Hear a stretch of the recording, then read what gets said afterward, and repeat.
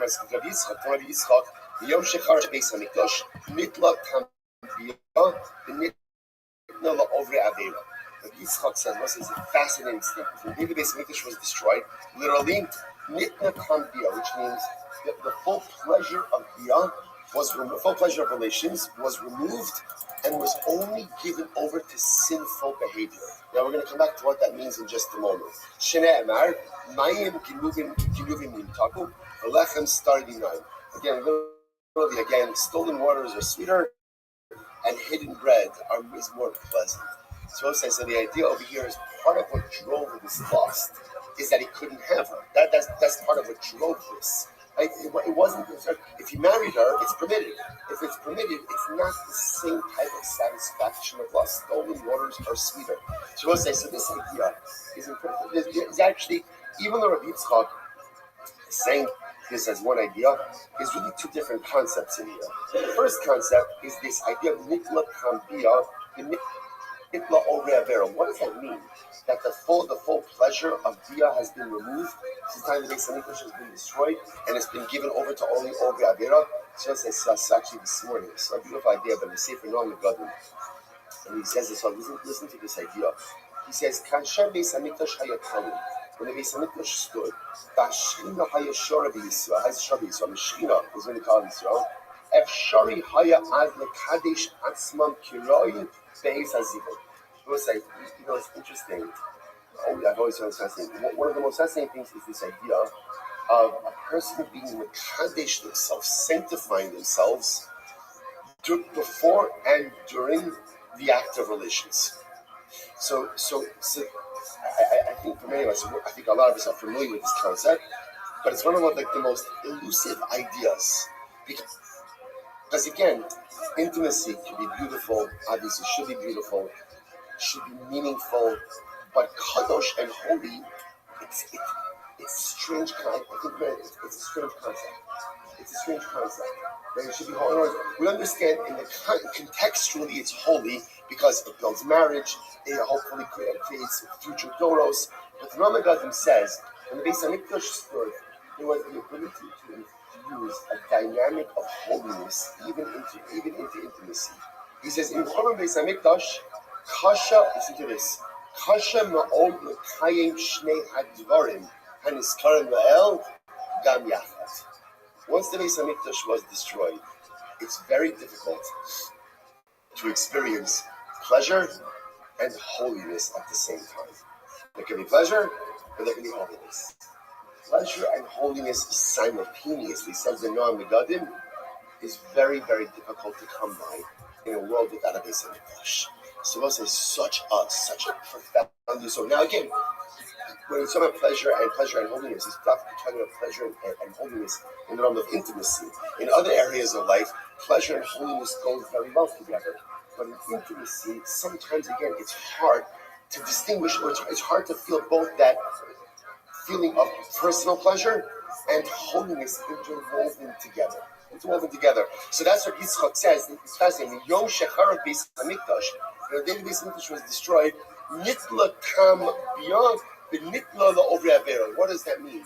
That somehow that the enjoyment of Bia, the enjoyment of intimacy, was taken out of the realm of holiness and was made a bit more carnal. Was put a bit more like in the category of just a pleasure-seeking type of activity. It's fascinating.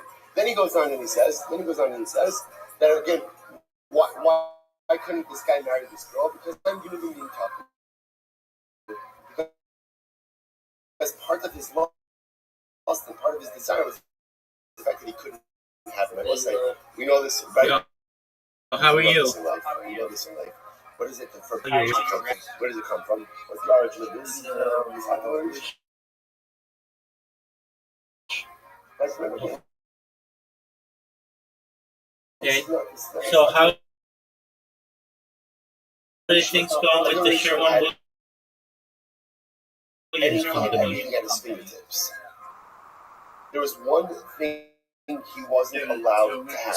The only thing he couldn't have. And that was the one thing that he took. Was to be permitted things in this world. Yet, we are constantly and consistently drawn to Avihu. That are great, that are fun, that are pleasurable. Why are we drawn to Avodah? So we'll say, I think deep down, it actually comes like everything. Like, we're not going to speak about this. Everything that we want and we desire always comes from a good place. See, my most innate desire is for growth. I constantly want to be more. I want to live in a consistent state of more. But what happens in life? Too often in life, it's like when the Neshama goes ahead, dispatches a message. Right? The Neshama dispatches it to the body. What's the challenge? The challenge is that the body often corrupts the message in different ways. You see this a lot in life. A lot in life. Like, let's say, it's interesting that people get. My mother was speaking on Shabbos Shalom. She spoke so beautifully. She was speaking about that. My mother actually grew up, and she was born in Europe after the war, and my grandparents settled in Vineland, New Jersey, and my grandfather's from the Baruch Hashem had a hand in really creating the Jewish community there. The one thing they didn't have there was a high school. So amazingly enough, like my mother actually came to the south of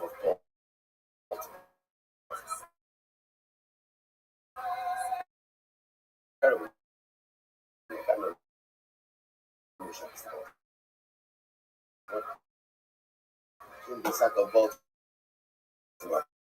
So we moved to Baltimore 21 years ago. For my mother, it was like a tremendous circle.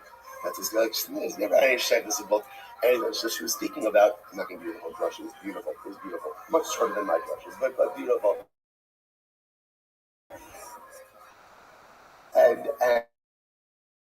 And she was speaking about homesickness. Homesickness. Again, it was so beautiful. Homesickness, letting it to my daughter, to the Kala. And the Shema yearns to go home. And the Shema always yearns to go home. Every Neshama has to praise God. And the Zohar Kadosh writes Hashem. Every single time a person exhales, the Neshama wants to jump out of the body and go back to Shemayim. Because that's why every single time you breathe, you have to thank HaKadosh Baruch Hu. So what happens? The Neshama broadcasts a message of homesickness to the body. So how does the body relate to it? The body relates to it ultimately again as physical homesickness. That's why we experience this. It's interesting. Even if you go on vacation, let's say what happens when you're on vacation? Right? After a few days, you want to come home. Right? It's interesting, right? Especially if you're with your kids. Right? In other words, after it's fascinating. You could be having the most incredible vacation in the world, but there is a certain moment you're like, okay, like I'm done. Like I really want to go home. And why? Like it's beautiful. It's fantastic. Because again, it's just something that comes from the Neshama. The Neshama says, I want to go home. Every Neshama wants to go home. And it broadcasts the message to the body. Brother, you see this so many things in life. I want to say one of the most fascinating dynamics of human behavior to me is window shopping. I can't understand. Right? People enjoy window shopping. I think it's the same yesod. The Neshama wants to acquire more and more and more and more mitzvahs.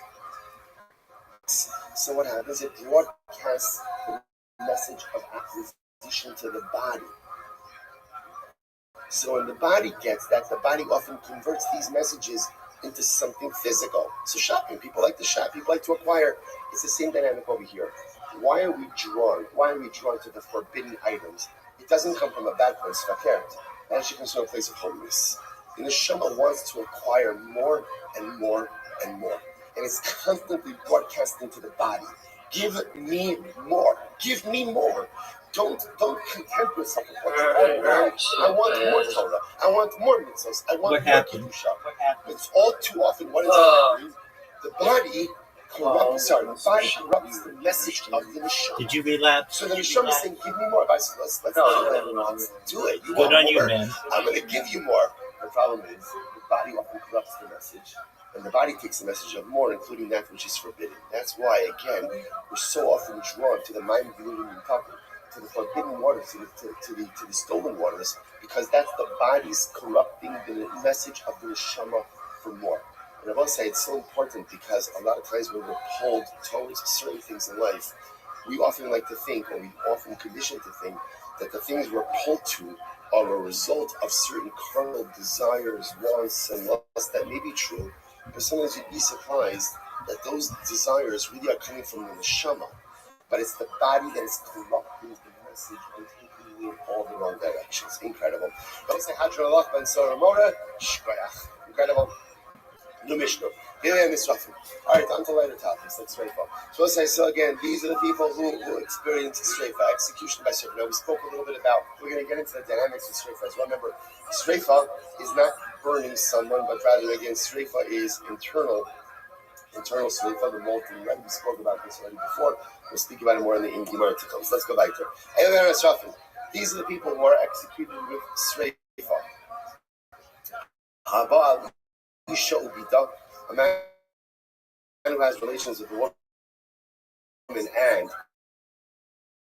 her daughter, who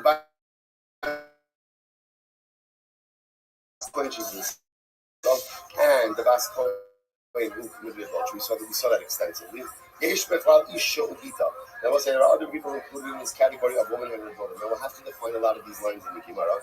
Bito, who's included of his son, Bas Ishra, the daughter of his wife, Bas Bita, the daughter of his daughter, Bas Bina, the daughter of his son, Chamoso, mother-in-law, Ve'im Chamoso, the mother of your mother-in-law, Ve'im Chamav, and the mother of your father-in-law. So again, we'll have to break out these categories. Into a little bit more depth. But bottom line, just let's analyze. Now it's interesting.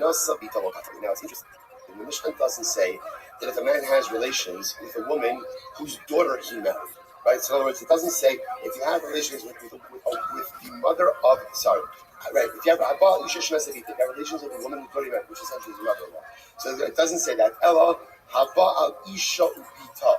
Right? The Mishnah is a man has relations with a woman and her daughter. Michlal v'tarvayu v'isura, which indicates to us that both of these women are prohibited. So who are these women that we are discussing? Chamoso ve'im chamoso. It's actually talking about one's mother-in-law and the mother of one's mother-in-law. V'katani, and we learned, yesh bichlal isha ubita, that there are other people included in this category of a woman and her daughter. Michlal v'tarvayu ksibi behecha. So we'll say the inference is that these two women, in other words, chamoso and im chamoso, are written explicitly, but that's not true. Bahana midrasha asya. And ultimately, that learned that from Midrasha. So, Hani Chalad, La'abai, the Omer Mashmal's Darshan,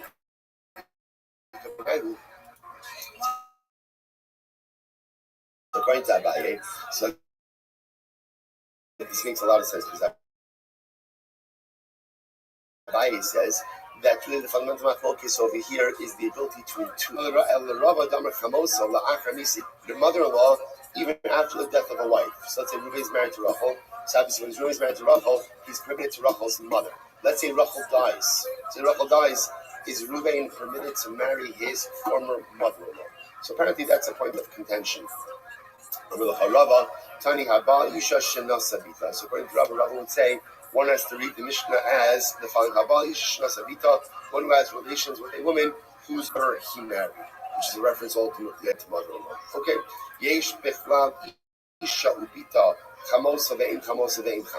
So again, included in the category of a woman and her daughter are included again chamosa, mother-in-law, im chamosa, the mother of the mother-in-law, veim chamav, and the mother of your and the mother of and the mother of your father-in-law.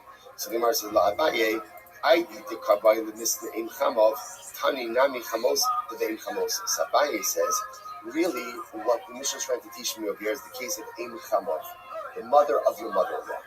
Mother of your mother-in-law. But since it said mother of your mother-in-law, it also included mother-in-law and mother of your father-in-law.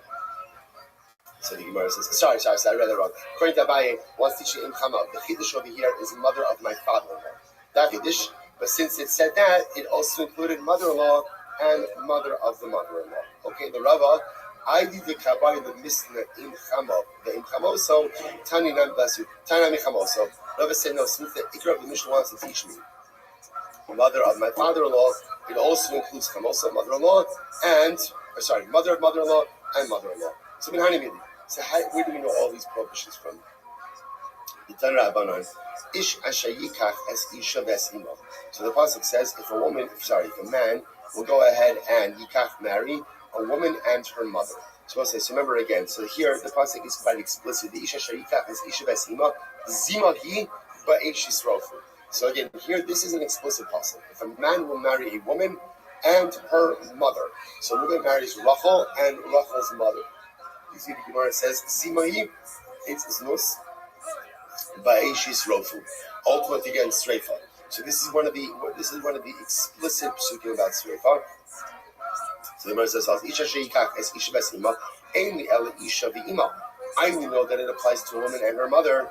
Bas isha ubas bita. How do I know about the relationships? What about bas isha? So we'll say, so again, it teaches me that what? If Reuven marries Rachel, who can't he marry? He can't marry Rachel's mother. He can't marry Rachel's mother. Okay. How do I know that he also can't marry? Right? How do I know that he also can't? Eli in the Isha Vima. Bas Isha, Rachel's daughter. Bas Bita, the daughter of Rachel's daughter. Bas Bina, the daughter of Rachel's son, Minai. So again, Torah tells me about Rachel's mother. How do I know about the generations down below Rachel that the prohibition applies? So the Gemara says very simple. Ne'emar kan Zima, it says over here by mother-in-law Zima. Ne'emar lahalon Zima. And it says again, we'll say later on, this is the case of Bas Ishto, the daughter of one's wife. This is also Ervas Isha Ubita Lo Sigara. That's an explicit pasuk as well.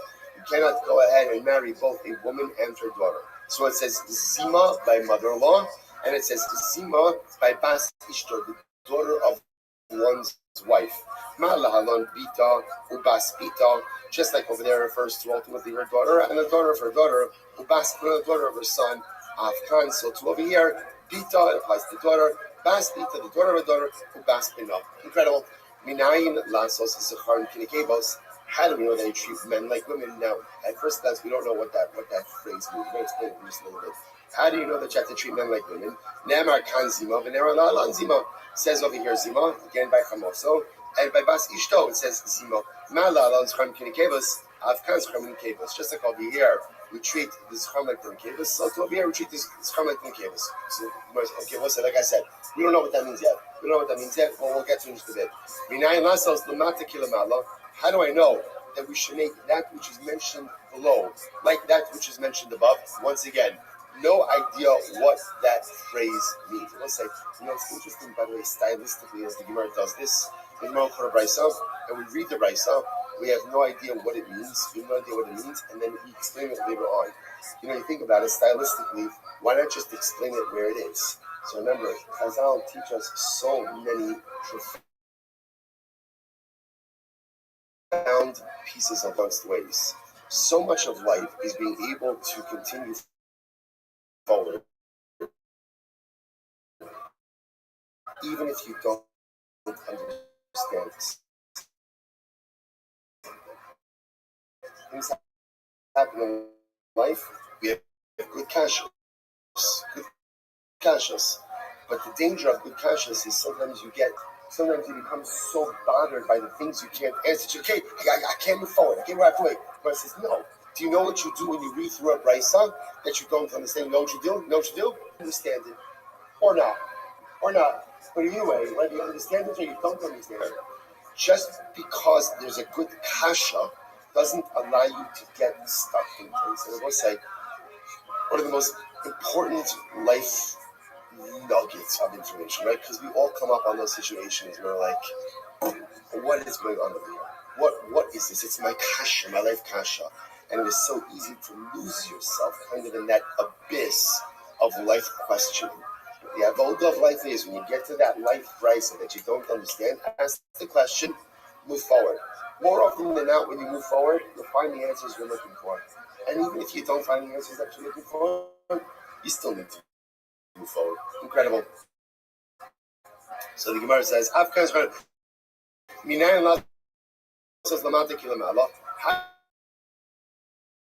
do we know to equate that which is Malahalon kilamata kilamala, Maka lamala kilamata, Aflahalon lamala kilamata. So again, just to understand over here, we'll see exactly what all of this is referring to, the lamala and lamata. But here's the point that I want you to remember. We have two psukim, right? What we're trying to do over here is Torah explicitly speaks about two relationships that ultimately again are going to be punishable.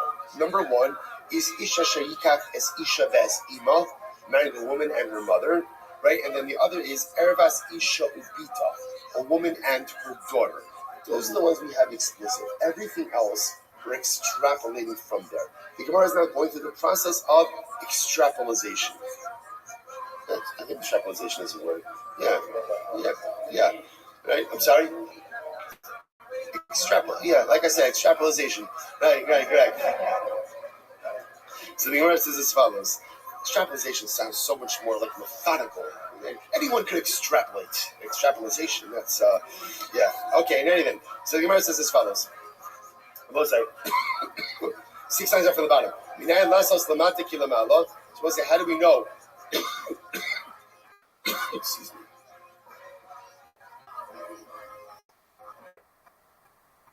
How do I know to equate that which is mentioned below to that which is mentioned above? That's going to be our Gzeir Shava of Zima. Malahalon lamata kilamala, avkan lamata kilamala, umakan lamala kilamata, avkalan lamala kilamata. Again, we'll see exactly what this means. Armar. Okay, so we'll say now let's unravel this brisa. So the first thing the brisa said was we have to make secharim like nekevos, to make men like women. So the Gemara says, what does that mean? So the Gemara says, Amar Marminan la secharim kinekevos, my secharim kinekevos. What in the world does that mean? Ilema bas bina kibas bita. So maybe you'll see like this. Maybe it's like this. That the son, right? So remember, let's just go with Reuben and Rachel. Right? So Reuben is married to Rachel. So maybe it's like this. That we already learned that Rachel's daughter's daughter is prohibited to Reuben. Right? Right? Rachel's daughter's daughter is prohibited to Reuben. So too, maybe again, what does it mean to make men like women? That Rachel's son's daughter is also prohibited to Reuben. Okay, she's just like Rachel's daughter's daughter, right? Rachel's granddaughter from her daughter is prohibited to Reuben. So too, Rachel's granddaughter from her son is also prohibited to Reuben. So the Gemara says,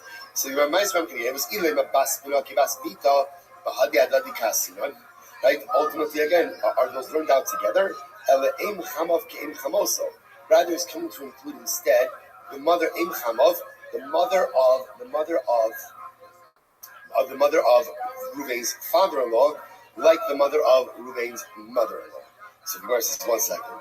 Hashta im chamoso lo kamalon, im chamav mehadra. We haven't established, we have not firmly established a prohibition of my mother-in-law's mother, right? We have not firmly established that. So now we said it, but we didn't establish it. So how can you go ahead and now start adding on additional isurim, like again the mother of my father-in-law, before we firmly establish the mother of my mother-in-law? On the base, so I'm Rabbi says like this. Then all people this is what it needs to say. No, what it means is like this. How do we know that the same way that her relatives are prohibited to him, so too again his relatives are prohibited to him as well? Ne'emar kan zimo, it says over here zimo, but ne'emar lahalon zimo. Okay. When it comes to his own relatives, there is no lashon of zima that is mentioned.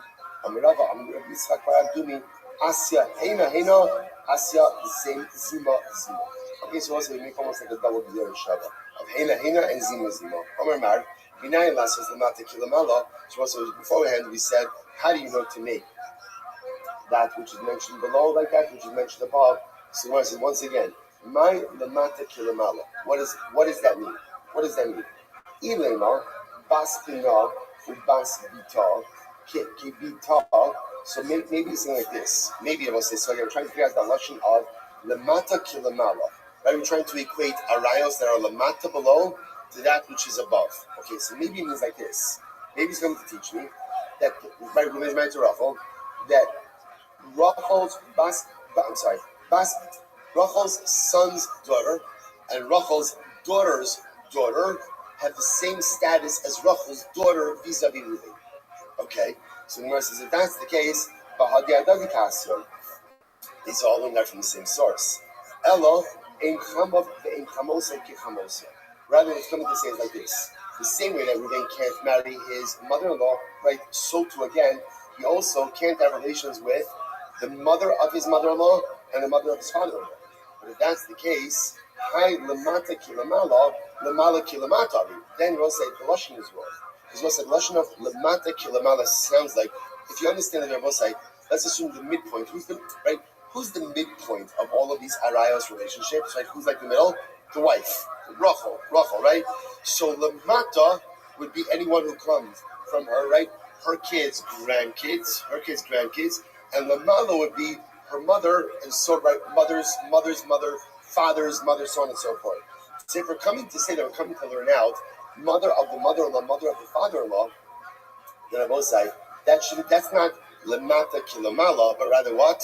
That's lemala kilamata. Because remember, we're going from the top down. So the Gemara says, "You're right, tani lemala kilamata." Yeah, you're right. Change the lashon, and rather it should read lemala kilamata. So we'll say, this. How do we know to make the prohibitions of mother-in-law? Well, mother-in-law is explicit, right? But really, mother of mother-in-law and mother of father-in-law, just like the prohibition of Rachel's daughter to Reuven. That essentially, Reuven's relationship to Rachel's, Reuven's relationship, this whole thing is just one big mess. And I was saying that Reuven's relationship, here it is. Reuven's relationship to his mother, to his mother-in-law's mother, and his father-in-law's mother is just like his relationship to Rachel, his wife's daughter.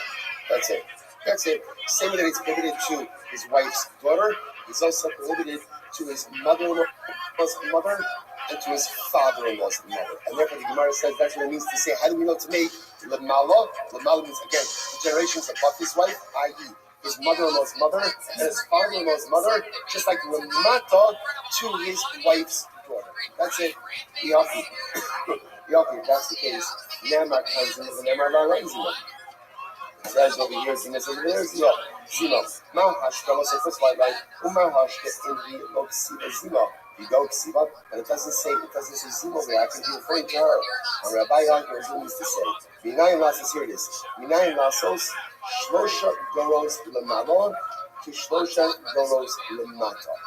How do I know to go ahead and make the 3 generations above like the 3 generations below? So also, so remember again, if you look Ruiz Married to Rachel, if you make Rachel, although with all this, I don't know how long Ruiz Married to Rachel, right? I have Ruiz Married to Rachel, so how do I know again about to take the 3 generations above Rachel and equate them with the 3 generations below Rachel? And just like to say the 3 generations below Rachel are all going to be prohibited to Reuven, her husband, so too again the 3 generations above Rachel will also be prohibited to Reuven, her husband. Which the Gemara says, Ne'emar lemasa zima, Ne'emar lemala zima. It says lemala, right, which are the generations above Rachel. It says lashon of zima, and it says ultimately the generations below Rachel zima as well. So the Gemara says, Madama shlosh doros, half lemala shlosh doros.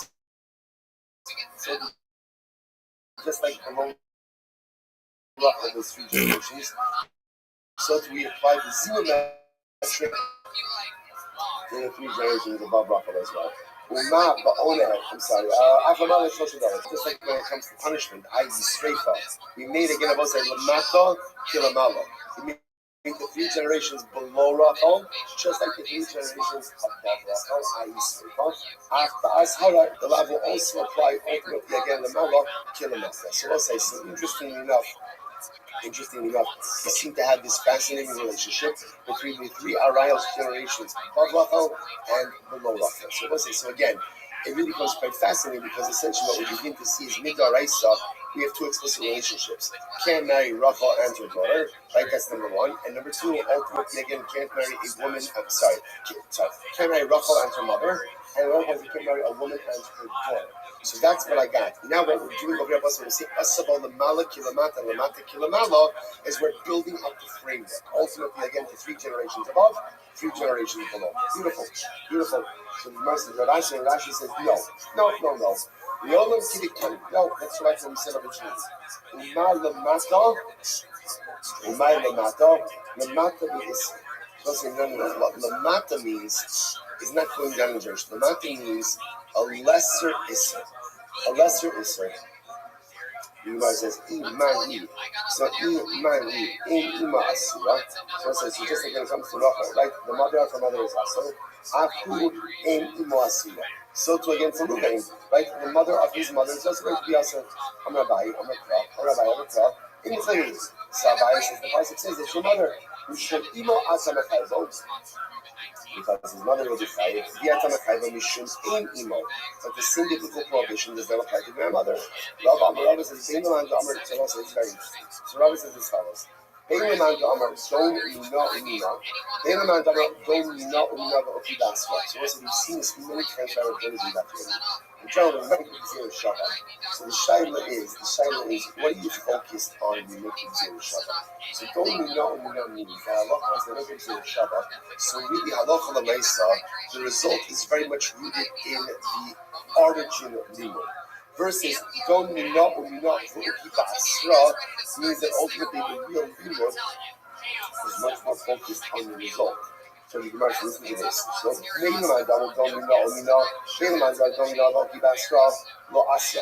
let's say, so again, so whether or not, so whichever way you understand the Gzeir Shabbat, ultimately, again, it's not going to work. What does it mean it's not going to work?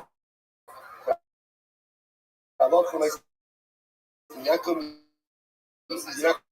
to be able to learn this about Aim Imo, the mother of his mother.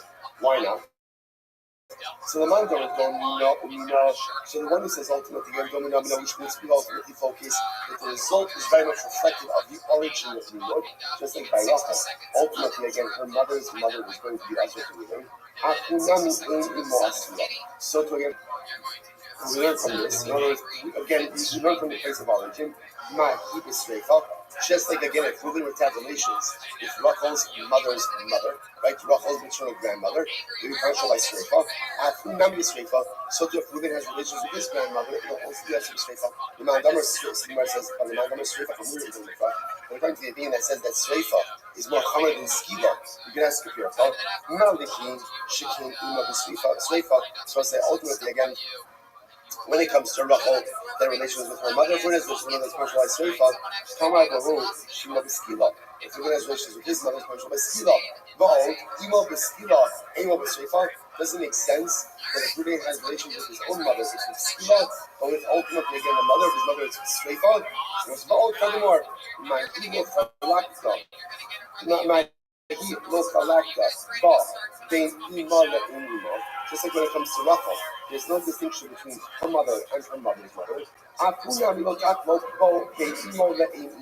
So to by Ruvain, there should not be a distinction between the prohibition between his mother and his mother's mother. Okay.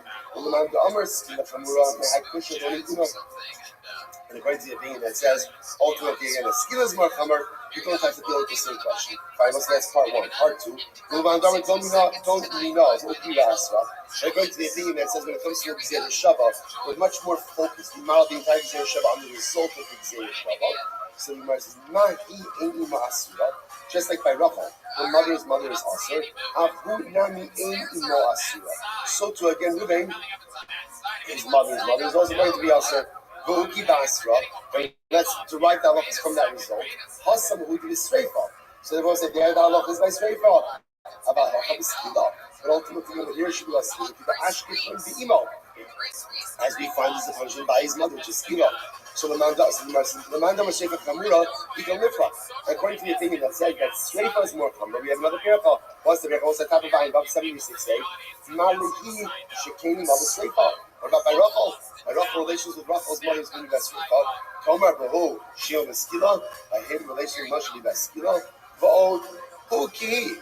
Furthermore, I must say, why should his halakha be different than hers? Or his halakha than hers? Mahi lochalak taba bein gital le'imima. Just like by Rachel, I will say, there is no distinction vis-a-vis Reuben, whether he has relations with Rachel's daughter or Rachel's mother. Either way, again, it's going to be Sreifa. Afu lo tanchlo bo bein gital le'imimo. So to by Reuben, there should be no filik between relations with his daughter or relations with the mother of his mother. But according to one who says that skill is more chamor, mehai kusha loni duna. Ultimately, again, you don't have this same kasha about the issue of ein duna. All right, well, so we're going to stop over here for today. I feel like we've reached real clarity with this, so we're going to this is a good place to stop. So I say, okay. So bottom line, what's the takeaway? So, so maybe stay away from family gatherings. I don't know. Maybe that's the thing, right? So just understand. To really simplify this, because actually, remember, this is just one of these classic situations where the Gemara is working through it. There is a profound yisod. Oh, let me first play that. I'm going to talk about the Chayis on the head. So as it says over here, right? Mitaraisa, two relationships we know that are explicit. What are those relationships? A woman and her mother, a woman and her daughter. That's when are explicit. What our Mishnah is doing is it's building out a framework. It's building out a framework of other relationships, ultimately, again, that will be treated like wife's mother, wife's daughter, and therefore punishable both by sreifa. The paradigm that we're using is lemala kilamata, lemata kilamala. Using the wife as the arayos midpoint over here.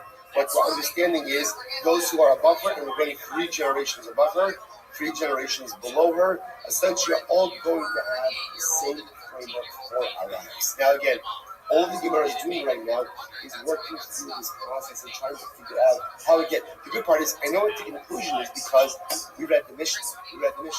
Now we're just trying to figure out ultimately again how we get to this conclusion. But what I will end up with is a tremendous Musar has to get all of this. If you notice, you see a Gemara like this, we went through a lot of Gemara, or an Amlas Gemara, and it doesn't feel like we reached any significant conclusion. So let's say, see from your tremendous Yisrael life. That in life, when you have a problem, you have an issue, it is incredibly important to talk it out. Now, sometimes it could be frustrating to talk things out loud. So also this happens in marriage all the time. It is important to be so in marriage. Sometimes there's something perhaps that your spouse wants to talk about. So you're like, okay, let's talk it out. And then what happens? You begin talking about it. Don't look at me blankly, by the way. Right? We all know exactly what I'm talking about. Right? You look at it blankly. Right? You talk it out. And then it goes on. And what happens? What are you thinking in your head? This is not going anywhere. Right? This is not going anywhere. We're talking about the same things over and over and over. This is not getting anywhere. I would say it's important to understand the tremendous yisod in relationships is that sometimes you just have to talk it out, even if it doesn't feel like it's getting anywhere. Because sometimes just allowing someone to talk things out and to unload things that are sitting on their neshama, even if in your mind you're like, I think I'm just getting more confused, and I think I actually have less clarity than when you started, is in and of itself a cathartic and profound process. I think so often, Chazal could have skipped all of There she is. Mr. Aquarius, can you hear me? Successful in life is it's all here. And this is so excellent. I am on a mission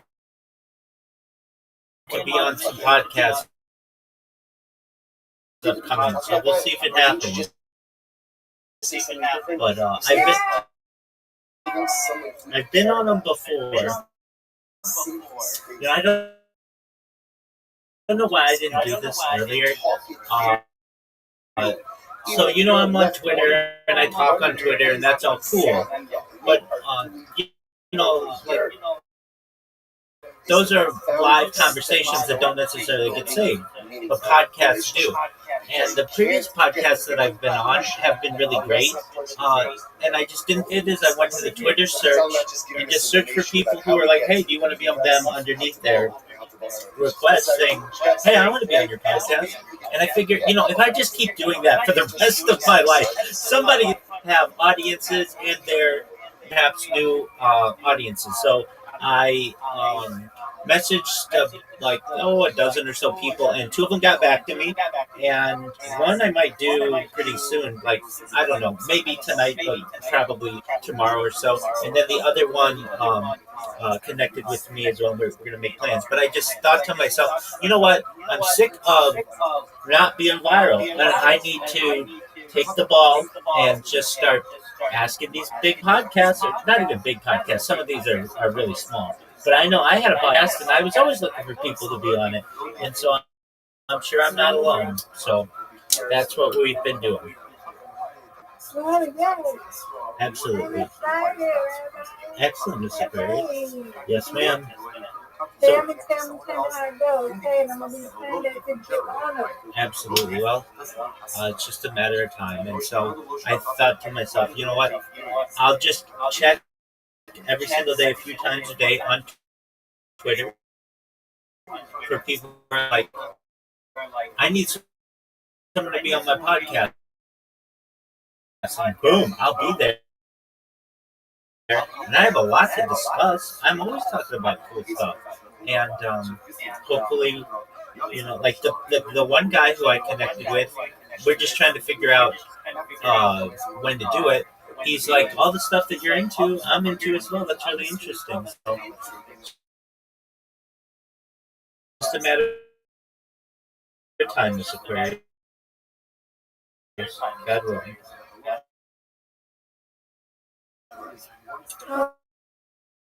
Okay, that's yeah. That's what I like to hear, girl. All right. Sweet dreams to you, God willing, and we'll talk tomorrow, God willing. Okay, Zoo. I haven't talked to Zoo, and it's concerning me. Though it shouldn't concern me, I don't think that much. He was having trouble with his phone. He dropped it or something, and part of the screen wasn't working. So I understand that. And if he's not here by tomorrow, then something's up. Because for the past 2 years, and usually not any more than that. Now, that doesn't mean that he didn't come in the middle of the night, which he does regularly, and I'm exactly. And Riser,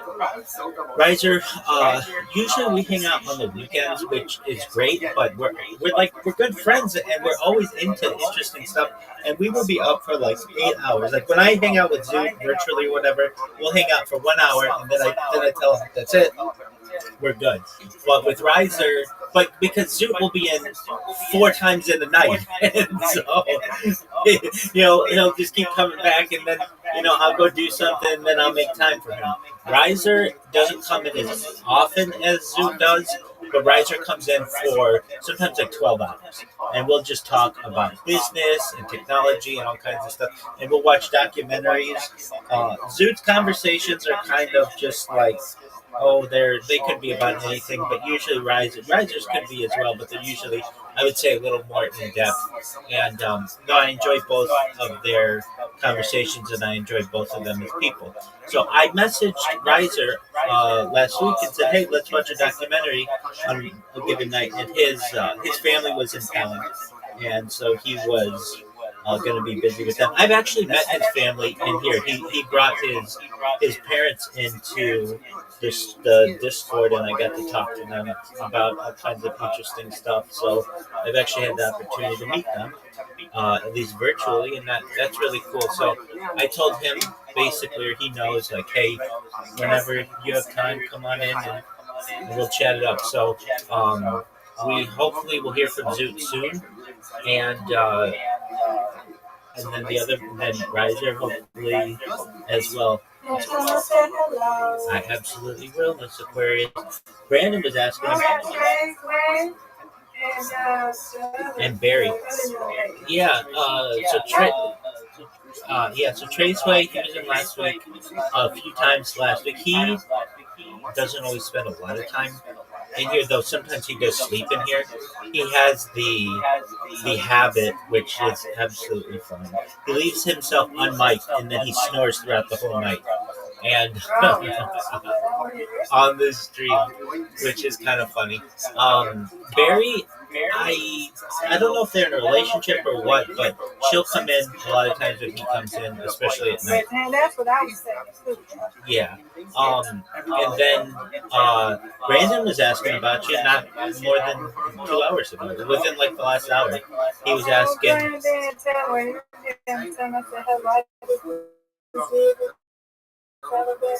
Absolutely. see her. And My birthday is Saturday, so my birthday was. what are you doing for that? Her birthday. Well, I think they're gonna have it at Ace House. Excellent. And they're gonna have pizza. Yeah. Oh, wonderful. How old is she gonna be?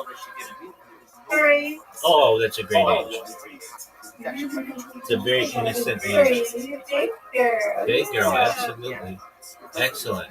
Well, then that's cool. You got something going this weekend. That's cool that you got something going this weekend.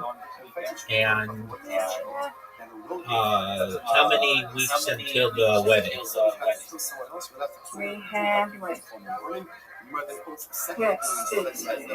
Oh my goodness. Let's see. We have this week, so we have 1, 2, 3, about 4 weeks.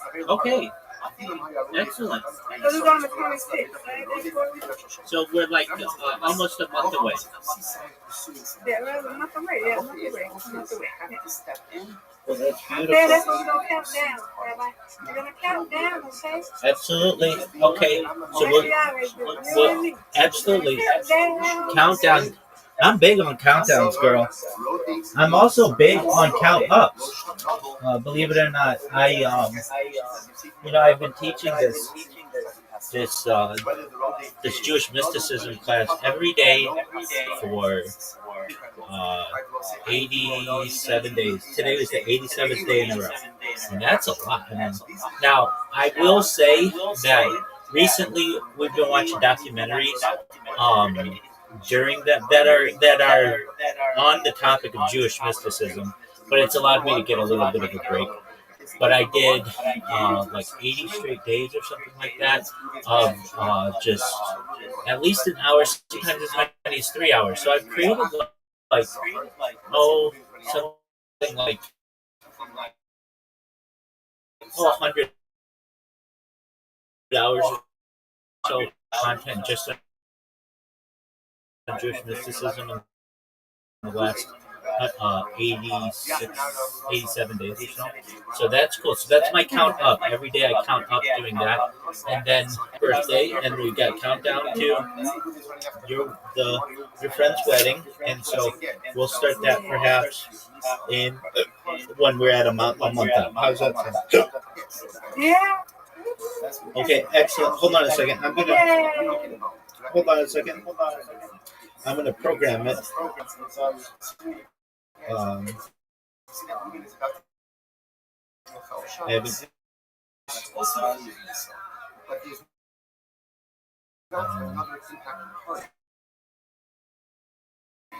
What is her name? Stacy. STAC. EY. EY. Okay, Stacy's wedding. Excellent. All right, so we're 32 days out. Yeah. And Stacy's wedding will be archived in the sands of time. Yes, I'm excited. I know you like to count down that too. I'm so excited. Excellent, Mr. Curry. All righty, you. You get some sleep, and God willing, we'll talk tomorrow, okay?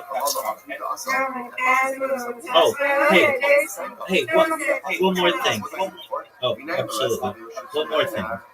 You and I, approximately, let's see how, we've been friends for almost a year, and we probably could do a countdown to our 1 year friend-versary. And so we have Miss Aquarius, who joined.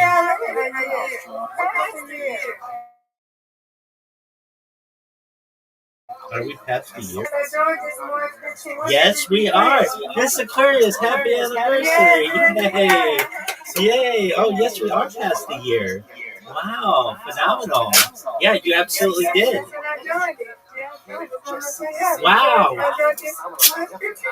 Wow, we've already been friends for a whole year. That's amazing. Well, happy friends anniversary. Happy friends anniversary. Oh, absolutely.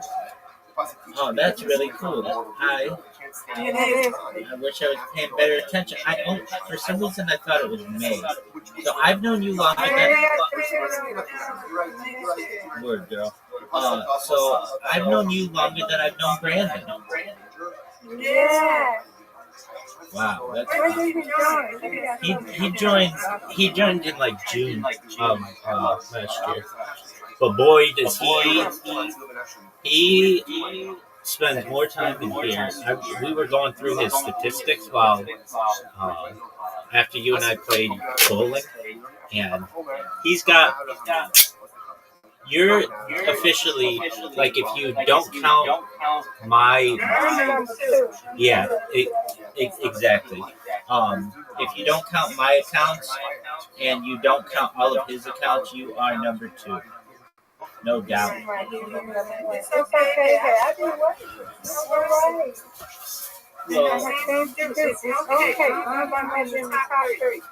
Absolutely. Now, Jayski, he's not very close to you, but he's going to start getting close to you. Yeah, well,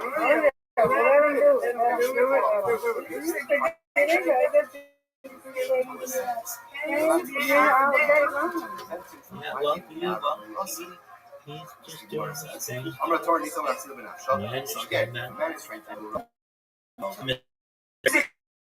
Oh yeah, he comes in, he pops in.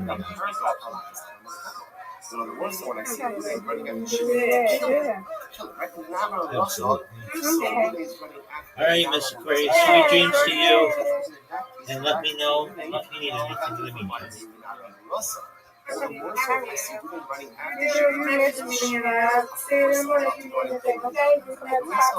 Yes, ma'am. Sweet dreams. So the Gemara says the day Rabbi cut it. So in Yeshiva of Rabbi they said, you're right, it's not like component. It's a hekesh. I will say hekesh happens to be a juxtaposition within a pasuk. So that's a general principle. So the Gemara says, Tana hekeshu ki kasher yakum ish areu ulas chon nefesh. So remember, this is the pasuk of Na'ara and Rasa. And this is talking about, again, halacha l'maisa. Halacha l'maisa, the Na'ara is violated. So the halacha is we go ahead and we go ahead. So the pasuk says, "Na'ara lo sasa davar, even Na'ara chidmavis." Obviously, Na'ara didn't do anything. Right? So she's the victim. She's the victim. Therefore, ki kasher yakum ish areu u'ritzachon nefesh ki hadavar zeh. Because Na'ara murasa is the case where someone attempts to kill someone else. So what does that mean? What does that mean? So the Gemara says, so what exactly are we learning out from Rotzeach Na'ara murasa? Which the Gemara says, you're right.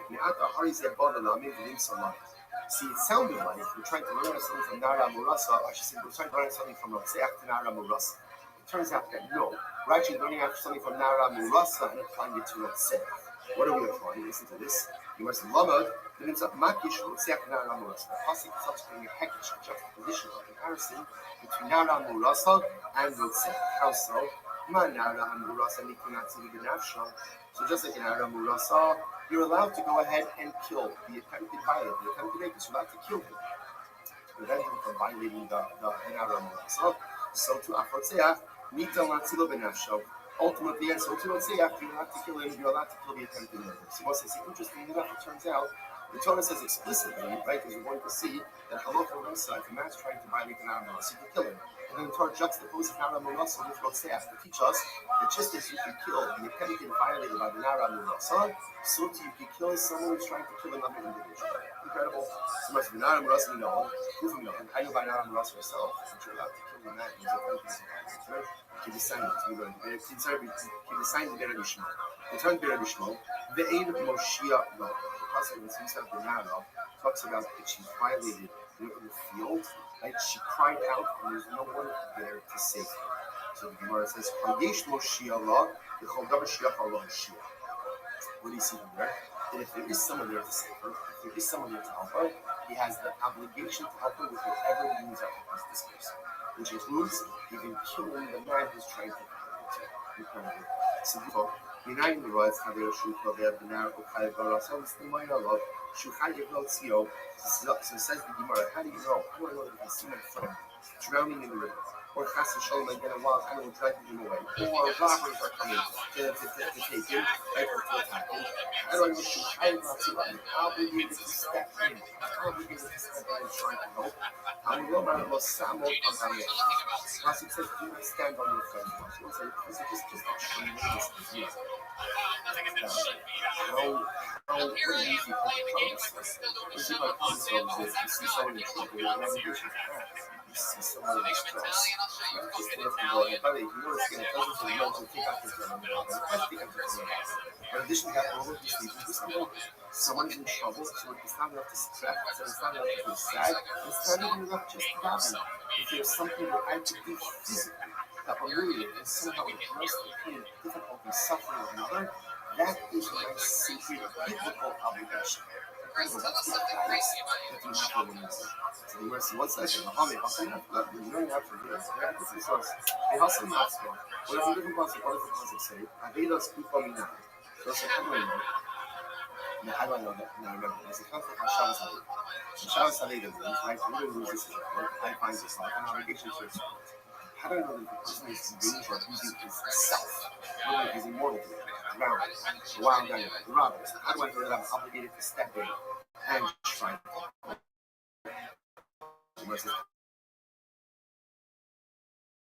I'm below Mark.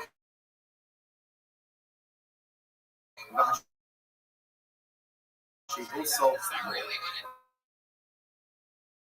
so the way we learn it, is that she also means you have to again return one danger of being lost.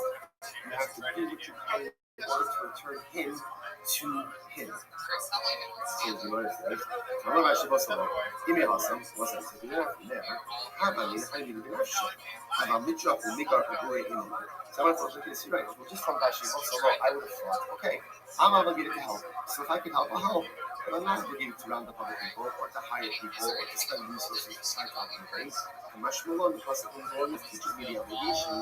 If I see someone in distress, I have to do what I can in order to return their self to them. Which is obligation to do what I can to help return their self to them.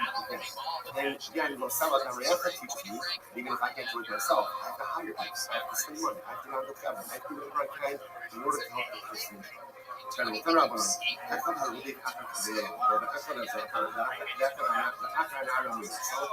again, whether I see Ruvain running after Shimon to Shimon, or I see Ruvain running after Shimon to Sodom, or I see Ruvain running after Aaron Morasa to violate, the effort I did was Disney, or I see Ruvain going to go ahead and let's say violate someone for whom there is the fear of Musa's space and death penalty. Or Bahakakadi pieces. Or I see women running after someone to violate them because they fear pieces. What's that? Or Maxim also in action. All these cases I be killing them to prevent them from violating. So the Gemara says, who is doing up in Mara Lekoinado? The Rusha that comes to Lekoinado. In Maxim also in action.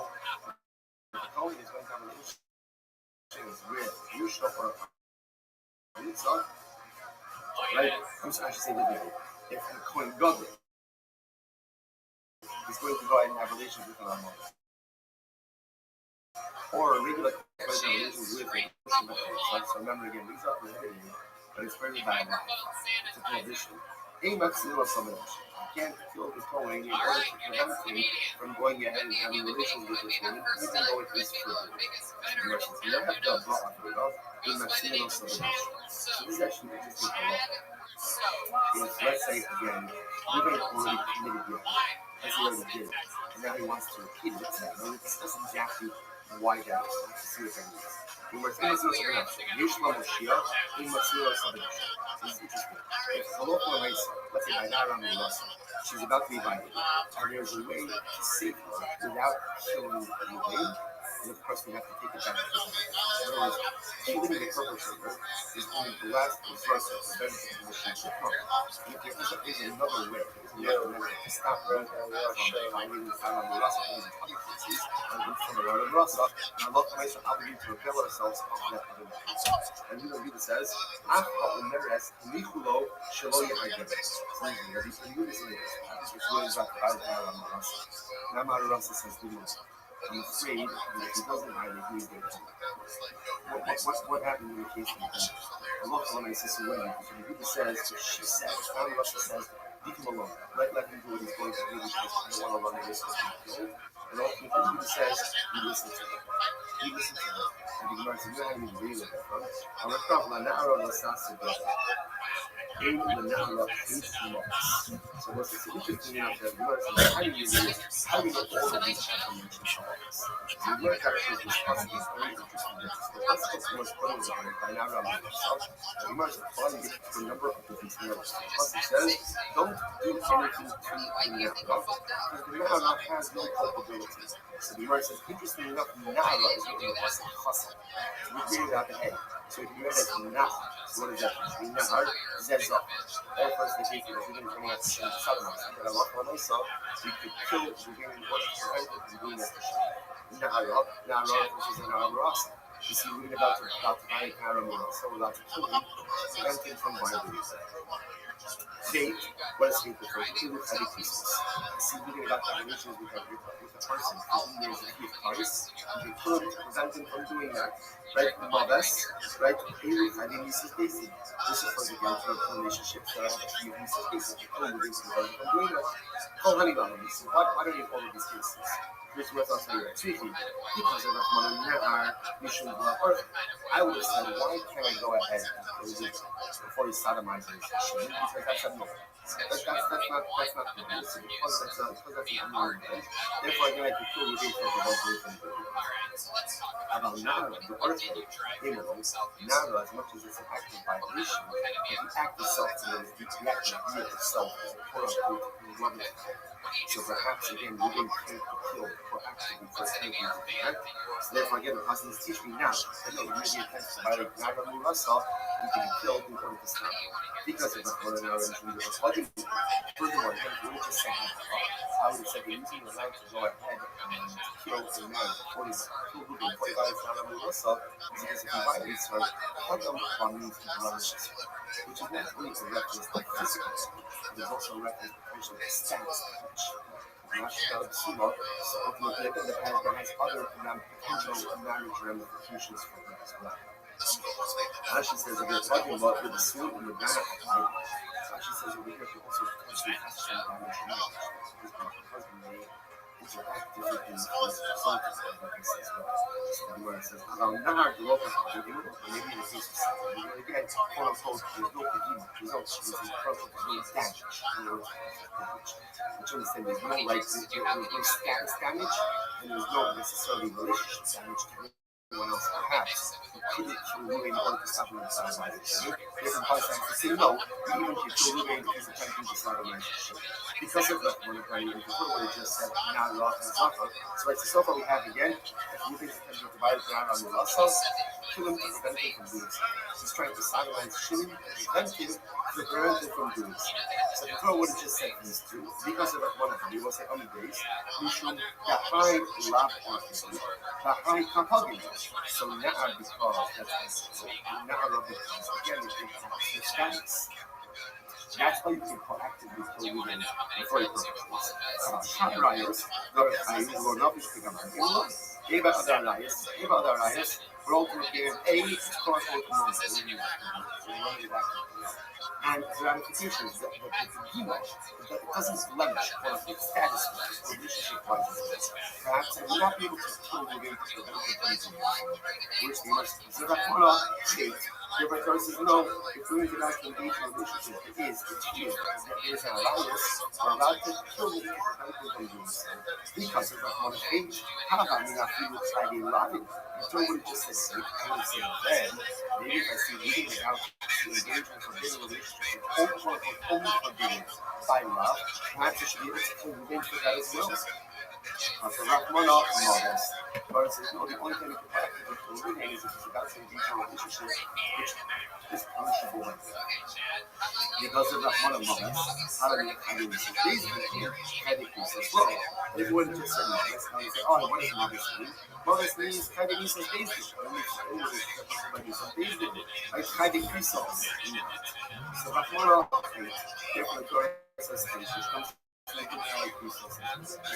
So the words of the little of one eight months below boy now. So that's the case, just what the Apostle says. The Apostle says 8 months.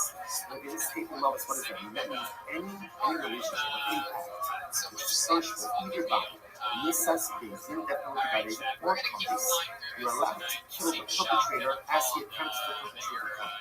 Now, if you would say that, that would automatically include Nara Mursa and Safa. Both of us. So just leave out Nar, right? Leave out Nar, leave out Nar. We're not to just say hate and mothers. And we know that if Ruben is trying to do something, attempting to do something, trying to achieve his death penalty by bathing, or if he is punished, you're allowed to proactively kill Ruben to prevent him from perpetrating the crime against the community. Well, why not? The says, nothing happened. Right? Yeah, you're right. You can do that. That would make sense. So why does it say this? So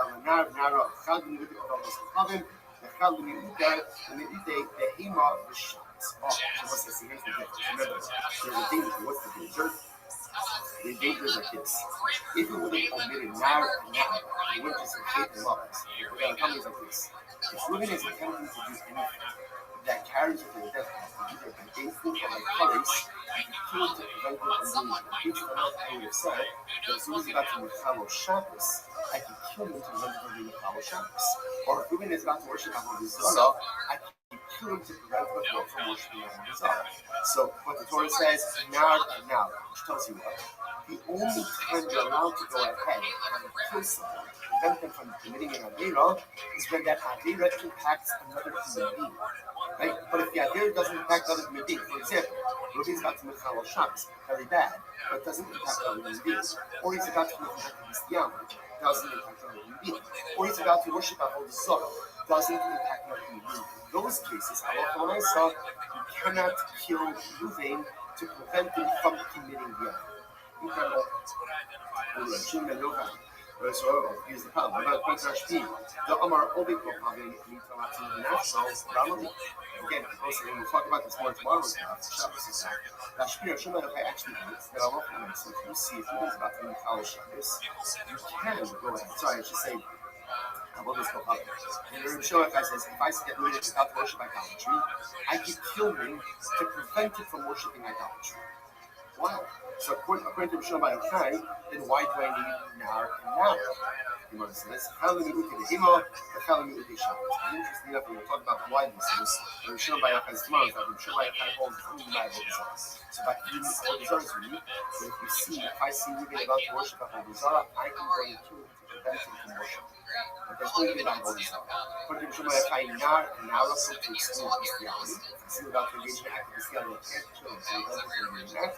Or if I see about doing Mechal Shabbos, I can't kill him to prevent him from doing that. Okay? To which the Gemara says, Kalim with the Hilo, Kalim with the Shabbos. Second like because I would have thought, Tisu Shabbos, Mechilu, Mechilu, I would have thought like this. Both desecration of Shabbos and Avodah Zarah, both use Lashon of Chilul to profane. So I'm not afraid to take him show my Yochai. The same that I can kill Ruben to prevent him from worshiping Avodah Zarah, I can also kill Ruben to prevent him from being Mechal Shabbos. Hamash Molon no. Hamash Molon is only for Avodah Zarah, not for Shabbos. When Rabbi Elazar Rabbi Shimon, or Elazar and Shabbos, we thought it's another Shabbos. Oh, so but there's another Shibboleth. There's more. So listen, so what you begin to see is that he's the thought. The primary school of thought is like the only period about to kill Ruben is when he's about to commit something that is punishable either by death by basis or choice, and it impacts another person. But if there's no other human victim, you can't prevent Ruben from committing that error. I agree with that, with the exception of Avodah Zarah. You can kill, not only can you kill Ruben to prevent him from worshiping Avodah Zarah, but you can also kill Ruben to prevent him from being Mechal Shabbos. Mechal Shabbos. So he all the honor Mechal Shabbos, that's Ruben after. That's the Shabbos, Mechilo Chilul, we have to listen to it. Because when Elazar Rabbi Shimon makes the Kseder Shabbat, Chilul Chilul, it says Chilul by Avodah Zarah, it says Chilul by Shabbos, just like you can kill Ruben to prevent him from worshiping Avodah Zarah, so to kill Ruben to prevent him from being Mechal Shabbos. So like, this approach, according to Rabbi Elazar Rabbi Shimon, why you need Nar and Nar, because essentially according to Elazar Rabbi Shimon, anytime Reuben is about to do something that carries with it at least like bathing, like death by bathing or colors, even if it doesn't have to be victim, you're still allowed to come to Reuben from doing it. So I don't need Nara now. Which one says, no, where it says, no, because one of those we call now or now, or one of them will come to us with bestiality. And if anyone will agree that if I see we're about to be the act of bestiality, then in that case, we don't kill them to prevent different things. So if he does, I did this. On a now, plus I'm not in the one that was affected to symmetry. And since the Torah wrote now, the Torah also wrote now. So what's this? Interesting enough, if you see over here, and again, we'll have to see the halacha myself, but essentially, three different things. Number one is I'm allowed to kill the day to prevent it from doing an Avera. When the Avera A is speaking of punching my niece's victim, Charis, but the important qualifier is it has to have a human victim. It's not human victim. If there's no human victim, I can't kill the day to prevent it from doing it. They're shown by a guy, it means that adds in a Vodazah. If you kill the person, no much in Vodazah. And according to the Vodazah, the Shimon, he adds in also Shabbos. If you kill the day, you run from the Makal Shabbos. Everyone will agree, for example, act of bestiality, as terrible as that is, if he is about to do it, I can't kill the day to prevent it. Okay, no, it's a little bad. But you don't, I'll marry you for show you. What happens if you neighbor is about to violate the non-rules? We're ready to do it. And the non says, no, don't kill him, just let him do what he's going to do. I don't want to listen to him. Just let him do what he's going to do. So again, what the Buddha said, you listen to it. So the Gemara says, the Michael if you listen, obviously, because you listen to it, it means that I want to say you don't listen to it. So what's the point of it? I might come to you. So let's listen to this. So the focus is on time. Don't have to get more about this girl that she was Machelis on the Imam. She says, the Machelis on Padma. If she Machelis on Kamira, but when you play Mishum Adera, the Lokami Avodas can come to Shabbos. So let's say again, you know that obviously it's more than one time. And she also she is pursuing like the ramifications of this act of violation. So what happens if we know that she is must get on the Avera, but we also that she's telling us leave her alone. So what do you do in this case?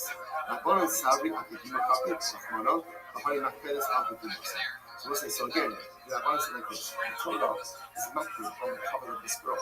And therefore again, the Torah says kill Reuben. And if we know that she's makri on herself, so the might say again, we're not going to listen to what she says. We're going to kill the guy to prevent him from going ahead and violating.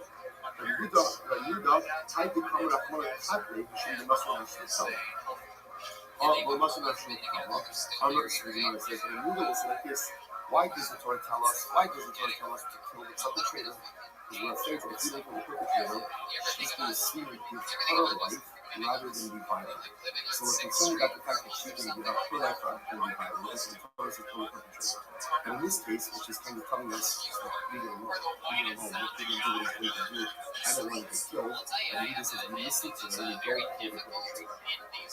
All of us don't actually tell them. Oh, yeah, probably not dying. I'm one of them. Actually shows over here. The Muslim national color, she is still she most of the level, she again, but Tibble, I'm a Tory, he's still Dama, so what's this ultimately again?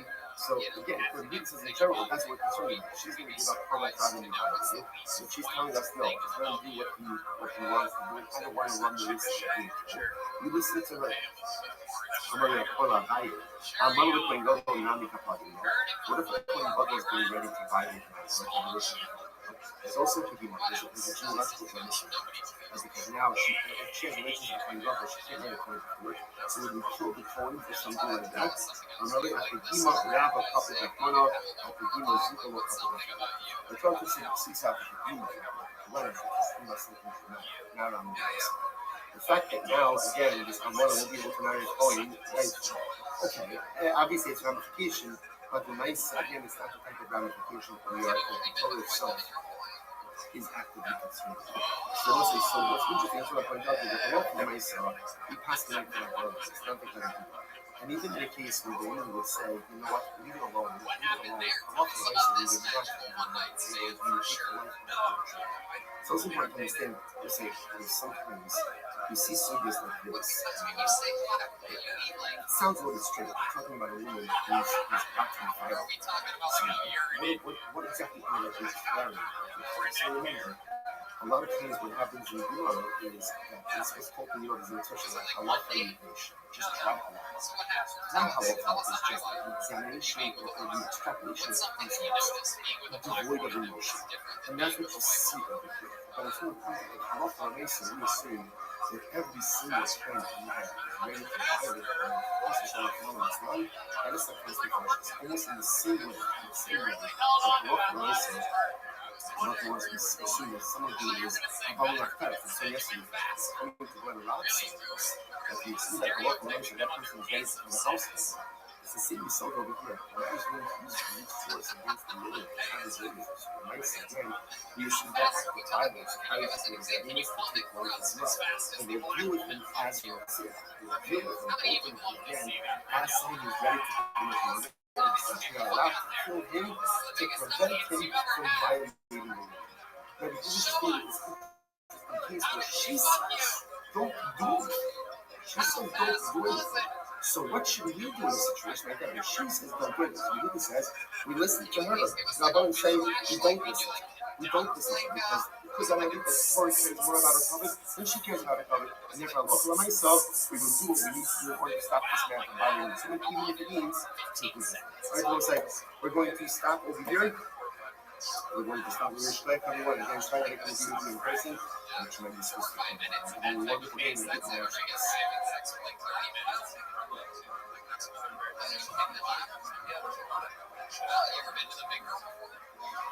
Alright, Jane, see if we can the next speakers. Here's back. Here's down in 75 to the beautiful traffic. That's correct. So we have to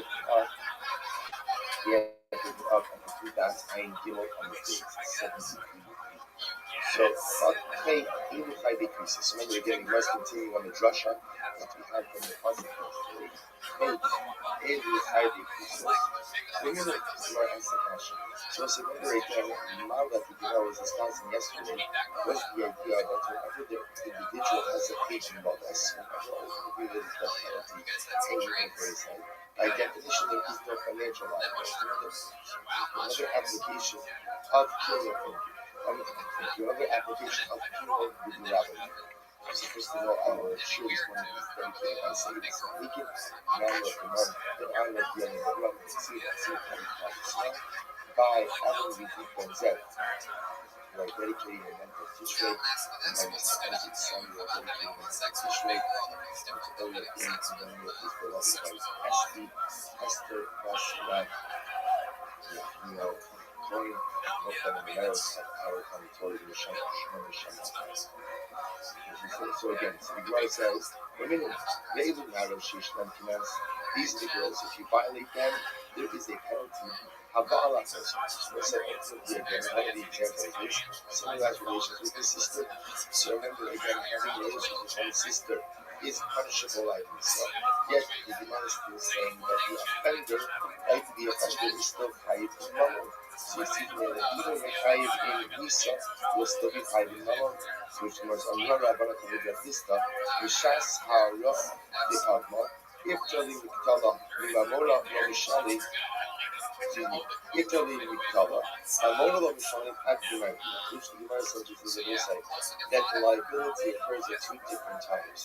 When there's ultimately again, when is he poking her? He's poking her at the beginning of the deal. At that point in time, where there is no financial liability, as opposed to Gimardia, at the end of the deal, where there is a financial liability. What the Gemara is saying over here is that the Yisurim come at two different times. Right? The din of Mammon comes at the end of the deal versus again the Pigar, right? Or the Isur. It says it becomes already at the beginning of the deal. Coming from Andamar Hayaz and Yeshika. Someone says both the opinion says that the touching of the male and female reproductive organs. Elam Andamar Hayaz Lakrasa Satora Mashkin. The great thing it says that Allah is literally what? Penetration. So what is penetration? It says that would appear then that the Isur and the Mammon come at the same time. which the Gemara says, "Ela Istik Yigosha Bala Shimo Kidako, the Chazer the Bala Kidako." And they want to look at these. The case of the first year is Shimo Kidako. And that's when they did the Kiyah. Then the second time, ultimately again, the Kiyah. Rabbi Amar, the Chazer Shlo Yargeh. Rabbi says, look at these. This is where the sister is being attacked by the devil, and she tells others who stand ready to help her not to step in. Leave him alone because I don't want him to go. And Rudy is supposed to be no Yehuda, there's a chapel of Ayin David. The Papa says, the Papa says, we're talking about over here. Remember, this is what we did from yesterday's chapter. We did from yesterday's chapter holds that if a woman says, leave the attacker alone. And just let her attack me. That we listen to her because she is fearful of being killed. The Papa says, Papa buying down. If a Futa would be a cult. The Papa is really talking about over here. We're talking about a case of Mafuta. They say a case of Mafuta is when the woman was seduced. In the case of Mafuta, ultimately again, she is complicit. And therefore, again, if she is complicit in this act, we have the right to kill her because of this. Safe. If we have the license to kill her, then by definition we will be chayiv in mama. Rabbi said the other case of yours where we can save the woman by injuring the attacker in one of his limbs. Or we don't have to kill him in order to save him. So it was a much business in a very good. And first of all, two things. Number one, whenever you have the ability to save someone by injuring the attacker, that is halachically preferable. Right? But whenever you can save the potential victim from harm by wounding the attacker, that becomes the obligation. And it's really like, remember, if it's a case where the victim could be saved by only wounding the attacker, then this is no longer a case of dealing with fascists. It's no longer a case of dealing with fascists and what? Then the attacker will be chayiv financially. So the Gemara says over here, Rabbi Yonatan ben Shalom, the Sandra, Rabbi Yonatan ben Shalom, Rodi, Sherodi Hakakadi Margo, Tiacholochio, Lotzi Lahatzilo, Bechme Baro. So we'll say, if Reuben is running after Shem to kill him, and I see that I can injure Reuben, right? I can injure Reuben in a way that ultimately, again, will allow Shem to escape. It doesn't require me to take Reuben's life, then that is my obligation. And what happens in the event below Yitzil? We'll say, what happens if at the end of the day I choose not to injure Reuben? Instead what? I kill him. Then we'll say, I am chayiv. In other words, the idea, now obviously this is a very specific case where everything lines up in a way where it's clear that if I injure him, that Allah will nicely get me to neutralize the threat. If I know I can't injure him, and I have the ability to control against the knocker that I'm going to get to the I can injure him, and instead I kill him, I am liable to a death. If said that he not so much Brother loves to listen to the here, speaking about two men who are fighting. In love, if one of them bumps into or tramples upon a pregnant woman, and as a result, she miscarries. So it first speaks about again into his liability. So where God should have to say, God says, be not so much. But Rabbi loves the mitzvahs, shit, the misaks, not so many. So we're speaking about a situation, ultimately again, there's someone who had been killed in order to stop them from coming the advocacy. Written so media, it has sought the nefesh tachas nefesh. It was an it's tragedy. You will pay one life to serve the others. What the Gemara understands over here is that this situation, as much as it's two people fighting with each other, at the end of the day, there is the capacity, ultimately again, to kill someone. The capacity for someone to be killed. And therefore, what does the Pasuk say? The Pasuk says,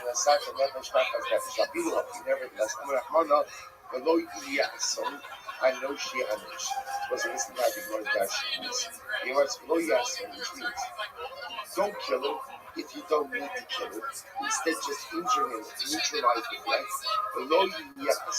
Right? No need to take the killer's life if it's not necessary. No need to take the pursuer's life if it's not necessary. Rather, I know she Anish. Was a debating on Dash means here. I know she Anish means if you could have neutralized the threat by simply injuring the pursuer, But instead, what? You choose to kill him. You, now the killer of the pursuer, will be chayiv. So if you tell me the halacha is that when you could save the victim by injuring the pursuer, and you don't do so, the halacha the again you are fired for that. So the Gemara says, "The mishkachas lo v'ya'anish." The Rabbi said, "Now I understand what the pasuk is talking about, where it says that I can be punished." Keep going. What's the case where I? What's my woman? I'm the person who's stepping in to try to save the victim. When is there a case where I, the good Samaritan, who's stepping in to try to save the victim, when would there be a situation where I would be fired? Keep going. What's the Echaneva? What would be the case? That's the first right line. Where there would be a case where I could save the victim by injuring the pursuer in one of his limbs, and they don't do so. If instead I kill him, the Torah is telling me that what? There's no equal to that. So it's a very detailed that even if at the end of the day I could have saved the victim by injuring the pursuer in one of his limbs, but instead I killed the pursuer. And they're going to tell me that even in that case, I'm going to be it wasn't what the case of the pasuk that says that sometimes I could be punished for taking the life of the pursuer, to which the Gemara says, Dilma, shiny hapa, the Lisa is that the Pashtuan is it. It wasn't maybe this case is different, because it was when they get to this unique pasuk, there are actually two individuals looking for their so over again, so it could be that he's even is killing one person, and in the course of this tussle, he's bumping into the finger and causing it to miss. So it could be that there's a digness towards one person, and there was something that was very traditional. The pregnant woman was the unintended victim of this situation. So therefore, again, it could be that Reuben is going to be chayiv Misa of the Shimon, but ultimately, again, it would be chayiv Mamo for the woman. So also, when that comes to those, we're really trying to figure out is in a case where someone else is attacking someone in a way that will make them chayiv Misa, would they also be chayiv Mamo? The Gemara tries to bring this as a raya, but then the Gemara says maybe not. The kitchen says that the liability goes in two different directions to two different people, to which the Gemara says, Loshna. We can't make a decision because we don't know ultimately again at where the liability goes, rather what do we look at? Who this person is liable to. The Amar Rabbi said, listen to this. Reuben was running after Shem. Now presumably to kill him. Now what happened? The Sheber Esakim. And while the Reuben is running after the Murdah, so while the pursuer is running after the victim, the pursuer ends up breaking utensils. Someone says, what's the Shaila? Is the Reuben chayiv for the breakage of those utensils? To which the Gemara says, Bein shall Murdah, Bein shall Tet Adafata. But that's very interesting. As the Reuben is running after the Murdah, Reuben is running after Shimon to kill him, and Reuben trapped those utensils. Whoever those utensils belong to, right? Ultimately, again, Reuben is going to be punished. Why? By Kaimah, this chayiv bin Nafsho. Say, why is that? That is because Reuben is chayiv Misa. So say, why is Reuben chayiv Misa? Because Reuben is actively running after Shimon to kill him. Reuben is a Reuben. So because Reuben is a Reuben, he's chayiv Misa. Because it's chayiv Misa, then what? He's going to be hotter on the kelim that he brings. If he's going to be hotter, there's no din mamon when there's a din Misa. However, on the other hand, the near dove sheshibra is let's say the person being pursued with that Shimon is running away from Reuben, and he breaks utensils. So Shel Reuben Pater. If he breaks utensils, ultimately again of the road, if he's going to be Pater, Shel Kol Adam Chayiv. And if he breaks utensils of other people, then ultimately he will be chayiv. So the Gemara says, Shel Reuben Pater. Why is the ultimately again that he's chayiv and breaking the utensils of the road? Excuse me, Pater for breaking the utensils of the road. Shaloi Mono, Chadin Alad Yifa. So I said, ultimately again, the rotate's money shouldn't be more important thing than his body. In other words, by running after Shimon, ultimately again, he's putting himself in harm's way, because not anyone has the right to kill him. So his mammon cannot be more hammer than his good. So therefore, again, the same way that everyone has to go out and take his life in order to save Shimon, so too again, when the near death tramples his family, he's going to be cut from that as well. However, again, Shalkal Adam Kai, or was it, can you imagine this case? So this is Reuben's running after Shimon. Shimon is running after waiting for him from Reuben. Shimon, while he's running away, breaks Reuben's utensils. But the Gemara is saying over here is that Shimon is going to be Chayiv. He'll be Chayiv. Why? Because it was ultimately is actually very important to say. You can't save yourself through your friend's money. I should say, you can't save yourself through your friend's money, but what? What? You have to pay.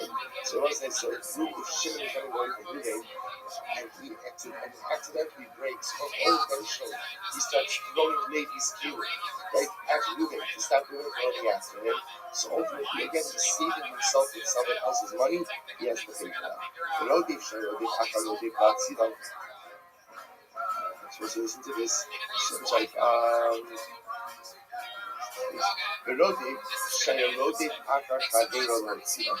listen to this.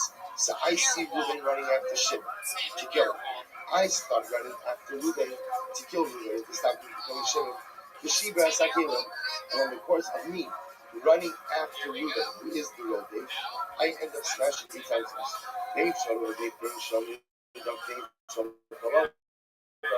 Whoever's pencils, I go ahead and I break, I'm going to be fucked. Why is that everything? Along with that, the truth is, that's not really the technical letter of the law. Shim at the Omer game means a Himaka Adam Shamatsu as Hadid in the Yakar. So it's a very interesting statement. The Gemara says it has to be that way. Why? Because I will say, if I'm by acting as a good Samaritan, there's going to be financial care for that.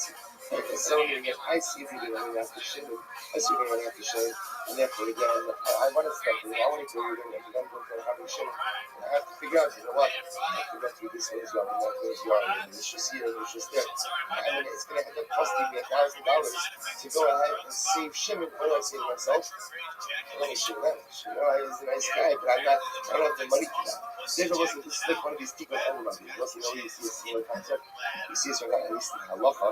You see the contemporary practice from the different. Halacha shields doctors. Halacha says that the doctor comes to the scene, the doctor goes in and helps someone. The doctor cannot just down liable for any type of damages that he does. It is gross negligence. I say not just negligence, it's gross negligence.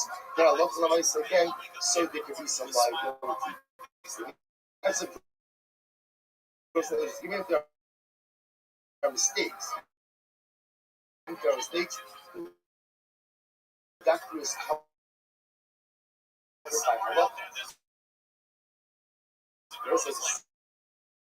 So now the reason for that is because otherwise people won't want help. Halacha understands that the only way people will help is if there is protection from legal, someone could sue or the damages, then the halacha understands you go find something to want. Tomorrow is like that.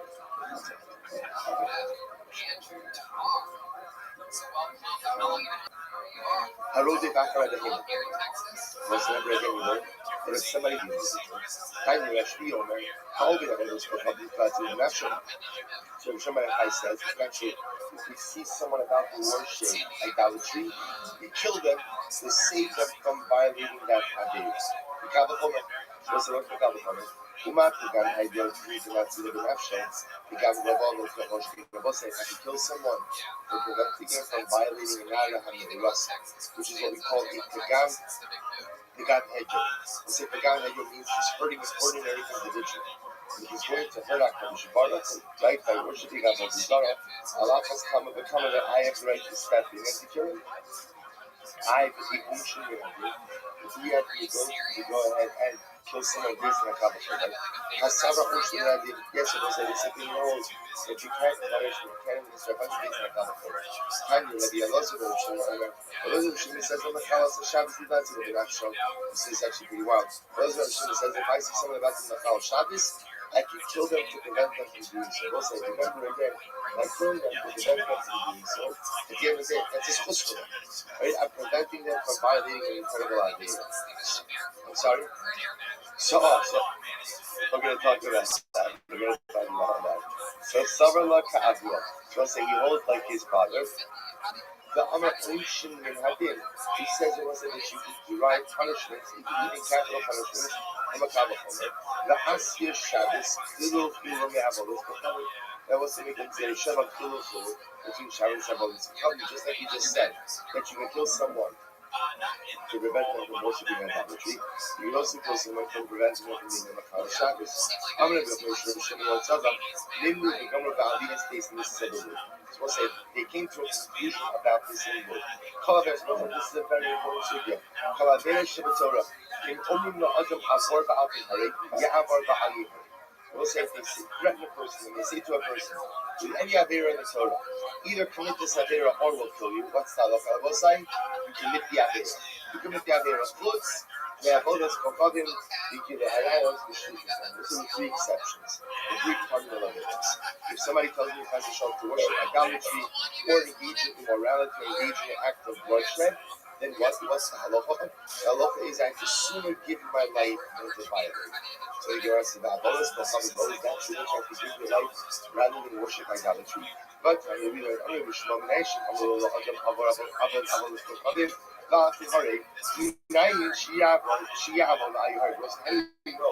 that if they try the person to either worship idolatry or will kill you, how do you know that he has to worship the idolatry and not let himself be killed? So the Pasuk says, the Chai Bahem, below Shiyamus Bahem. The Pasuk says that you shall live through them. The Lord wants us to live and not to die. So therefore, again, you see that you can even worship idolatry the same way. So that's the wrong side. Yaakov Hafidu B'Parhasya. You might have to have said that this is even true in public. Or let's say somebody tells you to worship idolatry in public, and they will tell you. I would have thought that again, I would have thought that reading the Peshat Talmud Omar, Los Sekayim L'Shem Gashidin Gashti Gashti B'Nei Gashti. Therefore, also the Pasuk says, the Moshe Rabbeinu says, do not go ahead and profane my name. So we'll say at the end of the day, even if so we'll say we don't casting this way, we casting that Avodah Zarah is one of the three cardinal averos for which you have to give your life. Like the next person. Now again, the scope of that, when that is, what's concerned about Avodah Zarah, so that there's a lot of halakhic literature. I'm not a topic for today. This other opinion that says that no, even idolatry you can worship rather than give your life also has limitations. For example, if this act of idolatry is going to happen in public with Barhesya, then it is not just Avodah Zarah. Then it's still a shame. Desecration of God's name. When there's a desecration of God's name, you certainly have to give your life rather than worship. So the Gemara says, you need to understand the laws. Those are the laws. The sign of the laws are maybe half the social gap of the Kali Baba. It's a beautiful Gemara. You have to love the sparkle with all of your hearts, all of your soul. Both Homer or death. It's like, for our purpose, prayer and all that means all of your needs, all of your money. In them, I don't know. The authority told me that I have to love God with all of my life, which presumably means what? That I have to stand ready to even give up my life for God. So if it's already told me that, then why does it have to say with all of my money? The Gemara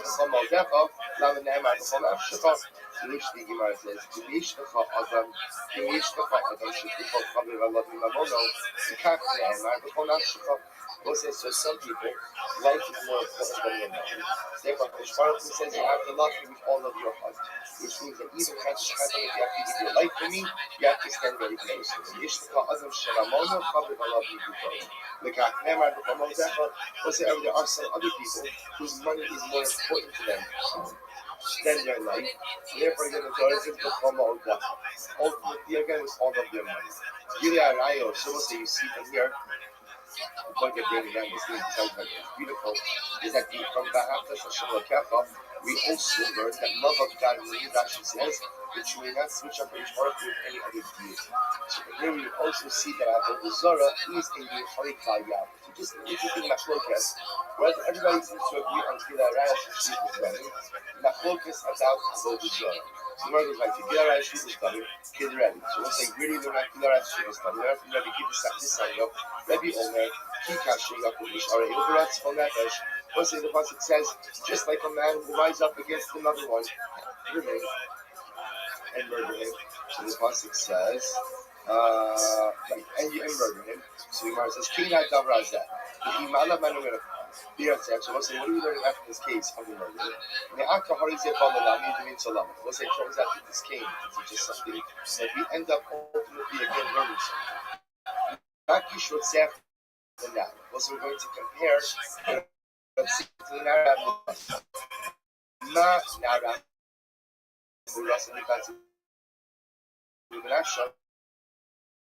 was it just like that in order to save Naram Murasa from being violated, you can kill the offender, right? You can kill the perpetrator. So therefore, again,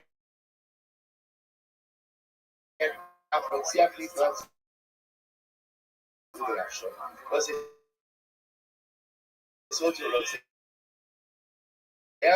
you can go ahead and you can kill him in order to prevent him from going ahead and committing the act.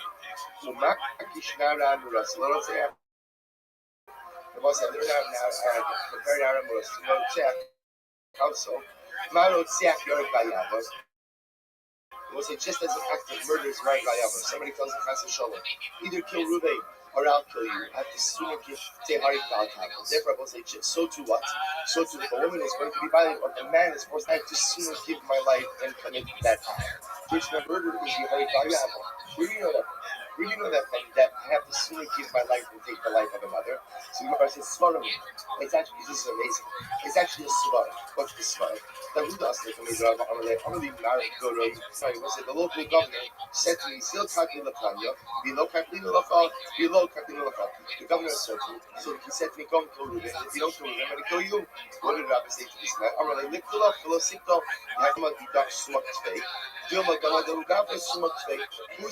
that your blood is redder? If the other guy's blood is redder, so Rabbi says essentially, it's scarlet. What license does one person have to take the life of someone else in order to preserve his own? We'll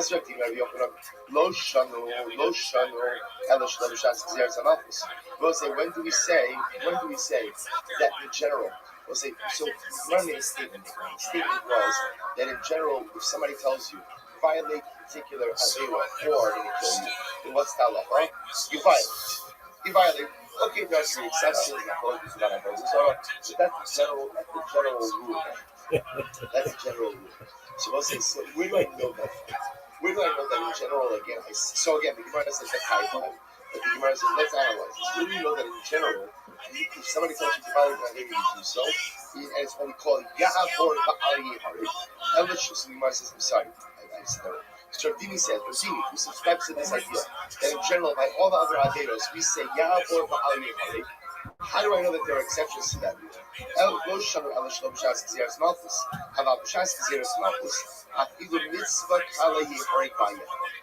when is that true? That is true when there's not a Gzeras Malchus. We'll say, when the Gentile government is actively launching a campaign underlying Yiddishkeit. So then I will say, that's called Shas Gzeras Malchus.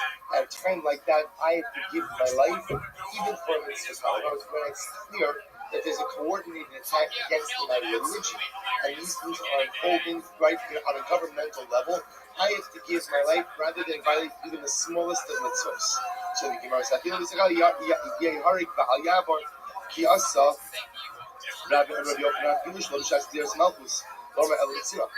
again, I another qualification.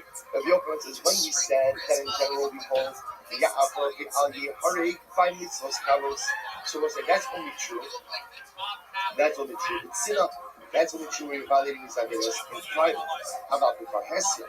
And we'll say to violate even a quote-unquote small avera, even at a time when there's not governmental persecution, is going to be awesome. You will mitzvah coming here very high. We'll say when being forced to violate in public, even if it's not a time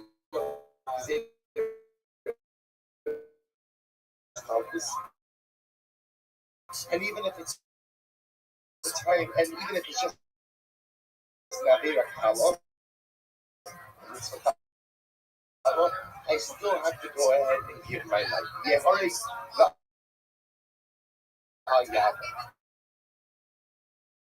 Listen, by the way, my mitzvah kala. My confusion is of a mitzvah kala. What's a mitzvah kala? Amarav Abai Ravis. Amarav. Even Mishanuye. Even if the old people come are they again Gentiles wear one kind of shoes, Jews wear a different kind. Change your clothes and they kill you. I say, okay. Okay, yeah, I'll do my shoelace. I will say, so again, we conversing over here with father. It's clear. This is part of the systematic under my Yiddishkeit that I have to give my life for. I can't participate in anything that's part of the systematic under my Yiddishkeit. And number two, is the Gentile is going to make a public display of his look. The Jew is willing to change his shoelace to yield to the Gentile. It wasn't this people that came out of Asiyah. Even though again this is the hello, the Gemara suggesting that it's a static piece, they become elements of the Hashem is right, what's the definition of Hashem is public? So Rabbi Yaakov and Yochanan, same for Hashem is supposed to have started out. What's that? So for Hashem is 10 people. Sheep like Israeli. So what's the instruction? We always see, I mean, like, self-respect for the sheep. So what happened? That don't make it throw Hashem, right? Don't make it throw Hashem, right? People are going to see the divine actions on the people of time. You just don't make it throw Hashem. So you just understand. The point was well taken, but I'll have to see it back here. At a technical level, throw Hashem is a good kind of Jew. Throw Hashem is not a big kind of Jew. So we see over here that if the Gentile is trying to go ahead and get me to change something in my Yiddish, even if it's a color, with Parhesya means in front of 10 other Jews. She, the Israeli woman, as they say, will dash to the self in Israel, because in the constantly and will be sanctified in the midst of the Jewish people. Right, sometimes, actually, what we're going to see is it's in Shach. This passage by itself doesn't help me. It's just this passage that the mitzvah of Kiddush Hashem, and by extension, the mitzvah of Noah. We're going to make the drush of Tov in just a little bit. What happens if you have 9 Jews and 1 non-Jew? Did that form a proper quorum to fill out something? This is Kashmar is very good night. Before you have to that Abba, Hasil Tov. What's making Jesha Tov? Sit Papa, get a cash deal. So it says over here, of the sanctifying the Jewish people. Sit Hassan, he bought you Tov Ha'ida Hazos. So that was saying, says the Korah, says Kashmar says the Moshe Rabbeinu, separate yourself from this Ida. Right? So Jesha Tov. Malahalat Asara the Kuli Yisrael was just like, not again, I just didn't want to think. There's one more pieces to the Shabbat Rabbi that I swear. You might have a second part is the Shabbat of Ida from Korah to the Meraglim. And just like by the Meraglim, Ida represents 10. So again, Ida represents 10. So you have a twofold. Tov Ida Ida. Just over there it was 10, and they were all Jews. Afkan Asar Israel. Therefore, it was like by the Dashti Bisot in Israel, it was also what? 10, and they was just you should. Well, I don't want to talk about because you still have more to do. But again, even if you hold that you have to give up your perform or to violate this by Hesya, our Hesya means 10 Jews. So you know, this is such an event. So you have Esther by Hesya. What's that? But how was Esther Hamalka permitted to go ahead and live with Achashverosh? Was this not a public display of arayos? Remember again, everyone knew why a woman was taken to the palace, and everyone knew what was happening in Esther Achashverosh when she was his wife. Is that not Gilar Arayos? Is that not ultimately again immoral? And Esther essentially was saying over here, message for life. To which the Gemara was like, this never has such incredible halakha and nice applications throughout the years. There's an incredible process here, which we're not going to get to today.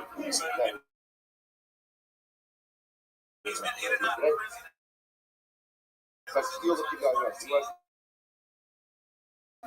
I'm going to buy you two answers. Number one, Esther passed the all of this.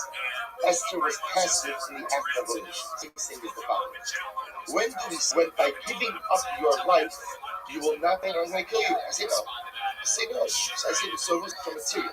But at the end of the day, the act is not fulfilled.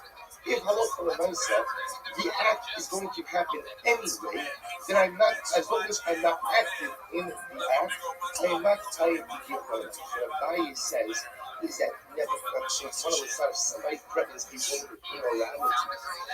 She can say no all she wants. He can violate her.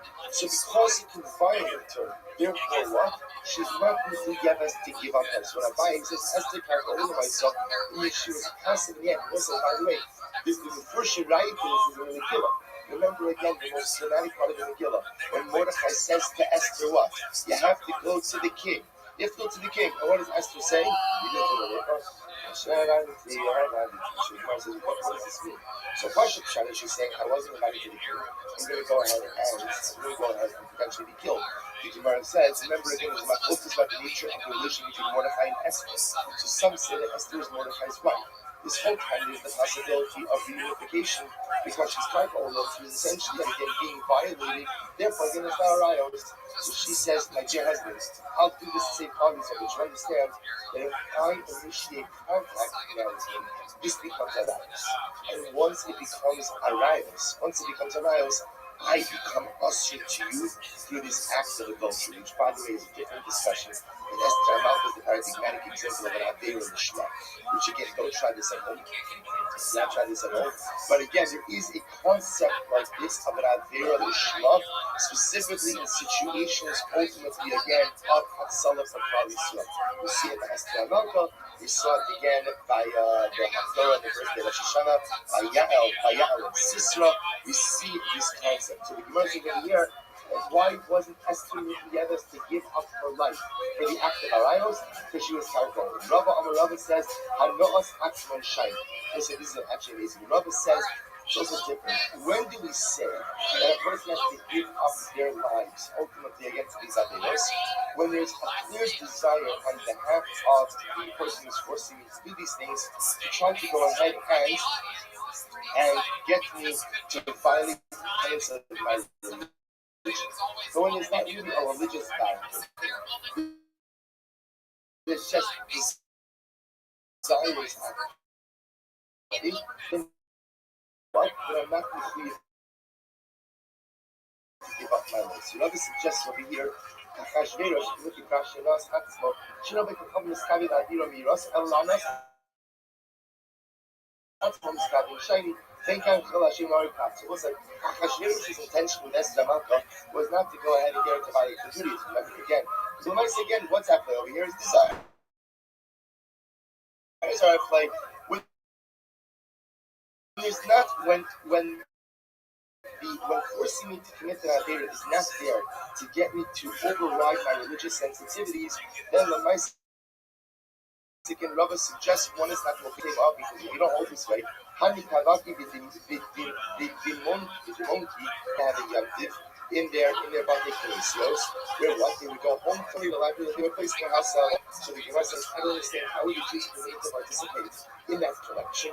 Aren't they contributing to Avodah Zarah? To which the Gemara says, Allah Hamas Atzim Shani. Here's the thing: the Persians weren't trying to get the Jews to convert. Rather, what did they want? They just wanted the land. They wanted the land. Meaning, they didn't want to have to spend all of the money on providing all of the land. So they figured just get it from the Jews. But there was no concentrated effort of getting the Jews to convert. Therefore, again, there's many people like, how can that not happen, Shani? No, I don't know. Let's just do this. We just will stop. The Amar Rava, Akum the Amar Lahai Yisrael, Katu Aspasta B'Shav, and Shani, let's do this. If an Akum the Gentile says to a Jew, cut down this Aspasta, we'll say Aspasta is a plant, cut down this brown size and feed it to the animals. So we'll say, so obviously this is under the threat of death. So the Gentiles telling me, if I don't cut down the plant, which isn't, it's with the Orais, on Shabbos, he's going to kill me. Or he's telling me to cut it down and to feed it to the animals. So what's on the side? If you don't do it, ultimately again, I'm going to kill you, right? I'm going to kill you. So what's the side? Lick deal below lick delay. Ultimately again, cut it down, right? Cut it down. And don't allow yourself to be killed, right? We're going to see a distinction in just a moment. Shadi Lanara, let's say the Gentile tells me what? Cut down the aspas and throw it into the river. Then what? Lick the lay below lick the. Ultimately, in that case, I have to allow myself to be killed and not cut down the aspas. We'll say, what's the difference between these two cases? My time, La Furin Milsifan. We'll say, what's the feeling? You see, when the Gentiles tell me to cut down the aspas and feed it to his animal, what's his motivation? Right? He doesn't want to do the work. So you have to have a Jew at his disposal. He'll bring you back, you can do ayats on Shabbos, the Gentile doesn't care as much about that. But it's clear that he's utilizing it in a way that benefits him. Mashiach, if he tells me to go and cut down the Ashvash and throw it into the river, then his intention is what? His intention is to get me to violate the commandments of the faith. Oh, that you want to do? Then I can't. So therefore, again, we begin to see over here. So I'm going to stop over here. But also, what we begin to see over here is the following. Number one, we have Machlokes about Avodah Zarah, who normally mitzvahs tell us you can violate, you don't have to give your life. We see exceptions to that if it's Farhesia,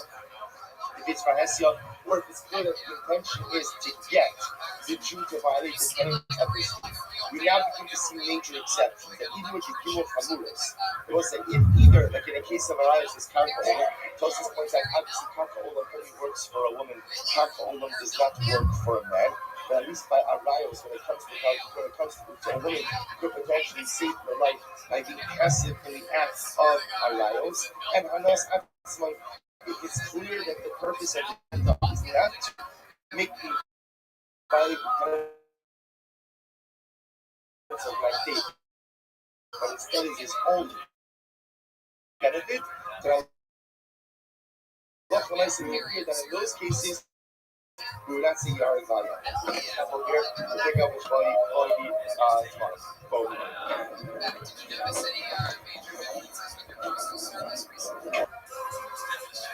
All that stuff was happening in the news. Did you notice any difference with your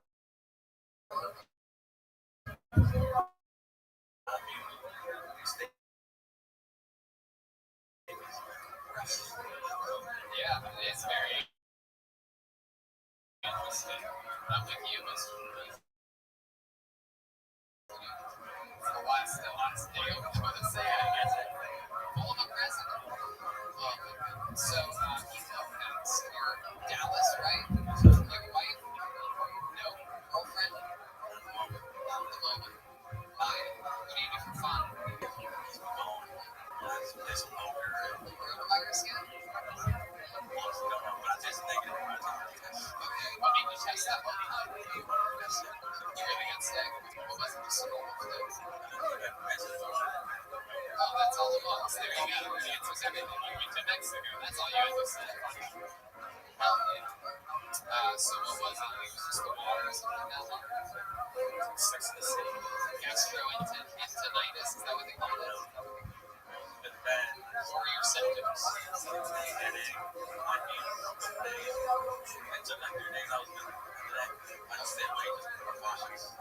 When did you get tested? Right when you got back or a few days after?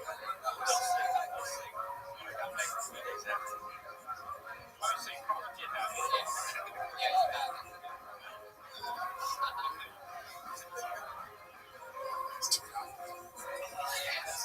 Dr. Red Band. How often do you play soccer? Really? You played soccer for the first time last week? Oh, okay. I was going to say, you went to Mexico and you didn't play soccer? What are you doing? You're still sore. How long did you play for? An hour. All right. What did you do in Mexico besides that? Was there a reason for going there? Okay.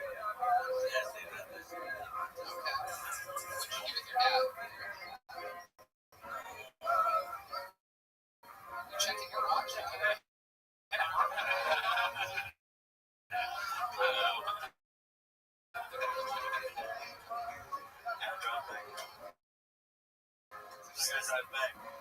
Really? First person in the history of the show. That mail ain't gonna deliver itself in the morning. You're such a responsible milkman.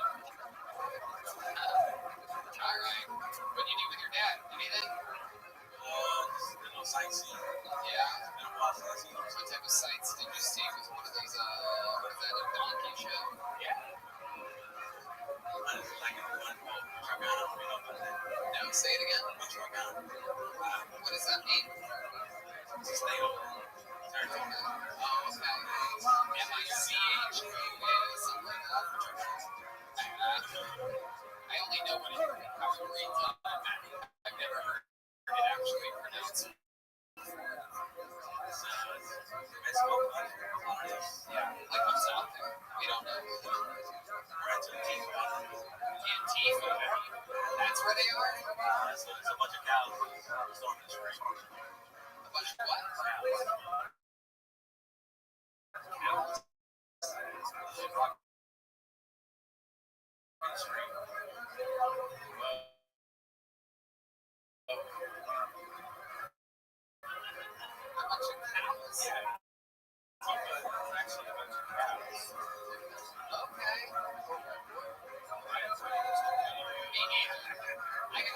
I heard milkman. Could I get this many dairy references incorrect? You gotta get that mouth closer to the microphone. You have to really confidently enunciate. And but other than that, man, I think a great sense of humor. Trim the fat out of the front of those jokes. As with everyone we talk to, you know what's funny? You have a good sense of humor. E. Lopez, everybody.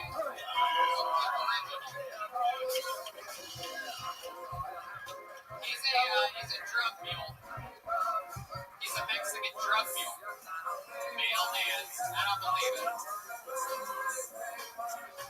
I asked him what he did with his father in Mexico, and he looked at his watch. Like how much time do I have? All right. Dave Sarah. D-A-V-E-S-A-R-R-A. Here he is. Dave Sarah. You guys having fun out there tonight? All right. Anything can happen. Here's Dave. Fuck that, baby. Dude, let's celebrate today. Martin Luther King Day with some dark ass fucking jokes, dude. I had to fuck with my mom. My mom have jungle fever. She's like, yeah. Want to marry a Jew? I said, I fucking love Austin's. A lot of music festivals out here. I got fucked up at a music festival. I'm fucked up right now. But I got fucked up at a music festival and I thought to myself, if Albert Einstein went to a music festival and took ecstasy, I still think he would believe that E equals MC squared. That was for the people at home. I'm sorry. Here we go. I'm sorry, guys. I suffer from minor necrophiliac. I like this fucking small children. Hey, Joe, it's a little different tonight, huh? Jesus Christ. Thank you very much. No, don't thank me. I'm so sorry. Here's another apology segment of tonight's episode of Kill Tony. Hey, have you been on the show before? Yeah, one time. How did that go? Not bad. Well, It was worse than this. no, not as bad, but pretty bad. All right. When was that? We got the big June, so it's also a COVID one. Okay. It was on the How's the party? Remember that? You sent in a video or you were live? I was live. I said, You talked about getting a dog. You got one with like yeah, I talked about getting dogs. It's like turning into rescues turning your pets into rescues. Yeah. Jesus, Dave. You've been arrested before? 4 times. For what? Weed. Marijuana? Marijuana's pretty bad. I spent about 180 days in jail. Yeah. Do you still smoke it? Yeah. Doesn't seem like you do at all. Do you really? You do that daily? Monthly.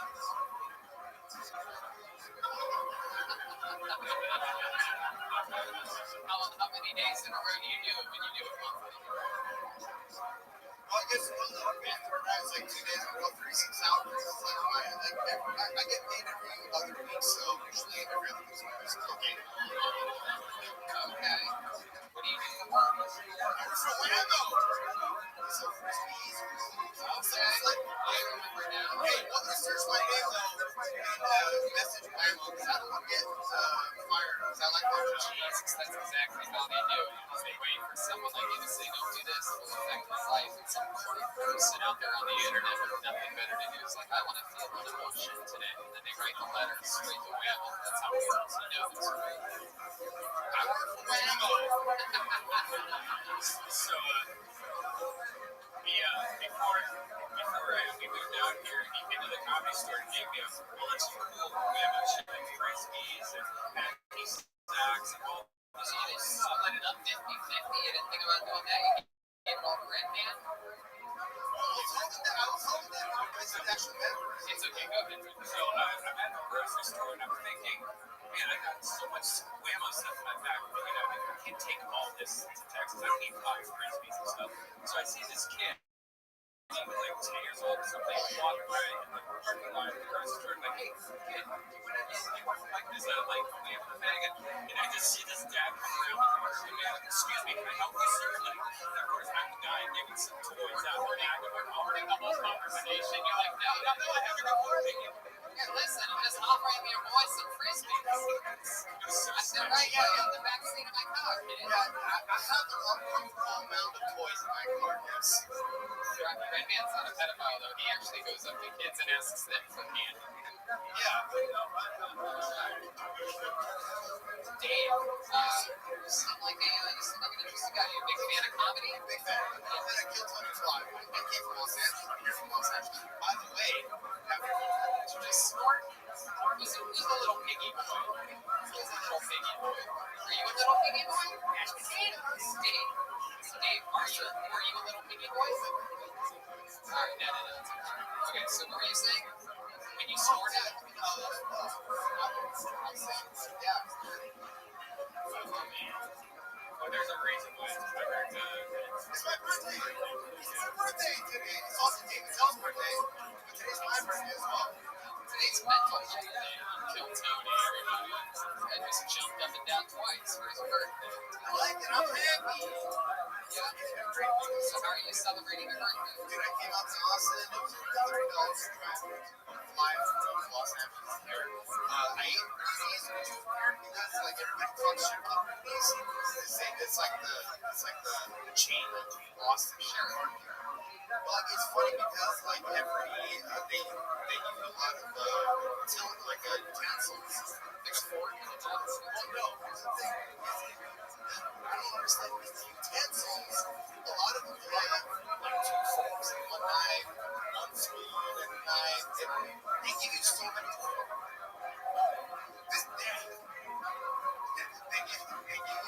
They give you so many fucking utensils that I don't know. Birthday cookie, huh? My goodness Christ. So bad. I thought that was going to go somewhere, and then you just started talking about the utensils. Alright. Okay, Dave. Yes, sir. Alright, well, did you have fun here tonight? Thank you very much. Do you have any special skills or talents? Like, No, I just okay. Dave Sarah. How's everybody? We're going to keep it moving. Dave Exhale. Or one word, D-A-V-E-X-A-L-E. Alright, just jump on the stage. Shit. There he goes. He does not remember how he got up. I get the feeling that's not the only awkward meltdown he's going to have in the next 24 hours. Wow, he's having fun. Not another hand grenade. It's his birthday, everybody. He's having fun. He's having fun. Look at this guy. Time of his life. I'm telling you, I guarantee you. I know what it's like coming from LA to here. LA is so depressing right now. So I'm happy that you made it out here for your birthday, Dave. Even though you're sort of completely insane, I'm glad you got this. Maddie Go! Maddie Go! You are next on Kill Tony. Maddie Go! N-A-T-T-Y-D-O. Here he comes. Boston's fun, man. I love it. I haven't even eaten. I ate at Rudy's like 8 years ago here or something like that. But a lot of great restaurants. Polo's. Anybody know about Polo's South? Yeah. I had Pete Terry's the other day for my first time. That was great. Oh, Pete Terry's. There he is, ladies and gentlemen. Maddie Go. More time for Maddie.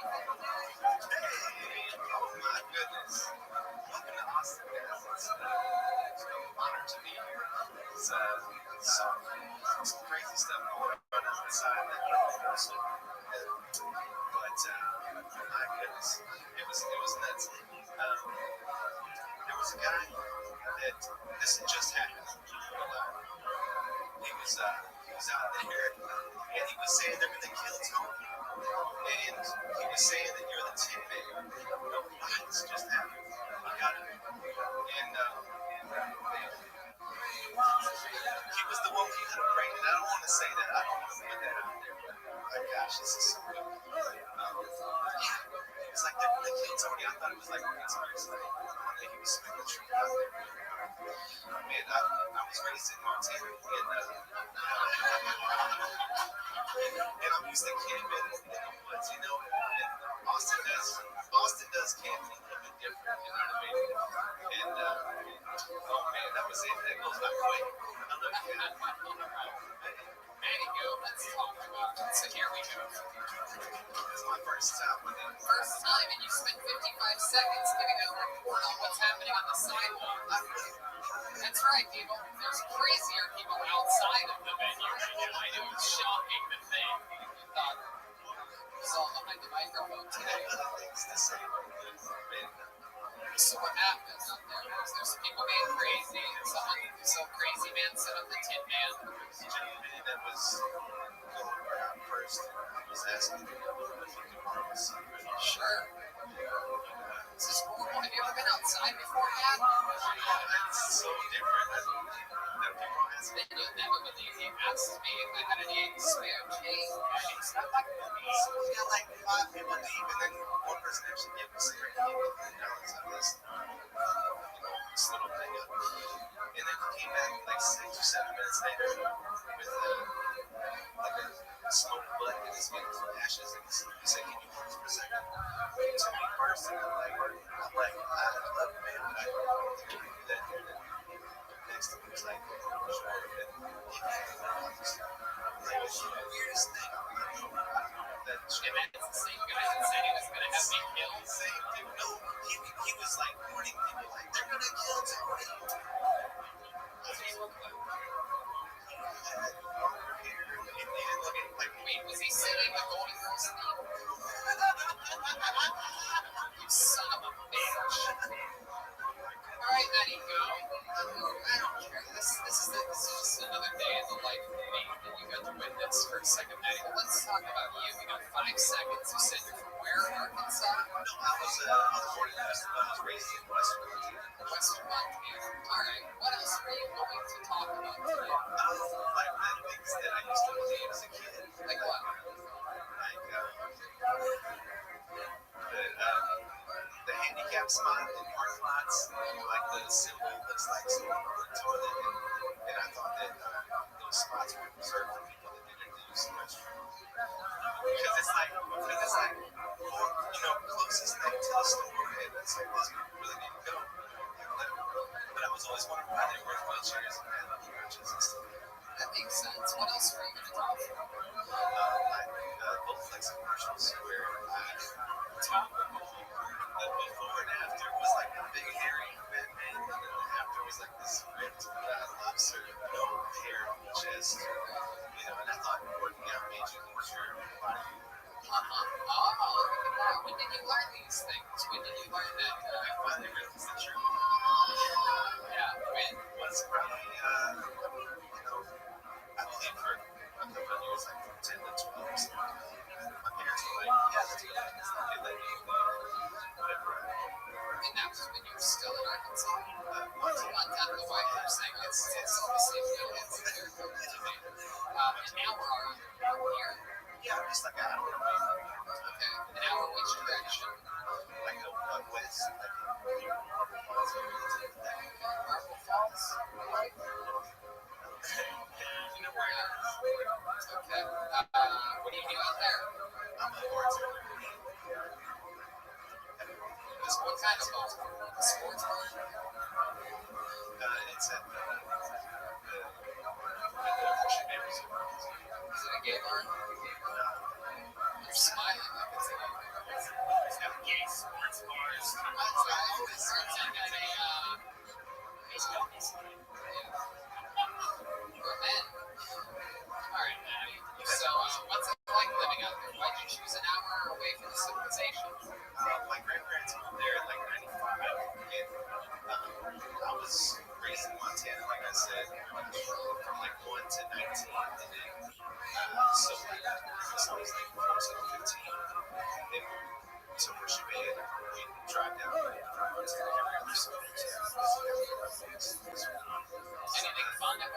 there and out west of here? Yeah, I've seen I saw like a mountain lion. That's pretty cool. I swear to God, I don't know what's happening. I've seen a couple. I like wildlife. I like to be outdoors.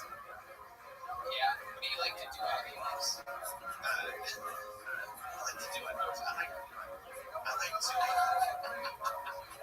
don't know, just breathe in the fresh air and see through all even the United States. It really is. This is like a, That guy had like a physical effect. this is like one of these things that shows you like what each drug does to you. Last guy was cocaine, and yonder is just carbohydrates. And then this is just straight up Barrington. Never show me what I was on the fucking sidewalk. It was somebody a little bit about me. They know what I'm talking about out there. I bet they do. But it's just chaos. When did I come in here? And I bet that they watch this, and I bet they're like, oh, I know not to mention what happened out here. I'm like, read it in my material. Those wildlife things are treated like a guinea pig, too. Maddie, anything else crazy we should know about you before we move on to the next person? Any fun facts about you or your life that we would find interesting? I played pinball. That's one of my big things to come out to Austin every week. Like the last 10 years or so. Okay, where do you pinball out in Austin? There's a pinball team with the same Yes. It's here before, after a show before. Yeah, that's What's your favorite pinball team? That's a good question. I think that right now there's a new one. Van Halen, just a new Van Halen. Is it missing a couple of the members? just the drummer. it's pretty fun. I mean, I like them all. I'm more of a 90s fanatic, whatever. Man, you're staring straight at what's there. Alright, I love you guys, man. thank you. So cool. Oh, and I sweat a lot. That's why I wear the gloves. I used to start playing pinball tournaments, and I used to sweat very much. And the big person behind me would have to like wipe it down on the sides. Oh, that's completely disgusting. And so I like the physical culture that's there. Hell yeah, well, don't ask me for one.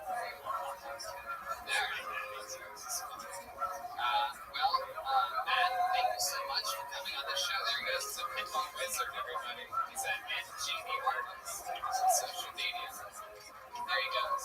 He's got the gloves. Alright, how about another hand for this young immigrant girl who's volunteered. She's not even getting paid for this tonight. She did this job tonight for a cup of rice. Not even cooked. It's a cup of dry rice. She had a little sign that said, "We'll work for dry rice." And Fred had picked her up on the way. I had Tom dinner.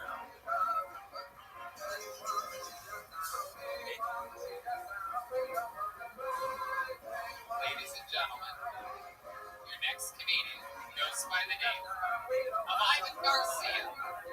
Ivan Garcia. Bow, bow, bow, bow. Oh, glad you came. Is Ivan coming?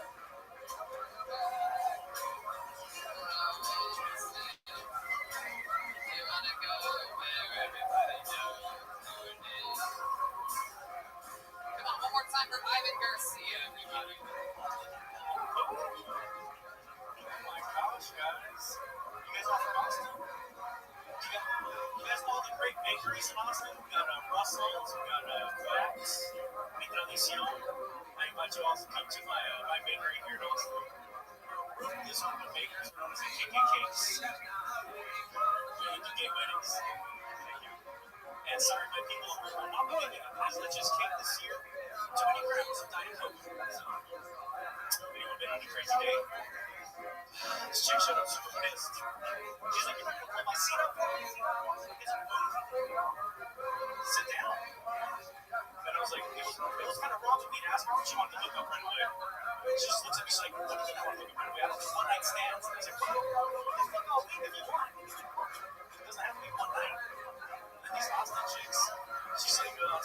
fuck straight guys. Fuck, I'm gonna suck some dick and some pussy. You better have the cocaine. It did it, guys. It did it. Fuck you, alright. That's enough. Really gambling on everything going crazy and no cocaine and that shit. But, it was just, Is this my crowd? It's Taylor Sarah. it's just yeah, Willow! Hell yeah. Welcome back. You said what, last week or something, right? You did. This been better this week than you said. How do you guys feel like it went? The internet was telling me. Love you. The internet was telling me it sucked last week. Alright, well, let's see what we had to say about this week. Oh, shit. There you go. Like, I might give you $100 and put a cigarette out in your mouth or something like that. Is that the guy outside?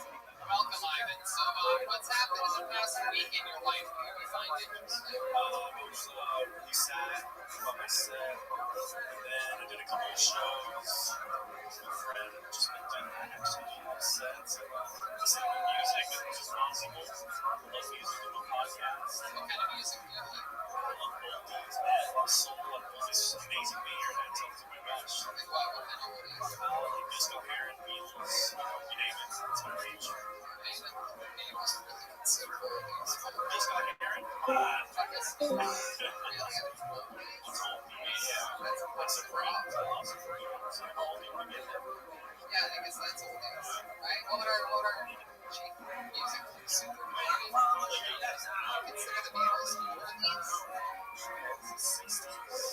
I guess it's old. I think oldies is before the late 60s. I consider the late 60s a different thing. But I mean, in this young buck, he looks like he's on fucking, what's it called? TikTok. What's that one reference that the kids are on? How old are you? Wow. Damn, you look like almost.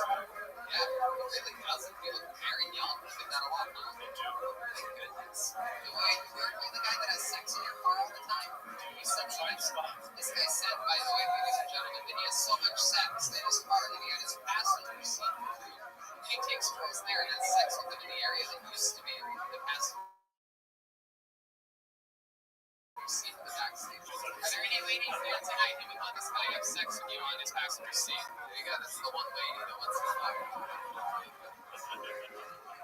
Love it, Ivan.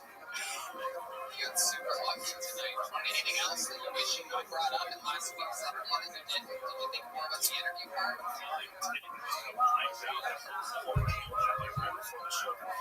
What happened? Just like such a crazy shit. That's how you guys get that. And a crazy thing with the girl. What happened with the girl? I just thought I was like trying to look at somebody else. I was just like, no, text messages, yeah. Seriously. I think I'm better in person to text. That's crazy. Never met a gay or met a gay. You're close with your mom? How about your dad? What does he do? Okay. Alright. And has he ever fixed your car? He makes me do it. Oh, you know how to do it? No, I think it's more else. Why do you laugh at that after you said that? Because I really liked him. He really wanted me to be in office. Do you know how to fix things on cars?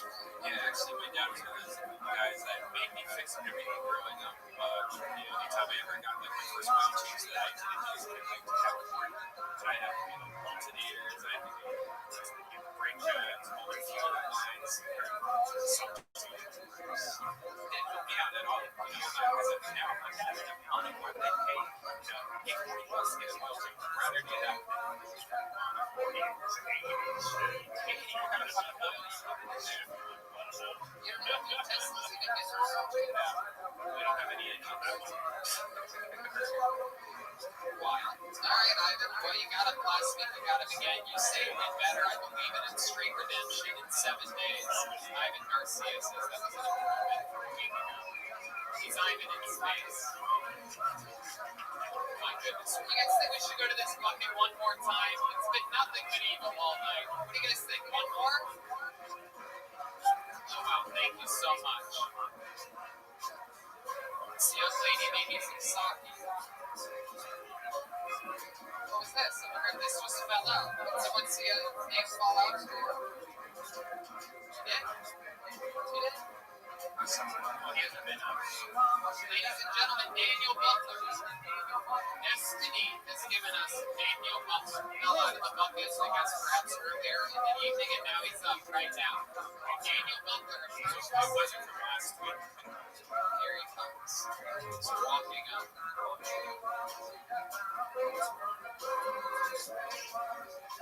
Very, very exciting. Ladies and gentlemen, Daniel Butler. Hey there, folks. Don't mind me, I'm just recovering. This morning, when he was here, take a shit so big. See, when you take a shit so big, you turn around and you look at the shit that you just took. It was so large, in size, like a prison. Easy. I can run that shit. Join any gang I want. Be on the top front of the mob. I'm sorry. This morning, folks, I shit out a gang rape and I didn't feel a thing. It's my kid from New Hampshire State Slogan is live free or die. It's the most powerful state slogan broken, especially from places from British Colony. For several hundred years, they say live free or die. I looked it up, folks. The good state slogan is cocksuckering and subservience in 1622. When I heard of that, it was please my Lord, let my wife take some bullets. But that's just what you get. That's just what you get when you work for people that like to place possibility that they did. The place that they hated, they've been after that state. It goes on to the Well, there you go. There's Daniel Butler, everybody. Did good. Young bud, good-looking guy. He's here doing jokes. How long have you been on stand-up? 2 years. All here in Austin? No, I started off in New Hampshire, and would like to go down to Massachusetts, Boston, Maine, all that. This is your first time on Kotomi? Yes, indeed. I went to the one in Swansea. Yeah, you're wearing the same thing everybody wore there. That's right, yeah. There were so many people in Swansea, Mass. wearing this exact outfit that I had them all come up on stage and take a picture with his ass. And he was literally like 70 fucking human beings. Richard P. Swanson, ridiculous. Yeah, the Venus de Mayo. That's what we used to do. 1,000-seat venue once a year. We called it Kotomi East. It became an annual event. And there was a global pandemic. Did you hear about this? How long have you been here? Okay. What made you pick Austin specifically? Why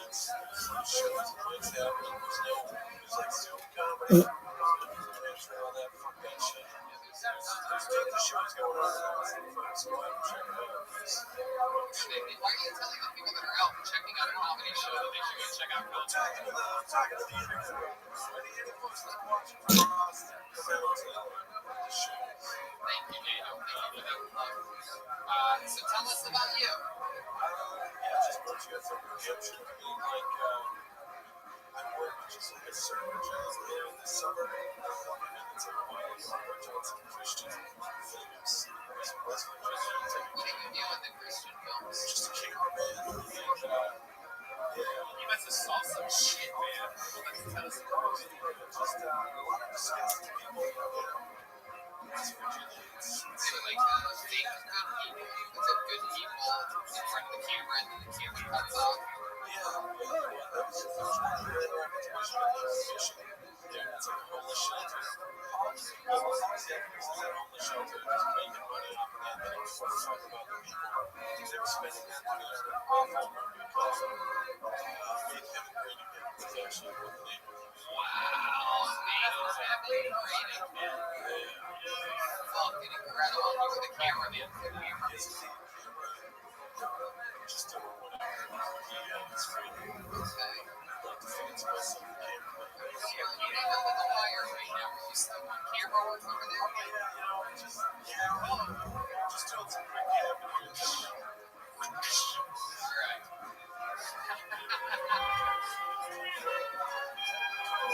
There he is. Wow, look at this wire trick. Texas appreciates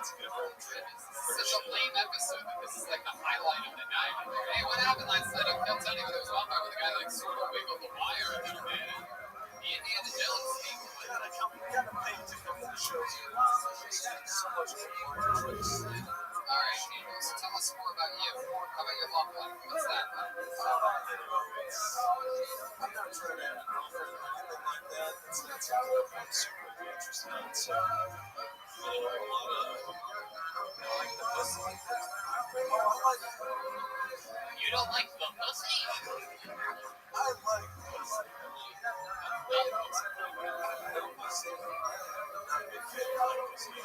When's the last time you had sex? This morning. Wow, with him? One of the Christian boys that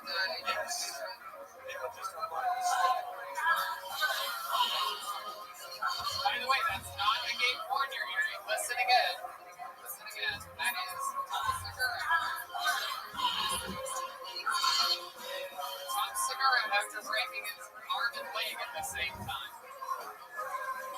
Our new favorite sound effect here on Philto. So, who'd you have sex with this morning? Just to lay down deeper out of this. No, come on, it doesn't matter. You don't have to give away her name and her social security number. Where'd you meet the girl? She's a local comedian? Just a local person. It was at one of the comedy shows. Hey, shut up over there. Tell them birthday cake will need some quiet now. Alright.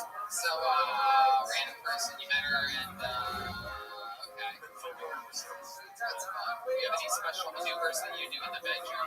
You ever, like what you're doing with the wire? You ever do any, like, is that how you pull like a dick? You just hold the base of it like that and wiggle it around?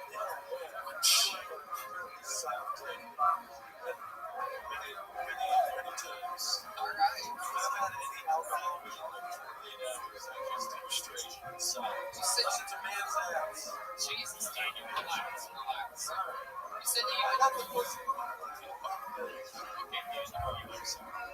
where have you been a waiter at? You said you were a server. Yeah, I'm a server at this a bachelor. Allowed to be right back. How was that? Did you feel any side effects from that?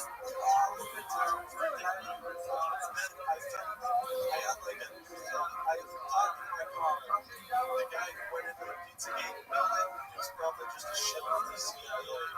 It wasn't even real. It was just a crisis agent. So I'm pretty sure it doesn't fuck with your ability to think of returning conspiracy theories. If that's what everybody's worried about, which is yeah.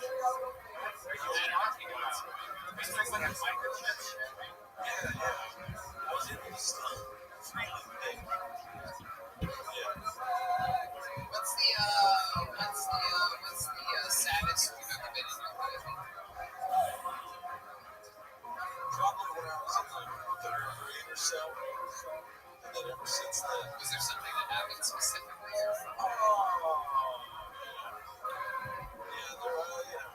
Just got into a few too many scraps with my much older brother when I didn't want to. And then what happened? I just didn't like living in my house because he was what? He was your parents' favorite? no, he was just really being a guy. I didn't understand that. What happened to him? What's he up to now? He's in the army. Oh, perfect.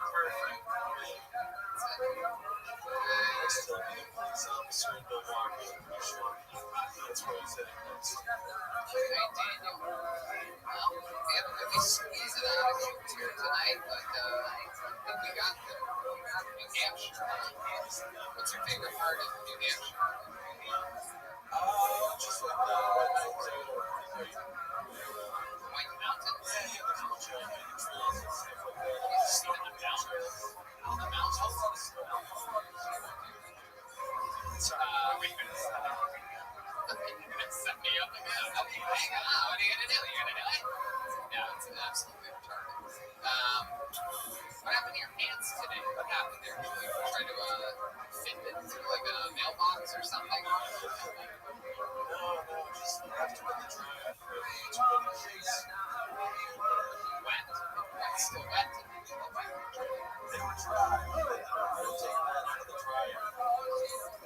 They were Yeah, this is also learn how to dry clean on tonight's episode. That's what's exciting. My goodness. Daniel Butler. Ladies and gentlemen, one more time for Daniel. There goes Daniel. Thank you, Daniel. Very cool. Hey, right when things can't get any weirder, is Julian Madrid here tonight? Last week's show, to end the show, was a young man to perform stand-up comedy, and I believe he's going to do a new 60 seconds here for you tonight.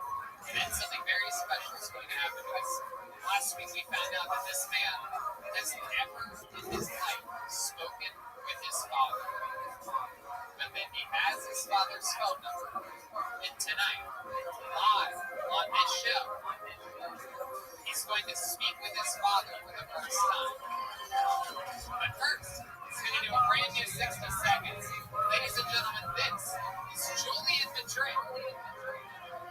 Guys, this is it, your final comedian of the night. Make some noise for Julian Madrid. Hell yeah, all right. So, they keep getting tattoos, impressed my grandpa.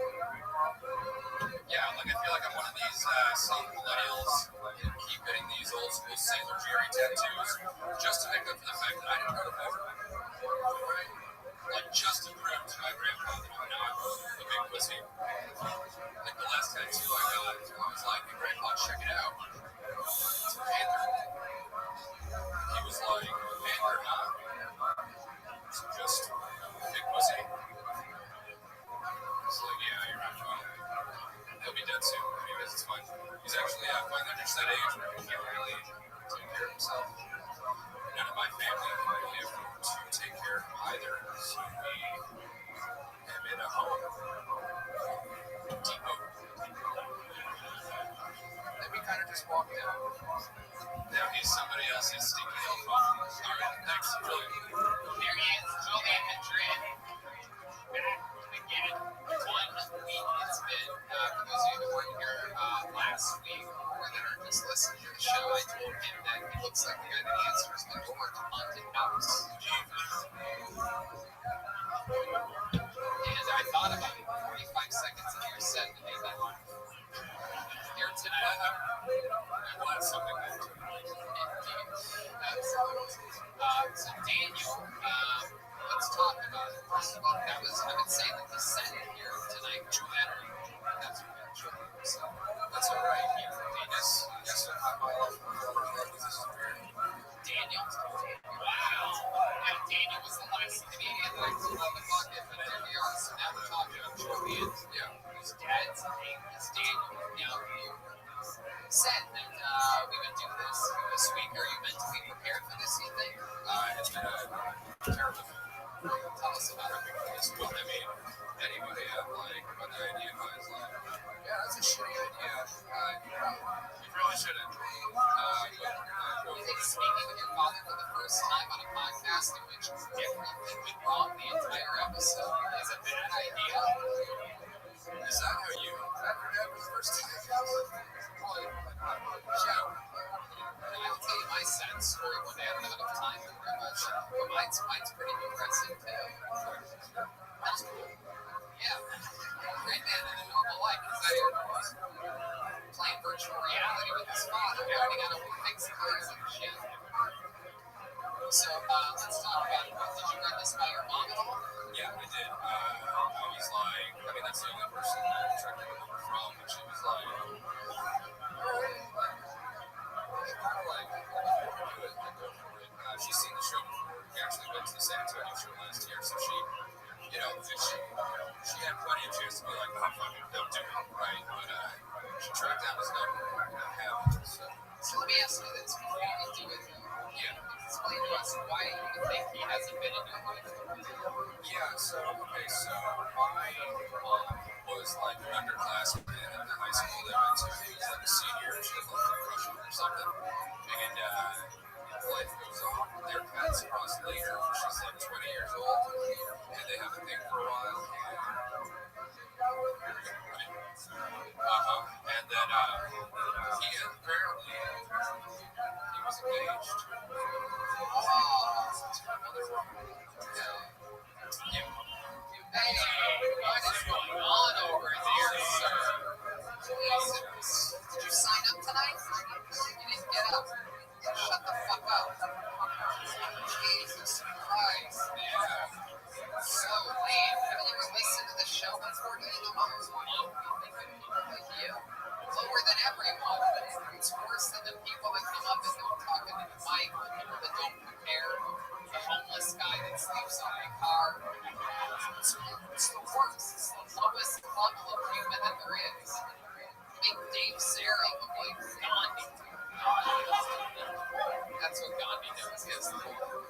Salute. Thanks.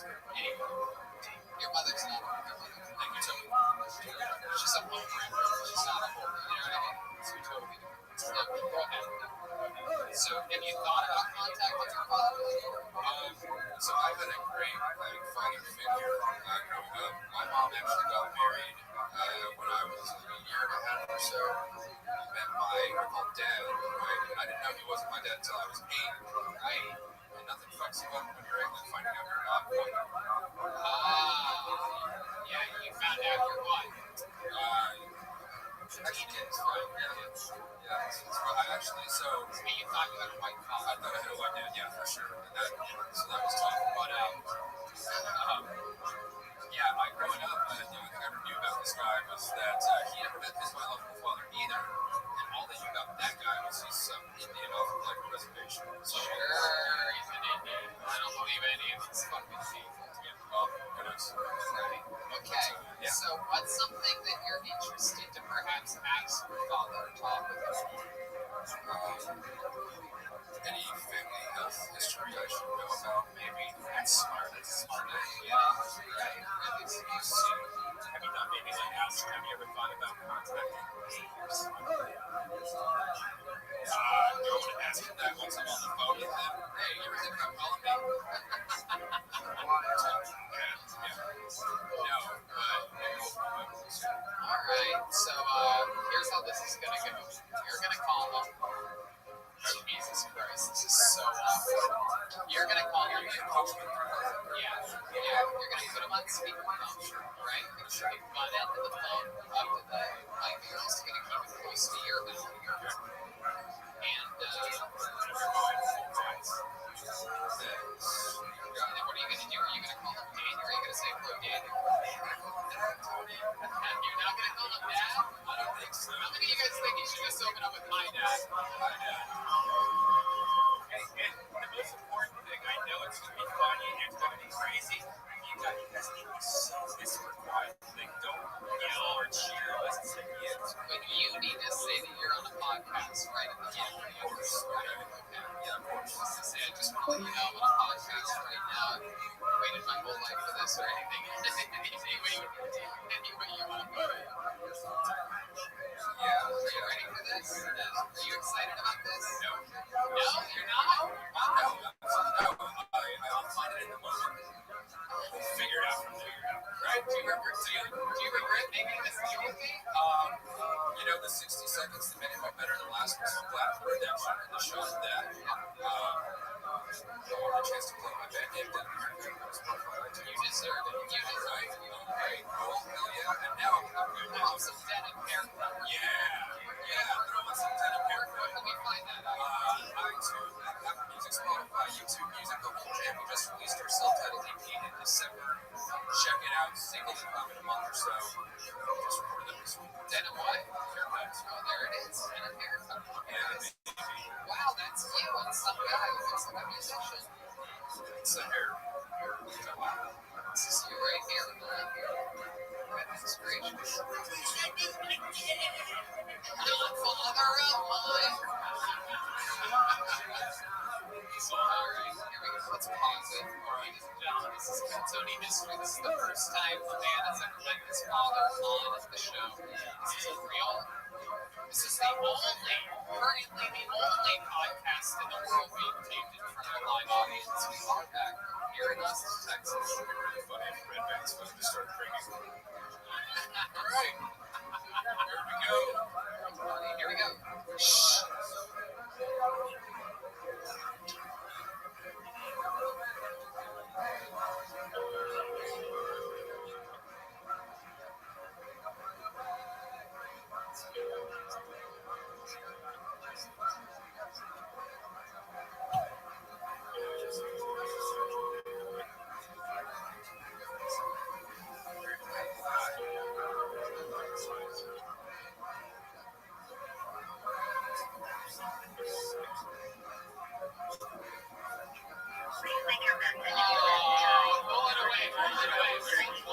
Pull it away. So you don't want the number out there.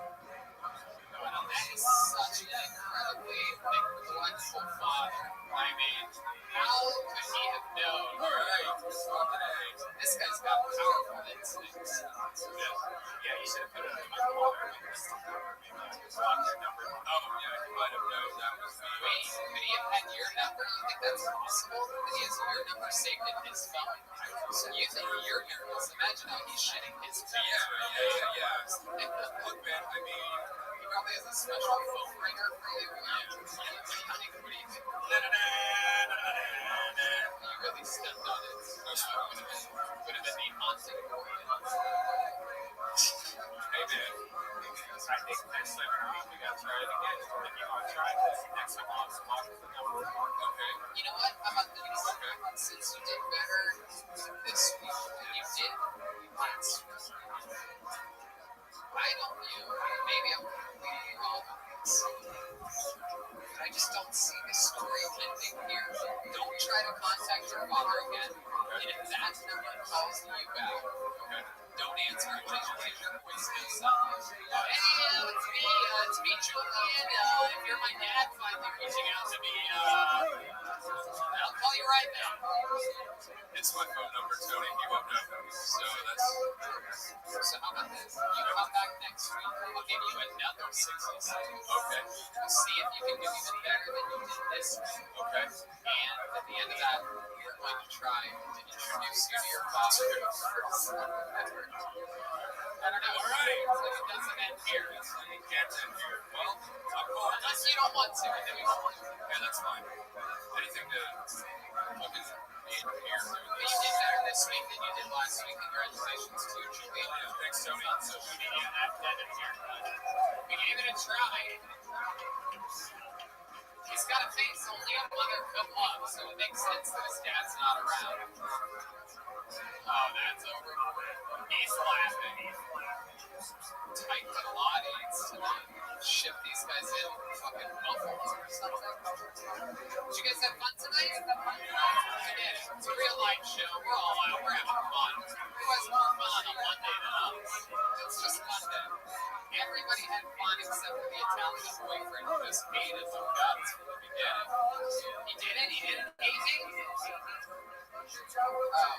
Why was he so upset? Just hated my energy. Oh, he's just Turkish. Oh my god. He had Turkish energy. I called him Persian, and that's like the N word in those people, right? Oh my god, that's so fucking up. They literally wanted to kill me. Okay, one more time. You guys really think we should do one more? You guys are fucking animals. You know that? We shouldn't. We've gone too long. It never works out. It never works out. We had a good ending, you know. You guys sure one more? People in the back, you want one more? All right, we gotta do one more. It's your fault. If it goes bad, it's on you. Ladies and gentlemen, your final comedian of the night. Wait a second. It says Julian's father, Daniel. No, I'm kidding. Just kidding, everybody. Ladies and gentlemen, his name is Nathaniel Bagley. Wait, did we have a woman on today? We did it, right? Long hair. Alright, this will be. Sorry, ladies. Here's Nathaniel Bagley, everybody. During this whole pandemic, I've tried to stay positive. I try to find silver lining in everything. One of the silver linings I've found so far is you can show up anywhere in public with mysterious stains all over yourself and no one gives a shit. Like showing when someone's like, oh, it's a pandemic fit, isn't it? It's a piece of shit, but I'll take it. It's, I see girls on social media posting like I just woke up like it's that pandemic look. And I post a picture of myself in the pandemic look when I just wake up. It's gonna be naked on the futon with my stomach covered in Dorito crumbs and fucking dreads. It was just too high to fucking take care of. And I don't think anyone wants to see that. Just recently, I just posted a picture of my face on social media, and some chick said, it's giving Viking vibes. And I thought about that for a second. Vikings is great for pillage people. And I can tell you this right now, I'm not a thief. Alright. Nathaniel Bagley. See, this is your guys' spot. Yeah, I noticed that. Is this your first time with Stanley? This is my first time. First time, everybody. There it is. So I go balls deep. How old are you, Nathaniel? 21. 21. Oh my God. Unlike so many of the people up here, you look so much older than your age. I don't get into it anywhere. What? I don't get anywhere. Incredible. Yeah, just like show like if I was gonna have that moment where I'm like 21, I can buy a beer now. And just like, Why do you think you look so old?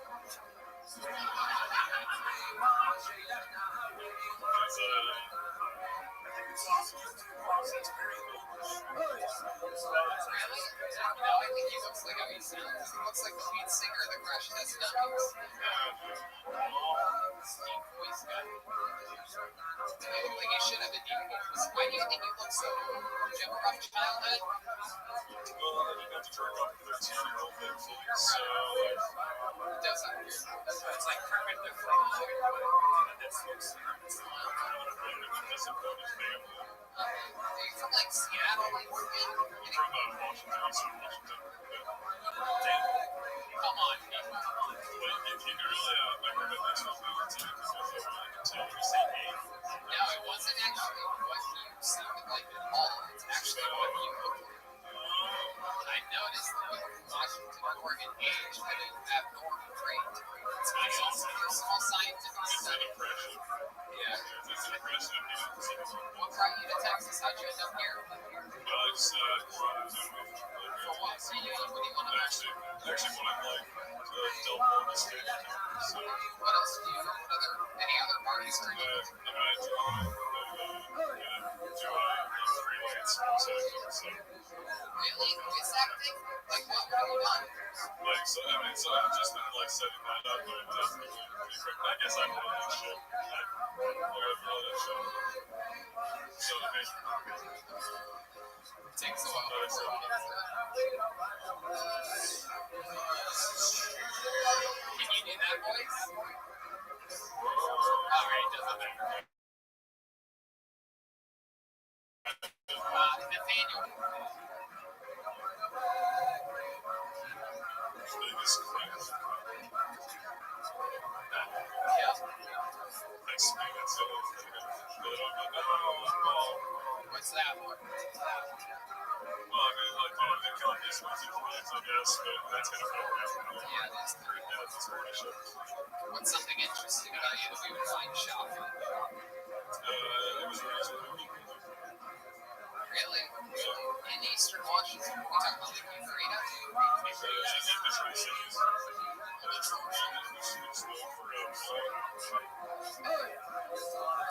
Alright. How about your parents? What do they do? Eastern Washington? Crazy place.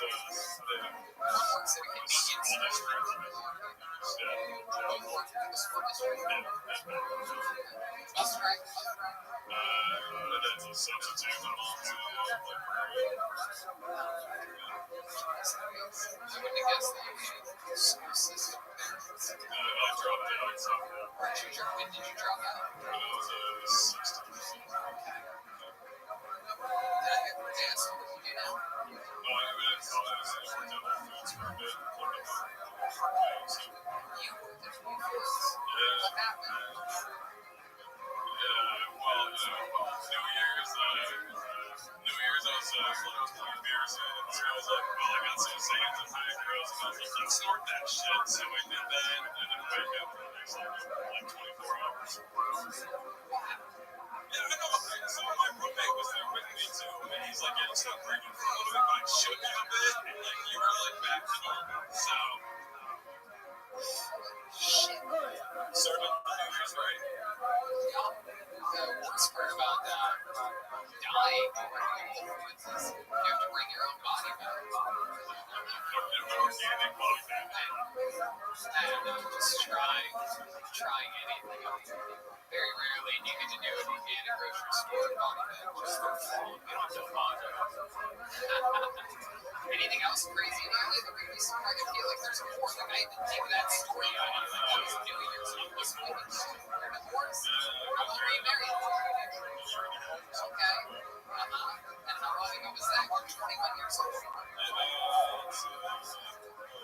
Last year, so I was like, How old were you when you got married? 19. How old was the girl you married? 20. Okay. My goodness, why did that end? This was like, Okay. Is she in the army now? it's probably going to kill someone. Fun sex day. Yo. It alternates. It's like Keith Lee's and I've been fine. Like a woman also is like just a missionary position that also she wants you to pull her hair and slam her to the wall. Good question. John D's on the keys. Did she ask you to do that? No, I'm not slamming her to the wall.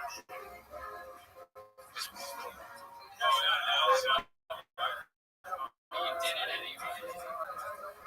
Alright, Nathaniel. You have a giant ball sack. It says here in the notes underneath your name that you have a ball sack too big for your body. It's like, I mean, the other day, like, sitting up in the stand, just like, she felt like it's not nice. There you go. Kermit the Hog, ladies and gentlemen. Nathaniel Bagney.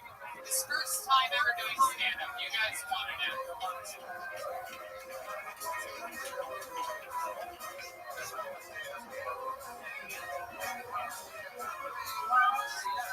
Calling in from Los Angeles, California via videos, Ryan J. Eagle with tonight's big drawing. Here it is. All these prints are available at RyanJEagle.com. Every single print of every single episode. And the new coloring book. There's a new Killtone app coloring book. And they are indeed selling fast. I got word today that they are absolutely flying. The new Killtone coloring book. We're going to be live in Phoenix, Arizona, February 4th and 5th. Our first Killtones on the road. Yes. In forever. Since February. Since Vancouver. February of the year 2020. That is February 5th and 6th at Stand Up Live in Phoenix, Arizona. I'm also headlining stand-up shows there. Maybe a little bit of a taste of the old man. Perhaps those episodes. Here's the drawing from Ryan May. I'm going to flip that around, show it to the audience. Look how cool that is, everybody. I guess you guys can't really see. The whole time, from the start of the episode to the end. Did you guys have fun here tonight? I'm going to begin with John Dees on the keys. He's on social media. John Dees, JONKEYZ. He's performing this Thursday on a live stream at Monk's Jazz, MONKS JAZZ. The New Mexican drummer, Michael Gonzalez, everybody, huh? Mike A. Gods, 13. Great guy. Great food recommendations. Guys, I'm going to begin on the bass. Team Madness, huh?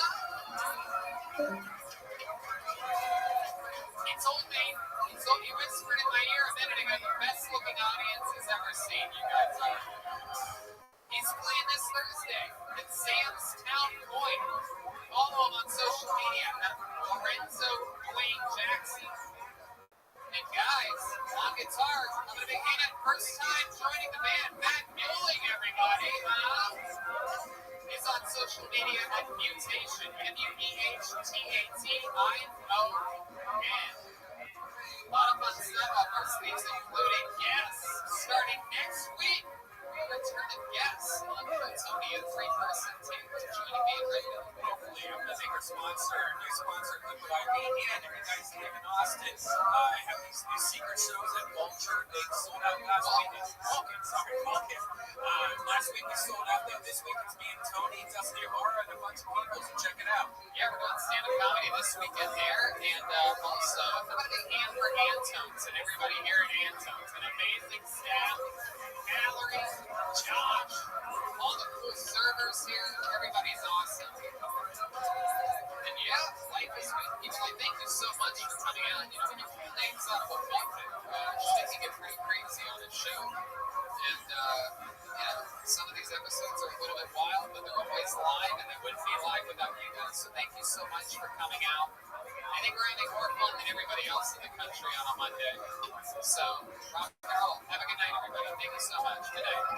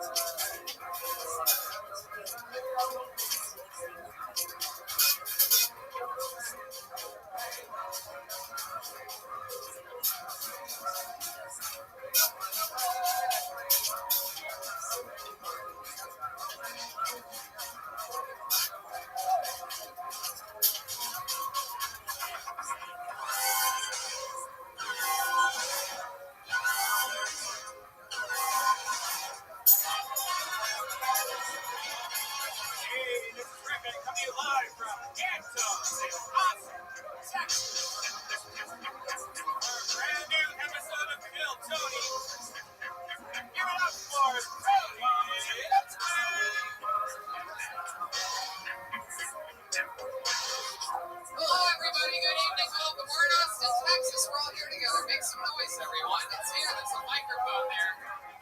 Brian Redman's here. Everybody. Look at him. He brought Uncrustables with him tonight. I did. Eating Uncrustables when we were setting up the show like a real grown-up. Yeah, I'm having Crustable. If you haven't had breakfast, lunch, or dinner, you gotta do all once too. That's what the doctors say. And how about a big hand for the band, everybody? It's a real band. It's a real band right there. How do you feel, Brian? I feel great. I had a great long day. I was on JRE today. I had a nice 4-hour podcast, and it was an awesome show. Yeah, absolutely. Another beautiful day here in Austin, Texas. Love it. This is our home. Just like you guys. We're all like the same types of people here now. The great Ryan J. Eagles is here drawing the episode all the way from Los Angeles. I'm sure if you guys are real fans of the show, you probably already picked up a print or perhaps bought the brand new Kill Tony coloring book. What kind of podcast has a coloring book? The one that you're at right now. Go to RyanJEbel.com and pick those up. Real live coloring books. Big hand for our barbecue guy, Yoni, making barbecue for us. He's the best barbecue show on the internet. Big Austin resident researches barbecue and knows thousands of the best actually doing really well on the charts also for a podcast about barbecue, especially Texas barbecue. It is the best barbecue show. And we have John D's on the keys tonight. He's on social media, John Keys, JONKEYZ. Michael Gonzalez on drums, and Mike A. Gons 13. Matt Mueling on guitar, everybody, right there. This young NBA coach, Matt Mueling. Hey guys, how about a big hand for Dean Madness on the bass? Let him hear you. Because that's all he really can do is hear you. I'm excited. We have some fun things up our sleeve for this episode, and I'm pretty pumped about it. A bunch of people signed up, fun stuff coming up. But before we get into all that, how about a big hand? Or no, not a big hand. How about this? This is a word from the amazing sponsors that make this episode available for you here tonight. Guys, we've talked about it before. We're talking about it again. Truly one of my favorite products that I've found in the past year. It is unbelievable. It's liquid IV. With one stick of liquid IV and 16 ounces of water, you get 2 to 3 times the amount of hydration as plain water. This is a game changer for me. After golf, after shows, waking up hungover, you name it, liquid IV is a magic trick for life. Tony, I brought some of my personal stash for us today. They have the new strawberry. They have the new peach enchilada. I don't know if you've tried that yet. My favorite is the passion. Now, we've been talking about liquid IV before they even been a sponsor. I've always had a problem drinking water, and this has changed my life. These contain 5 essential vitamins, more vitamin C than an orange, and as much potassium as a banana. It's healthier than the sugary sports drinks that I used to be addicted to, and no artificial flavors or preservatives. Less sugar than an apple. It's made with clean ingredients, non-GMO, vegan, free of gluten, dairy, and soy. I'm telling you, I got off an airplane today, and it's another one of the areas where it's just incredible how well it works. Rehydration to the max. It's absolutely incredible. Again, this is a product we were talking about before they were even a sponsor. It's absolutely, and they're great people. They donate 3.7 million servings in response to COVID-19. They're donating them to hospitals, first responders, food banks, veterans, and the active military. And they donated over 6.7 million servings globally. Grab your strawberry liquid IV or any one of their other great flavors in bulk nationwide at Costco, or you can get 25% off now when you go to liquidiv.com and use the code TONY at checkout. That's 25% off anything you order when you use the promo code TONY at liquidiv.com. Get better hydration today at liquidiv.com, promo code TONY. And we're back, everybody. You guys excited to start tonight's show?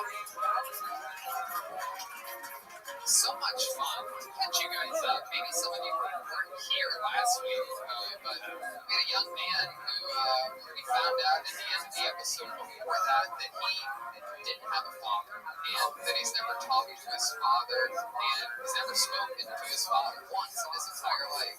But he did have his father's phone number, so we said that the next week he could call his father and do a new minute, and we want to hear him talking to his father for the first time in his life. We figured why not do it on a podcast, so he came up last week and he did a new minute. It was better than the minute before. And then he tried to call his father live on this show in this room 1 week ago, and his father did not pick up. Yeah, it's a big letdown. It's like the whole show built up to that. So I told him we'll try again next week. Do a new minute, and we'll try to call this. How many of you would like to see a young man talk to his father for the first time? I know John D's on keys, guys. So yeah, that's gonna happen. A lot of fun stuff. We actually have Yoni coming out. Yoni, why don't you come up here and take a bow for these people? This is who's gonna be helping us out tonight. This is Yoni from Best Barbecue Show, everyone. Look at him. Wait, come on here. Yoni, take a bow. Take off your mask for a second so these people can see that. Look at that, everybody. Look at that. Look at him. Now, keep facing out there, Yoni. We're stalling for time right now. We have a special treat we're stalling for, so I'm going to make fun of Yoni for a bit. You guys have anything that you would say when you make fun of Yoni? I mean, that's definitely a costume with Mario and Mario, but That's like It's true. It's true. He looks like a buff version of the My Pillow guy. it's good. What do you think he looks like, D Madness? Not a whole lot. Feel that sick burn from D Madness. Yoni, how does this make you feel? I love being on stage. I love it. Have you ever done stand-up comedy before? No, I've signed up a few times though. Oh, really? You did? You signed up for this show? Yeah, I signed up for this one too. Do you have a minute that you'd like to do on the show tonight? Yeah. All right, you know what? Why don't we just, we're stalling for time here. Why don't we have Yoni? Maybe you would like to see Yoni make his stand-up comedy debut here on Phil Tony. Everybody else, we're going to pull out of the bucket tonight. Let's hear a minute from Yoni, everyone, to start the show. We're going to begin for Yoni, everybody.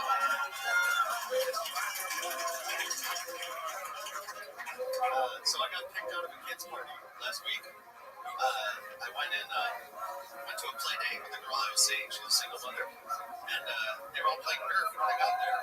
So I love Nerf. So I was running around shooting with the kids. I got a little too into it. It was kind of like Sesame Street versus John Wick, and so I was like, okay, kids, I shot one in the neck. I was getting a little too serious. I was, taking a little extra shots when they're on the ground. And so I decided I'm going to sit down and have a beer and relax. Well, one of the kids was a real sore loser. He just came up right on the head with the Nerf gun. I was like, fuck. But all the parents were watching sports, so they didn't see the part where I got hit. They just saw the part where I tossed an 8-year-old across the room. And so I'm sitting there rubbing my head. They're yelling, they're screaming, he's crying. And they're like, are you going to apologize? I was like, apologize? He hit me first. I like dating single mothers. Their kids are usually pretty spoiled. This one time the kid said, Mom, hungry salad. I was like, I can do that. Hey, Courtney, blowjob. Yoni, get it? Yoni's helping us out tonight. I thought that was great. I think that's one of the funniest sets we're going to be just a pedophile I've ever heard in my life. Absolutely incredible, Yoni. Yoni's going to be helping us out all night. What did you think about Yoni's first ever set? Dude, I did this like first set. That's a great race. Very comfortable. I got a little help. Yeah, for a guy that eats barbecue all the time, you were good. You were composed. You kept your breath amongst you. It seemed like, you have some timing to work on, maybe some comfort, but I think it was good. What do you guys think? That's it. That's Yoni, everybody. Yoni's helping us out tonight. You're going to see. He's going to come up. He's going to come down. You might be wondering why I'm sitting so close to Brian Redman. There's an entire table here, and we're excited to announce that this is the first show here in Austin in which we're going to have a guest. You guys like special treats? You're going to love this one. Ladies and gentlemen, this guy, one of our best friends, one of the biggest podcasters and comedians in the world. Ladies and gentlemen, Austin resident, Joe Rogan.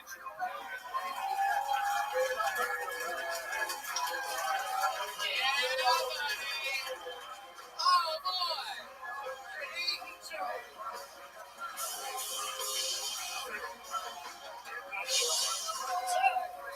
Yes! Joe Rogan is back on Phil Tony. Welcome, my friend. Look at us. We're here in Texas. Just took the shot. Oh yeah, we did it. We've been having fun here. This is what our 4th episode here in Austin. Fun times, and we're excited. We're excited to have you. Right back to the 4-hour ridiculous podcast today. Yes. I mean, it was like 4 or 5 times. I didn't know what the fuck we were talking about. What were we saying? It's amazing. You told me the space shuttle suit you guys wore made him sweat. Oh, yeah. We had the weird ones that are like convenient slanted, like the kind that hikers use when they get lost in the woods. Those silver blankets. So we're just sweating. You don't think a guy that only eats Uncrustables for his meal be able to help his sweat? But no, we're doing it, Joe. We have a bucket just like we did in Los Angeles. No, it was really just about like sweat, like cardio, like being overall generally extremely unhealthy. But he's throwing a free good shit. I got it. But it's true. My body uses peanut butter and jelly and no crust to help fight crud. We're gonna see what the studies say. But no, we have a bunch of people that signed up. You guys know how it works. If I call your name out and you signed up on the way in, if you have the courage, then you get 60 seconds uninterrupted. You know your time's up. You got the sound of a kitty. That's what that sounds like. Wrap it up there. We're going to bring out the angry fashion district bear or something. Something like that. Warehouse district. Warehouse district. That's it. Yeah, we always go with what the gay part of the neighborhood is, but Austin doesn't tell us what their gay part of town is. Everybody's always like, we don't even have. Well, then they have a good it's rainbow flags all over the place. It doesn't sound like leprechaun shit. Those are gay divorce. These fucking guys know to get us stable. You know how I know? I was looking at a building that was on one side, and they were like, that's the gay side. You guys have sides? They were in a neighborhood, they're like gay side. Come by on that side, that's the gay side. Yeah, but what if you buy on the straight side? That means you look out and you see his gay stuff all the time. It's almost better to buy on the gay side. Just look out and be like, oh, I live in such a beautiful straight neighborhood. That's not the concern. The concern is not the gays. The concern is people getting confused and not knowing what kind of business you have. Coming in there slinging dick and you're like, hey, we're selling jokes here. Can't come in here looking for dick. Right? The gay side stinks. Nothing like that. You're looking for dick. What do you mean the gay side stinks? It's got a humidity to it. It's got You're rude. I can't believe I'm on this show with you. So you guys ready to start this thing or what? I got the button. I'm gonna pull it in. Someone's gonna walk to the stage. Guys outside that are waiting to potentially get up, don't run. These people end up out of breath. Everyone sprints like it's the Price is Right. You have to talk for a minute afterwards. All right, your first comedian, Austin, or Texas resident, ladies and gentlemen, Thomas Penza. Penza. Thomas, oh, he's right here. 1 minute, uninterrupted. Here he is, Thomas Penza. What's happening? People can hear me, right? Nice. So I just moved here. I'm setting up a home gym in my apartment. I was at Dick's Sporting Goods the other day. I found a just one weight kettlebell.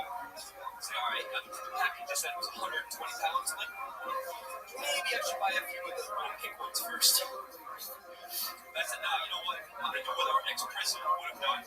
I just grabbed the box. I didn't even ask anybody. I get this thing in front of the store. There's like 8 people in line, 2 cashiers. 3 minutes later, I'm looking like Scooby-Doo the first time he sees a ghost. Like,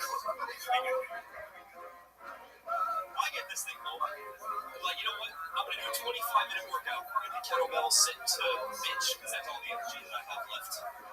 And I actually felt pretty good. Until the next morning, when I woke up and my back felt like Jeffrey Epstein's after a fun-filled day at Chuck E. Cheese. Jane? Call my chiropractor? I don't care if she's at school. All right, Thomas Penza? Is it Penza? Penza? What's that? Penza. Penza. You should join the Marines, son. Right now. Start doing squats. Eat some buffalo meat. You gotta do something different than what you're doing. Gotta switch it up.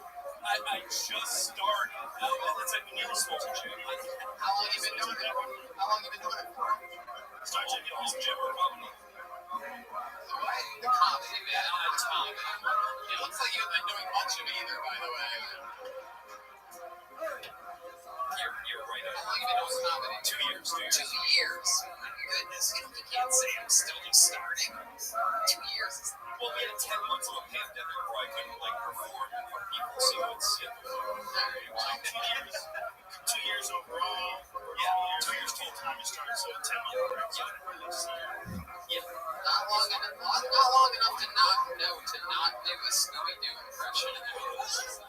That's typically I've been doing it 3 weeks type of experience. When you do a joke like that, you realize, well, nobody reacted to that.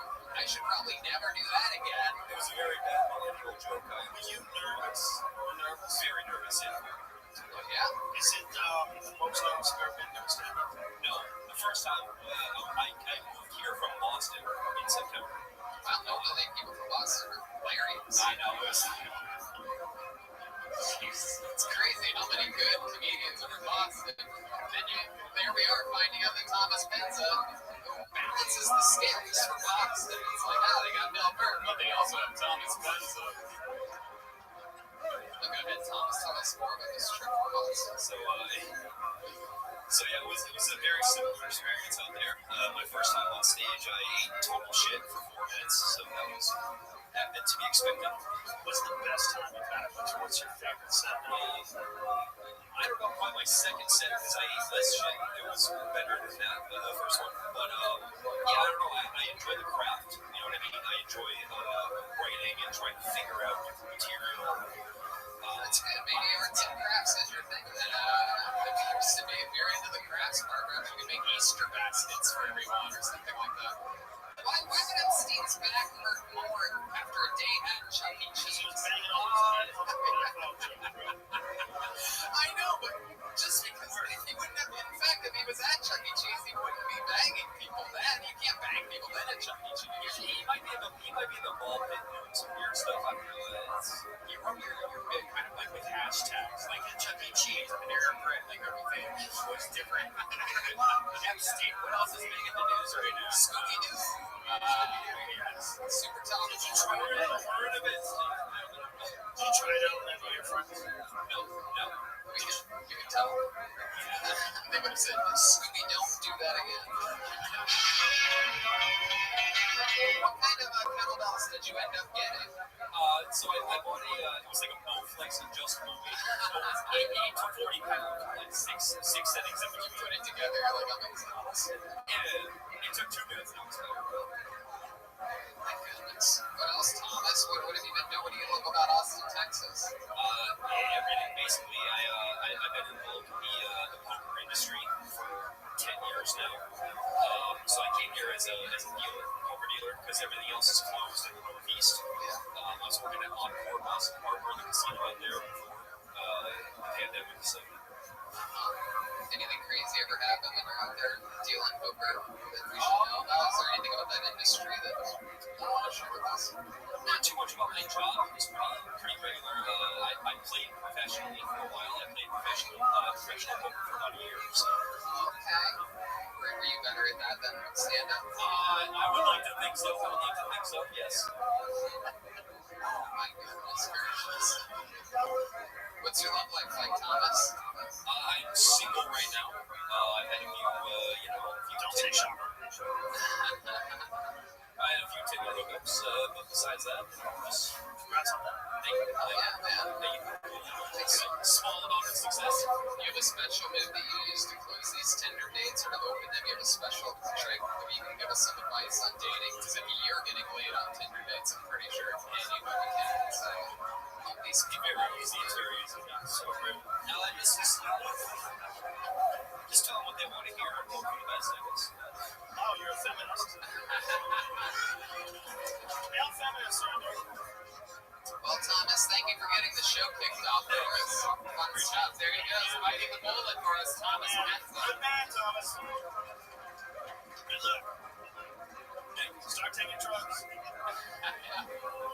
It's a financial deal. Right away. Get the good ones, too. The real ones.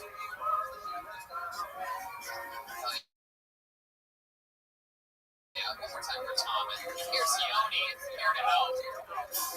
Fred Schaffner, what appears to be, looks like he just built a children's playground out of wood or something like that. I gotta say, he doesn't clean quite as thoroughly as the little Asian girl we had here the last 2 weeks. Pretty quickly, there was a spreading away, like, no way the coronavirus could live through this massacre. Spray it away. Alright, pulled another name out. This is a brand new uninterrupted minute from the stylings of Katie Felton, everybody. It's Katie Felton.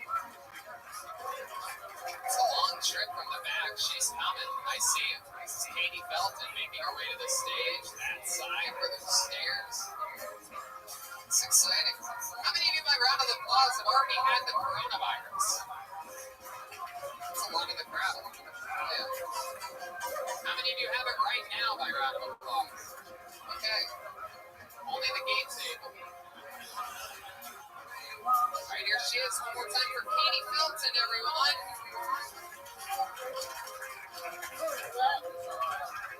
It's come to my attention that I have gained weight. I'm increasingly getting more messages from guys on Tinder asking me if I do communication. If you didn't know, there's a stereotype that bigger girls are freakier. So now I have to lose weight so people know this is missionary position only.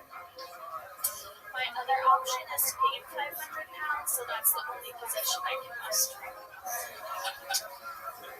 The choices are tied in my head. I have a small world to live. I watch a lot of movies, but I hate watching any movie where somebody does something and overcomes some crazy circumstance to do something super heroic, because I just think of all the ways I would have already died. Like if the Revenant were in my life, they would have to rename it If the Bear Doesn't Kill Her, She'll Do It Herself. Like I said, I watch a lot of movies. Documentaries are my favorite. I can't finish the joke. You can finish. Okay. Documentaries are my favorite. And of course, after I'm done watching a documentary, it changed my life completely based on what I just watched. So, like, Marie Kondo's tidying up, I got rid of all my shit. And it just really makes me wish there was a documentary out there that talked about how you go down for a woman for more than 5 minutes that helps you build muscle. Just to see how many bros watch documentaries. Okay. Katie Felton. I don't know if I really get that last one. Just wants to get her pussy. Yeah. Straightforward. For more than like 2 seconds. Gotcha. All right, I got it. Katie, welcome to the show. How long have you been doing stand-up? Just about 2 years. About 2 years. See how much better it can go for someone doing it 2 years. It's incredible. I love it. That's great, Katie. I love your set. You talked about you being fun of yourself. It's all good stuff. Is it true? Did you really gain weight during the pandemic? Or? I did before, and I'm trying to lose it and get back to where I was. What did you do? You got Bowflex or something like that? Or? No, everything's sold out. I started doing jiu-jitsu. Shit. Oh, okay. Yeah. All the fight lines and that. Too much yeast for that. Wait, what? What is that supposed to mean? Yeast infections. Oh, disgusting. If you have your kill Tony bingo card out. Good guy. He just takes swings. He's just trying. I love it. So how long have you been doing jiu-jitsu? Not very long, like 10 months. I mean, tapped in. No, I mean, like, not really. And we practice, yeah. So I'm still a white belt. I got very far. Okay. All comments are stuff about thinking you're freaky's fun. There's something there for sure. Really nervous. What's last time you comedy? You doing regular? Not since the pandemic. I've done virtual shows, but this was my first time, like, in person for a while. I almost feel like it was virtual. Worse than virtual. Oh, yeah, for sure. Very It's so weird. You hear like really funny comics talking. There's no crowd. It's tough. It's different. It's so bizarre. It's just weird. But you're fun. You got some potential. Have you been doing it only in Austin, Texas? Yes. Right. Is this where you're born and raised? No, I'm from Orange County, California originally. Okay. How'd you end up out here? Was living in New York and hated it, so had friends that lived here and moved out here. Okay. Very cool. Very cool. Don't tell anybody about this place. All right. Here, the ones that live out. Shh.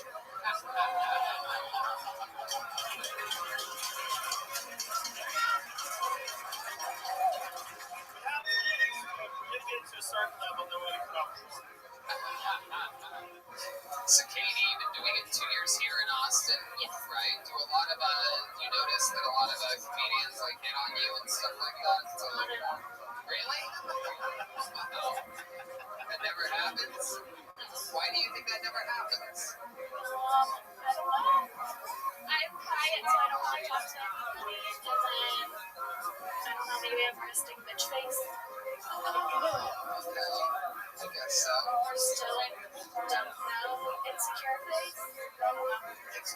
I guess so. You gotta hang out later when the comedians get drunk or they stop caring about things like that. Love it. So, where are some good places to perform? I really like, now I'm on the spot, so I can't think of anything, but Castro, Lakewood. You know what? I have a better question. You said you gained weight here. What are the best places to eat in Austin, Texas? Everywhere. The queso, that's what gets you, is you get queso at every place, and then that adds like a million pounds. Absolutely right. Bob's Queso and Matt's El Rancho. Sometimes I wake up dreaming about it. Yeah. You ever have that? Bob's Queso? I like queso blanco, so like curdy queso is my jam. Yeah. How come the rest of the world doesn't do queso? I know, it's Right? That's weird. yeah. You eat here, then you go other places like restaurants. Yeah. You don't have this. No. It's just like, I want to be awesome. Here on the West Coast, We should have some delicious shit on our menu. they just put like, the West Coast just puts like cheese on a skillet and fries it. It has nothing to do about They taste. somehow don't get it. Bonito. The Mexicans sort of had it, but then there's this Tex-Mex thing. It was like the Texans are like, we can do better. What about a brick of Velveeta? No melt it down. We'll just call them Men's. They buy into it. I love it. Katie, your parents support your comedy dream? Yeah. That's cool. What do they do? They're retired now, but my dad is constantly being like, you should put this in your act, and then it's like, stop being that you can't do that. It's so funny. Wow. All right, Katie. Well, thank you so much for coming on. Great set. There she goes, Katie Felton. She's on social media at K8eFelts. She's Kate. She's adorable. Yeah, look at that. Look at extra sprays. The whole front row just got fucking Gallagher. Wow. An unorthodox sporty and white Romeo on that one. Ladies and gentlemen, your next comedian goes by the name of Carter Anderson. Carter Anderson. Register on her son. I don't know if I'm seeing movement. Because Carter, here he comes. Wow, the pressure is on. A very slow walk. I told him that he wants to. I didn't say walk slow.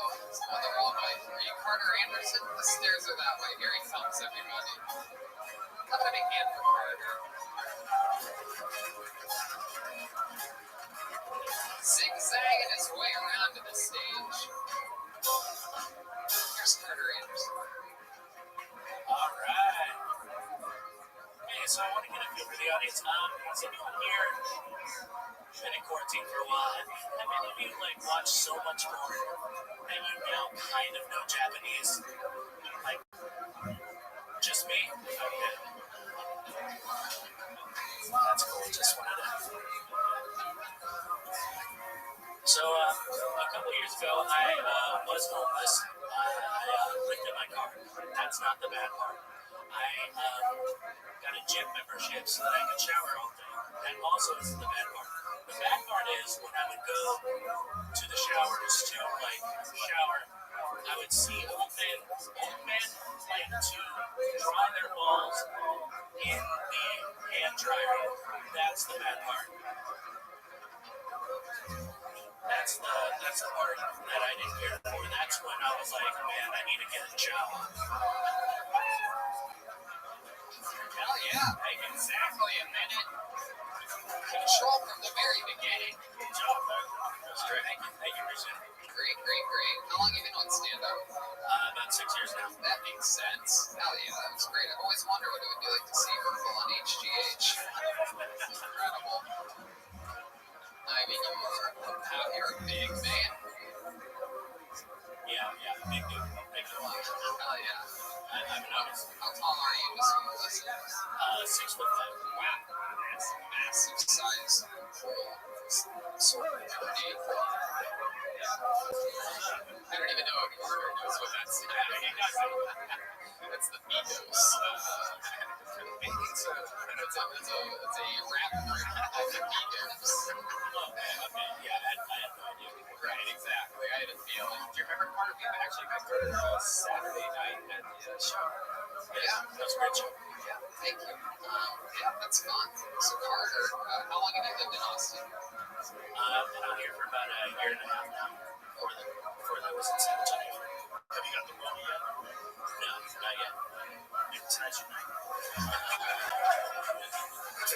If I meet the special person, like Megan, I don't know. I don't think people that are 6'5" they can get it so like elevated above everybody's sneezes and everything. It seems like it's a shorter man's disease.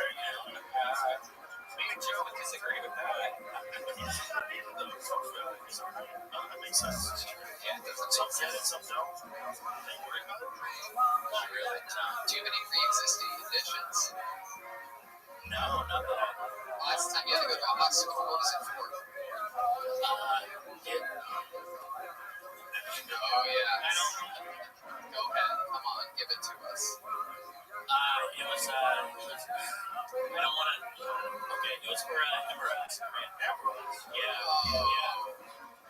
And now we all know. Went from Family Matters to Family Splatters. You know what I'm talking about? Why'd you go to the hospital for that? Like, what happened? Well, I wasn't in the hospital. I just went to a doctor's appointment, and they were like, "Oh yeah, it's fucked up down there. You need to get What do you there." have to do for that? Do they fuck with you? Do they make you get on all fours or something like that? Like, how do they check people? They go missionary position on that? Yeah, it was missionary. Really? Yeah, it wasn't a hospital. Yeah, as high as I could get out there. Well, I'd imagine a guy like you in that position, they have to lift up all your junk and stuff like that, right? I've heard about the. He's got his pants on, just so you know. Yeah. I mean, how much blood do you have to see before you go to the doctor? I mean, I don't know. When you deal with hemorrhoids, there's about a quarter. This is real. Yeah. Viking, you know. Wow. Yeah, after a certain amount, you gotta take that shit seriously. It's dedication. When I went through one day, it's not a big deal. Like they say, we can take a rubber band and tie it off so it falls off and dies and dead kill us, or you can just live it, man. What the fuck, man? Just fix it yourself, DIY. That's not at all talking about your balls. That's what they do when guys want to get rid of their balls. Right, they do the same thing. It's called like rubber band litigation or something like that.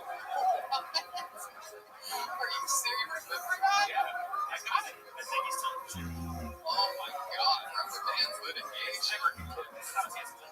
But no, it's like, because they tie a rubber band around it, it's an internal one, and then after like a few months, you have to go back and do it a couple more times. The first time I had it done was so painful. It was like, fuck, what happens if I don't come back? It's like, well, it doesn't live with having an internal hemorrhoid. That's fine. Red man has like a retainer on his asshole that needs to be done. Tighten my rubber hands, please. I'm going through serious litigation right now. Carter, tell us something that we'd be surprised to know about you. Okay, one time I tried to buy a Mini Cooper. And they said no. Like, it was right after that movie, the Italian Job had come out with Mark Wahlberg or whatever, and so I thought, that'd be some cool shit. And I went in there, and the receptionist doesn't even sell cars. It was just like, nah, baby, we don't have any Mini Coopers for you. You're not Mini at all. You can't come here and buy cars. Like, That's wild. and then later I bought a Ford Escort, so I don't know. Like, I would have taken you as the type of guy to buy an Escort. That makes complete sense to me. Have you ever been to the prosecutor? I have not, no. Jesus, good question. Way to spin it around. Again, no, I'm with you, Carter. Maybe that's how you get the money. Maybe you kill two birds with one stone. I don't know if I want to get it that way. Not like that. You know, like that shame and you're sick in bed for a few days afterwards. It's amazing. Could be the move. Well, these are all suggestions. You have a girlfriend, Carter? I do not know. Why wouldn't they buy me? Just because like they saw how big I was, and they were just like, "No, this is never gonna work for it. Burgers are more like 4 foot 9 to get dealing with trouble. That's what it does. It does. I'm thinking now. I've been thinking like, I don't think it's I didn't understand what it was. I don't think it's because you were tall. I just haven't seen a black guy in a Mini Cooper in my entire life. It's not really a black thing. There's no like hanging with Mini Cooper. Maybe they weren't just being racist. Maybe they were trying to help you out, bro. I was trying to get it. That's cars. That was a dope little car. Donkeys. Like, it's like a GoPro. That's John Dees over there. I'm not trying to be mean. Well, we appreciate your set, Carter. You took the show to a new level here tonight. Carter Anderson, everybody. Thank you so much, guys. He's at Mr. Carter Anderson online. There he goes, Carter Anderson.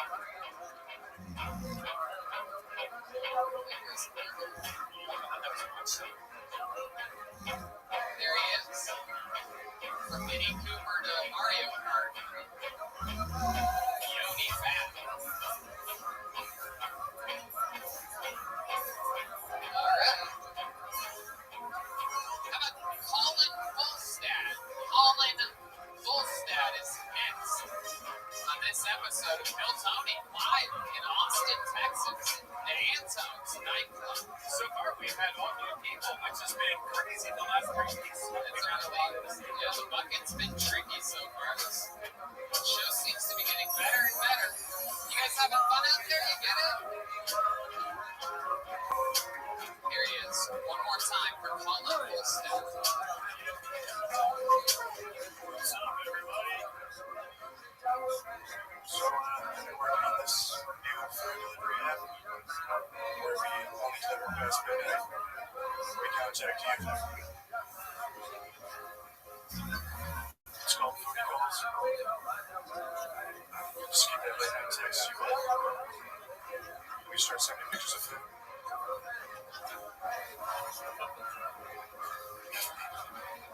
Call them dish pics.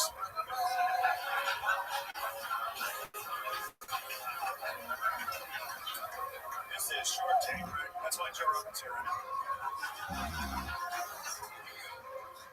I'm going to call Paulson. Thank you very much. Yeah, Colin Volstad. 42 seconds. 1 bit, thunder and lightning. You look like a guy who takes selfies in the storm in Capitol Hill. Doesn't he? Absolutely. I mean, he was wearing Buccaneer horns the last time we saw him. Are you part of any groups or gangs or Any tattoos on your stomach? No, just here. what kind of groups and gangs are you involved with? You seem like you could be anywhere from motorcycle to bird scooters. Right between. I'm a skateboarder.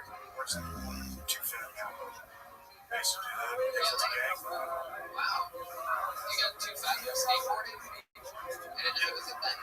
I mean, it is. You need balance, man. Let's have that skateboarder on the show. Remember that kid? Was he fat in the beginning, though? That's different. They start with the fatness. Yeah, we had the fat guy in Columbus, Ohio. I tried to start this hard. Okay. It seems like you would keep going right. You would your stomach is leaning over and it just would naturally take you. It is a problem. How long have you lived in Austin? A little over 4 years. Okay, where'd you move from? Minnesota. Oh, wow. That's why you look like biking. That's right. Do they still have a chance? The Super Bowl's a couple weeks ago. Still open. And did you play any sports in your life other than skateboarding? Yeah, I used to play soccer and football until my older brothers made fun of me. Until the what? My older brothers made fun of me for playing sports. Oh, do they still make fun of you? Oh, you showed them. You murdered them. They're still alive. What They made fun of you for playing tennis. Yeah. What they wanted. So we listen to rock music, skateboard, like the opposite of most kids' lives. I was bullied by the kids that were bullied.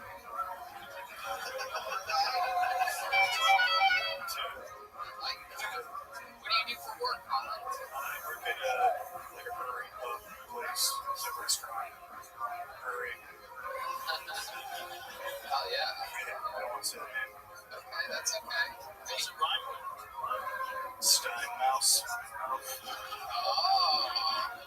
They know what it is. Yeah. All right. What do you do there? You do podcast? No, they wouldn't let me brew anything. I'm like a front house lead. That's right, let me lead it. Really? You're one of the first things that people see when they walk in. Yeah. I put my hair up. It's usually tied up when I work. Professional. Okay. What do you do? Sir. Wow. You ever just how do you put it up like in a bun or something? Yeah. Alright. You ever do like pigtails or anything like that? To go on your How much do they have to pay if you have a show? You do pigtails. I mean, I think they go great. it ain't that much great. I think they go great with your big body there. That should be good. Never forget you. That would be good. Pigtail man. I thought about that. His reputation. Joke. The guys Pigtails? I mean, there's not a lot of like uncharted ground. That's That true. might be a thing. Carrots. I don't know, man. Amy Schumer did it with a big body. Oh, there you go. I did it again. You see that? Boom. I didn't get it in, and then I didn't get it in, and then I got it in wrong, and then I fucking repackaged it. Oh, you did it! You did it. You finally got the fucking pig punch. Colin, what would we be surprised to know about you? That you've read a book before? I've rarely done that before, actually. What's a fun fact about you that would surprise us? I guess I'll just do it to myself. I used to rap. I used to freestyle all the time. Please, for the love of God, you gotta give us something. God damn it. Deez has a beat for you right over there. Alright, fuck it. How many you want Colin to rap for you right now?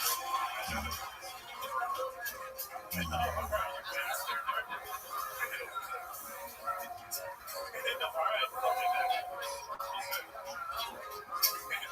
Yeah. You don't be so white, sister. Like my life, my spit so cold. You don't even fucking know. Grip the microphone, out of control. I'm going out of the zone. I keep smoking on bowls, my brain's broken. I keep flowing. They know it, they notice my soul's moving. You can't stop the action. I'm talking out from the top of the brain. That's all you get. It's all I'm gonna say. Wow! Look at that. The crowd goes wild. Good job, dude. There was one other thing I was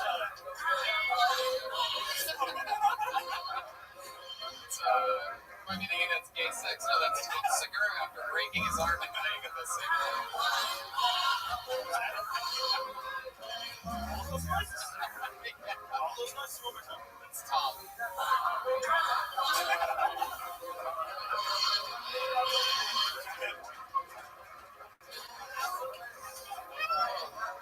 Somebody should mix that into a song, right? Absolutely. It's the only sound that, very rarely do I ever hit Red Band up and go, hey, we need to isolate this sound. But when I saw the video, I immediately. Yeah, it did sound like it sounded like the Wizard of Oz making it. It's really wild. He keeps making that noise. He's stuck in one position because one arm is flapped over and backwards. Right about at the end there, that's when Bert is readjusting his actual arm forward. Hell yeah. So you rap, man. That's incredible. I don't do it very much anymore. What was your rap name? Did you rap on like Stone Thugs and Harmony or something like that? What's dope with you? Wow. All right. I guess I sort of get it. It's not bad. Not bad at all. All right. You're funny, dude, man. Great, man. Great set. Great everything. Thanks for the interview, Colin Holstad. Thank you. Every night. Fun. amazing how much comics are this week. Yeah, it's kind of fun. Wild. Hell yeah. You're lucky, man. You're lucky. Keep coming back. How about one more hand for Colin, everybody? There he goes. We're doing it. Dude, it's Canadian. We're going to see if it keeps getting better. The pressure is on. Oh, look who it is, everybody. Wow. There he is. Uh-oh. Fresh from eating mushrooms and going through sewer tunnels. Charles Adams. Charles Adams is next on Kill Tony. Here comes Charles Adams.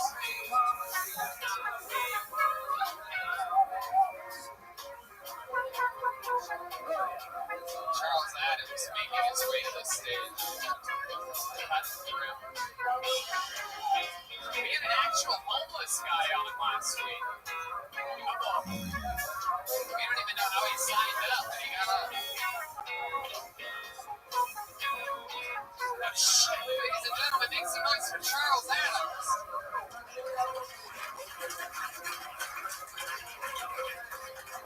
What's up?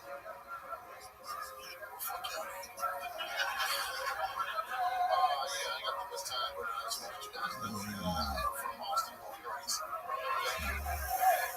I'm a really big family. I'm the youngest of 15 kids. 15 kids, I know. My dad didn't believe in condoms at his ball games. Johnny, shout out my dad, you know what I'm saying? Everybody right now said fuck the police. That's what's up. My dad was a police officer in Austin. I'll tell you why I grew up in this protection. They would come home with the refrigerator over. That's all I got.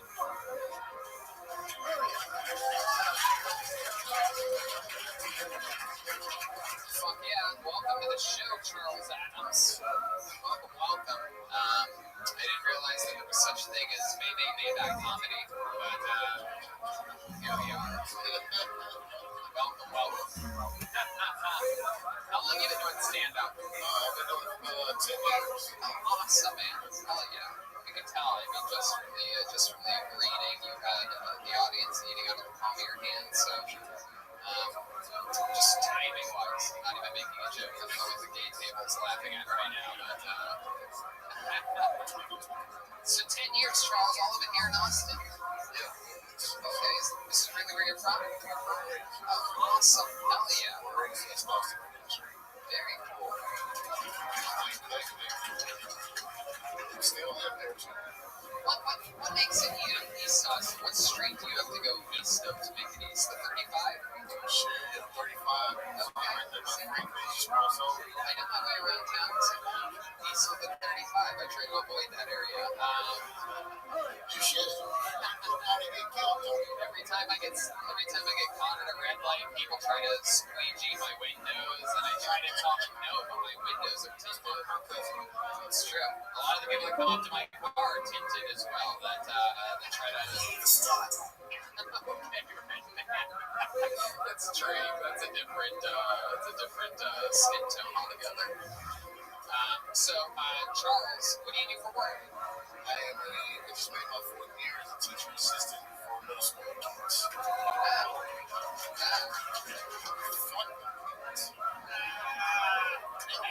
What do you teach them? Gym? English? You seem like the kind of teacher that would do some like scared straight type of stuff. Like if you ever just scream at the people. I love it. How often are you getting up and stand-up? Right now, anytime I can. How often is that? That's a hard question. About twice a week. What about you? And you said you're the youngest of 15 kids? 15. Wow. You guys do like family reunions and things like that? Yeah, family reunions. We're now parks. Okay. We meet. All right. Does everybody in the family sort of look like you? Like,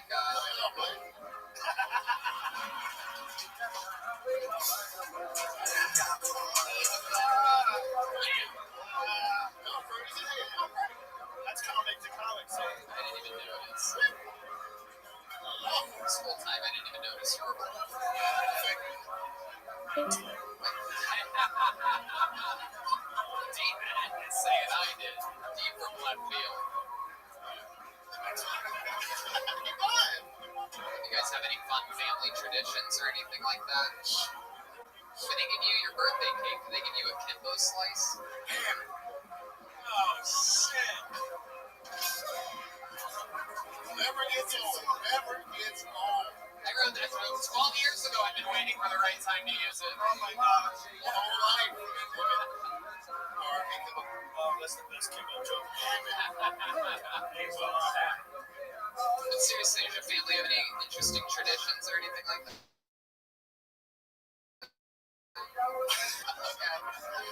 Get together and get the fuck out. Is your dad really a cop? Yes. Has he ever, like, any of your friends ever been arrested by him and tried to drop your name? No. What the hell? No. Motherfuckers won't even come to my house and sleep on. Like, no, your dad always check out background. Okay, come on. We don't like it. You know? My goodness. Your cop father had 15 kids. By the end, your mom must have been like, hands up, don't shoot.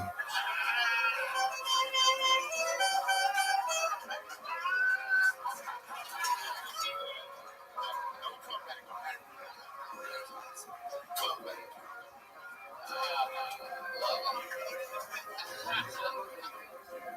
Wow.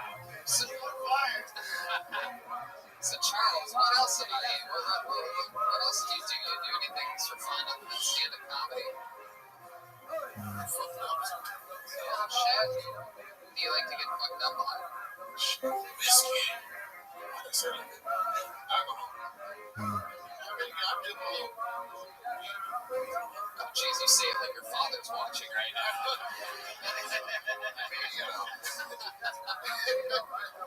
I love it, Charles. So funny, man. So cool, so smooth. I love your style. Come back again. Sign up. Show us another minute sometime. Charles Adams. Hell yeah. We're getting through it today. Yeah, it's so good. Funny comment. Hell yeah. Pulled another name out here. Yoni. Do some work here. Keeping us safe. We do what we can here in Texas. It's not like California where you just put the boards up outside your business and wait until next year. You guys excited to be out tonight? On a Monday. Who has more fun on a Monday than us? I pulled another name out of the bucket. He goes by the name of Patrick DePari. Patrick DePari. D-E-P-A-R-I. Here he comes. Yeah.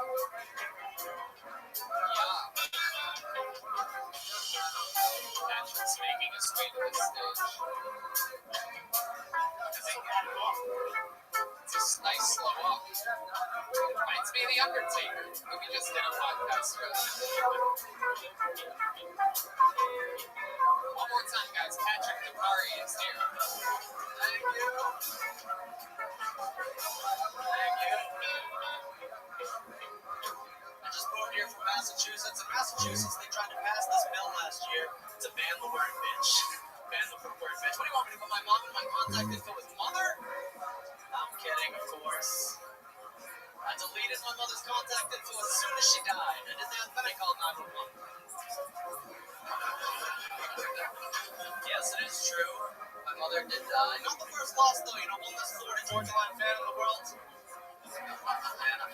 Joey said, you're going to be the death of me, and then my father was the one to forget to give her minutes. Wrong again, bitch. Yeah. I actually did a 15-minute comedy set at my mother's funeral. Some people thought that was insensitive. I don't think it was as bad as the TikTok my little sister filmed in front of the casket, though.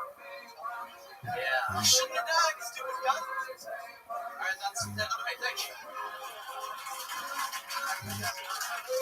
Wow.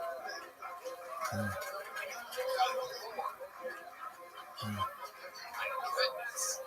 It's a shame your mom couldn't get up and walk out of that set. But, my goodness, did you really hate your mom, or you just using this as like therapeutic? Yes. All right. Yeah. No, we had a very tight relationship. She was very good. Is she even really dead? Oh yeah, she died. Yeah, she said, "Are you sure?" We have a special guest, everybody. No, I'm kidding. I'm kidding. She's dead for sure. I was actually the one that found her, and I tried to bite her Party time. No. Okay. Wow, that's gotta be hard. Not many people in this show's history have found your mom dead before. What was that like? Was it morning time, afternoon? No. My little brother was the one who found her. He reported the news to me, and then were you in the house when it happened? Yeah. She was sick for a while, and then my dad texted me. It was like, "Hey, I don't feel good about mom. You should go hang out with her." I said, "Fine." And I was sitting there hanging out with her, and then she told me to take out the trash. And I took out the trash, and then my little brother ran up to me and was like, "Mom's on the ground. You have a yak." Wow. My goodness, I don't know how yak fits in there, but oh wow, that's incredible. So her last words were take out the trash. Did you at least put that on her tombstone or something like that? No. No, I started doing comedy the next week. Wow. All right. Well, how old are you, Patrick? I'm 22. Awesome, man. God damn, you're so good for 22. How long have you been doing it? Coming up on 2.5 years. 2.5 years. Absolutely. Started on September 11th, 2018. You just love tragedies, don't you? It's I just came down there 2 weeks ago, and on my way down, I stopped at the Virginia Tech just to see because the school shooting. And then you really did? You stopped by there like it's a tourist attraction? It was like 1 in the morning, and these cops came, and they were like, "What are you doing here?" And I was like, I just wanted to see it. And then I stopped in Dallas at the JFK assassination spot. Jeez, and then I stopped at the French Canadian compound. So yeah. Oh my goodness. Any plans for Auschwitz in the near future? I would love to, test the soil. My goodness. Wow, Patrick. I love your very frighteningly dark sense of humor. I mean, I thought we've seen a dark sense of humor for 40 years. It's dark. It's like Charles Adams' family. That was the last guy everybody keeps squeezing it in. Or another racial joke. So Patrick, what ethnicity are you? Dakari? Italian. Oh, Irish Italian. Okay. All right. What do you do for a living? This right now, I don't have a job. Have you had a job before? Yeah. I've actually had 17 jobs. Okay. I'm getting HEB energies from you. Am I correct? No. They asked me to cut your hair. You refused to cut your hair. My goodness. HEB with high quality standards, I'm telling you. What are some of the 17 jobs? What's the one you like the most? I worked at a retirement home for a year. Oh, Jesus. You just love watching people die, huh? Yeah. Writing jokes and finding bodies, Tony. That's my thing. All right. Enjoy it. Okay. Get your Brody out of here. That's so sad.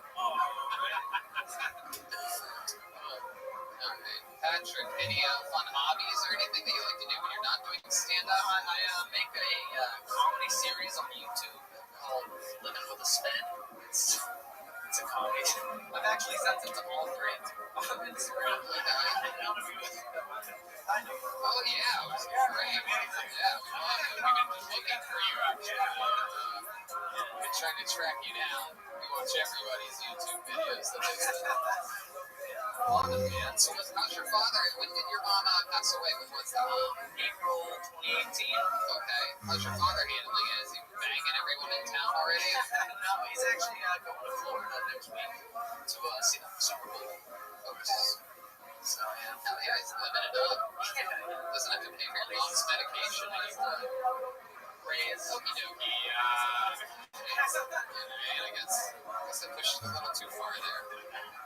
I love it. And how long have you been doing it in Austin, stand-up comedy? I just got here almost 2 weeks now. Oh, wow. So you're as fresh as it gets. Yeah. From Massachusetts, what part? Billerica. It's like 30 minutes outside of Boston. All right. What are they known for? Any fun facts about murder? Yeah. Is that true? Is it dangerous? No, for real. There was a bunch of hookers that were murdered in Mill River. It was like a standard joke. Like comics say, oh, just got back from Mill River and dropped a couple of people off. Dumping dead bodies on the side of the road. Dudley Road, yeah. A guy escaped from prison, went to Dudley Road. There's a prison in Florida. Sounds awesome. It's a terrible place to live. Congratulations on getting out of there. Good job. What's your favorite thing about Austin? You've only been here 2 weeks. I don't know. Yeah, I like the Austin. Texas. It seems like a place I could get sick of. Why? I just like it. I like it. Oh, shit.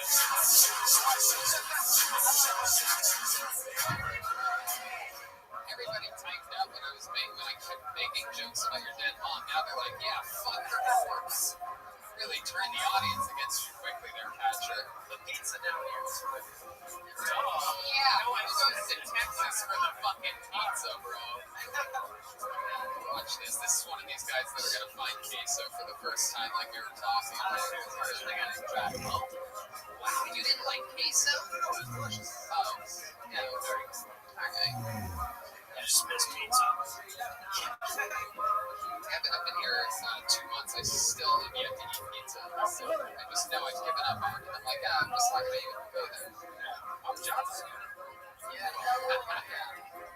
They have good pizza here, you fucking idiots. Really? It's like no people that tell them, it's a single barbecue place. Go to Texas. I don't have any parents with songs. Find the good pizza places. Yeah, there's a few good pizza places. I'll keep basically everything. Pizza's basic though. If you don't have a good pizza place in your city, then something's wrong. Country time? He's too high there. It's like country time. When I think I say that out loud, Got lemonade Tourette's over there. Country shit, time. I was just thinking about lemonade. That's okay. I'm gonna be hand for Patrick DePari, everybody. There he goes. Patrick DePari. Alright. Let's do something fun. How about another surprise? You guys like surprises, right? Everybody loves surprises. Everyone knows that the band that was originally in Los Angeles didn't come to Austin, Texas, and for a week or so, first week we had all 3 regulars here. Very exciting. And tonight we have one of the regulars, everybody. Ladies and gentlemen, here from Los Angeles, California. You know him as an unbelievable joke writer, regular on Kill Tony Brothers in Cursive, and a guy that loves going back and forth with me, making fun of one another. Ladies and gentlemen, it's a brand new minute from David Lucas. There he is.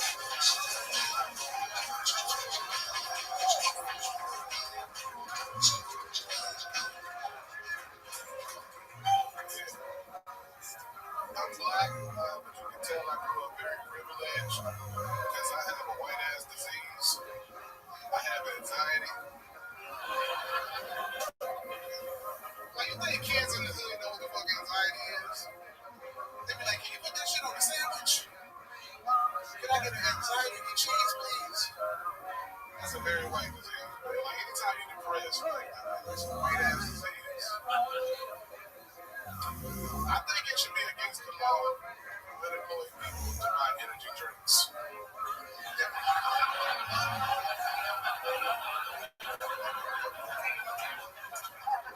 Like, what the fuck are you getting charged up for, nigga? Like, if your ass is unemployed, you should only be allowed to buy bottled water and spice bread. That's it, you unemployed motherfucker. There it is. Exactly a minute. Joke. Still got it. Good job, man. Yeah, man, the great Joe Rogan, man. The great Joe Rogan. We've seen each other many a night. That was very fun. Thank you, bro. Thank you, man. Look at him, and he did it all smooth oozing into those jeans. Look at those. Wow, you're still trying that, huh? Were those tears there this morning, or is that just every time? Did you just eat lunch and then, you're like, yeah. You look like a gay camera case.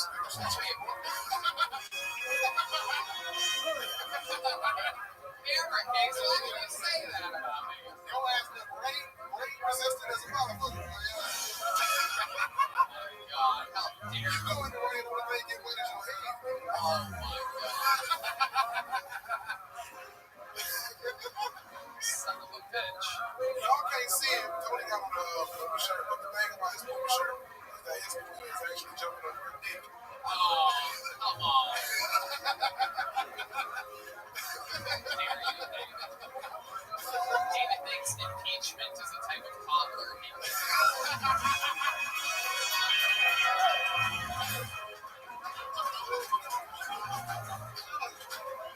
David's excited about the Super Bowl. That's what he eats cereal out of every morning. Tony got to the venue an hour before everybody else just so he can sniff the seats.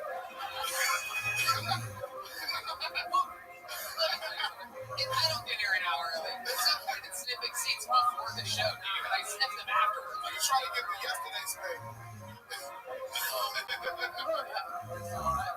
David, how dare you? Tony working at the airport sniffing out illegal dildos in suitcases. How do you know that I do that as a part-time job? This dildo has lead in it. You can't break it open.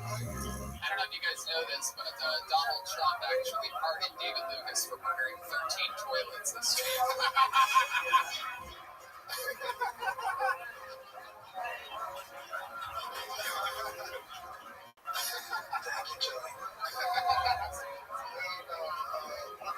So you excited, David? You're here in Austin? Yeah, bro. I know. Listen, man, this shit is dope, man. I want them to look at this moment. Yeah, you did? No, I thought I saw a tsunami coming. I seen you going into a tent naked.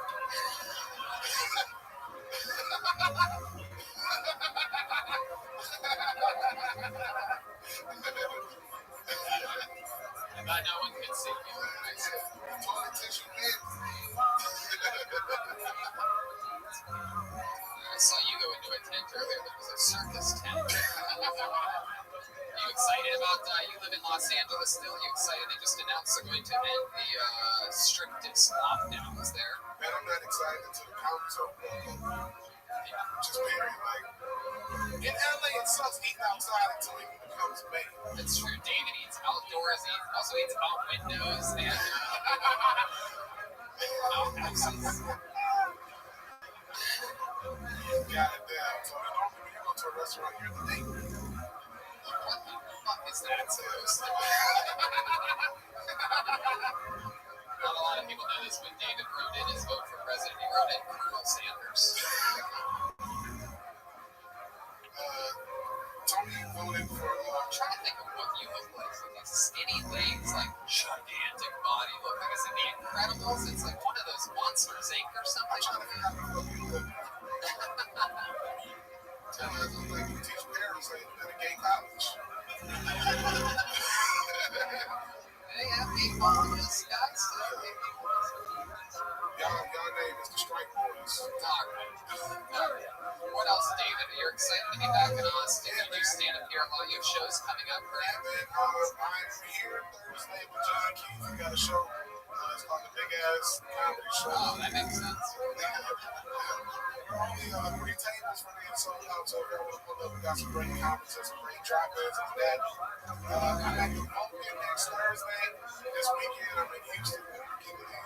Wow. Texas love, baby. 100%. That's about it. That's about it. Still eating good ass barbecue. Yeah, what's your favorite kind of barbecue? Christmas so far. Alright. That shit be tender as hell. Look at you. How much do you eat? Like 21 Savage. Red man, you look like the CEO of Trader Joe's. Motherfucker. Hey, ring your bell. Ring your bell. Why would you play that? Ring your bell.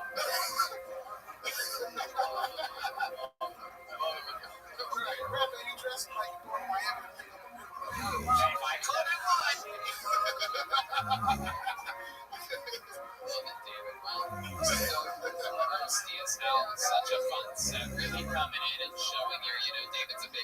store employee is, really rising through the ranks there. Came in, you showed, sort of a compilation of everything that we saw from everybody that did good. Nice short jokes, great pacing and timing, was a big comfort, so great stuff. Welcome back to Austin, Texas, David Lucas. He's on social media, David Lucas Funny. We're getting through it. He's a funny dude. Yeah. Real ringer. So comfortable. Yeah, he might be moving here permanently too. Alright. This looks like another new name, everybody. We're going to meet the comedy of George Barnes. George Bears. Barnes. B-A-H-R-S. George Barnes. I don't see any movement. George. Alright, oh, here he comes.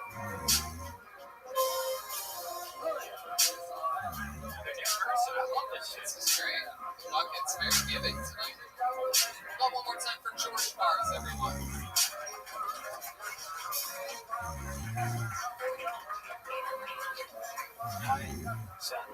So I learned something pretty interesting about magnet condoms recently. They fit everywhere. They just stretch me. For the longest time, I genuinely magnet condoms were like presents. They were these black magnets. Now they fit everyone.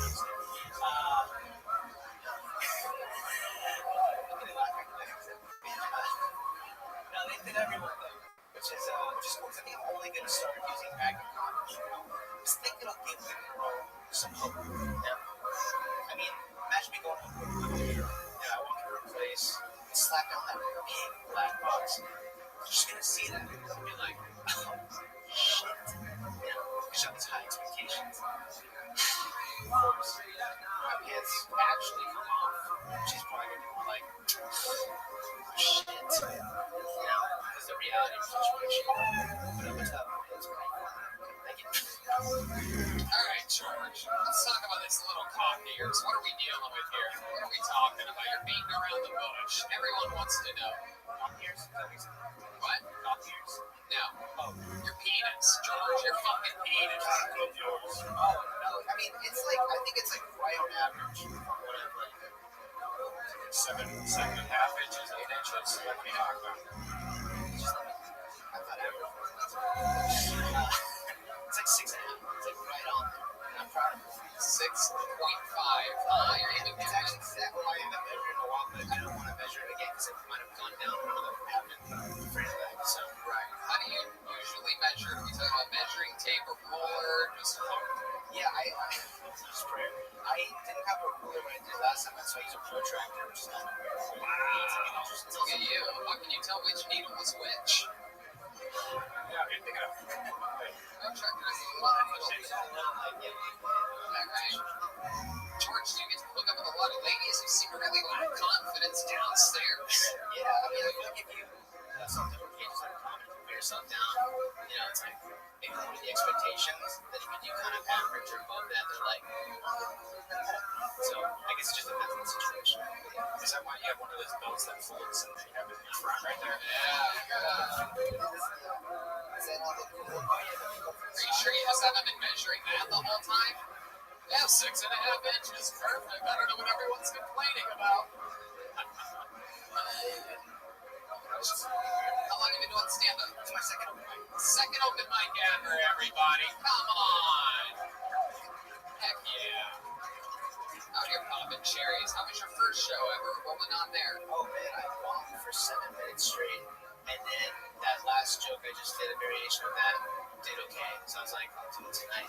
But yeah, it was in San Antonio. And it was in Austin. So maybe a more intense here. I'm not sure. Yeah, I guess so. Maybe.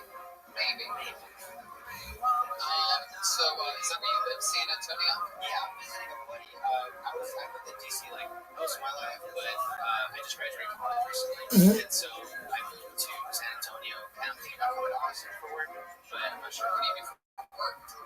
Nothing right now. I just graduated. I have a degree in computer science, and I'm trying to do something with that. my buddy's a developer too, so I'm probably gonna move in with him. But it's a lot of information. Anyways, it's Anyways, it's all right. Okay.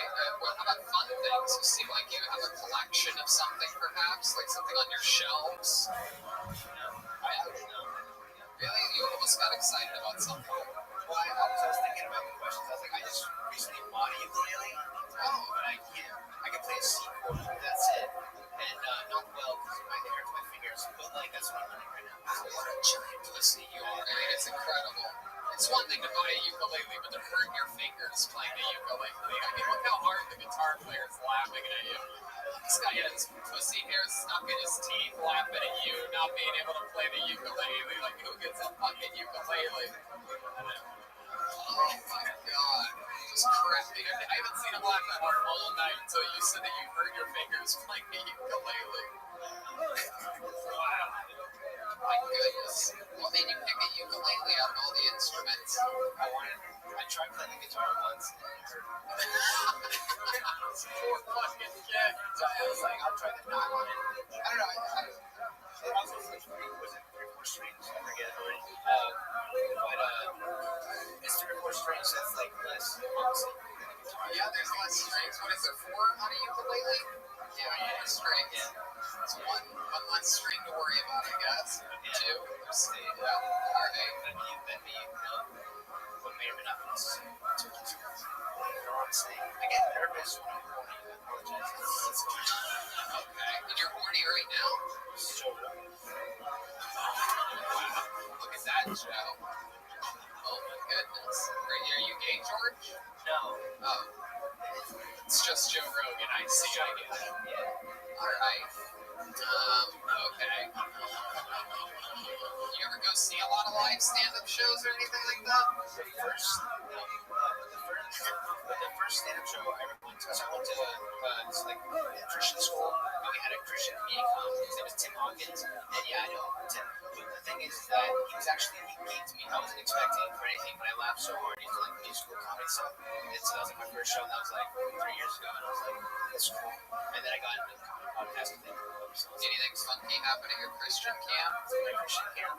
Yeah. It was good school. My school was a university. It was Christian. Okay. Anything funky there? We had curfew, so not really. Wow. What time was curfew? I think it was midnight. I never did it.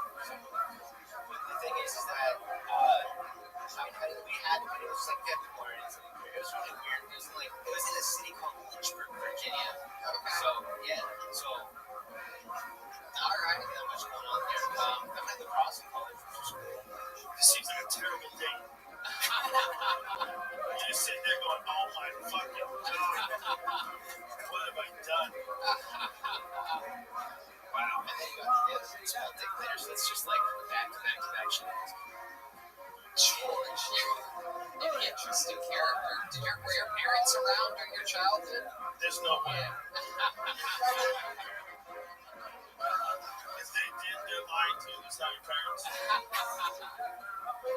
Well, I thought so until like 2 seconds ago. Yeah, I mean, yeah, my grandparents and stuff like that. I have a big family too. So I'm with 9 kids, and on one side, and then the other side is just a Mexican on one side. Yeah. Wow, George. We should wrap this up. Yeah, for sure. I tried, George. I tried hard. There he goes, George Bars, everyone. STR_BAHRS.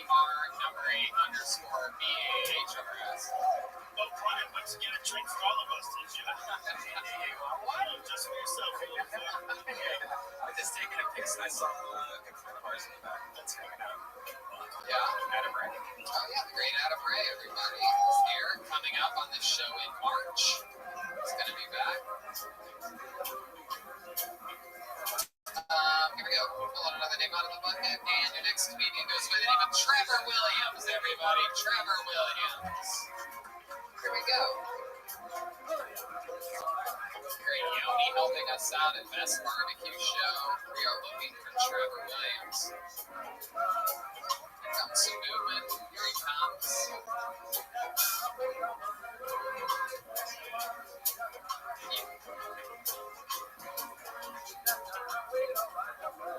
How about one more time for Trevor, everybody? Here he is.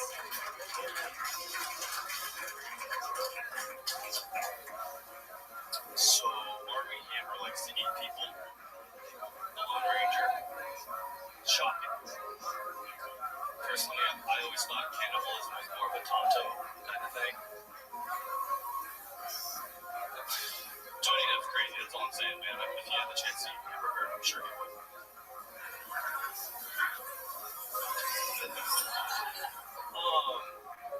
I was walking back to my car after the last time I came to the show, and I had that awkward situation where I'm walking behind this girl, and we're walking at the same pace, and like, I feel uncomfortable. I think she feels uncomfortable. I don't know how to like break this tension, so I just yell, "Gotcha!"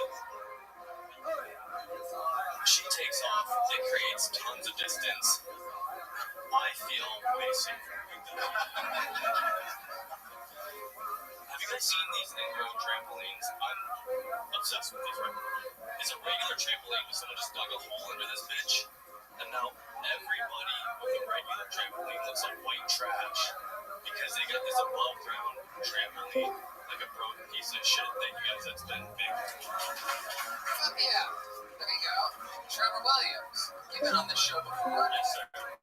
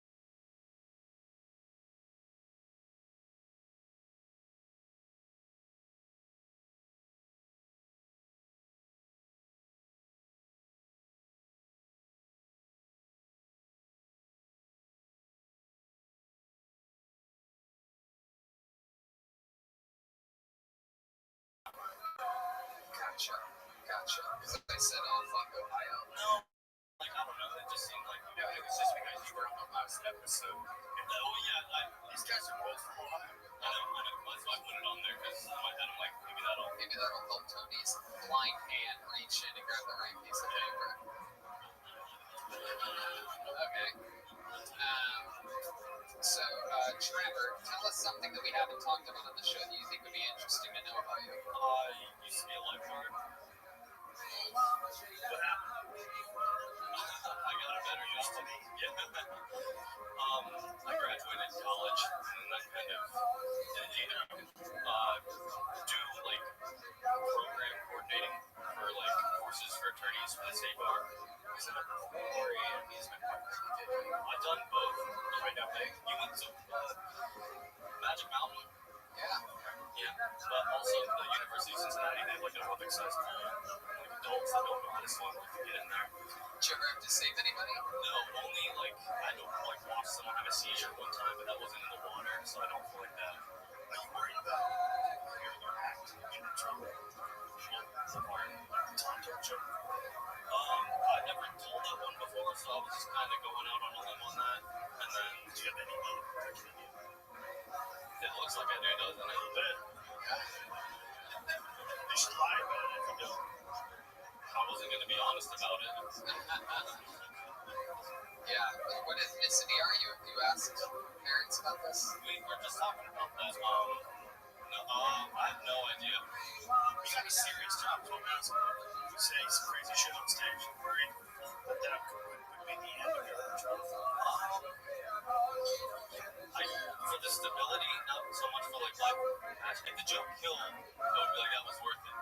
That reaction, I probably won't tell it again. That's good. In front of a camera. Yeah. Right. What other subjects do you tend to cover in the jokes that you've written in 2.5 years? Just if we were looking at how you write, like titles of jokes, what else do you cover? I got a lifeguarding, a bit of routine there. That's what I was kind of trying to say. Not try it on us. Sure. Hey man, tell me about being a lifeguard. Periods. swimming lessons. I mean, regardless of getting certification, you're just shorthanded, so sometimes you have to like switch roles. And one day there's like these 4-year-old kids, and after their lesson, there's like one like kind of off kid, and I feel for him. He's like shooting at the hoop, but he's missing everything. So I go over and I'm like, "Hey man, you want to dunk the ball?" And I get consent from him. And anyway, I end up knocking out all of his teeth, completely obliterated. Yeah, he grabbed the rim on the way down, dunked it through, but then it like he opened his mouth, just broken teeth and blood, and I ended up with the mom. Wow. There you go. So much for gardening life, huh? Yeah, that was the last time I ever got to do swim lessons. Is that a true story? Yeah. You hesitated, I don't believe you. No, I hesitated because you questioned me so much about losing jobs that I'm like, I don't know how much truth I should be telling. Yeah. I never saw the kid again. Well, how convenient. Yeah. Do you think it was his baby teeth or his adult teeth? Definitely, they broke easy. I didn't. So when it gets That bitch ass teeth. his face fit, I didn't see good. Anything happened because it was such a soft tap. But the minute he opened his mouth to cry, I was just all over his tongue. Was just broken. It was either a kid or a meth head. So You never know. could have been a meth head midget. Alright. Good name for a band. Meth head midget. Trevor, you ever play any music? No. You ever sell weed? Yeah. Probably shouldn't have thought so. Yeah, so that's what you do for the state. They paid me well enough not to. All dental, everything. Oh, that's incredible. It's a shame the kid that you helped play basketball didn't have the same covers. I'm a lifeguard, man. Alright, Trevor, well, you've gotten up a couple times now on the show, and congratulations to you. Any questions for us? What did you think? That I shouldn't keep trying? Do you really want to, say answer that? I don't know. I'll just, I can keep living my delusions. I think it was better than last time. It's definitely better than last time. There you go. Congratulations. Improvements being shown. Trevor Williams. What do you guys think? Go to the bucket one more time? Wow. Look how fast he's going. Yummy. Like a hit crew. Wow, he's gotten so good at this.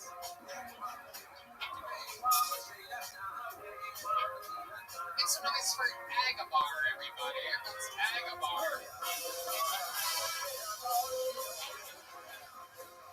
Hell yeah.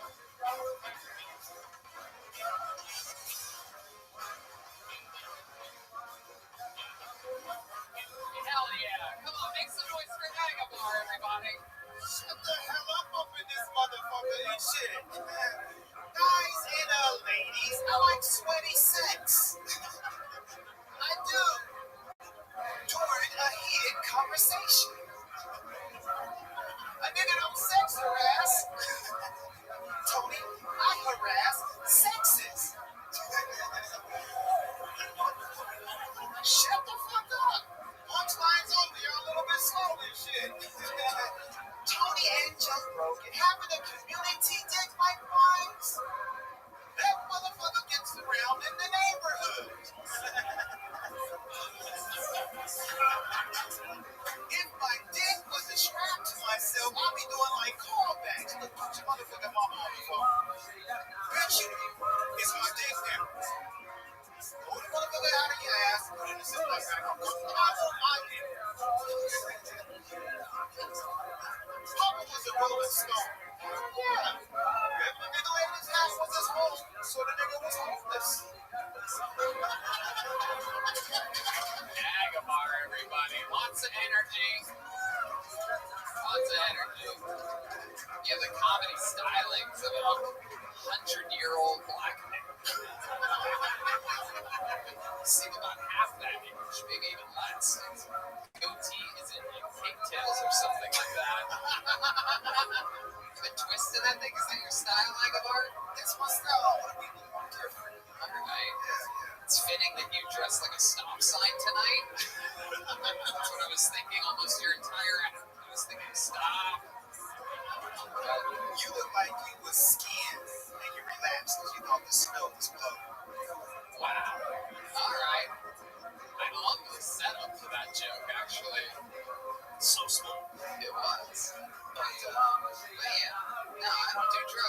How about you? You ever do drugs?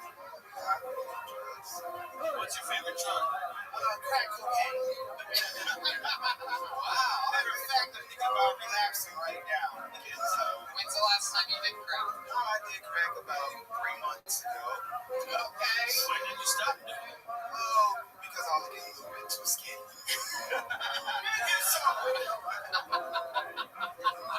That's the only reason why? You're like, I need to put on weight? No, when I do crack, I order my dick don't get hard anymore. So I'm like, fuck it. Wow. Look at that. That should be on a t-shirt. No, I'm joking. I never did crack. No, we know that you did. I just be in a crack house. My daddy was a carpenter.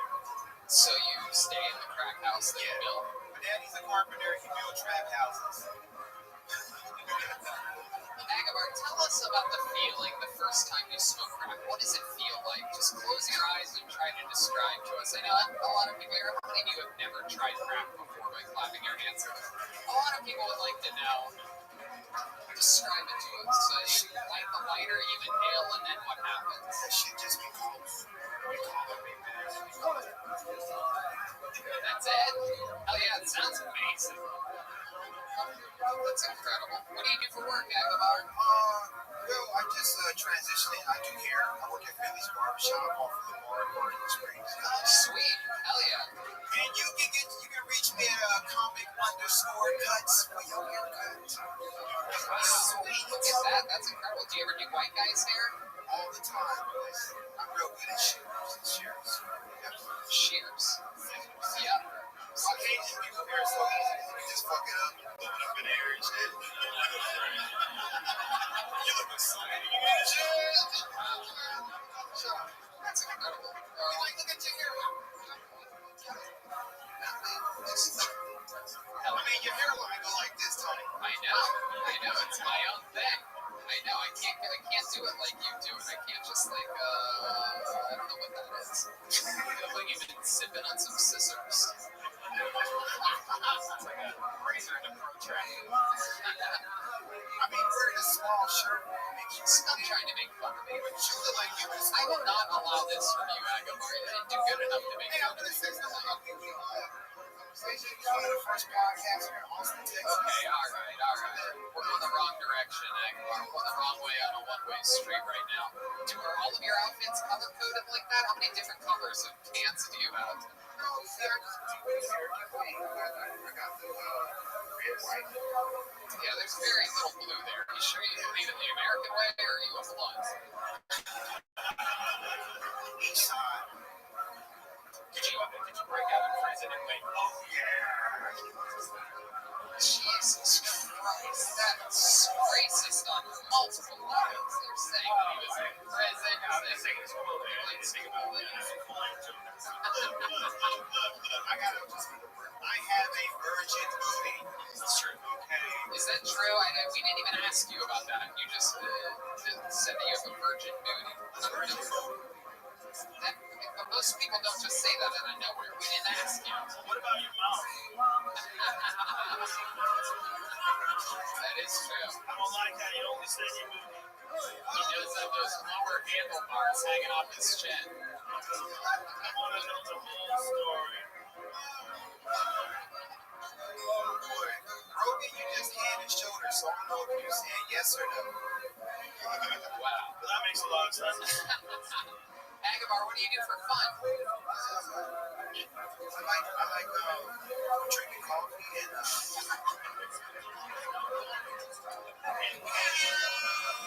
Oh my god. Drinking coffee. Do you know what schizophrenia is? Joe Rogan, I'm not schizophrenia. I just talk to myself. I need someone intelligent to talk to.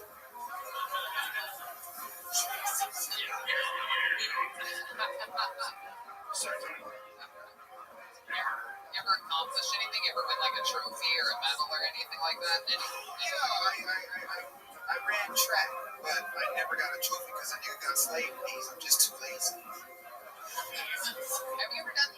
How long have you been doing stand-up? I started my stand-up career actually in Austin, Texas, so I've been actually doing comedy for about 3 years. 3 years. And how many times a month would you say you get on stage? Well, like I said, actually doing comedy before the COVID, I was on stage like every day, like Monday, Tuesday, Wednesday, Thursday, Friday. Yeah, Right. Do you try to be funny when you have clients in your barber chair? Yeah, but you have to talk with open-ended questions because if I say a joke that's too harmful, then it fucks up my tips. What's the worst joke that you remember ever doing with someone in your barber chair? I said, if God did not intend for us to eat ants, then why do the motherfuckers in between two boys? You should open with that from now on. Just sell it. Be confident. As a fellow ass eater, I support you, Christian. Hell yeah. Hashtag don't be scared of me.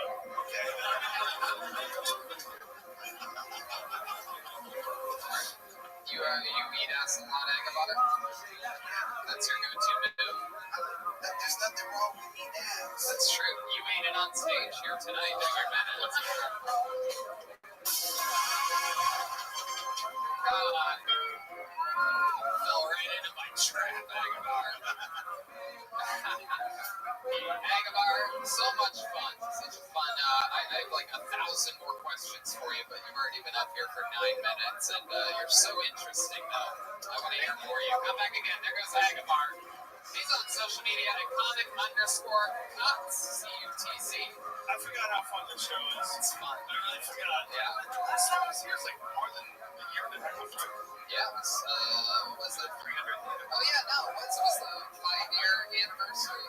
Yeah. That was a fun one. Legendary Jeremiah coming out as Joe Rogan. Oh, yeah. My mouth made a set that night. Closed it with a standing ovation. Joy Hinchcliffe. She listens to every episode. Let me make some noise here in Texas for my mom, Joy. Yeah, what's up, Joy? She's 73 years old, just kicking it. Big fans to everyone. That's her. All right, this is it. The last comedian to go up tonight has gone up the last 2 weeks in a row. The first time we found out he's never spoken to his father before. The second week we invited him back to do a new minute, and in the end to call his father for the first time in podcast history on a podcast. His father didn't pick up. A lot of people would have guessed that me and my cold black heart would have ended it there, but I said come back next week, do another minute, we'll try to clear that again. Ladies and gentlemen, here he is, Julian Madrid. He feels like his dad's gonna pick up tonight. How many of you think his dad's gonna pick up tonight? Here he is, Julian Madrid. All right. So my girlfriend and I, we moved in together. It's the stay-at-home order started, right? Like a month into it, she looks at me and she goes, Julian, I can't take this anymore. This place is just like prison. And I was like, is that just because I keep trying to fuck you in the shower? Because that doesn't just happen in prison, right? And I handed her a little cup of toilet wine. It's like, go back to bed, right? Yeah, we moved in and I found out that she's one of those people that believes that the FBI is listening to you through your Alexa, right? I told her I think that's silly, and then she goes, oh, I guess you don't mind if I do this then? And she'll walk up to the Alexa and she's like, oh no, please stop. Oh, don't put me in the basement again. It's so dark in there. It's so dark in there. Now I just keep getting Amazon ads for lamps. Cops aren't showing up. All right, I'm Julian. Thanks. Julian Aguilar. Crazy. Crazy as it is, I would venture to say that even went better than last week. Am I right? I would agree. Give it up. What the fuck is toilet wine? What is toilet wine? You never been to prison, I guess. That's a bar. It's huge. Just kidding. It's my boy. It's like we take a bunch of fruit and put it in a bag and you make it ferment. So it's like It's what they make in prison. It's part of the... why is it toilet wine? They literally get a bag full of all the cafeteria fruits. They let it ferment in a bag in the toilet. And it's wine. It's like a prison delicacy. Know that, right? I might change it to grilled cheese. Some people with me didn't know what the fuck he was talking about. I can't wait to the end. I might switch it to grilled cheese on a radiator or something like that. I don't know if toilet wine's that universal. It's being douche or Well, she just loves toilet wine. crazy things. And I would say you have to get to the shower sex thing faster, because I think everybody was thinking that you try to stick it in her butt. Before. The shower was a relief, because it was a little bit different than what we all thought was coming, but if you're gonna do that, you gotta get to it quick. Why would she even say that, though? Why would she say this is like living in a prison? Is it small? Because I assault her in the shower. Oh. Right. You don't ever just go for The way that happens in you person. don't ever just go for straight up morning bed sex. You wait. You're one of those weirdos that needs your girl like extra clean. And more surprise more than anything. Now, into the shower curtain. Yeah. Jesus, and you are a frightening guy. For those of you just listening to the show, Julian looks like a fully grown sperm. I mean, it's very weird. He looks like a very much more evil version of me. No, yeah, he looks like Twilight Zone puppet come to life. Oh, yeah. And you're 100% right. First time I saw him, I said he looks like the guy that plays the organ at every haunted house. That's true. Or tell us again, what do you do for work, Julian? I just work at like a logistics company here in town. It's kind of boring. Pursuing music more actively though here. Most is what I'm occupied with. What kind of music? I make kind of like, so it's just me and a drummer, and I play guitar and bass and sing. And it's kind of like psychedelic classic rock. Will you sing us a song here right now? No. Come on, there's a drummer right here. No covers? No, I don't. Do I do covers? Yeah, like You guys do covers. Can I? How about this? You must have practiced at one point in time another person's song, right? Yeah, What did you do alone and no one was here? You're like, this is the song I really feel right now. The song I really want to sing. Okay. I think we're in the wrong key, John. What do you want? we actually have. We found a little bit of a. Yes, guys, like this. What kind of music? I've been along with you inside my mind. And in my dreams I kiss your lips 1,000 times. I sometimes see you pass outside my door. Hello, is it me you're looking for? I can see it in your eyes. I can see it in your smile. Joe Rogan, you motherfucker. I wanna tell you so much. Why? 'Cause I know just what to say. And you know just what to do. You're all I ever wanted. Wow, look at that. That's good. Oh, yeah. Julian, I got good news for you. Man, we're not even going to try to call your father again tonight. I just got word Joe Rogan just adopted you. Congratulations. Julian Rogan, everybody. Welcome to the family, son. I can't wait to eat elk with you, Dad. Oh, yeah. Help me though. It'd be great. Well, you got to work your way up the family line, though. You're starting underneath Marshall, so I love it. Fuck yeah. No, I'll take it. let's try to call your dad one more time. What's happened this week? Have you talked with your mom about it? Were you like, Mom, Dad didn't pick up? It's been a stressful week. Tell me about it, Julian. He called me back the day after. No way. Answered to him. No, as directed. A day or two after, he called back and I just let it go to voicemail, sitting there like, fuck, okay. Did he leave a voicemail? No. I'm a little uncomfortable in your choice of shoes. What was that? You don't like Vans? I'm confused. Jesus, Julian. Now you have two dads that don't want to talk to you. It's because of the shoes. I'm confused. You don't like Vans? It's so sad. They're Vans, dude. About that, right? Skateboarding on it. Cool. I got the blazers here. Weird. Alright. I don't say anything about your hat. Oh, Julian. I hate you, Dad. I hate you, Dad. You hate people? Very antsy kid. It's a Just kidding. I do like that. I do like that. So, your dad tried to call back, and now we're going to call him back. So okay, so he didn't say anything. He didn't leave a voicemail or anything. I just figured. Does he know what happened? That I called him. No. During a show. He doesn't know who called him. He just had a missed call that he responded to. Is there Alzheimer's or something where he doesn't know what's going on? It's funny. That's actually something. Redman was like, "What would you ask him?" I was like, "Any family health history that I should know about? I guess predisposed to anything." But no, as far as I know. To be honest with you, Julie, we all have really fucked up faces, but real diseases. We all sort of look like grown-up sea monkeys or something like that. No, he does.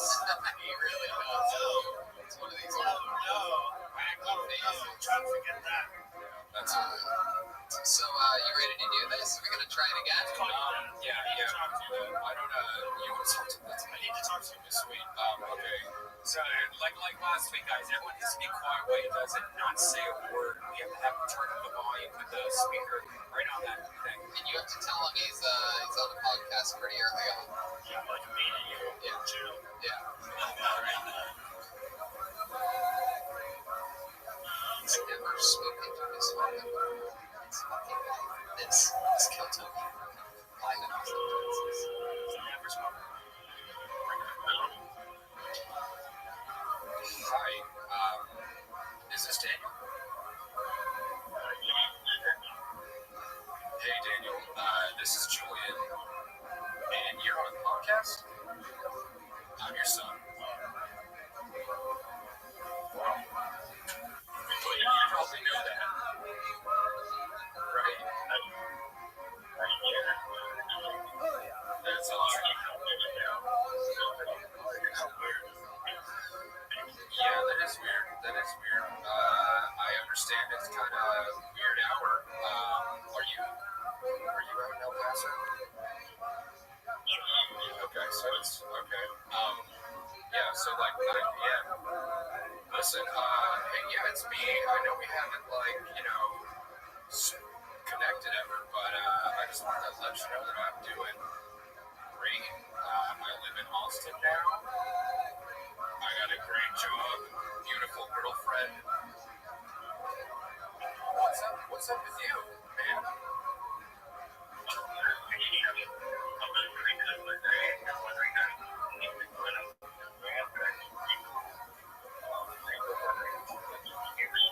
Oh, you're glad.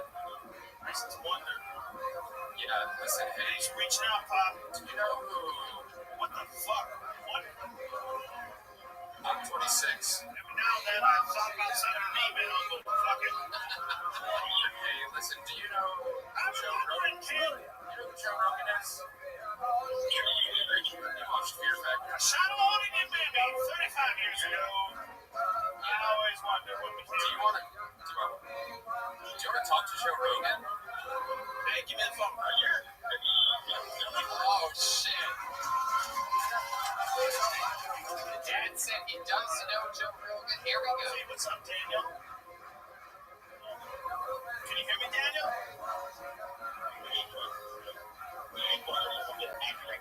T-Mobile, bitch. Daniel, what's up? Do you know this kid? This kid that claims to be your son? I think he's a scammer. I don't believe him. Do you know for sure he's your son?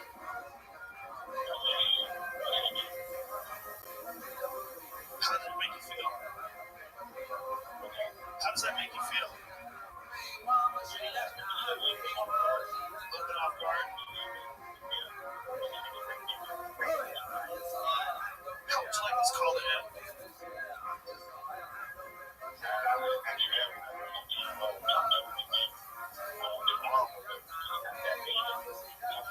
Tomorrow it's not that late. Is that we arrange this? Yeah, that's. Your son is an amicable, whatever.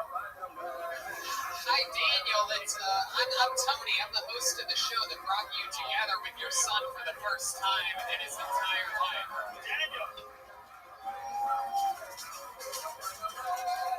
Daniel, there's 100,000 people in this room, and we're all paying attention.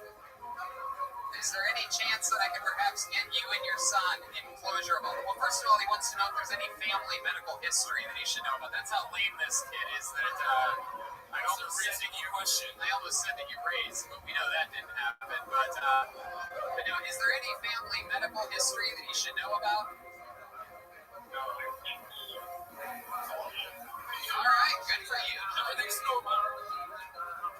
You'll be excited to meet him. He does have a face only a mother can love. So, but let me ask you this: this is the end of a big show. It's one of our favorite shows here in Austin, where we all just moved to. Is there any way I can put a big ribbon on this episode by getting you to tell your son that you love him for the How about first you time get a ever? check, Pops? Cut the kid a check. Listen, cut him a check. Hold on. We can't hear you. Hold on, Daniel. Go ahead. Say what you're going to say.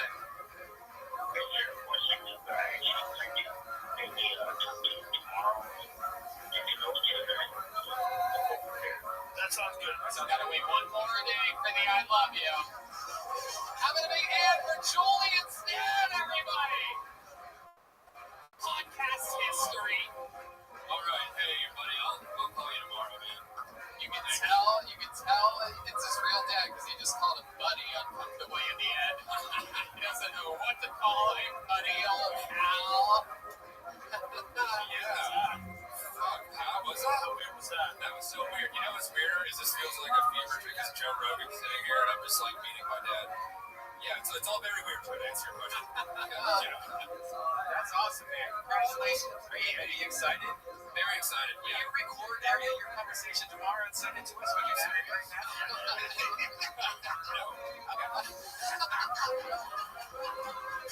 Yeah. Let's take a picture of you guys hugging. Maybe, I don't A know. selfie. He's First time in you my hug, hotel. set the camera timer for 10 seconds. 9, 8. Time you walking up to the Yeah. They're walking back to the Just a time lapse. Every first one will make it the most insincere selfie. What do you even say when she finds out that you spoke to your father? Stop your rose being honey. Yeah, something like that. Yeah, she'll be like, you better not call him dad. That's probably it. That's it. I call him buddy. She'll be happy to know you called him buddy at the end of the conversation. That's like I was the dad in that. Hey, buddy. Buddy, I guess I'll talk to you tomorrow when it's daytime and I have more energy. What's his name, Daniel? It's Daniel, yeah. Cut that check, Daniel. Wow, that check Daniel. All the karate thing. I got a new rich dad. I don't need Daniel's money. Fuck Daniel, I'm your new dad. That's right. I love it. You heard it here first. Fuck Daniel. Well, congratulations on being the newest Rogan, Julian. Welcome to the family. And there is Julian Aguilar making history here on Kill Tony, being the first ever comedian to meet his father. 3 sets, 3 weeks in a row. And we finally got it done. Cut that check, Daniel. Cut it. Cut a check, bro. Do the right thing. Did you guys have fun tonight? We did, everybody! Kill Tony live in Austin. How about a big hand for Yoni helping us out all night and best weekend show? John B's on the keys. JONKEYZ on social media. Mike Agons 13 on the drums. Team Madness, guys, come on! At Lorenzo Dwayne Jackson on social media. This man is so overqualified. Exactly. Love it. Real Austin talent. Overqualified. Matt Mueling is at Mutation, MUEHTATION. These guys are amazing. Some of them were playing with Gary Ford Jr. when we saw them. It's, John B's over there on the keys. How about a big hand for Ryan J. Emo, who was drawing tonight's episode the whole time. We're about to get to see that drawing right now. Wow, look at that. See Joe Rogan. We gotta get a bigger spot. Oh, look at that. Wow, there it is. Yeah, that's cool as fuck. God damn. That motherfucker can draw. One of the coolest things about this show is you get to watch Ryan J. Emo get better every week, stronger and faster. It's incredible. All those sprints are available at RyanJEvelt.com. I think he even threw a gorilla in there for you, Joe. RyanJEvelt.com for all those sprints and the new Kill Tony coloring book. We have some fun things going up. Anything you want to say, Joe? Thank you. Austin, Texas, you people are the shit. Love being here. We're very happy. We are literally trying to get every fucking comedian in the country to move here. We're going to make this place the hub. We got big plans. Big plans, Austin, Texas. Big plans. We love you. Thank you. Thank you for being so cool. Kill Tony Phoenix, February 5th and 6th. We'll see you guys there. Thanks a lot, guys. Good night, everybody. Thank you.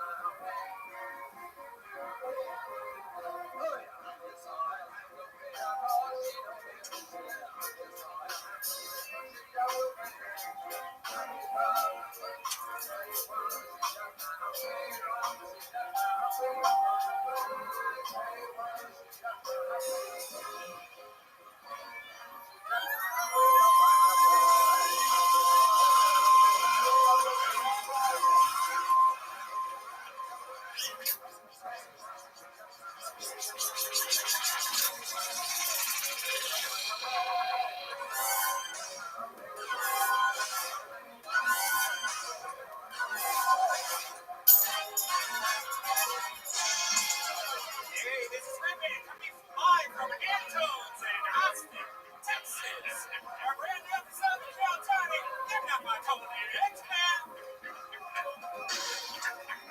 Guys, Austin, Texas, come on, make some fucking noise. We're here. It's a real live podcast. Great Brian Redband is here. Exciting stuff in store for tonight, everyone. I'm excited to be here. Spent the whole day at HEB. Am I the only one? Am I right? My new favorite everything. Just HEB. Do you have an HEB class, or are you just a regular poor person HEB? No, I go to the rich people's HEB, the Farmer's Square. Who's with me? Oh, okay, nobody. All right. No, I'm excited, but I'll tell you what, I'm happy to be here. We've been having so much fun. Last week we had Joe Rogan, and I'm just excited to be back here. Hey, Ryan J. Evelt is here, the house artist, everybody. He does every episode all the way from Los Angeles, California. Originally from Texas, now that we're here, giving back to LA. And we had barbecue today, thanks to our friend Yoni over at Best BBQ Show. Every single week, he keeps us well fed. Today we had CM Smokehouse and Flores Tortillas. So check out CM Smokehouse on South Lamar at CM_Smokehouse. You guys ever have CM Smokehouse? It's brand new. Yeah, cow in the back. Not happy. Cows do not like barbecue places. Yeah, and our incredible staff here at Antunes, I gotta tell you, this is a historical nightclub, an awesome place, and the great Miles, who's been the sound guy here every week since we moved here, has an amazing band called Space Flight Records. You should follow them at Space Flight Records. He gave us some awesome new jackets, and yeah, I'm excited about shit. Let's jump right into it, shall we? Before we talk about before we jump into tonight's episode, let's hear a little bit more from the amazing sponsors who made tonight's episode available for you here tonight. Guys, we've talked about it before. We're talking about it again. Truly one of my favorite products that I've found in the past year. It is unbelievable. It's Liquid IV. With one stick of Liquid IV and 16 ounces of water, you get 2 to 3 times the amount of hydration as plain water. This is a game changer for me. After golf, after shows, waking up hungover, you name it, Liquid IV is a magic trick for life. Tony, I brought some of my personal stash for us today. They have the new strawberry. They have the new pina colada. I don't know if you've tried that yet. And my favorite is the passion fruit. Now, we've been talking about Liquid IV before they've even been a sponsor. I've always had a problem drinking water, and this has changed my life. These contain 5 essential vitamins, more vitamin C than an orange, and as much potassium as a banana. It's healthier than the sugary sports drinks that I used to be addicted to, and no artificial flavors or preservatives, and less sugar than an apple.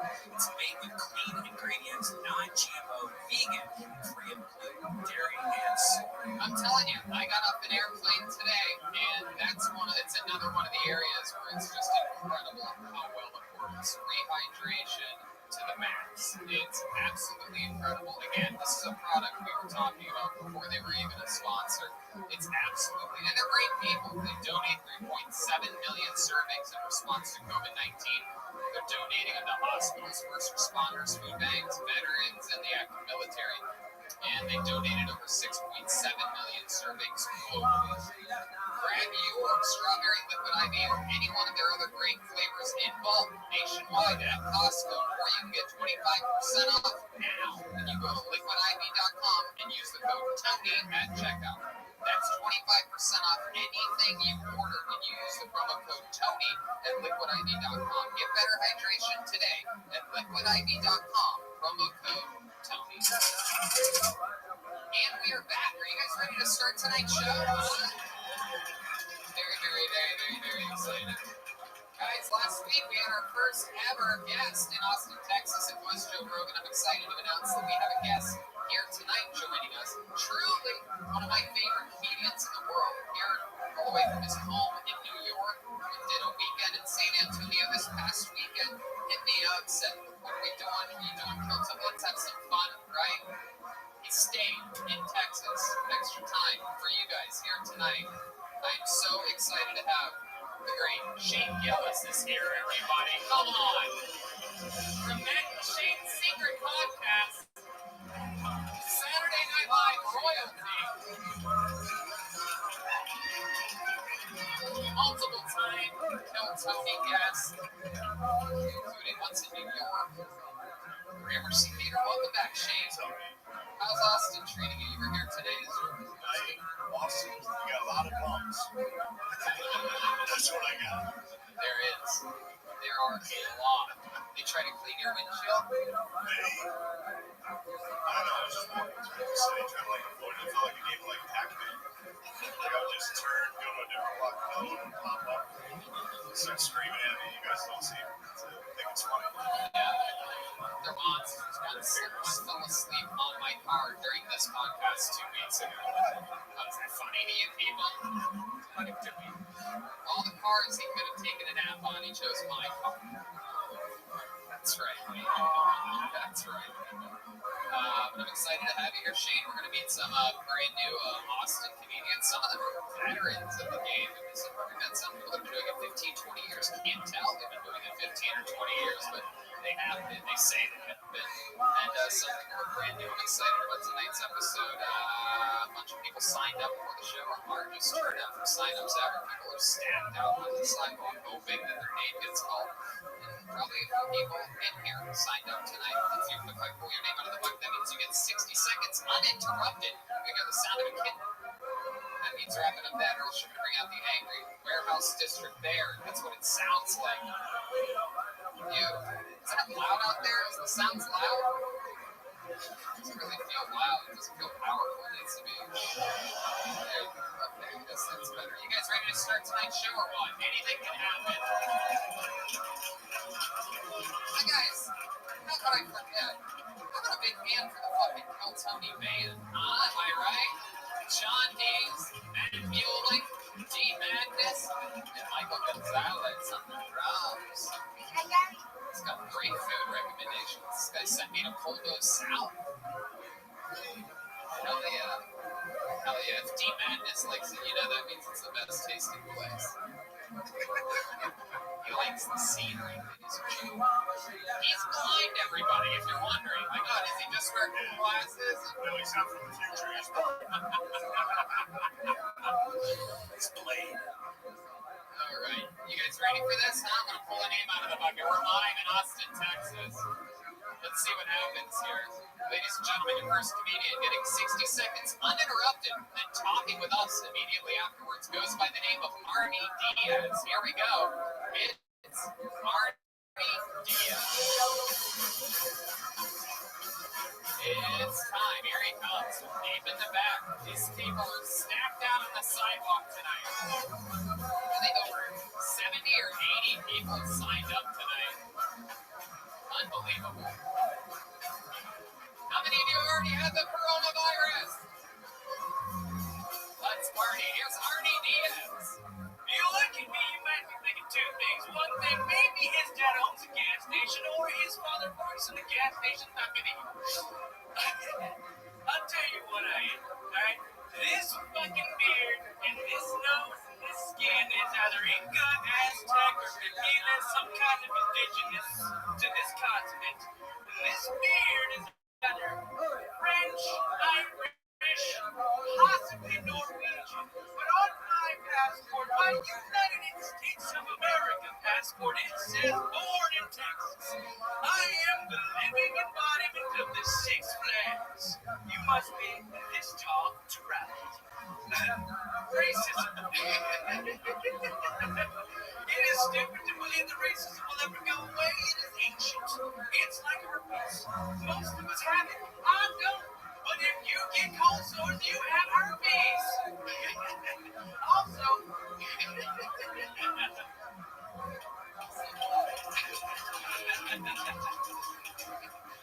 my name is not Arnie. It's okay, Arnie. I don't really give a fuck what your name is. Right on. Thank you. I'm going to make you want to go by your real name? What do you want to do here? No, Arnie's name is just... Is that your closing line, Arnie's not your name? Did I interrupt it? We started the interview. I can't even tell. Because I told you to go ahead with that last thing. When I hear someone with your type of energy go also and they get the cat and then stop, I'm very disappointed. I thought you were going to put a big ribbon on this whole fucking thing. Bring it all together. Both Shane and I were laughing throughout your set.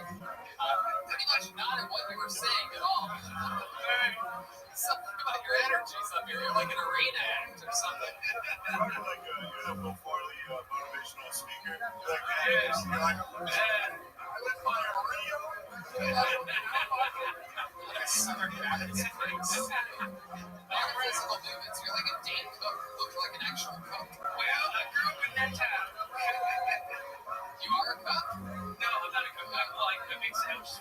Really? Where do you make sandwiches? I work in an Italian deli in Dallas. Do you make sandwiches? Like, do you stand up just fucking moving all around and different things? You know, it could be all right in front of you. It's busy and it's lunch shift. Yes. Wow, busy lunch shift. Yeah, hell yeah. How long have you been working in delis? Just 2 years. Okay. Okay, what are you doing before that? Well, I'm actually a wedding photographer, but since COVID hit, stuff is not going good. So this guy just did every shot of the wedding, trying to take pictures. Unbelievably physical. There you go. How long have you been doing wedding photography? Just about 3 years. You ever get laid at one of those weddings? No. How long have you been with stand-up comedy? I've been doing it for 10 years, but like I hit it really hard for the last 2 before COVID. You did what? The fucking stand-up, like at open mics as much as possible and doing as many. You see how much you move for what you're talking about, but it's so many open mics. I mean, you did the beer thing. You know, I've never seen anybody make their beer look so much bigger than it is. Running your fingers through the body. For those of you that are just listening to this podcast, you're really missing out on the incredible It's like a speech, you know, you get like a 23 and me. It's like real enthusiastic. And then something about herpes.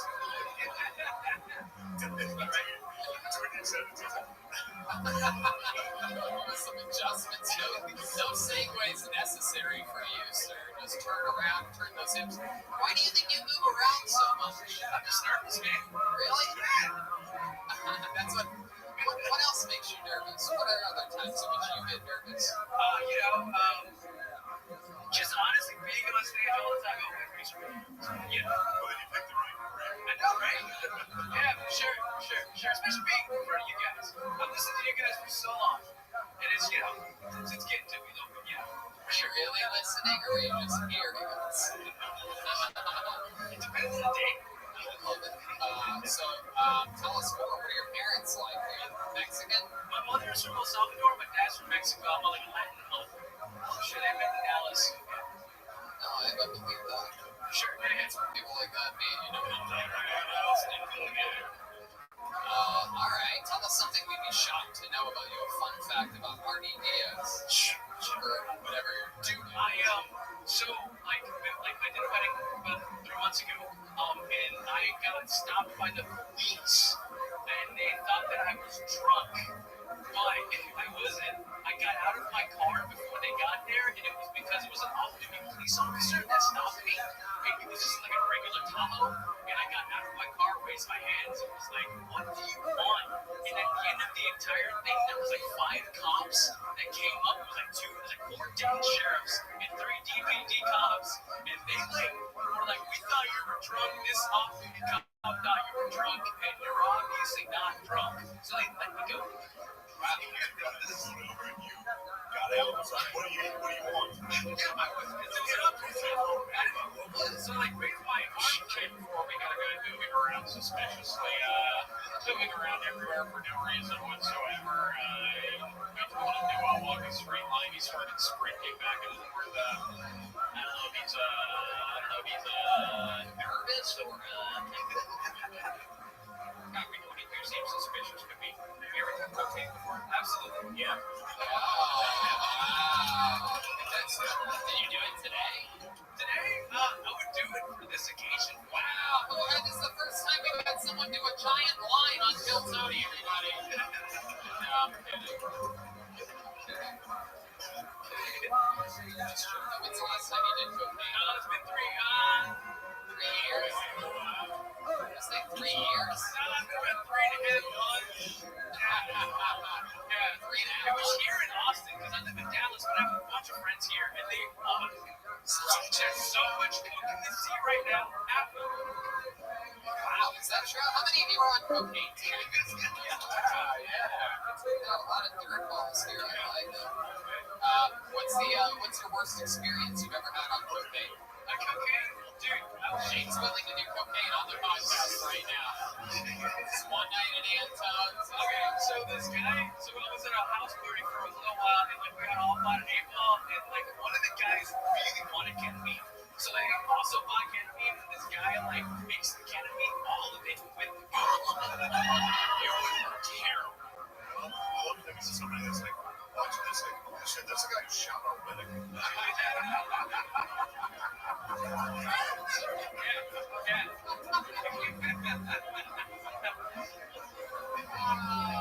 Absolutely. So then what happened? Well, I did so because come left. How annoying are you after the okay? It's probably one of those guys that does the opposite. He's really quiet. Hold on, yeah. His arm forever. It's a motivational speaker. It's like a My Pillow guy. Just pointed an imaginary gun at me forever. Alright, well, Arnie Diaz, it was fun to talk with you. You move a lot. I hope we never lose that nervous tick. I mean, again, we were laughing the entire time. From the very first moment you were up here. Not at all at any particular punchlines whatsoever. It was like being down by the river kind of shit. In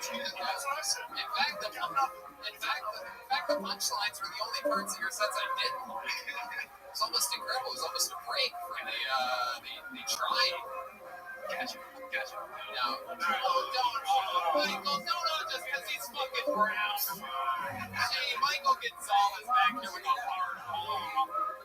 I'll put a wall in between these guys and you know it. How about one more time for Arnie Diaz? Get things started with great energy. Thank you, Arnie. Hey, anything can happen, clearly. People sign up. Hell yeah. Hey, look who's back, everybody. You might be wondering, is this one of the children from the movie Fear and Loathing in Las Vegas? No. Zach Bogus moved here this week, new Austin resident. He helped us in the show in Los Angeles. He moved out here to be here with you guys in Austin, Texas. I pulled another name out of the bucket. He goes by the name of Andy Harter. Andy Harter. Let's see what happens here. Got a long walk tonight. A lot of people signed up. Zach Bogus doesn't feel as good as that little Asian girl we had a couple weeks ago. That's true. Andy Harter, I do believe, is coming to the stage. Zach Bogus got his car towed on Saturday night. This fucking guy thought he could park on 6th Street. He came out, there's people everywhere. People getting gyros and hot sausages. He's like, that's where my car was. Fucking idiot. Make some noise for... Where the fuck is Andy? Oh, here's Andy Harter, everybody. Here he comes, everyone. Alright, thanks, guys. Just came here from Seattle. I fucking had it with Seattle. With all these fucking hipsters with their farm-to-table bistros and their vegan cat hotels and their gluten-free condoms. Millennials don't even use condoms. Why they gotta be gluten-free? I didn't even think you're supposed to eat condoms. Like, I feel like you're eating condoms, like your gluten sensitivity is the least of your worries. Happy to know the strip clubs are open here. They don't have those in Seattle. Haven't paid Destiny a visit in a while. Every strip club's got a Destiny. And between the biker boyfriend and the crystal method is not going good for her. Her tits are real, but her problems are. You want to hear that shit? It's $80. Is that a minute? Let's do it. 56 seconds. Absolutely. Andy Harter, everybody. Thank you. Hi, Andy. Welcome to the show. Honey, you're like a real man. A real man from Seattle, huh? Right. How long have you lived here? I'm just visiting. I'm thinking about moving. You're sick of the hipsters in Seattle, so you're from Austin. Trust me. Hipster comedy audiences especially.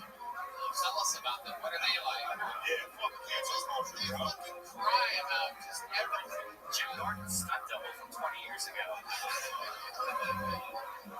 What do they cry about? What type of things do you say that makes them cry? Well, like, I got this joke where I got fired from Lyft because of all the complaints. I said the car was too hot, the car was too cold, This really happened? music was too loud, the driver was overly sexually aggressive, and, like, they're like, sexually aggressive.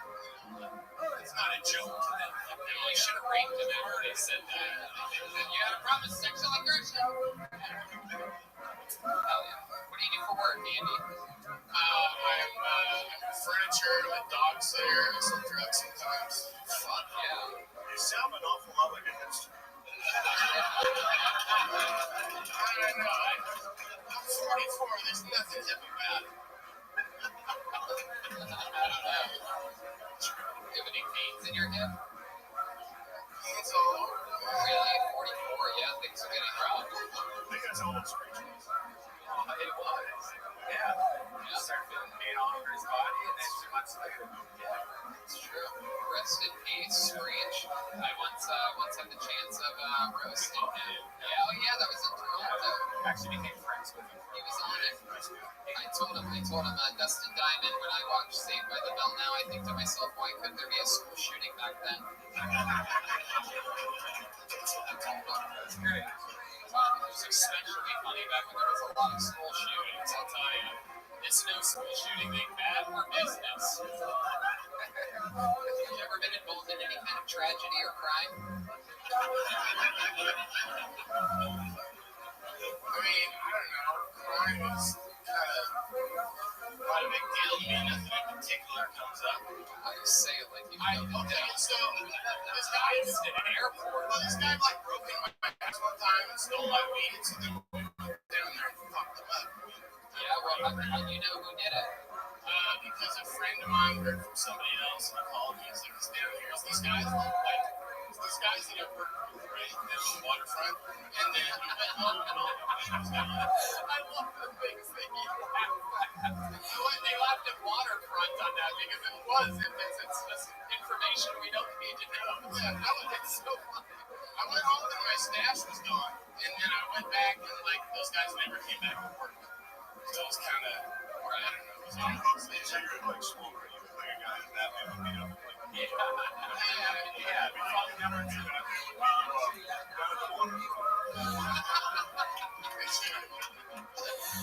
Hell yeah, man. Do you have any special skills or talents or anything like that? For some reason, I feel like you have a little special passion for something. Am I correct? You have some trophies on your wall for something you want to tell us about? No. I don't have a funny answer for that. I've spent my whole life failing at everything, and that's why I'm doing furniture and be a dog sitter. What have you failed at? Well, I only made it 2 semesters in college. That was To be quite honest with you, when you named your resume of your the jobs that you currently do, I had you in 0 semesters of college. So yeah, well, you went a lot farther than any of us thought you did. That's pretty cool. that's it. That's the only failure. It's 2 semesters. But he's failed at making it to this fired for like, when you said they stole your stash, I didn't realize you were talking about your facial hair.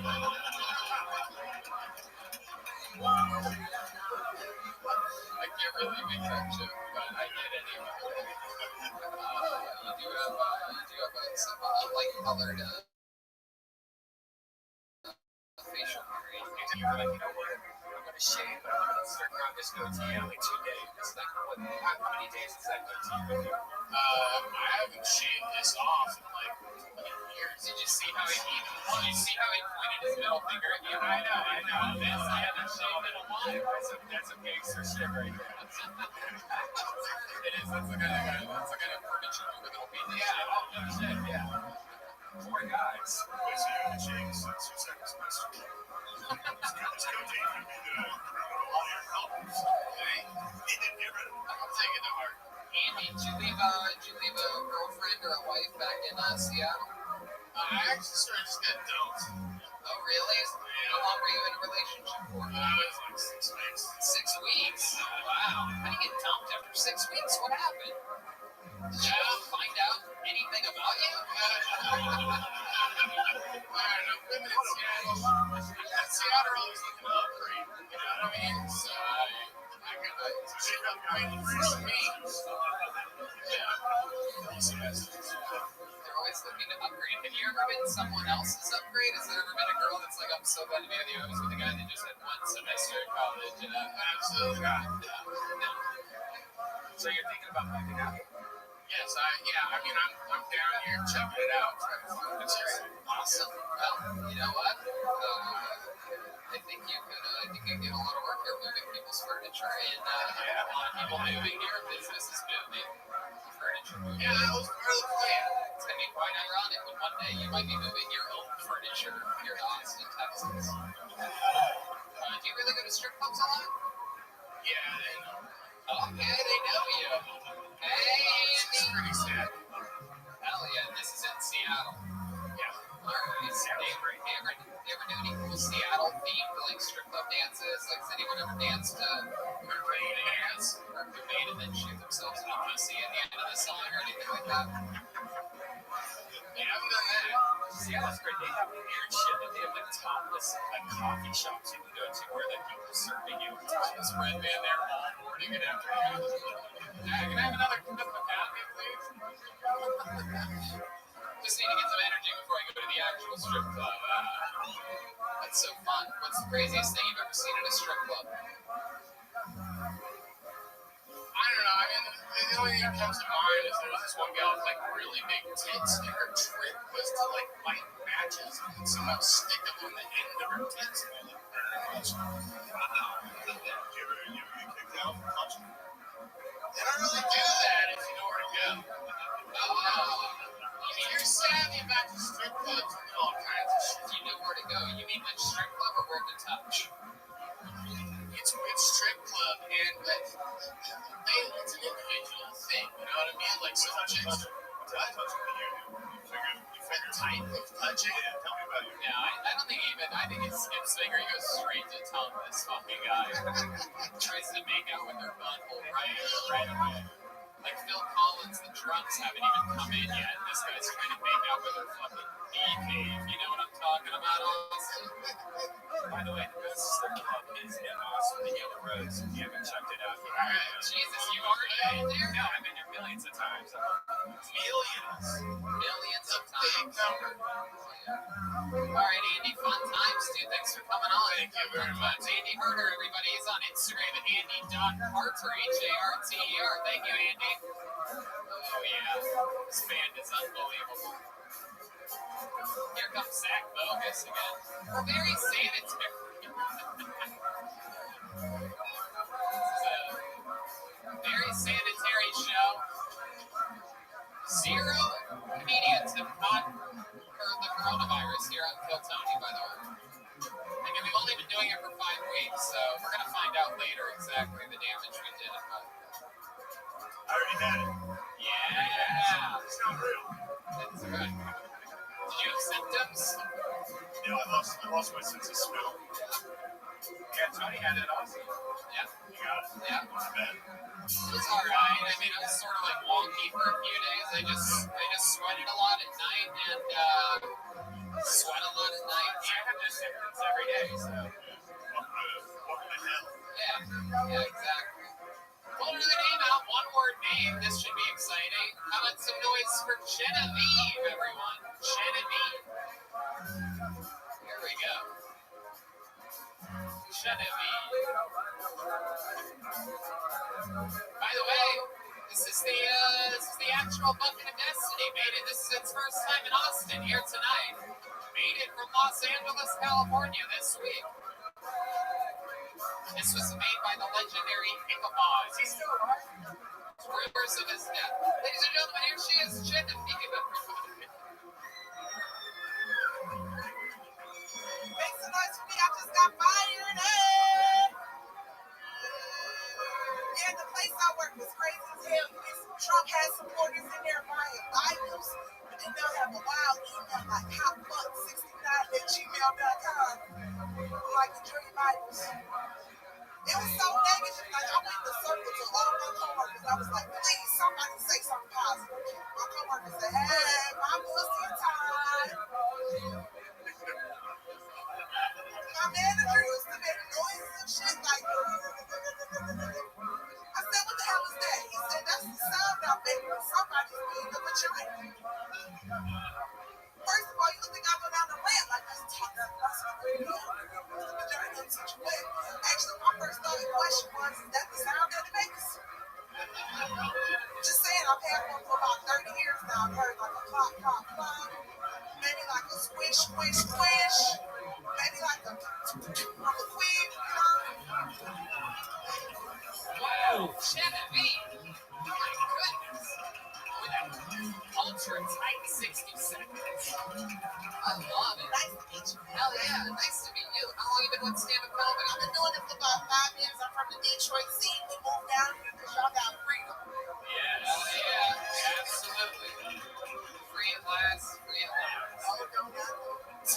How long have you been here? We've been out here for about 2 months. When you say we, I came as a package deal. We got some other Michiganders. I got my boyfriend and my other friend when we came from Detroit. I love it. I love it. What does your boyfriend do? He is a stand-up and he has a special on Amazon. Wow, what's his name? Marcus. I love it. That's so cool. I'm from Detroit. What part of town do you guys live in? Well, I'm actually from Detroit. They're from the suburbs. Oh, yeah. I know what that is. Is this real name Clarence? It's actually Tyrone. They have to see it. You got the joke. It's an name. Remember?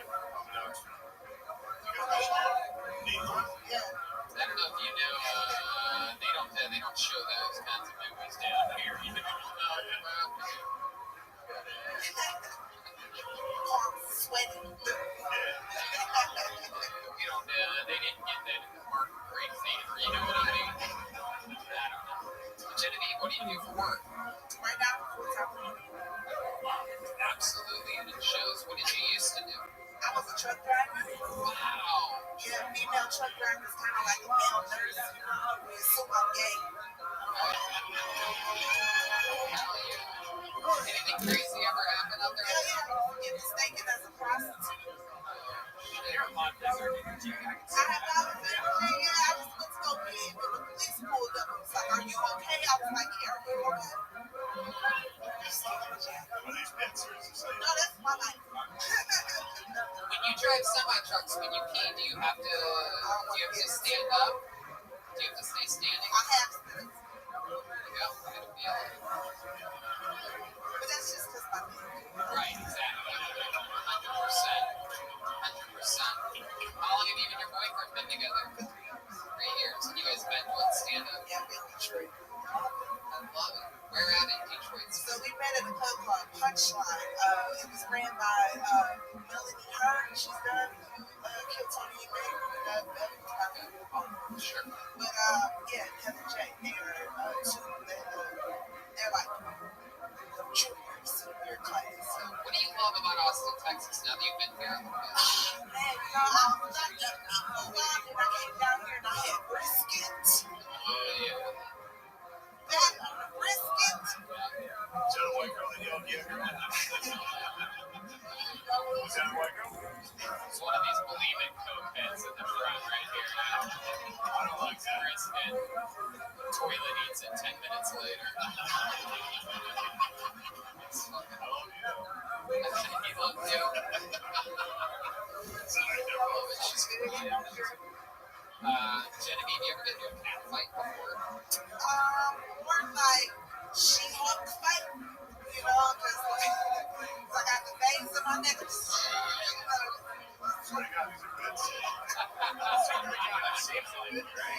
She's a fucking machine. I love it.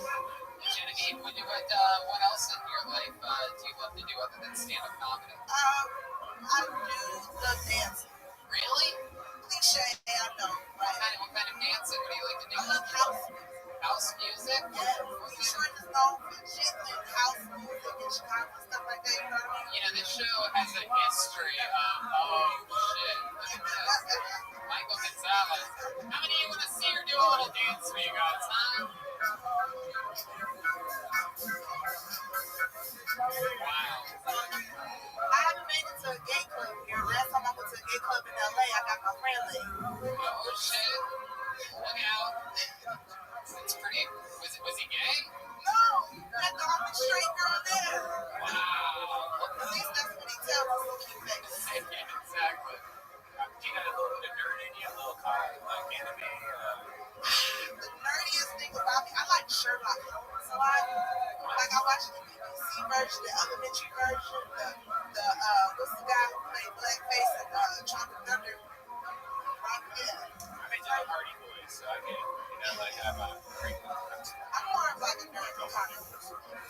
Is that what, can you say that that's what most black people know Robert Downey Jr. from? Was just the time he did blackface? Oh, no, let me get my old black. Like, no Iron Man, no, I forgot to call black Twitter today.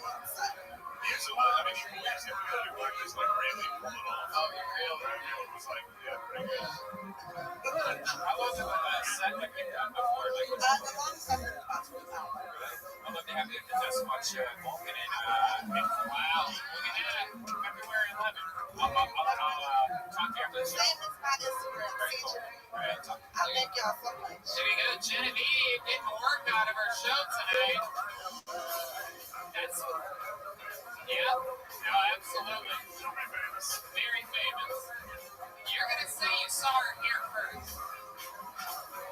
She's on social media at C Genevieve. One letter C. And then GENIVIVE. Speaking of IV, I had some liquid IV today. Boy, do I feel good. God, it's great. That stuff is unbelievable. Yes. Truly. It's not even their episode. I'm just saying, I love that stuff. You guys having fun out there? How about people in the back? You guys having fun? Wow. Next choice for your next comedian. It goes by the name of Colin Falstaff. Colin Falstaff. Flying through here tonight. On to the next one, as the great Jay-Z once said. There's a million ways to get it. Choose one. It's Colin Falstaff. Here he comes. Here we go. He's masked up. The band sounds amazing. Absolutely. Follow the man. Oh, here he is. Colin Falstaff, everybody. What up, everybody? I don't know if you can tell on my head, but I do smoke weed.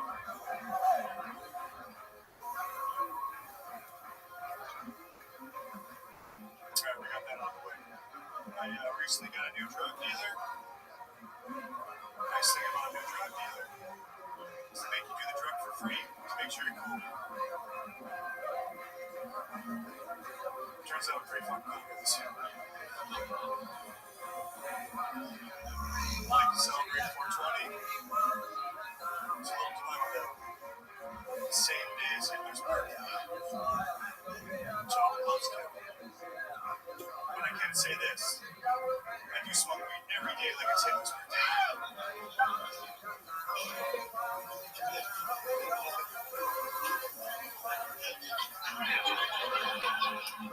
I've been calling Folsom. Thank you very much. There it is, a minute. Colin Falstaff. Well written. Short jokes. Colin, you got a last weekend this week. Yes, sir. Magical bucket. Are you an overall lucky guy? No calls. You will soon. Listen up, punk. How'd you get on 2 weeks in a row? Lucky boy. Are you? When's another time in your life that you've been lucky? When I was born. Yeah? Your good looks.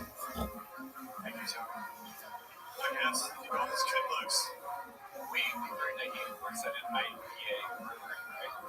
Yeah, it's pretty cool. Do you feel alright about yourself? You seem sad about it. So you're off. You're Don't point that out, dude. I'm just trying to live. a real off-duty lesbian. Lesbian that just got out her job. All she wants to do is eat pussy. I love his look. He's like one of those guys that can get really skinny, but his face will stay fat and cute. Oh, yeah. I was born just a head. That's it. Look at that fucking round thing. Look at that. It's the same size cheek to cheek as it is chin to top of the head. You judge me. Oh, yeah. Look, kid, you got everything going for you stand-up wise. Only thing, we gotta get that face in a little bit, and you're gonna make a big. What was that sound? Wow. Getting points over here for these. Colin, tell us something crazy about you we didn't talk about last week that you think that people might find interesting about you. I have a transgender sister. Is that cool? Is that cool? Sorry. Alright, whatever, Texas.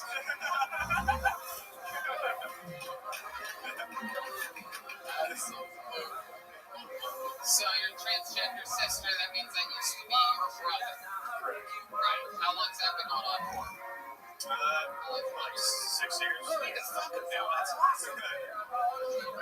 Great man. I didn't even know how that works. 6 years, so that's pretty good. She was like ahead of the. She was. So she did. Yeah. Oh, for real, for real. Yeah. I appreciate that. She's committed, you know. When I talked about you getting your head slimmed down, that's not what I was talking about. She did it before you. Did she give it to you as like a gift or anything like that? She kind of that's a little mason jar. Is it like a little pimple or I something? have an extra ball now. I know I've said something wrong when Red Man's laughing hysterically. I'm like, oh, I crossed the line. There's a little lark that sits next to me. I'm like, that's me.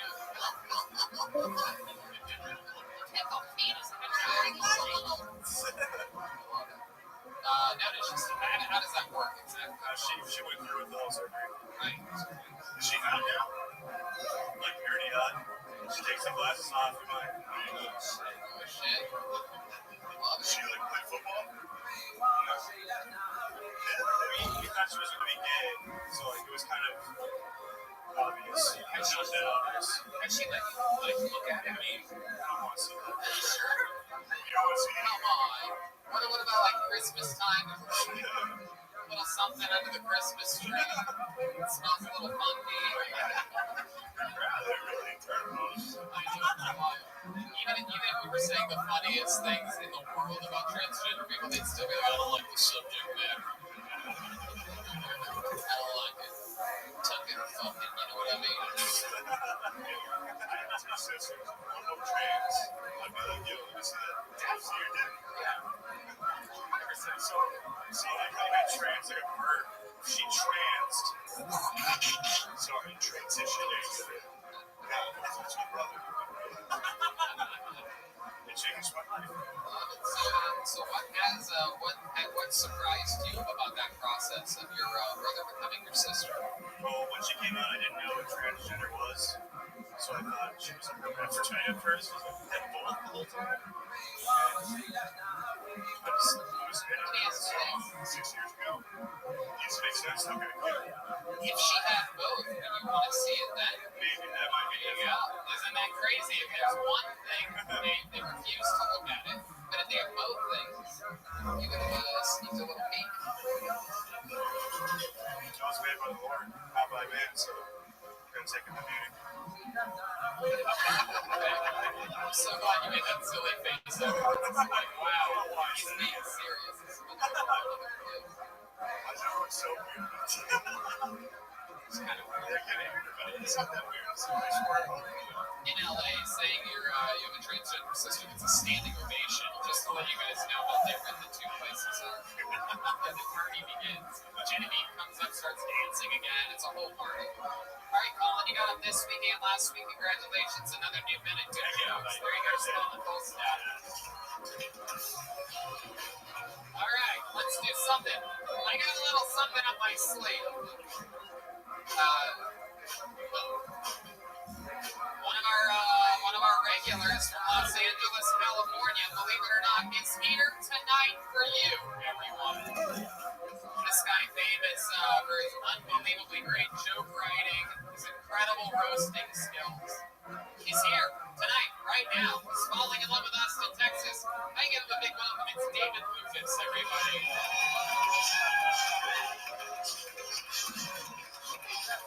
Wow, it really is him. Come on, David Lucas.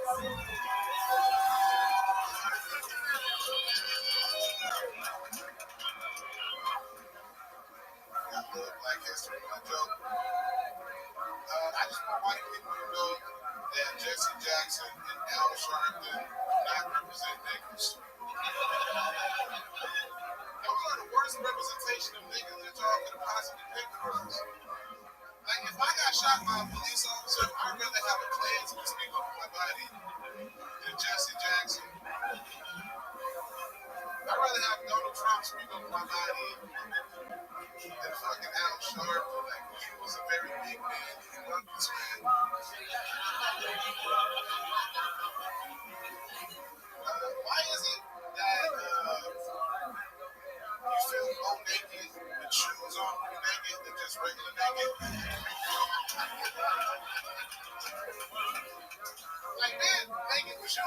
thing is fun, like you feel nasty. If you just regular barefoot naked, it just feels regular. All right, thank you guys. David Lucas. Welcome back. Here he is. Hell yeah. Looking good. Thank you, brother. Is that a new hat? You got a new bucket hat? Yeah, man, you know, country boys, I'm trying to get some alcohol, so I'm just trying to. It seems like it's working. I don't know if these chicks throw up so soon after eating, you might be able to re-eat what they already ate. Something you may would save a lot of money at the restaurants reheating the food that these chicks want to vomit into your throat. I like the kind of hoes. What? I like the kind of hoes that only get like one drink in the salad. That's it. Absolutely. They're wasted after that one drink for sure. Yeah. That's the food that I'm always doing. Yep. I fuck with white people like that, you know what I'm saying? I go against the grain. They use that goddamn tall nigga. He look like Larry Bird to me. Big ass white boy. I don't know if y'all can see his legs. That's motherfucker. The rare compliments from David Lucas. I'll tell you. I'll tell you what, I know I'm not trying to be mean to guys like me, but I think you and me get along. I can tell. We the same type of person. Yeah, Same type of person. yeah, maybe with shoes on, I was around. And I said, I was like, man, that's very, I don't know if I'm making it shoes. You're instantly just gay. See, he tell my jokes like, see, we already fuck with it. That's true. You guys have the same hat and everything. I love it. So, Dressed like a dildo mechanic. a dildo mechanic? How can you say that?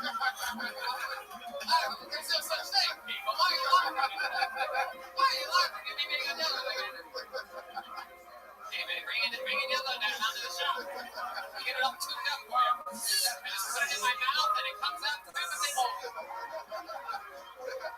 I love it. Hell yeah. So what have you been doing while hearing us? What you do today? Working out.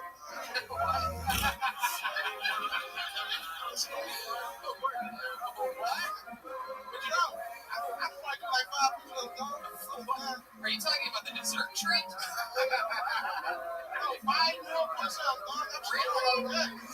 What do you do? Cheese curls? Oh, no. I'm gonna have to back you like that. 3? Wait. Stop. Did anybody just here to go? I can do 5. I can do 3 right now. I want that early. Wow. Here it is. Yeah. It's like Rocky Road.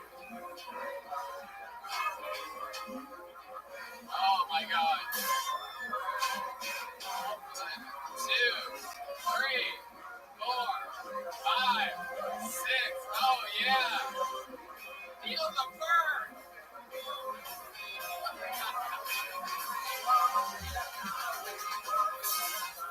My God. I just lost 2 pounds watching that. Hey, bro, I'm a fat nigga in the street. My goodness. What other kinds of workouts do you do? Are you doing pizza box jumps or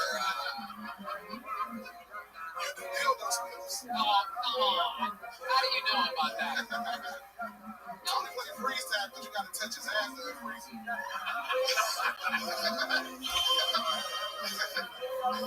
I don't freeze till I feel that freeze. You know what I'm talking about?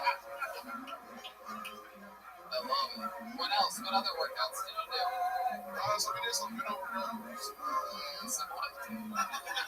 What is jump? You will love it. What is it? You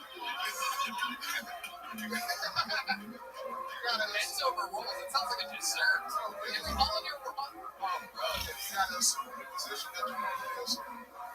Normally you just do rows of Chips Ahoy or something. We did bit over rows, we did some bench press, we did squats, some big work, some boxing. Okay. Hit the bag. Potato chips. Get on myself. I gotta ask you, so you normally talk shit on everybody up here, right?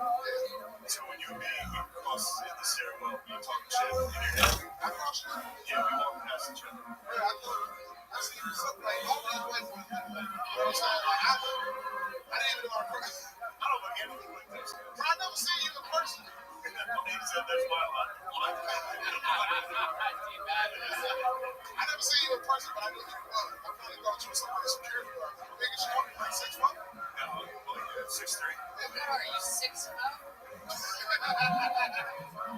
Chill. Christ. How long you in hospital? Just tonight, I'm thinking tomorrow. Oh, okay, I'm going to take him to brush up Thursday. Oh shit, you just hear him plug his own show right there? Like, I said, where was that? no, you're all good. The sweat forming on your chest from those 5 foot. No, this is how the shirt's made. It's called fashion. Oh, yeah. This is like fashion. This guy's wearing it. Okay. Are you serious, man? You look like a struggling werewolf, man.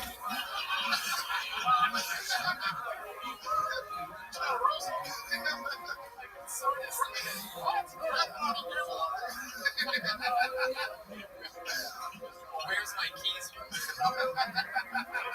like more on my mom's pants. I'll say you really want to do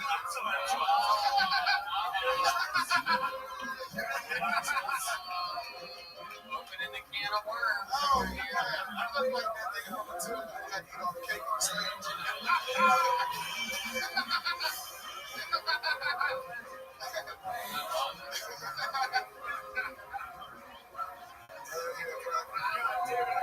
Something better than fucking pants. There wasn't one. You look like you did better couch reviews.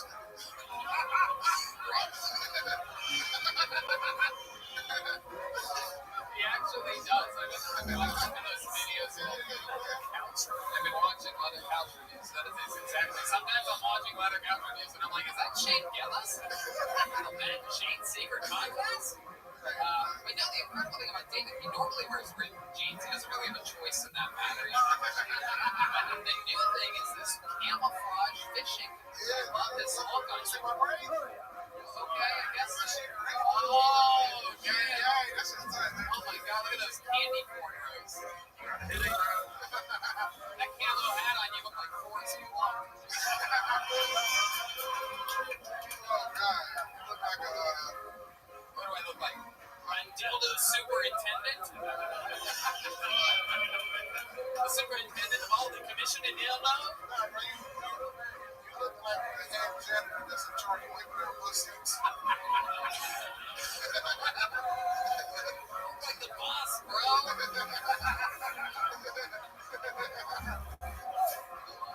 David, you did it again. Another incredible set. Great jokes. So much fun to always have you here roasting. When are you going to come back to Austin again? On the 19th. 19th? Just keeps coming back. Until I get, push it. Until I can find it. I gotta find Let's Stay. Oh, shit. Oh, look at that. Oh, one of the bulimic white girls just threw up in her mouth a little bit. Look at that. Oh, yeah, hit me up on Instagram. You know, man. Oh, shit. Poor white guy with these white girls that are clearly responding to David Lucas. You might want to put another mask on over your face, sir. It's embarrassing what's happening here. How about one more time for David Lucas, everyone? There he goes. Great stuff, David. Absolutely. Look at that. Look at that. Oh, yeah. I got crazy. Hello, one more time for David.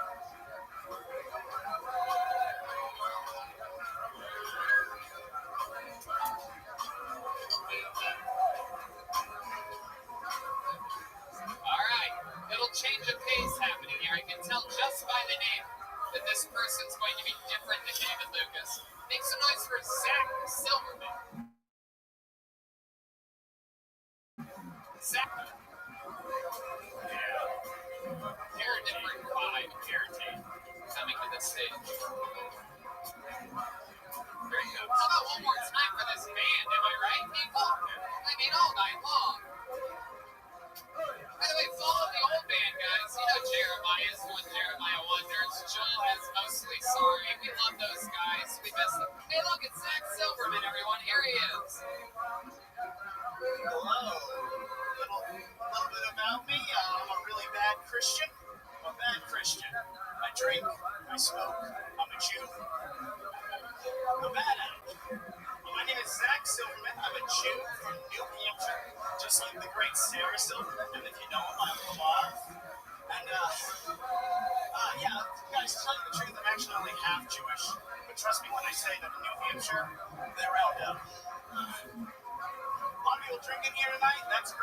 My drink of choice is a cocktail called the Black Eyed Susan. Great drink, terrible name. The Black Eyed Susan. Maybe the worst name for a cocktail ever until I heard the original name for the drink, which was Shut Your Whore Mouth Susan. Black Eyed Susan. For an alcoholic beverage, why not just call it domestic abuse juice? Or a cosmopolitan. Yeah. That's all I got to say about that. Okay, guys, excellent. New Hampshire. Yeah. Thank you. My goodness, look at your skin tone. Have you ever been outside before? A couple times. Just as white as it gets, huh? Yeah. That's truly ghostly. You don't like fat faces in there? No. You think you're pale? You got those rosy red fucking cheeks brought to you by fucking Bud Light. Jesus, you're like fucking David Lucas compared to this guy's skin tone. My God. So, Zach, how long have you been here from New Hampshire? So I went to college here and then moved back to New Hampshire for like 3 years, and then I moved back here like 2 months ago. You went to Texas? Went to St. Edward's University. Yeah. Yeah. What? What's They only this did guy? Hilltopper. It's like a building. What? Yeah. It's as silly as it sounds. Wow. Do you guys have sports? Yeah, club sports, yeah. Club sports? Yeah. What does that even mean? Like you pay money to play. Wow. What did you play? Rugby. Fuck out of here. They let you play rugby. Did you have to pay double or something? I was bad at it. Yeah, you were very good. No, I know. Yeah, you were there. Yeah, you'd be surprised. No, it's a Catholic school. They only did on one person. That's the priest there. That's what happened. This fucking angry Christian alumni from your school. Shut her fucking Christian Bible. You gonna confess about this on Sunday? It's been 3 weeks. I couldn't shut my mouth at Monday, so I killed Tony Anderson. Alright, so why did you go to a Christian university if you're not Jewish? They gave me a lot of money. Oh, Jewish answer. wow, that makes a lot of sense. My goodness. Wow, look how he naturally dances to that. You can tell he didn't even want to, but he couldn't help it. Wow. Oh my goodness, that's incredible. He fucking lives for this shit. What's the most Jewish thing about these people? Probably my name and the fact that I got swastikas drawn on my car in high school. That was pretty Jewish. Oh, wow. High school. Did you go to a Christian high school? No, public. Oh, yeah, those are the normal people. Yeah, they'll get you. Right. Okay. You said you're half Jewish. That's your dad's? Right. And your mom's what? Protestant. Okay. Yeah, you almost called her a prostitute there. That's what I was thinking. A prostate. Wait a second. I love it. What does your dad do for work? He's a teacher. Really? What's he teaching? He teaches wood shop. He's a Jewish carpenter. Wow. Okay. Wood shop. Yeah. Right, that makes sense. He's Jewish because he would shop if the prices went so high. Am I right? I'm excited about that joke. I think that's a real standout on this episode for me. Very rarely do you get to do a Jewish wood shop. How much wood a wood shop? All right. Is your dad rough on you because you want to be a comedian? No, he wasn't. Really? Yeah, he's straight. Yeah. Are you in any way related to Sarah Silverman? No, not at all. Everyone asks, she's from New Hampshire, and everyone in high school asked me. And it's like, no, it's a pretty common name. So She probably paid enough money to someone so that everyone there forgets about her. So we all know. There's like 4 celebrities from New Hampshire, and she's one. So we all know. Oh my goodness. Who are the other 3? Adam Sandler, Seth Meyers. Jesus, more like New Hampshire. Oh my God. Buzz Aldrin. Oh, he's Jewish. Buzz is the non-Jew. Buzz is like, anyway, all these Jews, I'll go anywhere. Send me to the moon. Is New Hampshire better for your dad? Yes. Makes a lot more sense. Yeah. We were hoping you would choose to die in cover. No, I'm kidding. I'm sorry. Do you ever go to New Hampshire? You're over there in the Upper East Coast. I don't think I have. There's nothing there, right? What's there?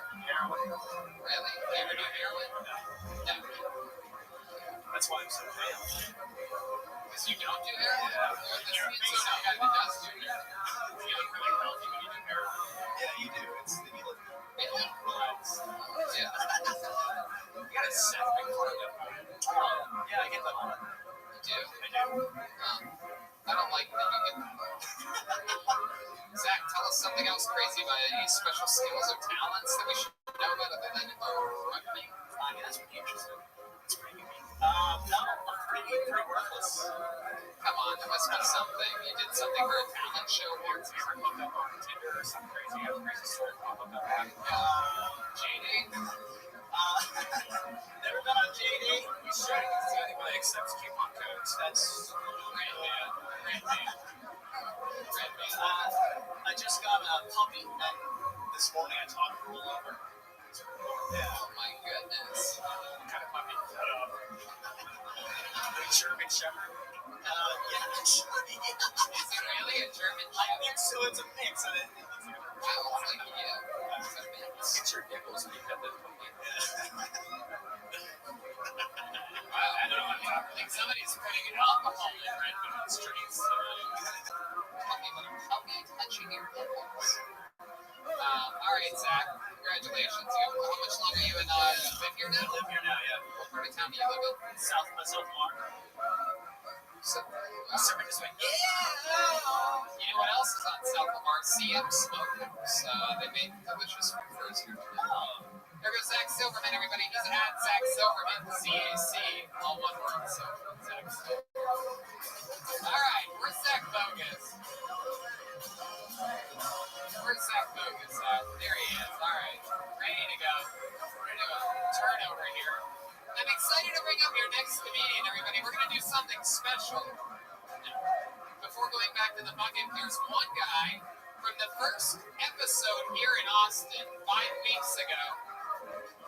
Brand new stand-up comedian, but I absolutely loved his style and his fucking look and delivery, and I wanted to see him write a new bit and come back and do it again. So I told him a month ago that in a month he can come back and have an automatic spot. It's been a month. This is his new minute. He's waited a month for this. How loud can this place get? For J.P. Hinsdale, everyone.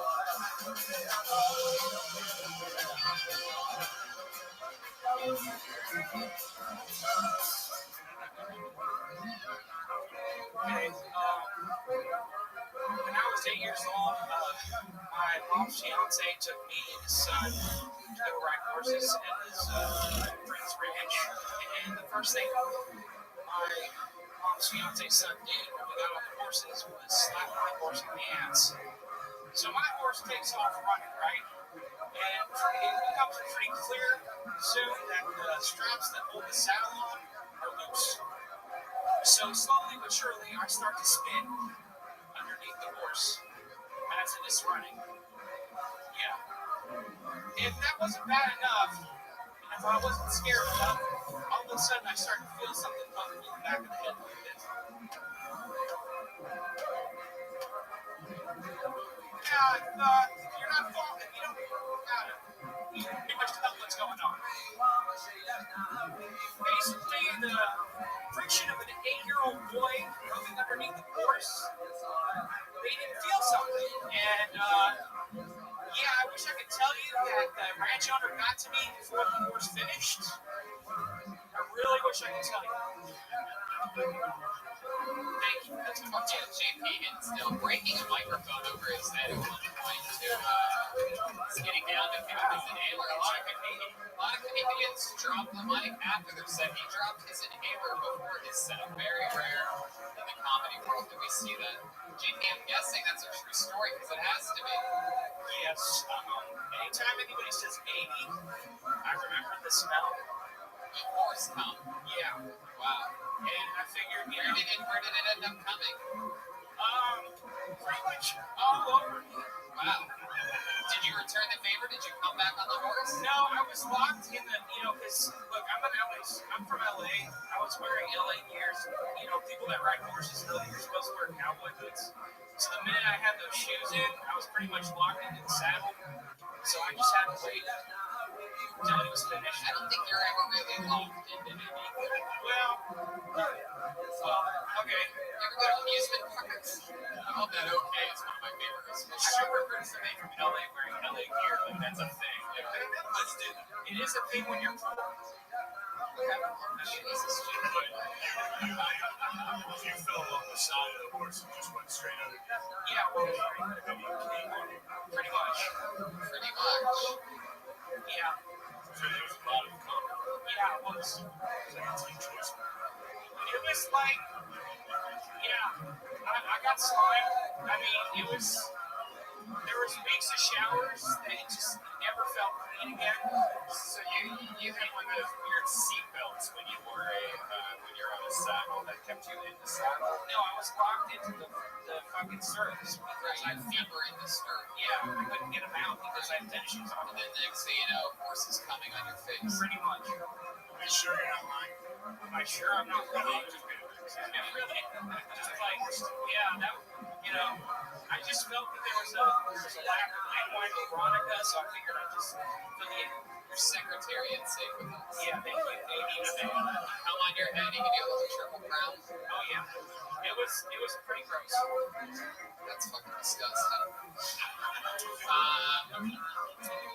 What made you ride a horse? What were you doing? Why were you doing this? Okay, he was just engaged to my mom, and I guess I was trying to bond or whatever, and he worked at Santa Anita, and this guy that actually rescued racehorses, like the ones that didn't win. Oh, it was a rescue horse. Yeah, so I kind of like to think that somebody else got thought by that horse more than I did because I put money on it. Thank goodness. I'm trying to picture this. It's It's incredible. So, John Dees with a very important question. Is your mom engaged? What was the horse? no, she was engaged to this guy that worked at Santa Anita. You face the audience. Face the audience. I'm sorry. It sucks that you have to like explain this obvious lie for like 10 minutes. It sucks that people are really like, so what happened next? You have to be like, Yeah, okay. I'm sorry, I'm sorry, dude. I was joking around. You're good, Jamie. So you're brand new in stand-up, am I correct? Yeah, it's been about 4 months now. 4 months now. You're absolutely adorable. Thank you. Last time you were on your set was sort of, you know what I mean? 4 months. It's hard to do. It's not an easy show to do. 60 seconds. You have to get them right, keep them, and hit them a lot. You have to basically do what the horse did to you. Basically. And it's not easy. So, but last time during the interview part, I found out a bunch of interesting stuff about you, and you were hilarious during the interview part. I think there's something that I didn't cover with you a month ago that I find interesting or that I should ask about. I mean, there's plenty to know. I mean, I feel bad because we had a good thing going, and I kind of held back on the fourth bird story because it was kind of fucked up. I have some Catholic guilt about it. About what? The fourth bird story. Fourth bird? Remember I told you I got locked in the aviary 4 times? Oh, yeah. Yeah. That's right. This guy's been, strangely enough, he's been locked in 4 different bird aviaries. Yeah, I do. I mean, there's definitely something going on there. This guy away from the suit. Yeah, pretty much. Jackass. So, it's just kind of a messed up story, so I didn't know. Go ahead, tell us the best of how many of you want to see this guy implicate himself in a felony here tonight? Here we go. Okay, I gotta say a few ground rules before I tell this story. Okay, me too. Don't hit yourself in the head with a microphone. Okay, 2 things you should know. On and off, I lived with my grandmother. Me and my mom lived with my grandmother as a child. Throughout my childhood. Also, my mom dated 4 guys from 3 different criminal organizations. So, I can't be too specific about everything that happened, but things got pretty fucked. So, basically what happened was my mom was seeing this one guy, and he was kind of like, I'm not explaining, he was like the money guy from his organization. And my mom kind of like became this, like, I don't know what you call it, crime wife or whatever. Like, he had her. Yeah. I like crime wife. It makes her sound classier. No, that's fine. I might work. Face the audience. Okay, I'm sorry. Okay. Sorry. So basically, what happened was, she was with this guy. He had a lot of, he was like the money guy for his organization. I heard this part, JP. Come on, I'm sorry. Anyways, so after a while, she's like, no, I want to be your wife for real. He had a wife.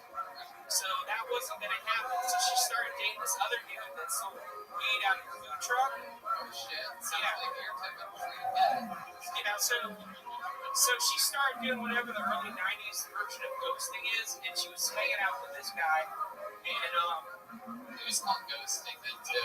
Except when people said it, they thought of Demi Moore and Patrick Swayze. yeah, so she's seeing this guy, and apparently the first thing people with drug money do is buy a shitload of parrots. Yeah. Okay, so it wasn't an aviary, but he had 20 fucking parrots. Who the fuck buys? Jesus. How many of those parents came on you? None of them came on me, but it gets worse. It does. I didn't see the old fucking parrot. No, but this is what happened. So my mom wanted to go out with this guy one night and meet me at his house, and I said, "No, you're not leaving me here with the birds. I'm 6, okay?" So, yeah. So go ahead, if you have a question at the block. How are you and your mom now? Oh, I'm terrified of her. Yeah, she sounds pretty. Yeah. She's fucking Yeah. amazing parents and jumping. Yeah, and this was the worst part. The guy thought I could get over my fear of birds if he taught all the parents my name. So the whole night, the parents are just talking to me because I'm the only fucking person in the house. JP, don't be scared. I want to be your friend. So after a while, JP, you want a cracker? yeah, it was pretty much that. So after a while, the mob boss guy, he gets kind of suspicious. Hey, what the fuck you doing for parrot? Just get the fuck out of here. Ain't no reason to parrot, it's a fucking parrot. So get the fuck out of here. You afraid of parrots? What are you, a rat? Man, I've been waiting to do bird jokes for 36 years. Go ahead. I like that you keep calling him a mom boss. These are good. He sounds like a guy who just like sold weed that your mom fucked. No, I mean, he was like Tony Soprano. no, he wasn't Italian. Why does everybody always assume Italian? But anyways, The fuck out of here. They're like us. These parents are like us. A bunch of good fellas. This is Toucan, Two Eyes. This is Jimmy the Beak. This is fucking Frankie Feathers over here. And then there was. Alright, go ahead, JP. Tell the fucking bird story. okay, so Go get the crack. all right, let's not crackers. Here we go. So after a while, the mob boss gets This Polly is spelled every mob movie has a Polly. There's a big boss in it, so I can't stop myself. Hey, Polly, want a fucking cracker? Go get Polly his crackers. okay. After a while, the mob boss gets a little suspicious. So Hey, he finally got his wings, the fucking guy.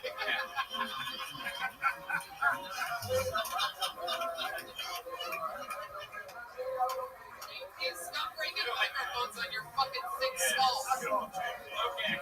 Jesus Christ. So anyways, the mob boss starts to get suspicious, and one day he just picks me up from school. Oh yeah, you know you're about to get fucking whacked at this point. Hey, I just wanted to give you a ride. What's wrong with that? Get Well, the back.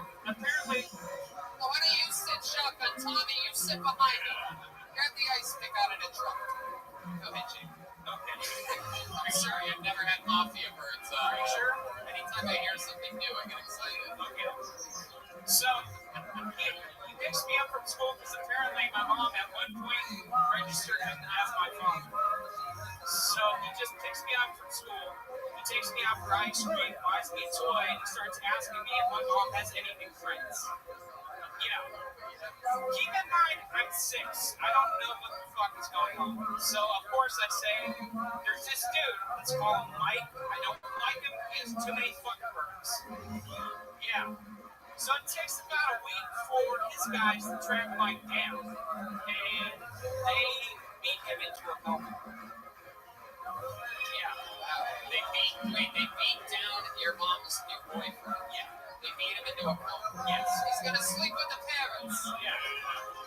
And then there was Pete the Tweet, and then there was...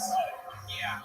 I mean, he was in a coma for like a week. They thought he was going to die. It was really bad. Right. So I thought, and my mom got on my face and died. It's like, it's all my fault. I'm a fucking rat. How dare you tell people my fucking business?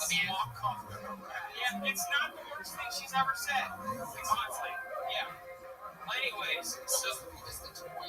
What was the toy? it was a stuffed dinosaur. A stuffed dinosaur. Big, okay, it's not a fucking good. Yeah. So she goes back to him for a while. The guy finally gets out of the hospital. But being a single drug dealer, nobody fed his parents. So, yeah. Wait, the guy in the coma? Yeah. Oh, I get it now. Yeah. So, Do you think they were like yelling your name? yeah, maybe. You fucking rat! Last thing they learned. You fucking rat! Yeah. Here's some of that food, JP. People are fucking starving. So you've been eating food ever since. Pretty much. I've been eating my feelings. I've been eating my guilt. My guilt. Yeah. Hello. Yeah, parents actually live for 8 hours. So you guys could have bonded over that. Yeah. Awesome. JP also will die because of me for 40 hours. It's true. Once I start using mass, I'm fucked. My goodness gracious. Anyway, it goes on. Yeah, go ahead. Okay. So she goes back to him for a couple of months, and I wake up one morning, it's like you're banging on the walls in my grandma's house. And I wake up, and it's like I know it's like an hour after I'm supposed to go to school. So I'm wondering what's going on. So I walk over to my mom's room, and not only is she not there, but her bed is made. Like she's never been there. And yeah. And then so I'm still hearing banging, moving about the house. Someone's walking around the house, banging on the walls, just going nuts. And I'm terrified. All of a sudden I hear a phone ring in the kitchen, and That's not even a bird. Red band. Okay, and then the phone. I haven't told the story this week. No, it's okay. Go ahead. So I crawl over the phone because I'm like, I can call for help. So I pick up the phone. I'm like, Mom, somebody's trying to get in the house because it's her. And she's like, I know. It's George. I don't want to ever see him again. Tell him his shit's at the front door. He can fuck off. Click. Wow. And then what happened? I had to go to the front door and hand a lunch box, 2 empty bags full of the shit, and tell my mom didn't want to see him anymore. Wow. You had to do the dirty work. Huh? Yeah. Come on, kid. Let me get you another fucking dinosaur. What do I gotta do? Let me in. Let me in, JP. Come on. I don't even care about the fucking birds anymore. Don't tell your stories anymore. Okay. None of us, someone's there with you to really bring out the fucking meat and potatoes. Okay. But JP, again, I'm telling you, your 60 seconds, I could almost describe it as god-awful. However, just same thing as I said a month ago. You during the interview part, you're adorable. Look at that fucking smile. Show the audience that smile. Let me see it. Look at this fucking guy. He did his inhaler before his set. He's just a big fucking sweetheart. Look at this guy. He's actually the other guy's transgender sister. This is what she looks like now. No, I'm kidding. I'm living my best life. Hey man, I'm so happy that you came back. Wait another minute, sign up again, and hopefully we'll pull you out of the bucket sometime. Okay, great. Thank you. Thank you so much. JP Hinsdale, everyone.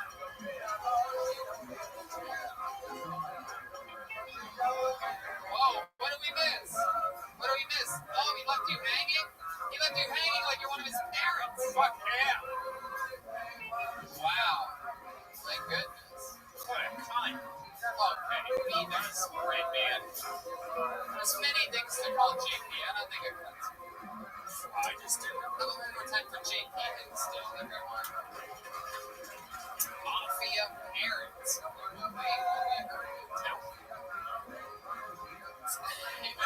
Literally unbelievable. Guys, how about another hand for Zach Bogus up here, like a healthy Jeffrey Dahmer, just fucking. You got that shirt in Pier 1. Right.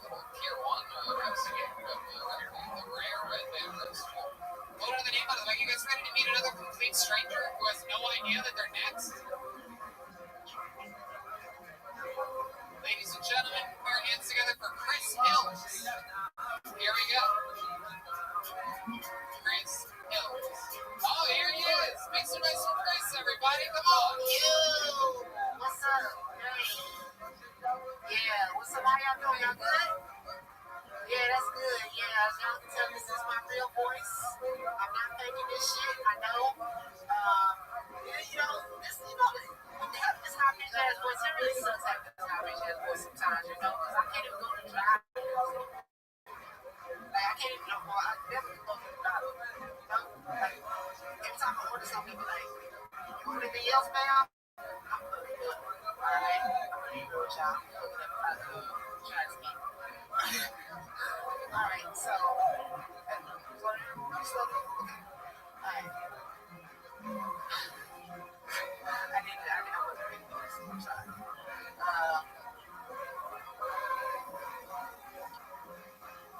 right. As y'all can tell, I love music. I love music a lot. I really love music. I was in this car with you. That's a big line. You want me to be? That's my Goodness, listen to me, who's in the odds. And if you want to be with me, no one wants to be with you right now. That's the saddest part. What were you trying to get to at the drive-thru joke? That's how you panicked. You were right there. I panicked. I did. I wasn't ready. I didn't. No one ever knows if they're getting on or when they're going on. It's a tough situation. How old are you, Chris? I'm 27. 27 years old. Look at you. You don't have a day over 13. That is incredible. I'd pick you on my rugby team every time. Chris, 27. What do you do? What do you do for work? I'm unemployed right now. Yeah. All right. What did you used to do? I used to work with kids. Okay. What do you do with kids? Oh, wow. That's perfect. Yeah, that's it. Do I get off of Michael Jackson vibe or something? Oh, I get it now. I get it now. I get the joke now. I get the joke. I just like to work with kids and all the it don't matter if you're black or white. I can't even go through a drive-thru anymore. I'm so famous.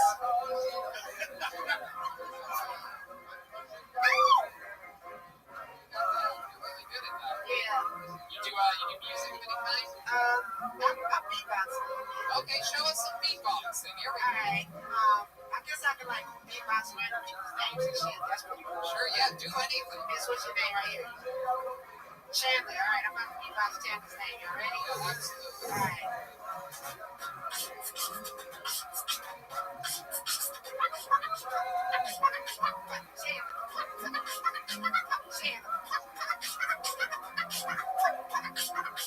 Chandler. Wow, look at that. That's incredible.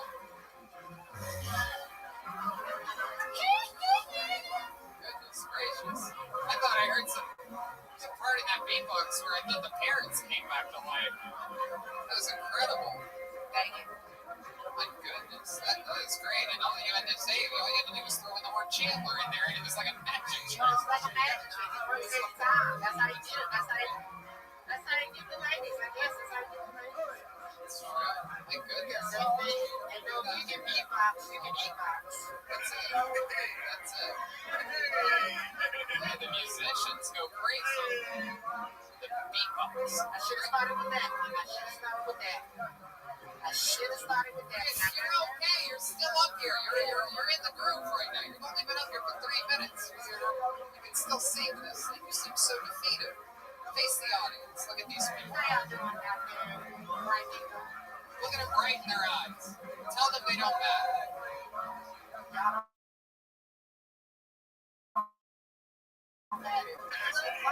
Sometimes I feel like Peter Pan. Say that. I'm not going to say it. Alright? Come on, put it behind the beat. Bubbles had it coming. Peter Pan. Alright. Chris, let's talk about it. What else about you? Tell us about your life. Born and raised here in Austin, Texas? No, I was born in Colorado Springs, but I was raised in Dallas. Okay.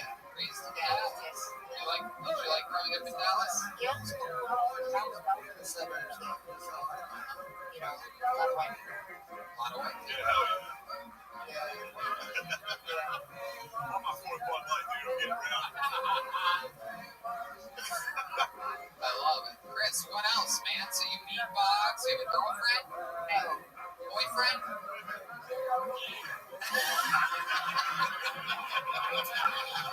Red man on the soundboard is on fire tonight between the birds and the fucking Michael Jackson's over here. Wow, you really can do it. Michael Jackson. How many you want to get? How many of you give a real Michael Jackson? Yeah. What do you know? What can you do? These guys can do anything. The band's magical.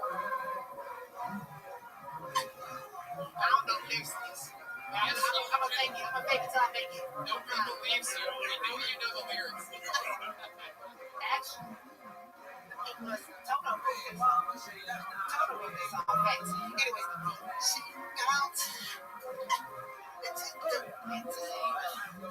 and that's still with me.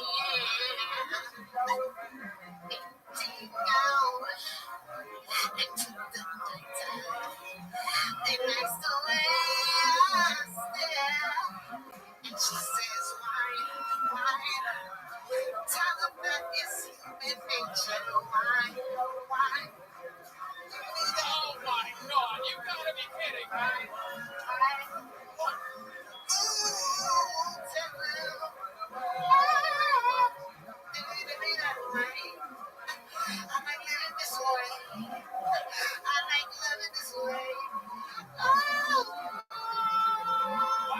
Ladies and gentlemen, this fucking guy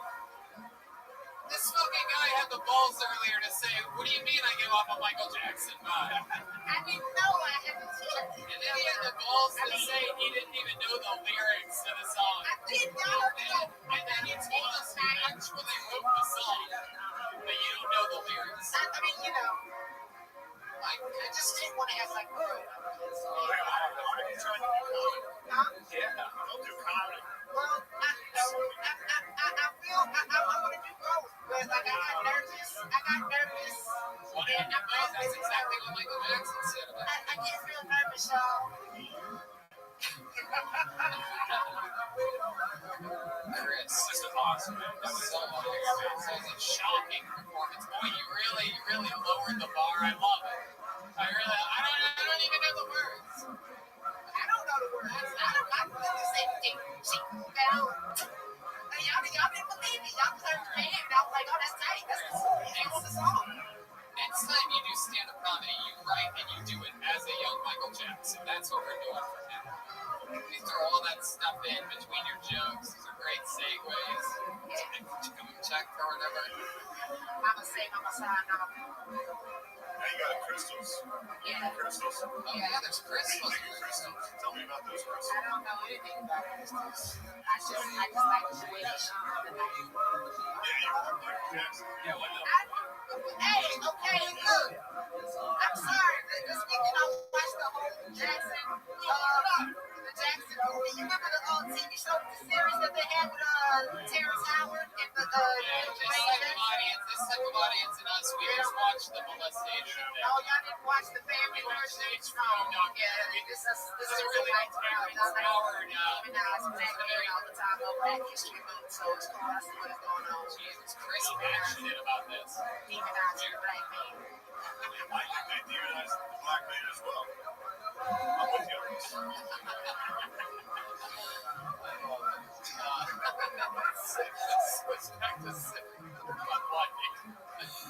Oh shit. Alright, Chris, man. I'll tell you, like I said, I called this 3 minutes in. I go, you look defeated. We can still turn this thing on. Here we are 9 minutes later. Do you have a whole Michael Jackson outfit that you could wear sometime? No. Yes, you do. No. I don't even know what he used to wear. I just know that it was all designed by, Yes, you do, because I would love to have you come back and do like a full-on Michael Jackson if you could. yeah, just do it. Just dress like Michael Jackson sometime and let us know. Like the 70s version of it? Like the Afro? You know which version. Yeah. You know which version. All right, the one after you got his head turned down. All right, I got it. You know which version. We want your version, not the one that would look like Zach Silverman. You know what I mean? We want your era of Michael Jackson. All right. Ladies and gentlemen, make some noise for Chris Hills, everybody. Come on. Straight up to the bucket. Hell yeah, that was good. We're having fun tonight. You guys ready to go to this bucket? One more time, huh? Here's Zach Bogus. Zach Bogus wearing the curtains from a Chinese restaurant here tonight.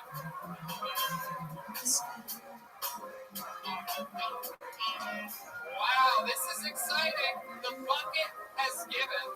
I absolutely love this guy. He was on Kill Tony fucking years ago from Dallas, Texas. I love this guy so much. I had him featuring for me in Dallas just about a month ago. Ladies and gentlemen, one of my favorite top young rising comedians in the world. It's the great Tony Casillas. I love this guy. He's great.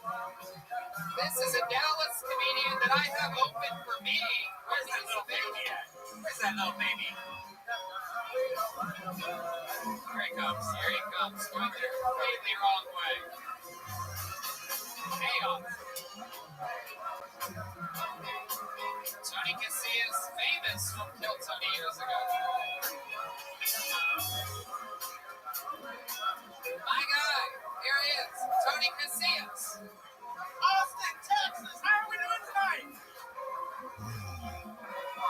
When I was 18, I lost my virginity. Not trying to brag. It's pretty fun.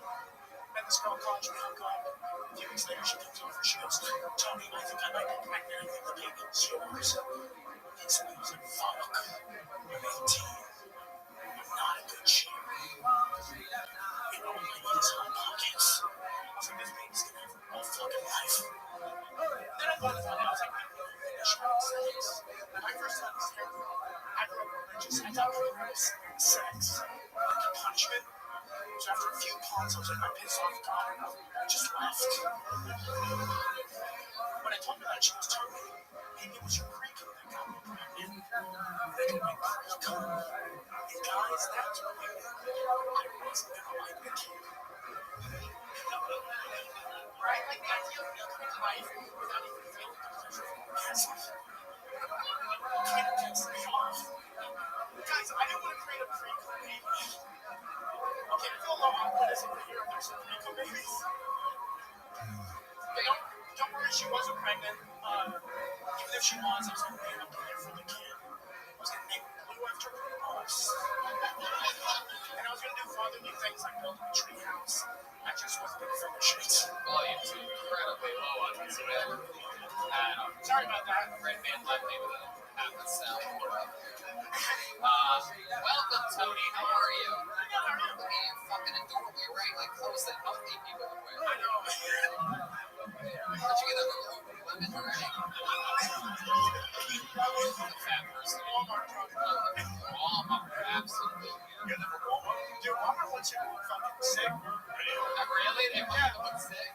Yeah, but like, dude, like, paying them $12 like a day to make these shirts, it's fucking $12 or some shit. Look at you. Look out there to this audience. This is a very special obese episode of Phil Tony. It's like Phil Tony. Straight to the heavyweights of the local scene. So Tony, I've known you for years now. It feels like just yesterday, but it's been like 7 years ago on this show. I feel like I called you a lesbian Drew Carey. Right? We got to show the audience your face again. It's funnier if you see his whole fucking head. It was 4 years ago now. 4 years ago in Dallas. Absolutely. And here we are. We're back again. Right back at it. What's Don't changed? call him sir. It's me. I was calling him. Why do you have all this? Dude, I was calling him sir. What is that noise? I grew up in a military household. If you didn't get called sir, yeah. Wow. What kind of military? Old Navy.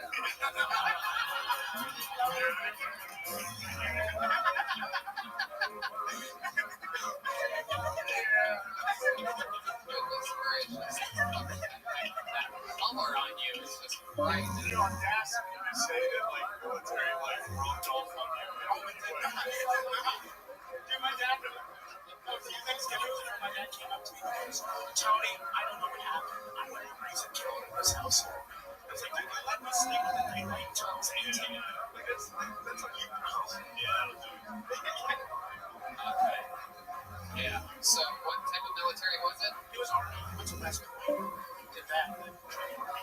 So, what do you do? How do you make money now, Tony, when you're not doing stand-up? Right now I do a lot of photography. Damn, your dad thinks that shit's so gay. Holy shit, dude. So Where did I go? So, about the photographer? This past year, because she's been going crazy, I did some OnlyFans shit.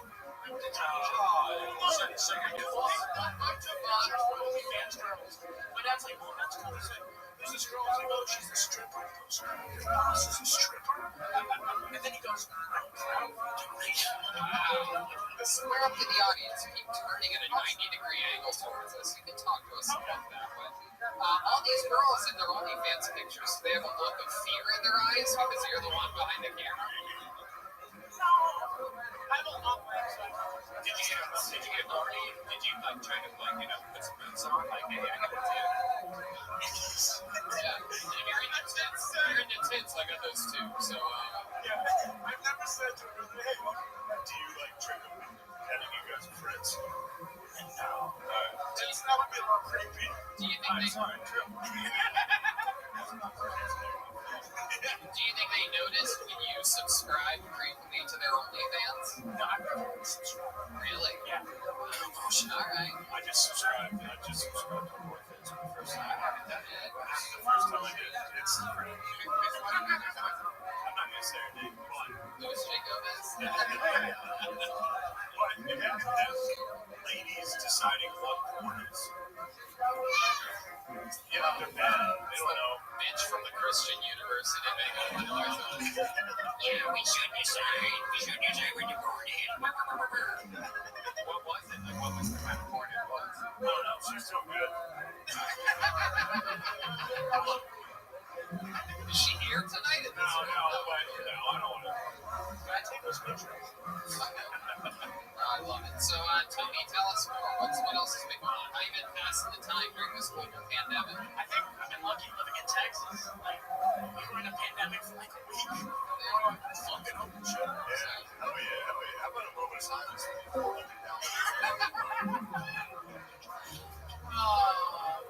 Nice going, Texas. I've been lucky enough to get on stage and stuff. I love it. Do you sleep with a sleep apnea mask on? I do not yet. Do people tell you that you make noises when you have a sleepover with your buddies? What kind of noises do they tell you that you make? It's like a silent snore, but they say It's called a death rattle.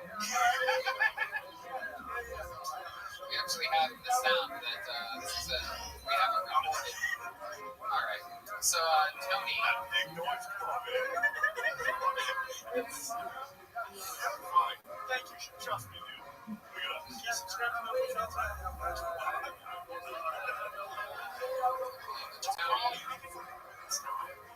You made it.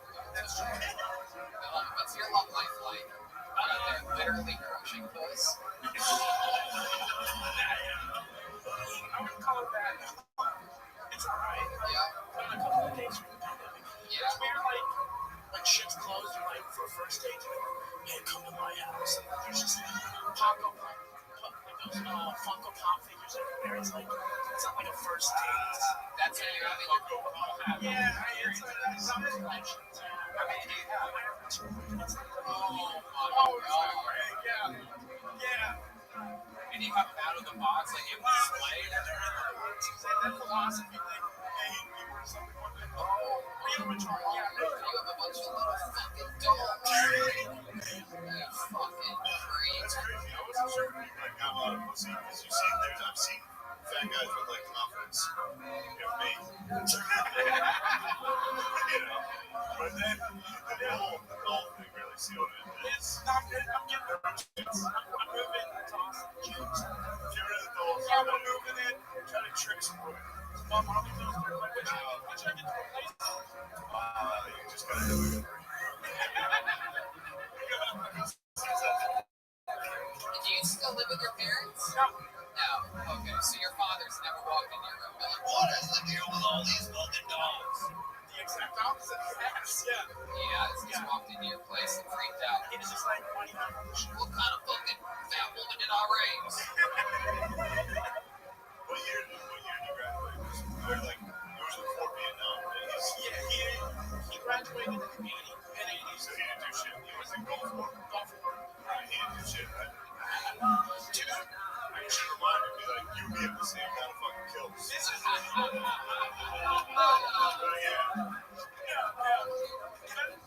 and I can't say too much, but it's kind of like that bit that Tom Segura does, like the ultimate kid. They tell you, like my dad would be like, oh, I went to Boston, what happened?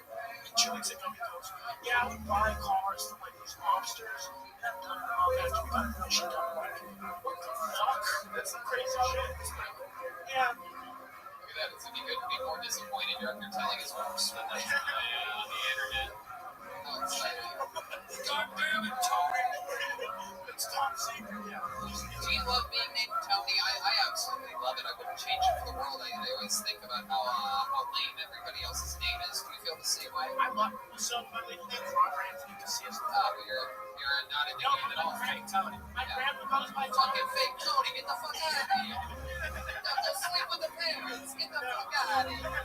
Both my grandpas and Anthony go by Tony. So I love it. Some of those fucking birds. It's like RTP2 bird. Okay. Well, Tony, so much fun. You've been doing great work. You're actually working. You work a lot out of hyenas. I try to get you every time you're available. I tried to book the kid. Oh, yeah, I met him on a few secret shows. It's fucking awesome. I tried to book the kid on my San Antonio shows a month ago. He goes, I'm sorry, I'm already working that weekend. I'm opening for Jeremiah Watkins. I'm like, are you fucking kidding me? Can you believe these fucking kids? I help everyone. And then what do? They go back, they take from the hand and feet.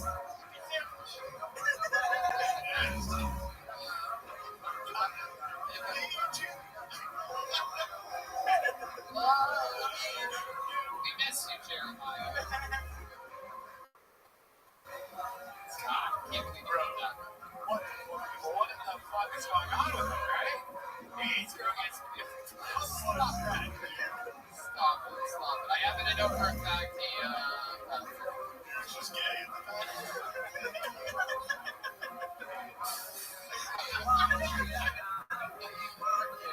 That's when the classic time that Jeremiah made a real song, a romantic song. Instead of just giving it to his wife, he put it on the internet.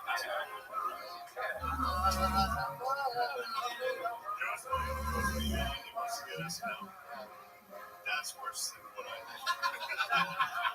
He's going to get SNL, and then they're going to be like, he also made this song, and everyone's going to be like, fuck that. Alright, we're really letting this fat fuck also look over here. He's just watching us laugh about other people. Like, man, I'm really making it right now. Just one of the guys up here. Tony, I can be kind of a primitive cast. You play any instruments or anything like that? I play trumpet. Really? You played drum, you were the band in high school? Holy shit. You know how to sing anything? No, you're built like an opera singer. Tony, so much fun. Congratulations. It's been I'm just starting a podcast. I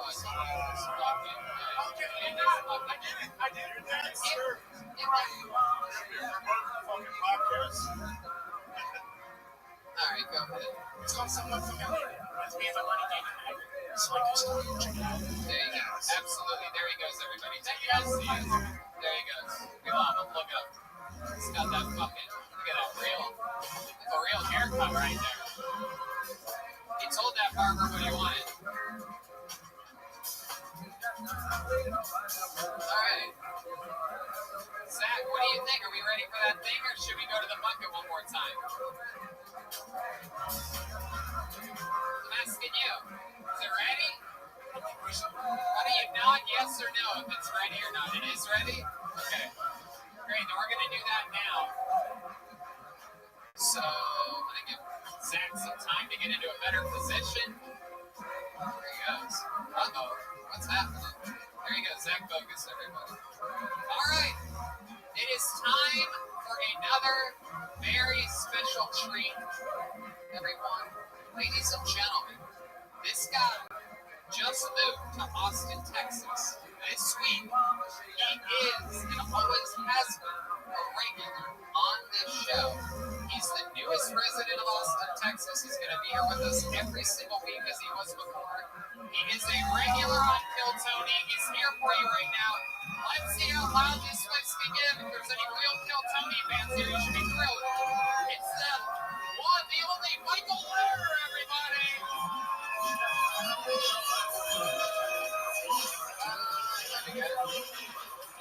Here he comes. Wow. Man, I've only been in Austin for 2 days, and my refrigerator is already full of questions. And once I eat that lasagna, I'm gonna use that Pyrex and Thursday with me. Right. Hey, don't get me wrong. I really cook crab because it makes my cooking last Now, I've been disability of farming, which means all my countertops are major life, which is great because I do a lot of kitchen fucking. Hey, and if the chick sits by the toaster, I don't even have to get out of my wheelchair to deliver fingers. Now, Texas is having some vaccine controversy, but who should get it first? If you ever ordered in the express from DoorDash, you don't get the vaccine. And if you, during the pandemic, you bought even one Funko bottle as your you did not get the fucking vaccine. Damn. My goodness. I cannot tell you guys how excited I am that Michael Lear not only is here with us tonight, but just moved to Austin, Texas this weekend. Incredible news. Yeah, and I got my car towed yesterday. It has 2 handicap records on it, and they told me, that's crazy enough, but your fucking governor is also in a wheelchair. Yeah. Yeah. You drive? What? He's right. Driving around? Listen, guys, only percent of my life, and these should be fine.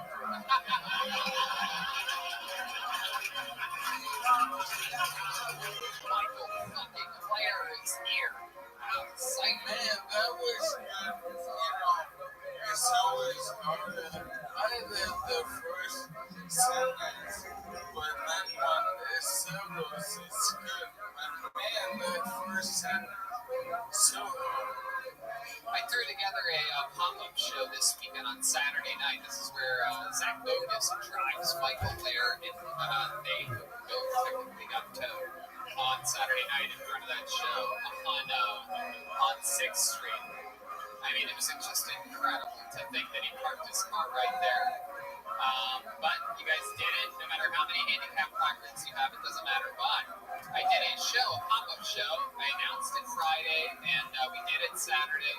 Michael Lear, David Lucas, Joe Rogan, and the great Jamar Neighbors, a good friend of ours from the Comedy Store, is also in town.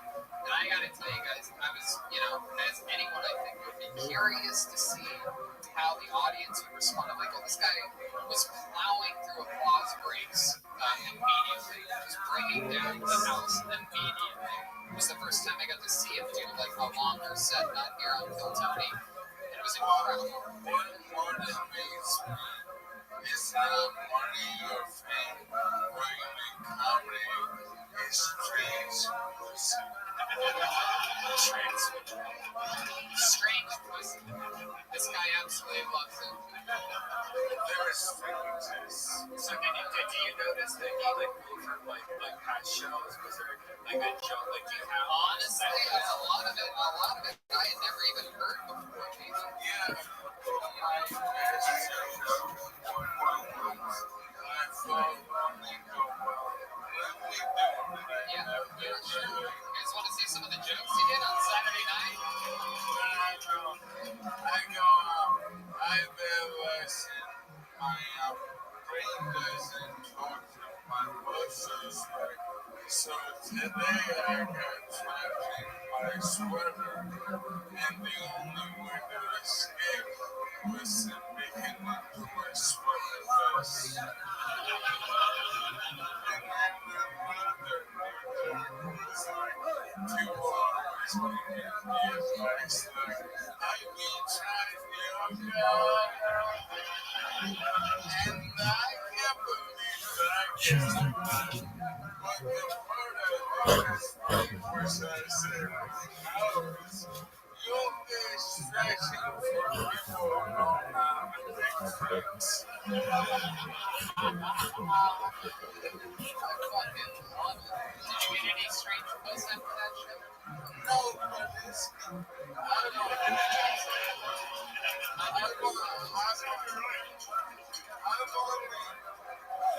I've said I'm only been here 72 hours, and obviously I'm disabled, and I find drawbacks. One thing I know is chicks don't mind that. They just don't like fat guys. That's a really good point. I gotta say, I love this look tonight. I love that KFC has been hiring all these different Colonel Sanders. Colonel Sanders.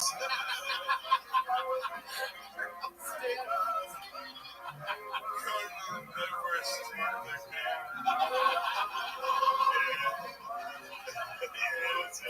The doctors are still trying to figure out what the secret recipe is to cure this disease.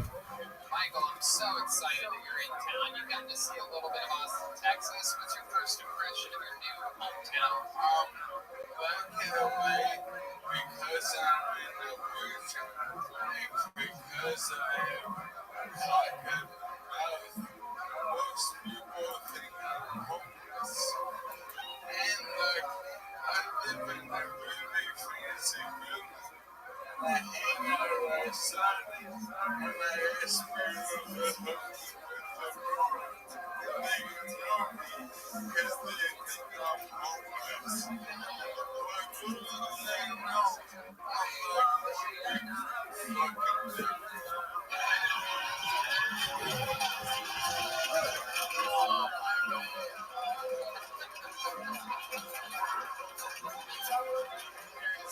No one in the world like you. Genuinely inspirational. I'm just a dude that's like, yeah, this is coming. Some advice. I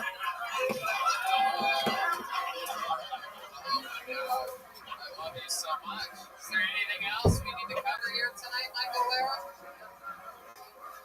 Kind of sucks that he like dogged on his express on punishments because I did his multi weight, right? That's a thing that everyone does. It happens once. No, it's a thing that everyone's shaped like you. Yeah, come on. I get that horse chicken. Oh my god, you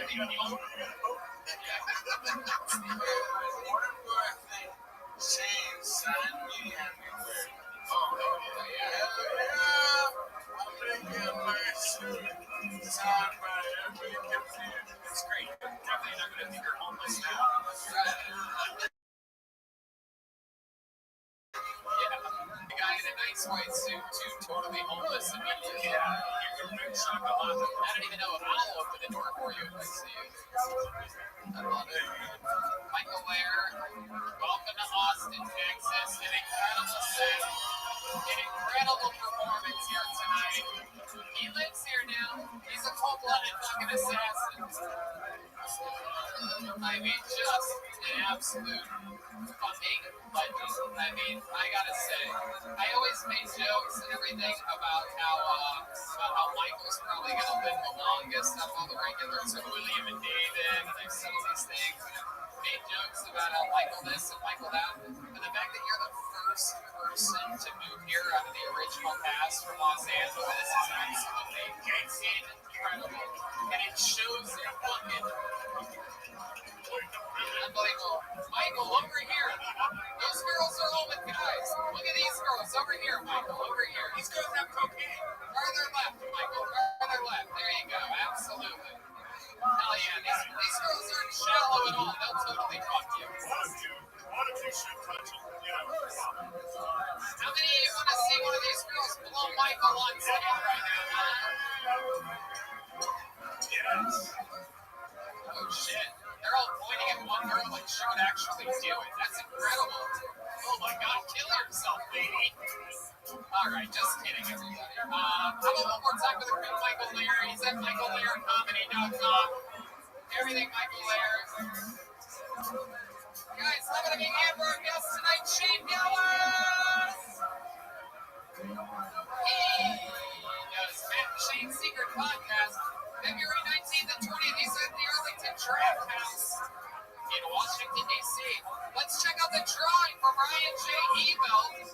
Truly, while you guys all sat there doing nothing, Ryan's been in Los Angeles the whole time drawing tonight's episode. Get a little bit closer there, Ryan. That looks incredible. Oh my god, I'm the devil. Look at that. Get closer, closer. Let's zoom in a little bit here so that I can see it.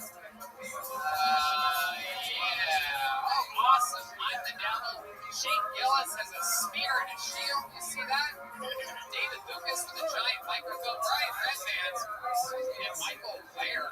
Oh my god. Unbelievable drawing. He draws every episode. They're all available at RyanJable.com. Guys, how about a hand for the band? John Hayes on the keys. He's at John Keys with a C on social media. JONKEYZ. How about a hand for on drums? Michael Gonzalez. Mike A. Gods 13. Come on, guys. Let him hear you. D. Madness on the bass guitar. He's at Lorenzo Dwayne Jackson. And on the electric, guys, Matt Mueling, everybody. Check out his music, mtmmakesmusic.bandcamp.com. He's also at Mutation on social media, at MUEHTATION. Again, thank you to Best BBQ Show. Thank you to CM Smokehouse and Flores Tortillas. Check out FloresTortillas.com, the best homemade tortillas in all of Austin, or what my barbecue specialist has told me. Again, shout out to Spaceflight Records, our sound guys band, the first ever non-profit record label band here in the United States of America. Shane Gillis, anything else you want to plug or promote? Or say? No, thank you. Shane Gillis. Shane Gillis, keep it Bud Light. Alive! Hey, if you guys live here, you guys live in Boston, but if you guys want to come to a show, come to Vulcan next Thursday. We got a big E-Man bar, we got a bunch of surprises. I can't tell you one of the secret guys, but come to the secret show next Thursday. Tony, Miami, Florida is finally rescheduled. It is happening the last weekend here in February. Tony, Miami, we are doing it. So we're back on the road in another free state. So one of these wacky red states everybody's having fun in. Austin, Texas, again, thank you so much for coming out tonight. We know for a fact, thanks to this pandemic, that it's not the same without you. And we're so excited to be back with you. Thank you guys for coming out. We'll see you again next week. Good night, everybody.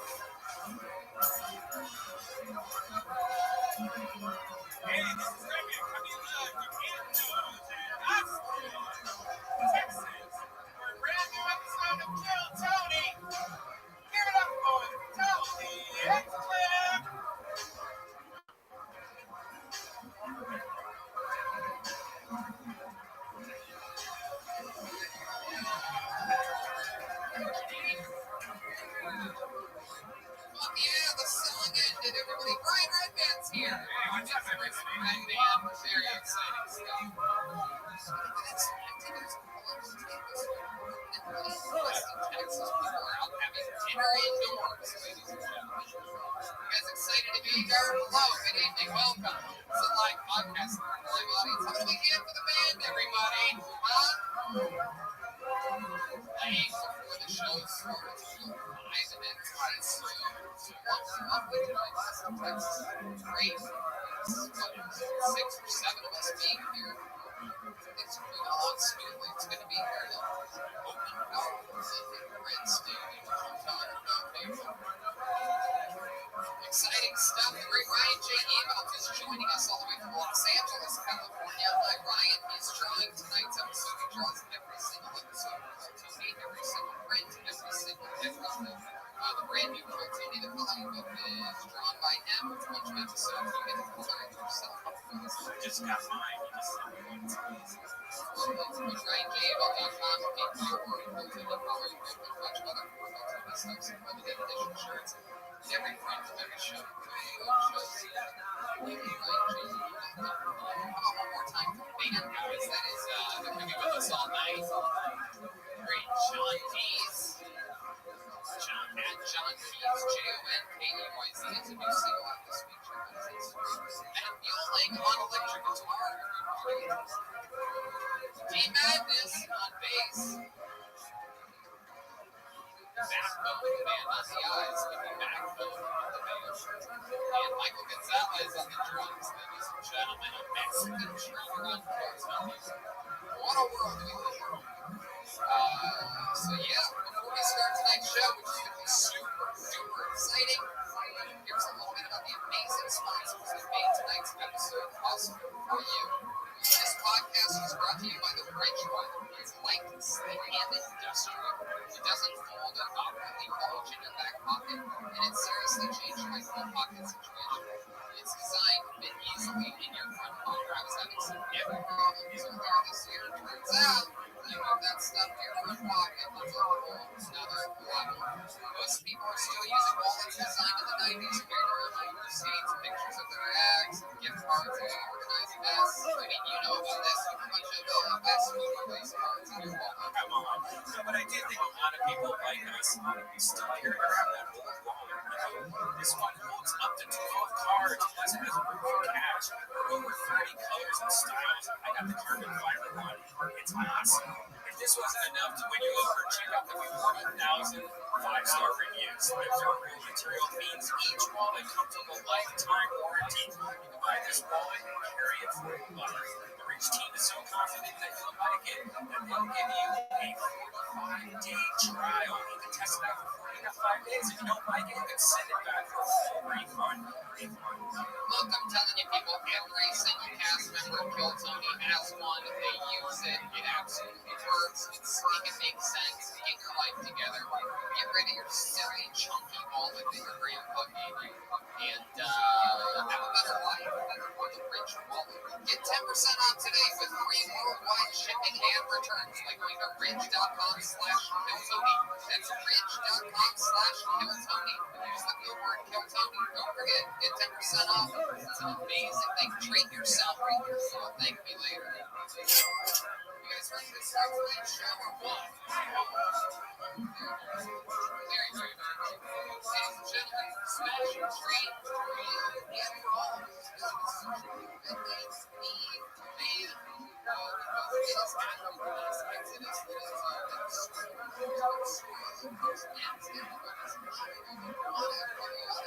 you guys are such a special treat. It was really awesome. Texas is our guest here tonight. Just here. He has been cruising every single day on show at the company's since long before I started. It's a short acquaintance.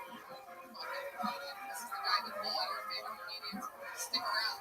You wait until the end of the night to get the whole go in and watch all your favorite comedians stand in the back of the room and watch this guy when he performs. And it doesn't matter. We're going to get a nail in 2 hours here on this podcast. Ladies and gentlemen, I present you with the best comedians. One of my favorites, the great Ryan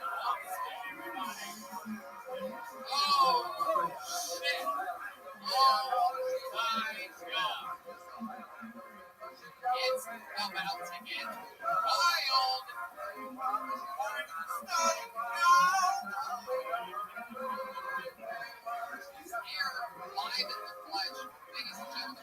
just resident of Austin, Texas, right? How long did you live in Los Angeles for, Ryan?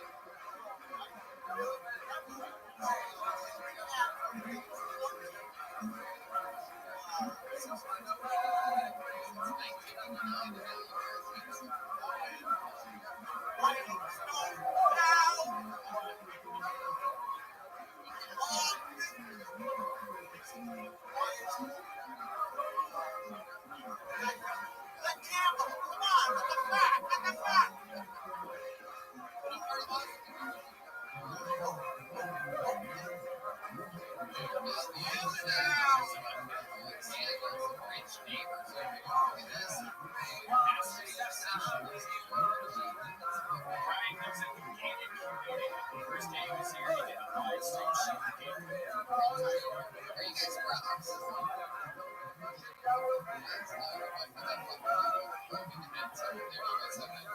HGH schools. You guys taking BPC 157? What's going on over there? Alright, let's keep it moving along. What's going into a bag? What do we got? Ryan, did you watch the Super Bowl? What are your thoughts about the Super Bowl?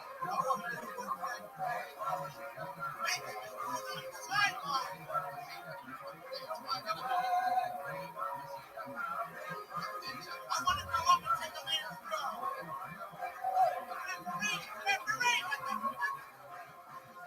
You didn't give a shit about the games. You just watching the cat Super Bowl. You just watching Jimmy Hart. What the fucking game is going on?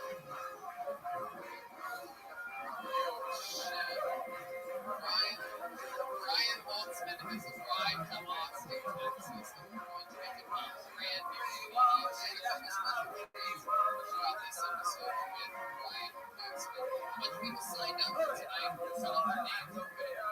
Jason,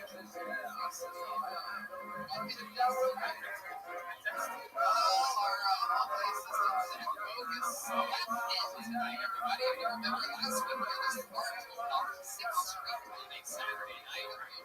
And the part on 6th Street about 7 p.m. on a Saturday. Just thinking, oh, that's good. Just gonna leave that there for the night. I mean, look at it, but on 6th Street, just let it go. Where his car was. Anyways, he didn't bring it up there. He works one way a week for 2 hours a week. He's literally, the bogus family name is probably not Turkish. How do you sleep in for a job that starts at 7 p.m.? It's unbelievable. But anyway, he didn't bring it up yet. And the ice bucket, in case you didn't notice, is the can. It's already that's a dirty little Austin, Texas, basically. You know what I'm talking about. You got plenty of off-ramp and big game in there. So that's what you do. Alright. So yeah, quick your name on the book. That means you get 60 seconds uninterrupted on this stage. Your time is up and you're going to sound like a kid. Wrap it up there. The angry was it's not the angry song. It is the angry warehouse district mayor. He never gets elected in Austin. People don't even know who the mayor is. Everybody thinks it's somewhere else. It's almost regional town in Alabama. That's the name for the town of Big. It's like 5 different places, 5 different areas. What do you guys think is the name for it? Yell it out. First Street. The East 4th Street there. That's what it is. East 4th. West 4th. See, you figure it out this way. Just say. Hey, fuck you! Boltzmann already yelling at his new neighbors and going, no. He's going to catch him tearing up political signs out of your front yard any day. Okay. Stay down.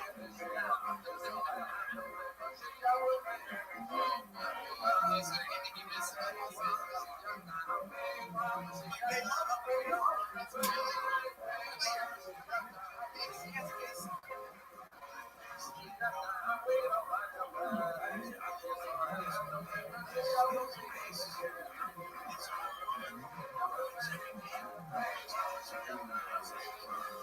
You guys ready to start tonight's show or what? It's about to happen right now. Sorry, that just feels like we're on a television tape. Austin, are you guys ready to start tonight's episode of Close Party? There you go. Everyone's hungry for the Super Bowl or something. And that bitch referee has a knife in his face.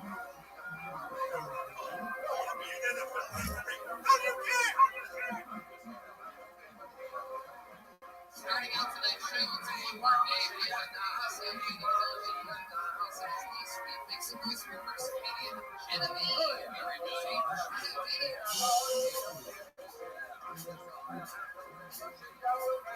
People spread out on the sidewalk are signed up to be on tonight's show. They're socially distanced. Those of you listening around the country, everybody that came in tonight was tested.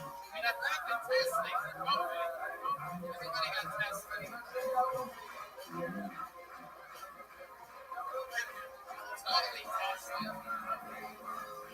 Here she is, Genevieve, everybody. One more time for Genevieve.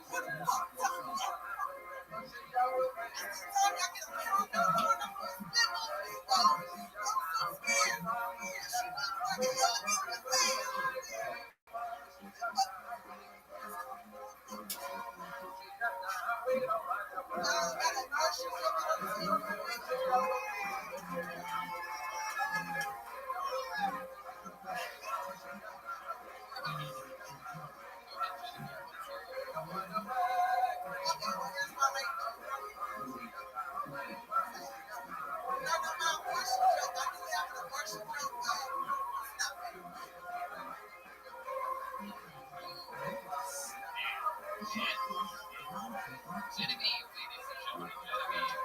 A little bit of interruptions there towards the end, but it's welcome back to the show. Thank you, Zero. It's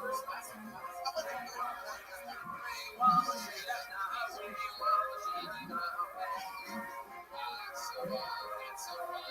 Is that real?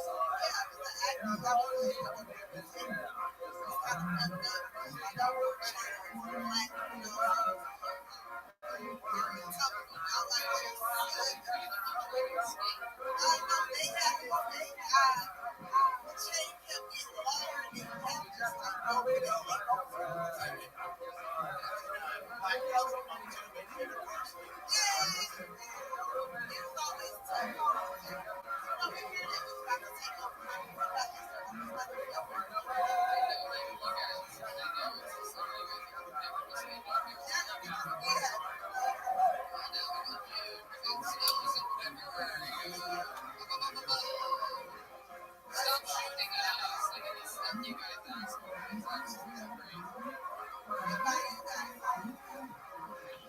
So Genevieve, how's life going since last week?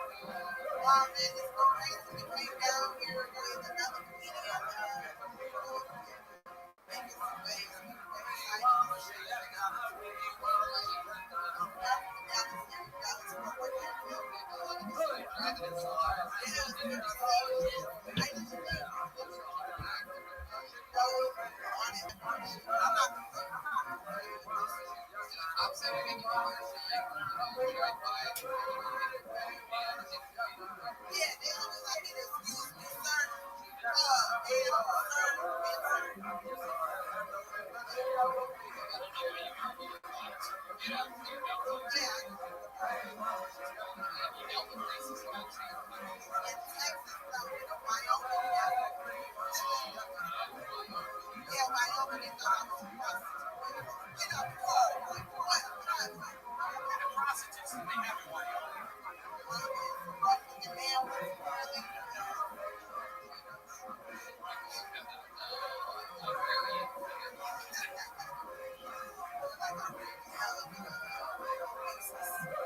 Genevieve, did you go to college? I think we're going to Michigan State and Green. Wow, you're smart. You know who else is an Michigan State? It's my good parents. Yeah, pretty much 360 days a year, right? So you'll be on and you're in the main room. Kings of Late Night.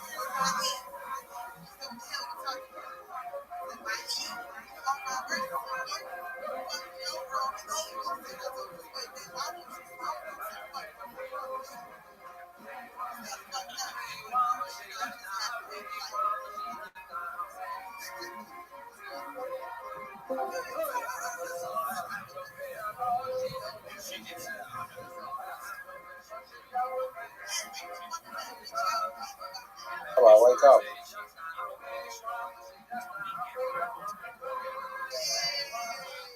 Come on, you've been sleeping. You've been sleeping for 48 hours.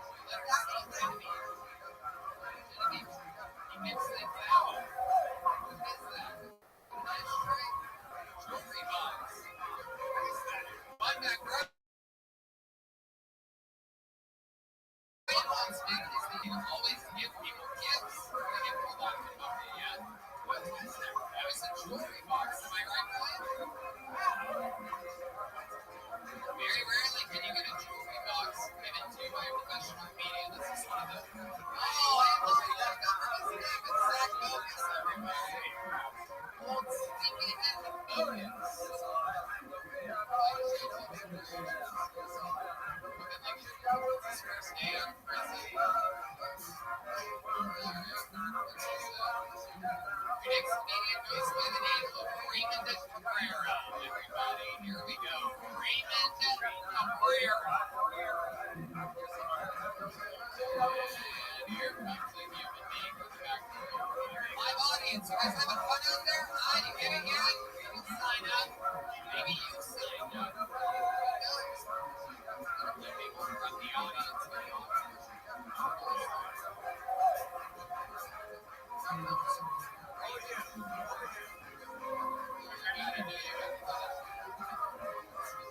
Once been directing people to walk right through the middle of this thing. Come on, make some noise for Raymond Cabrera, everybody.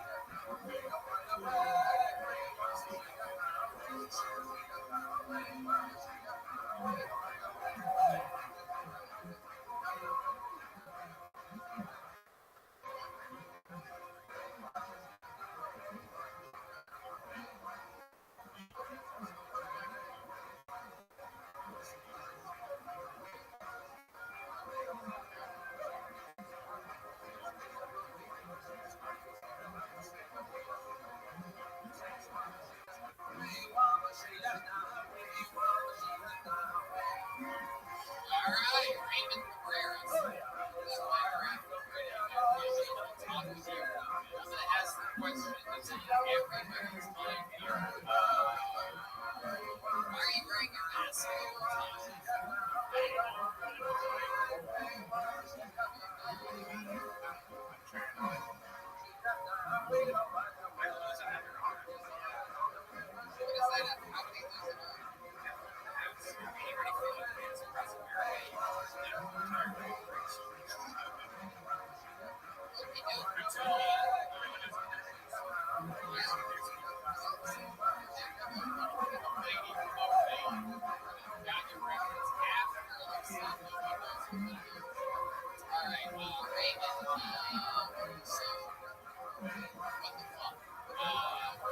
What happened to your hand? Really? That's it? Did the hand stay in your mother's vagina or something like that? Do you have a little baby arm out there? Is your baby bird smells? That's the noise of the baby, not a laughter. What are we, Jerry Springer?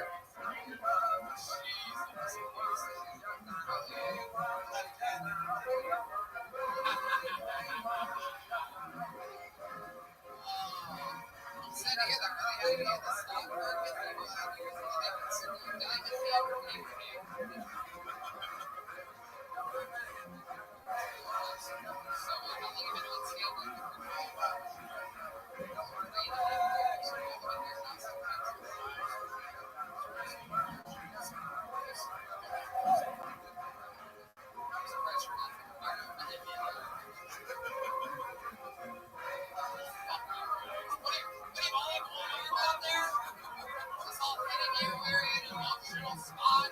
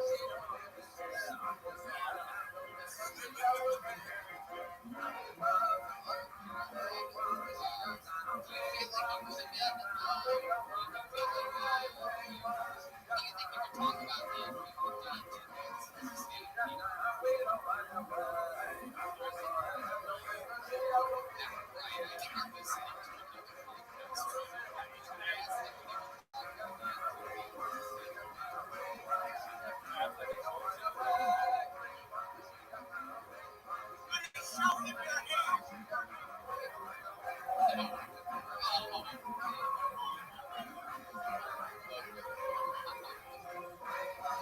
us something else interesting about your life.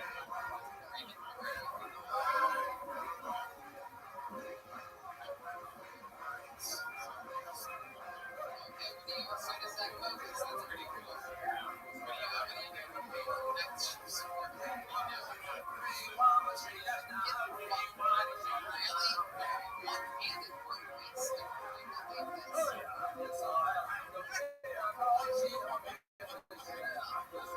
Raised him with 2 hands. I'm sorry.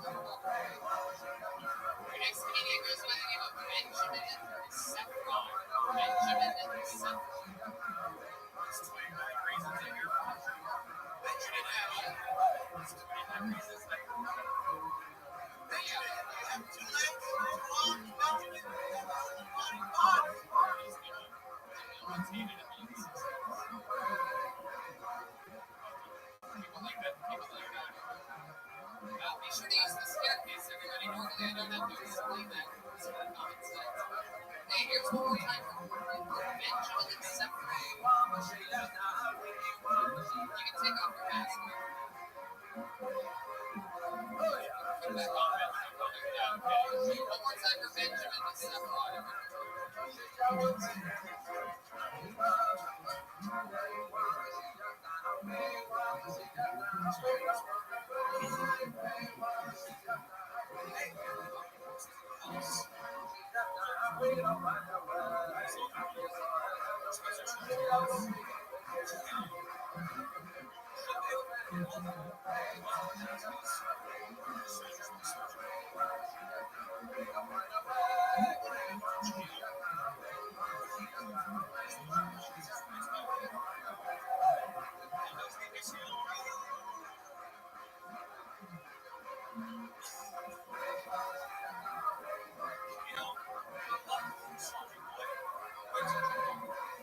Everybody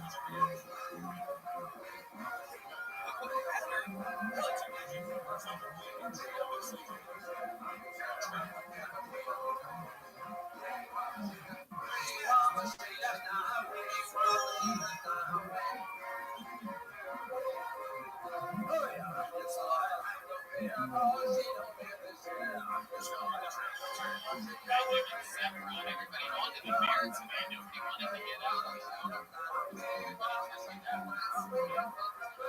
Benjamin, I've always said there are not enough Soldier Boy comedians. So there you are, out of nowhere. Hell yeah. Oh, for the show, you're right. Never watched. That's amazing. Florida asked me, do you know that? Do you know that's not what I asked for? Okay, that's great. It's your first time on the show, right? You do a lot of stand-up comedy. And this is my 7 years you've voiced. And you moved to here in Austin? Never lived outside of How long have you been having sex with you guys and John sisters? I've seen you on that show numerous times. You drive them around and give them their 2 weeks. MCs. Yeah, I watched that show. I know who you are.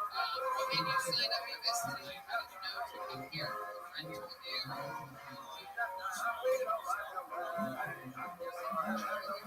Were you stalking someone who was coming here?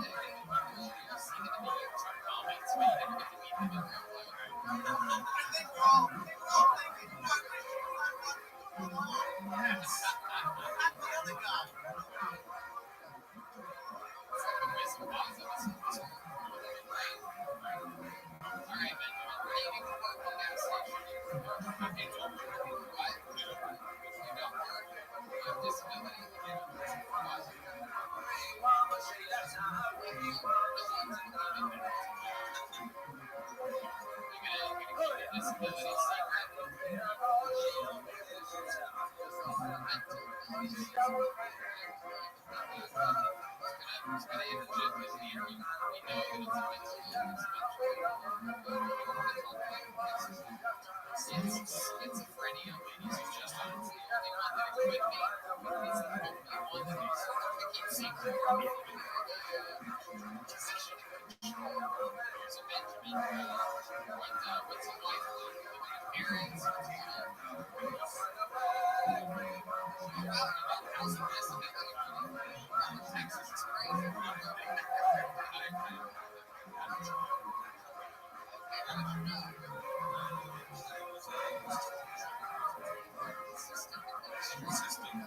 System administrator.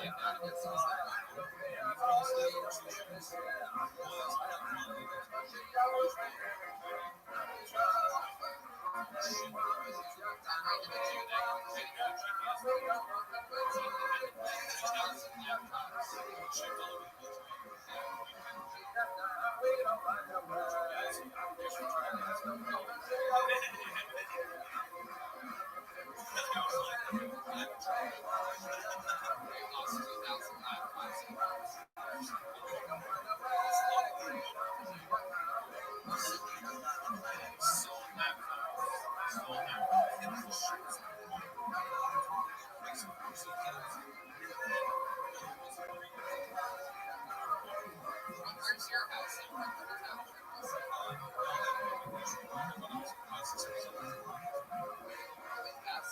What was the last thing you said?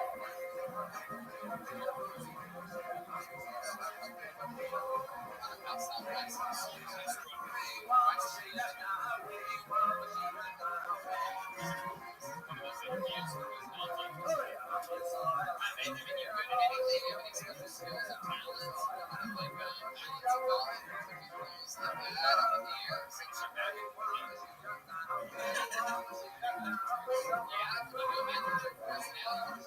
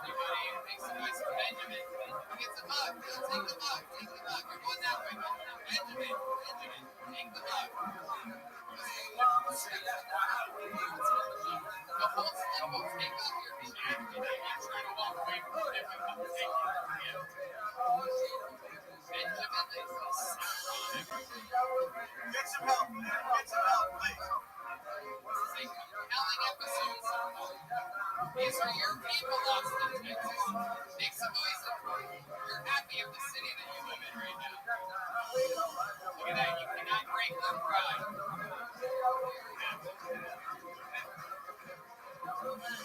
Guys, got his own house. You gotta give him credit for that. A lot of mentally ill people here in town just live under a bridge. Not this one. What was the name of the fucking she's been on the show all the time? She's back. Local artist runs a lot of real shows. Here she is. It's Brittany Ledesma. I think this is her third episode in California since we made the move here to Austin, Texas. Runs her own show. Makeshift garage. Yeah.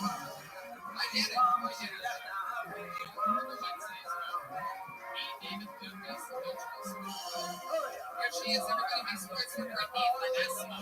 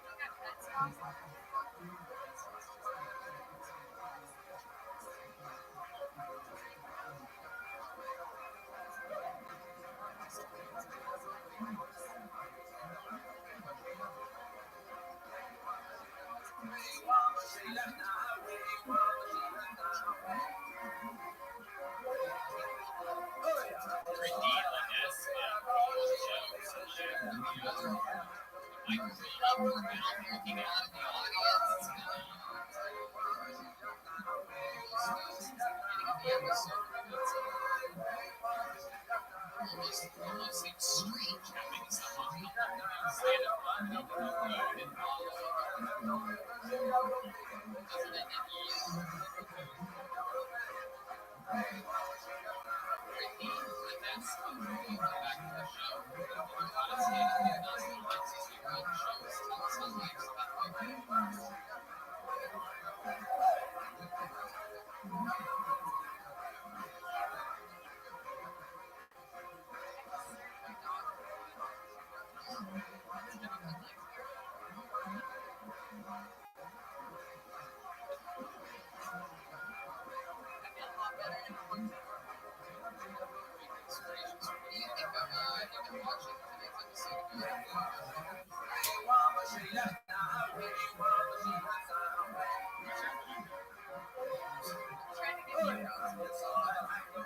Brittany,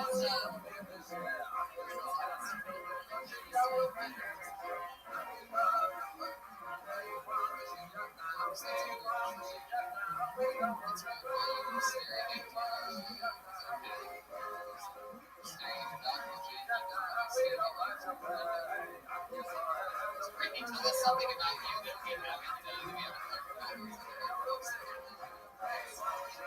Really? I'm a dancer. Really? Is that true? Get the fuck out of here. Are you serious?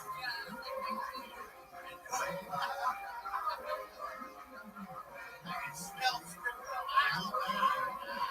You seem so young. How old are you, Brittany? 23. How long are you a stripper? You're going to be willing if we played some, yes, would you be willing to just give us a small example of like your types of moves or something? I'm sure the crowd would like that, right, guys? Instead of making me bang. Whoa. Ultimate. Don't throw my so hard, Jesus. Ultimate is baby. Wow, those are really good. Maybe. Sorry, not really. That's a private story. Great man. Guys, can you play some strip club music for Great Case? It's oh shit.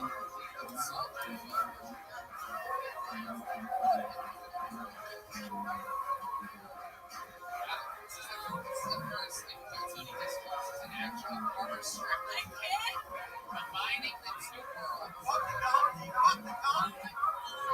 Oh, it's the whole. I'm not gonna dance by any means. I'm close to training to you, but I used to climb up the pole, push out like that.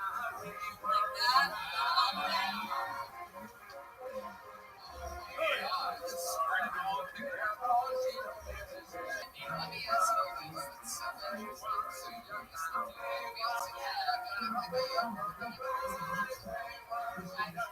you do have ideas? Did you interject that in your show? So ladies and gentlemen, there's no slippery when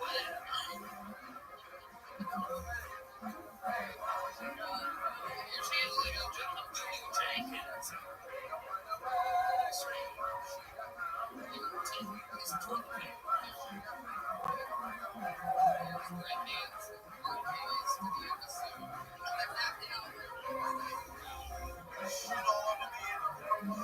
Oh my goodness. Did you ever do anything accident for you?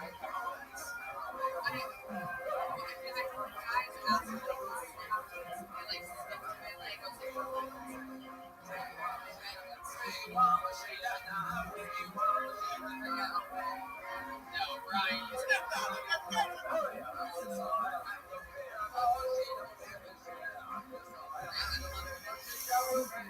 That is interesting. Probably should the guy paid us differently.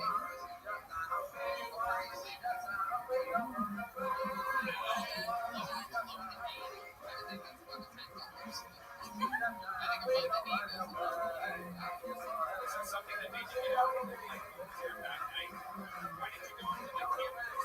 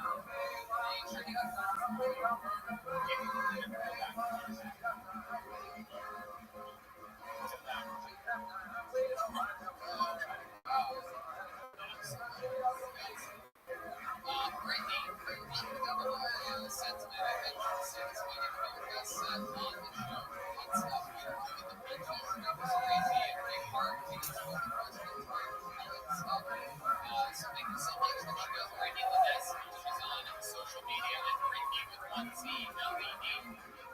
Oh, look at that, she got a doll. A very cool Asian doll from Ryan ROTHSCHILD. He's now picking up the $5 bills.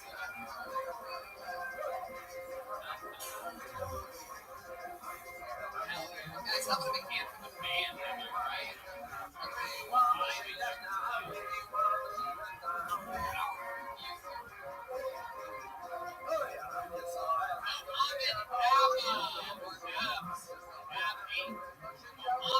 Your name is Mohammed. You just got selected to be next.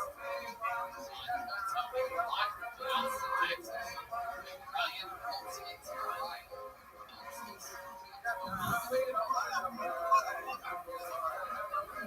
60 seconds uninterrupted. Here he is. Mohammed. Thank you.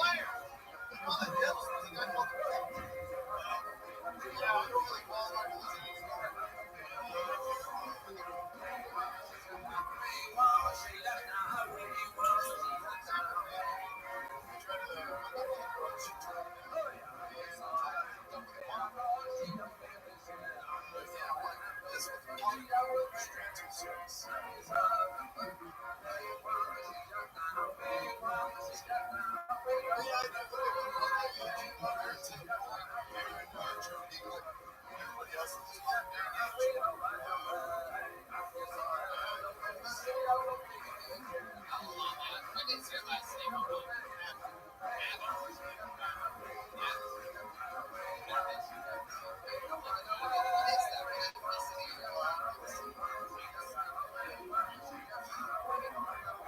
Palestinian music. Have you ever been there?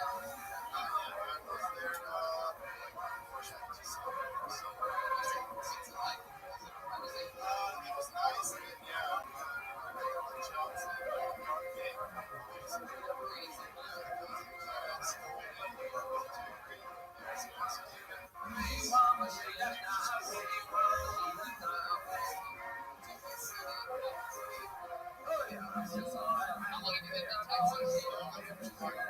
Okay. How long you visited?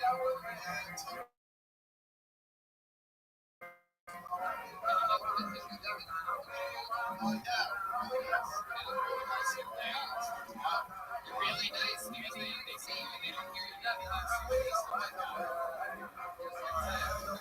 You can see very Mohammed-y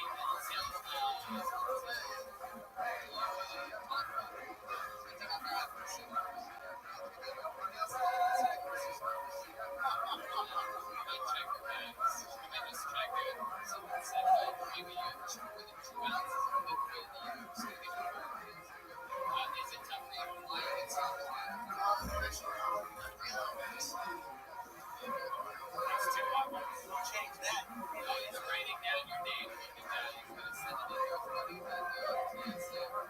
So what do you do for work?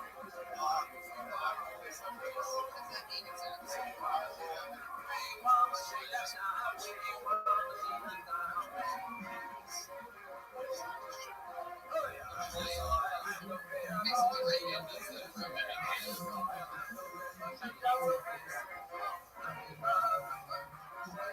If you eat anything, tell me. Very black, that's You're at Black's Barbecue, seriously, the best in Boston, if you guys. Very black.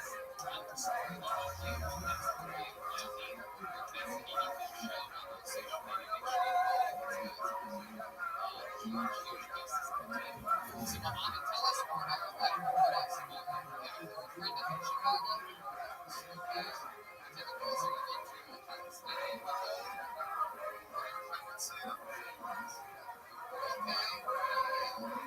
Okay.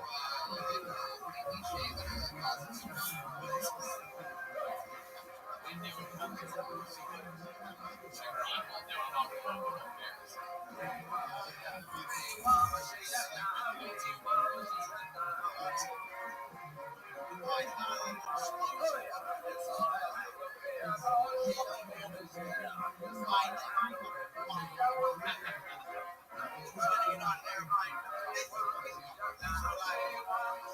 your favorite movie?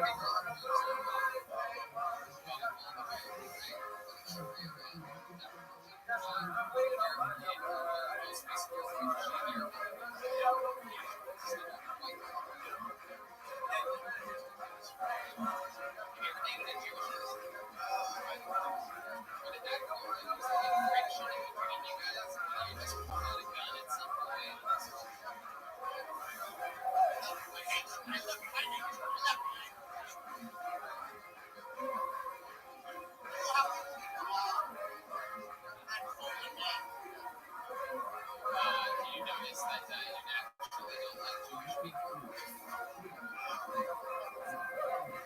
How your father?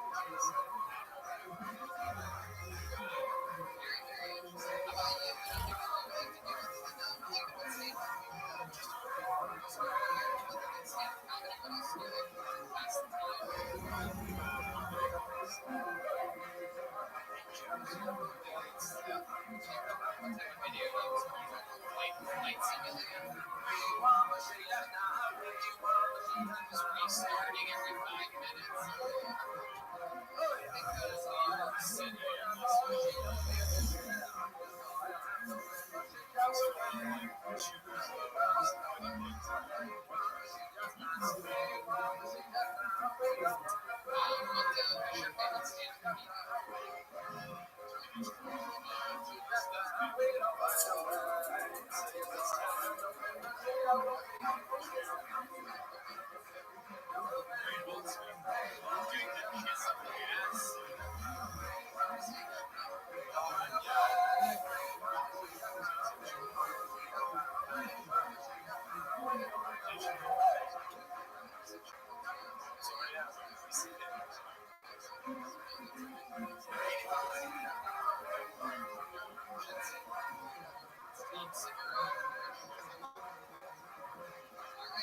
so much fun. Anything else from Muhammad?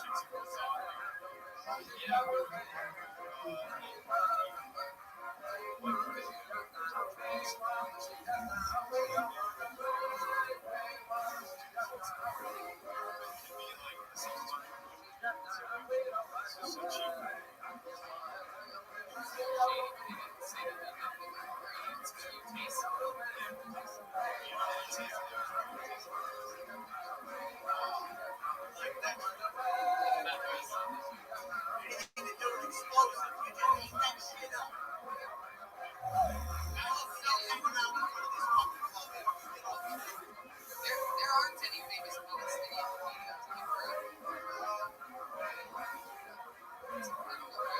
could be on your path to be your first one.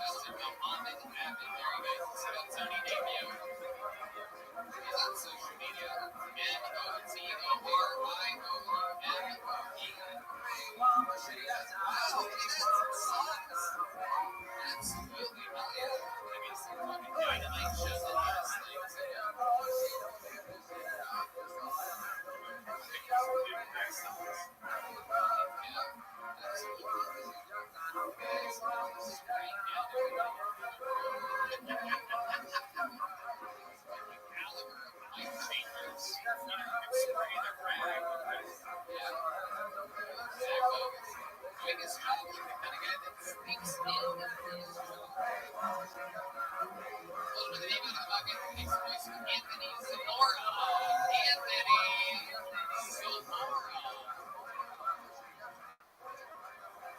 Maybe not enough Anthony. We might need Zamora.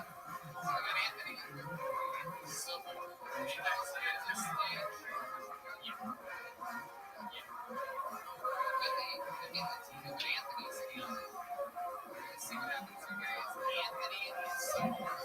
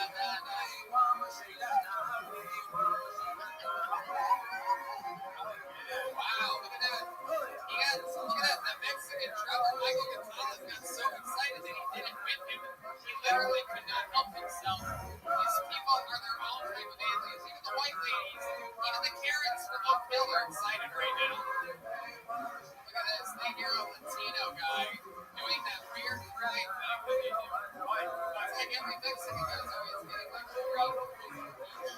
So each of the Mexican is is this another Rabbi? Yeah. Knew it. Fucking knew it. Do the fucking whistle. Do the fucking whistle, man. We're gonna wait all day. We gotta do it. No, you gotta do it. Just do the fucking whistle. There's no way she's lying right now. It's weird that you're lying about not being able to do the whistle. And it would be. That's all fucking thing. Get these people out of here. I want them kicked out. Just get it.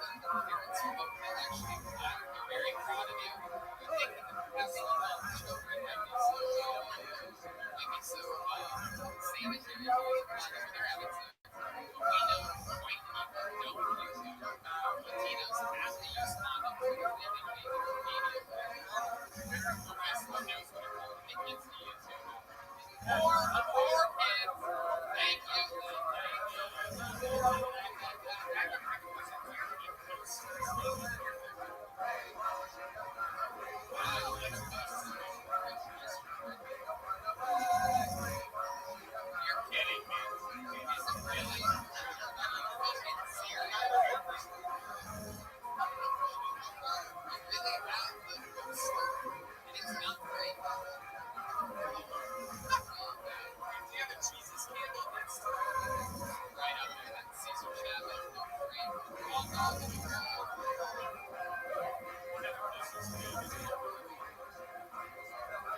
parents of those guys are pretty good. Pictures not free.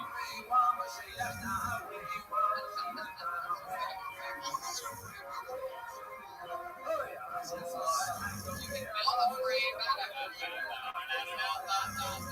There he goes, Anthony Zamora, everybody. Get jokes. The crowd loves him. Great interview. Great job, Anthony. Yeah. Whoa, look who just got a new alligator skin hat and a shot glass. Ryan, your ultimate. Wow. Ryan, that looks good on him. Wow, you put the hat right on. Anthony Zamora, you gotta come back, sign up again, Anthony. Anthony's our good favorite. Always trusted Anthony. Yes, indeed. Right now, we're going to do something special. A guy that got famous during some of the quarantine episodes of No Tony. We found out about him and his insane relationship with, of all things, a Mexican woman who was trying to make his life absolutely hell. This guy is an amazing joke writer. Really, really, really gave a shine to these pandemic episodes of the show. And he's here for us right now, visiting Austin, Texas, from Los Angeles. Here he is, Ryan Joseph, everybody. It's the return of Ryan Joseph.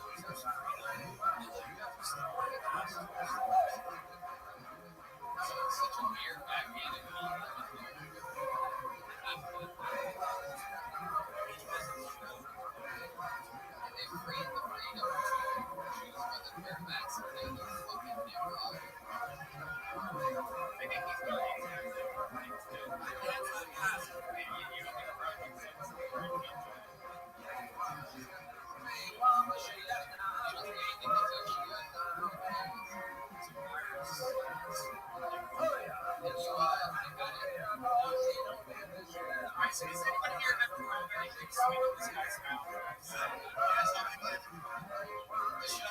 right, you guys leave this right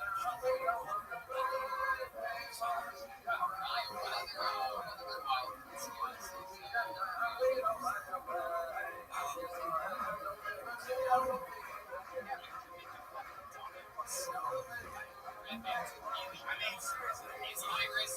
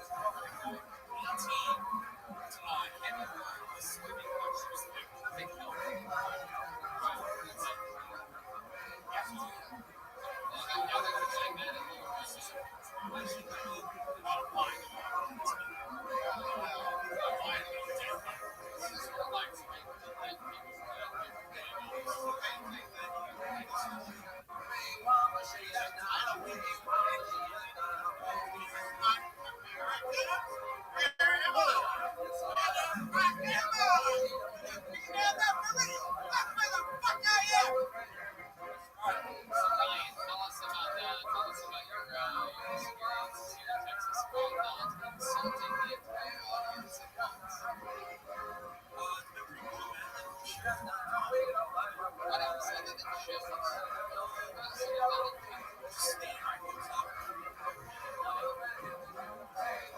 Okay, so you famously had a crazy a long time listeners of this show, consistent listeners of this show, Ryan became very popular. Episodes were great.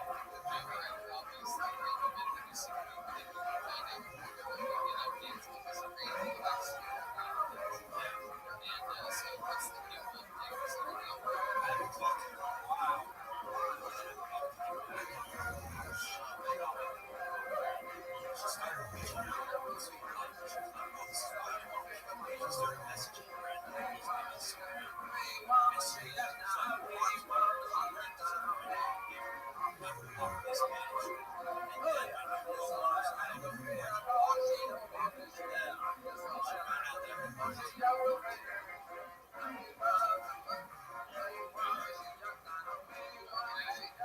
I guess that's a story. What else, Ryan? What else has been happening since the last time you were on the show?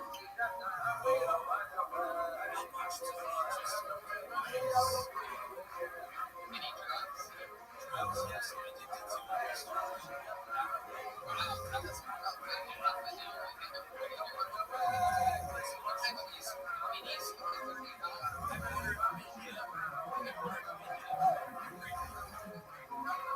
Okay, so you like Indians but not Texans. That's good.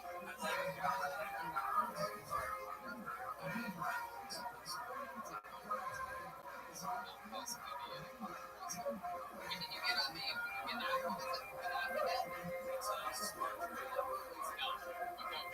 It's their worst performance ever, and they just really shows how to do it. Not smart enough to do it on Texans the very best. This is very best.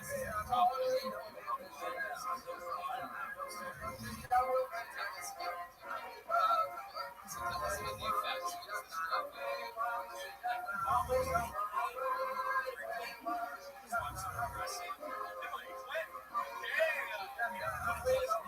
What is this drug do?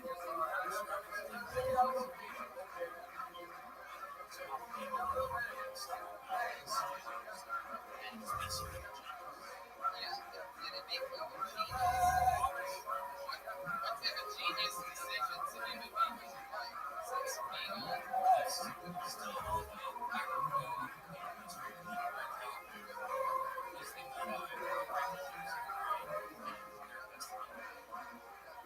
Yeah, that was before the African. I'd say awesome job. It was awesome job. How long have you been doing it?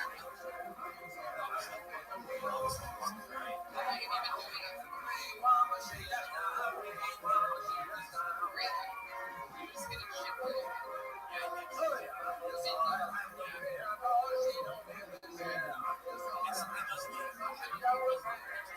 How does it make you feel?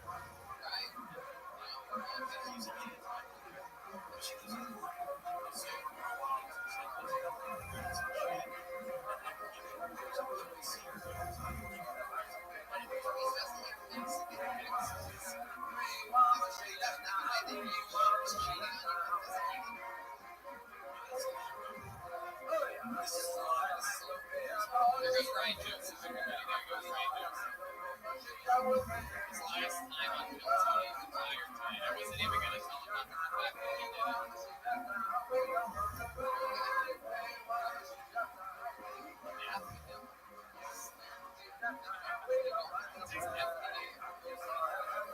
Anybody who believes that Anthony did not go through the virus, some of these episodes are so Tony really is. Some people do like NFL do 1 week where it's like mental health awareness week. We do every episode. What's next? A female quarterback? Our next comedian goes by the name of Thomas Penza. Thomas Penza. Right here, coming from the audience. One more time for Thomas Penza, everybody.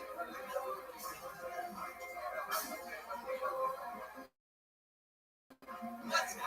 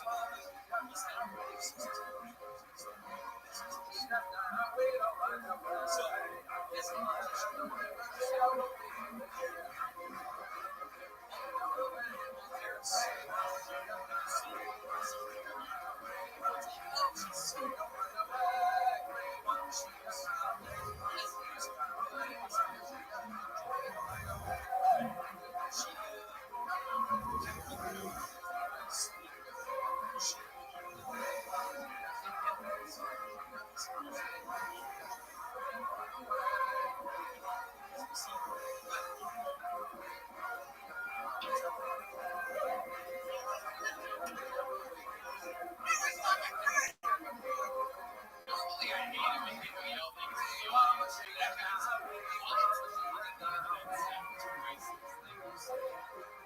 only one out of this is 10. And I'll sit back and see why I appreciate that. That's fitting right there. Sean, question one, he was asking me what. To me, that was like watching John Oliver in a drama or something like that. One man's way, no poncho.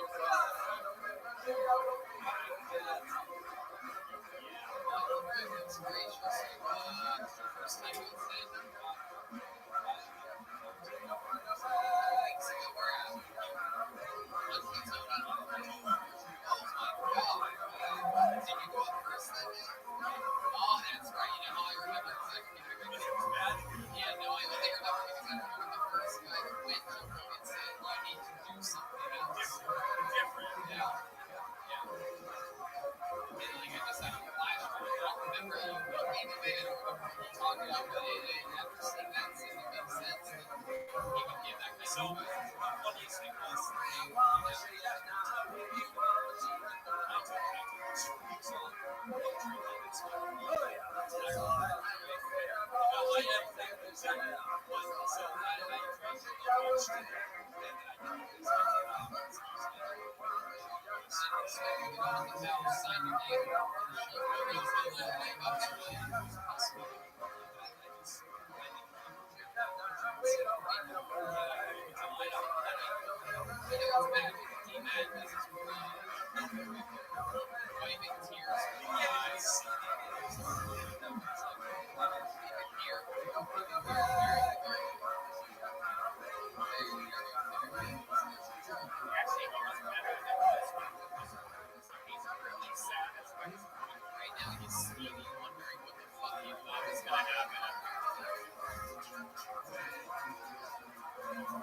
So let's talk about it.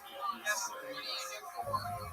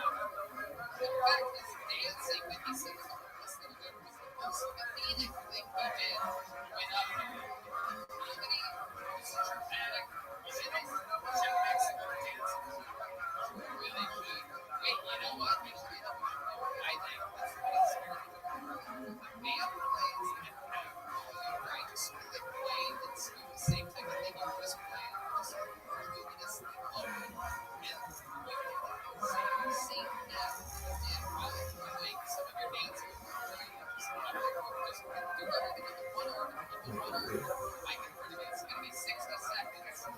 Thomas Penn doing the anti-dinner here at 0 hours while dancing and doing the exact same act. This is a great experiment. This is Thomas Penn's time.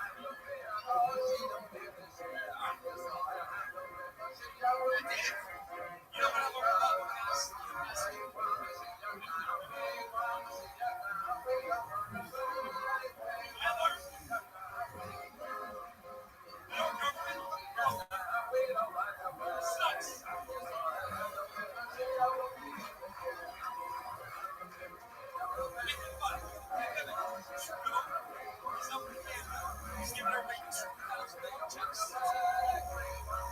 He's in blackface.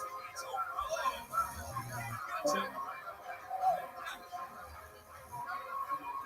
What do we get?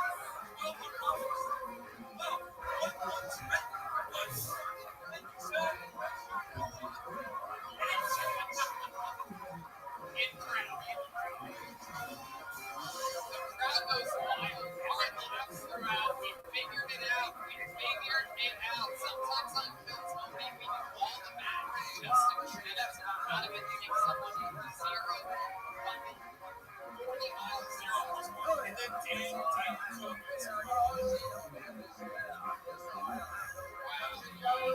Giddy up. You make an understand that we took some jokes right on the between your neck and your bottom lip there. Ladies and gentlemen, congratulations. We have a huge breakthrough here today. It's Thomas Penza. Thomas Penza figuring it out. I think you should do also some dance moves after each punchline. Yeah, like that. Yeah. Oh my God. Coming to Paramount Theater in the next year. He's going to be headlining his own shows. One day I'm going to be opening up for that guy. You guys want to go to the bucket one more time, huh?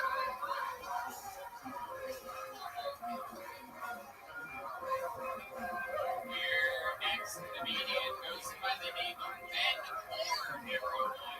Ben Horn. He's been selected. He's coming in with the back door.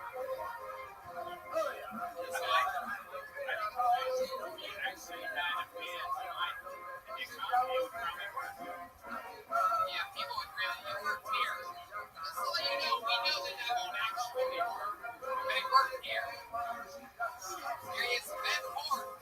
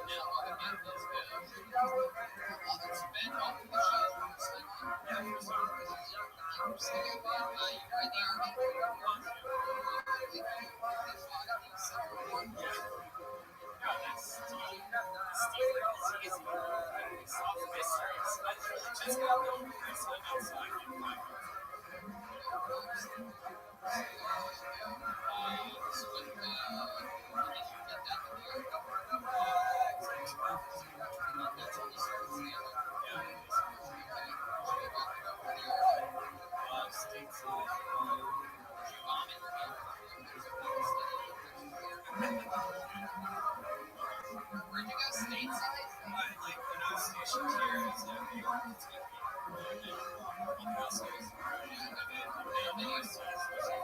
Oh, okay, there you go. Save that handstand last there. I have to talk shit. Yeah, I think that was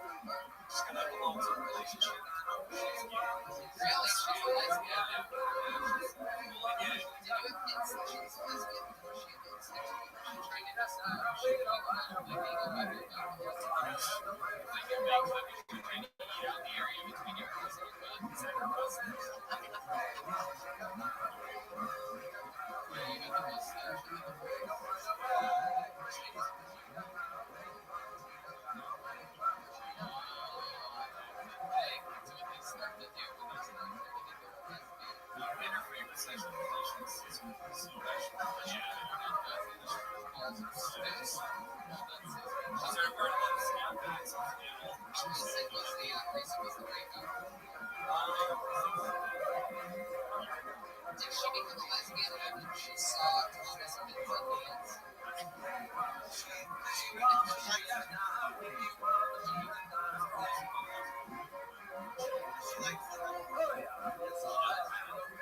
she tell you she was a lesbian or did she leave it?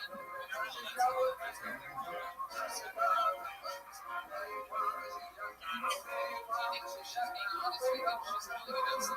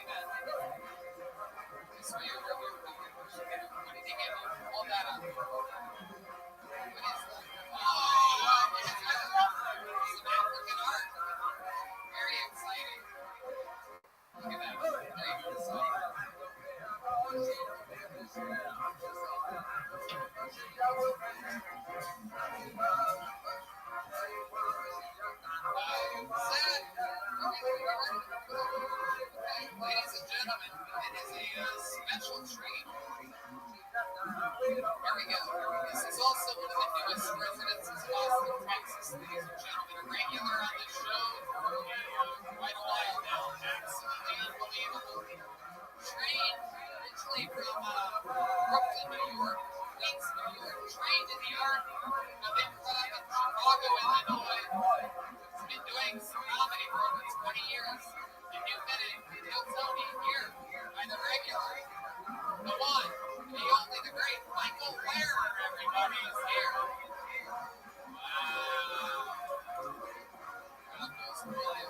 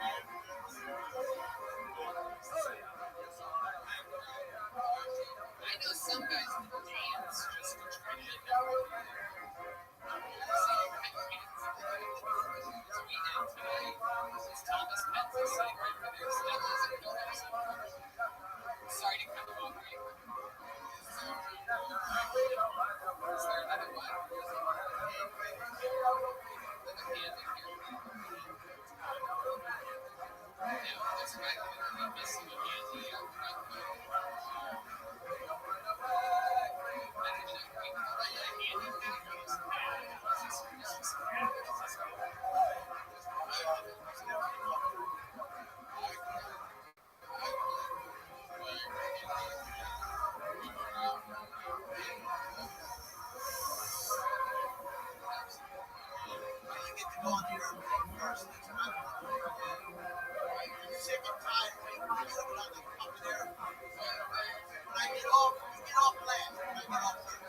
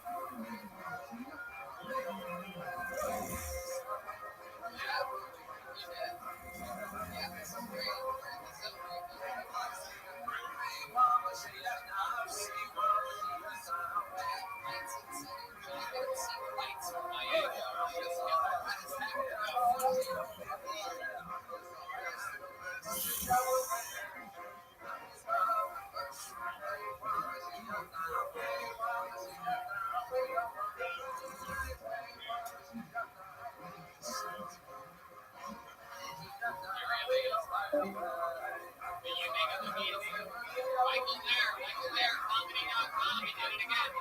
Guys, he just moved here 2 weeks ago. Brian Holtzman moved here this week. It's all happening. This is going to be the biggest comedy city in the world. It's already arguably there. Some shows happening here. We're doing this every Monday. A little fun fact. Everybody's been asking if these shows sell out. They sell it again and again and again and again. They go on sale every Monday at noon in the YouTube. So that's how it happens for a lot of people who are on there. It sells out so fast. Maggie White was here today. Here's some to hand for coming out. It's every episode. I'm a big hand for this drawing for Ryan J. Ego. He's seeing it live right now for the very first time. It's sweet. Wow, look at that puppet. Get it super close there, really. It's me. Oh my god. Ryan J. Ego gets noticeably better at work in the movie. It's great. Red Veil's attacking Holtzman with a sledgehammer and standing on all of them, screwing on the best person line. This is so epic. Let's see you guys have to see this in the video. RyanJEvo.com for everything, including the new coats on me, the coloring book. You're going to get a big hand for Ryan J. Evo. He's sitting for a show in Los Angeles. I'm a big hand for tonight's guest, the host of Dead Air. Ladies and gentlemen, he's got a new merch store. It is Holtzman.store, believe it or not. You can get all the new Holtzman merch, Holtzman.store. Try anything else. Oh, yeah. Follow him on Twitter. He's at Holtzman Brian. On Facebook, he's Brian Holtzman. And on Instagram, he's Brian Holtzman. All one word. BRIANHOLTZMAN. Guys, I don't know about you, but I'm obsessed with this man. Am I right? John Dees on the keys. Follow him at John Dees. JONKEYZ. Michael Gonzalez on drums. Follow him at Mike A. Gons. GONZ13. Mike A. Gons 13. Nate Madness. He's on social media at Lorenzo Wade Jackson. And Matt Muehlink, the electric guitarist, at Mutation. At MUEHTATION. MTM makes music.bandcamp.com. Listen to some of his new music.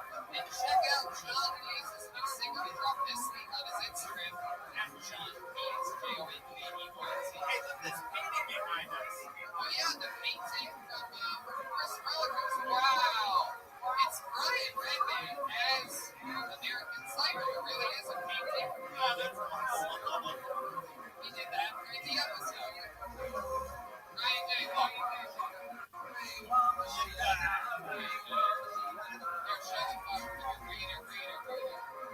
He did a painting of just right there. Great. Ryan J, come out to Texas with this. One more hand for Ryan J. On Chris Rogers art. He's a Chris Rogers art. MichaelLairComedy.com. Holtzman does. Redman. Hey, Holtzman just moved back here to Austin. We're bringing back the podcast Dead Here. Brian Holtzman's podcast. We do a pilot episode this week. Go to DeskBot.com and check that out.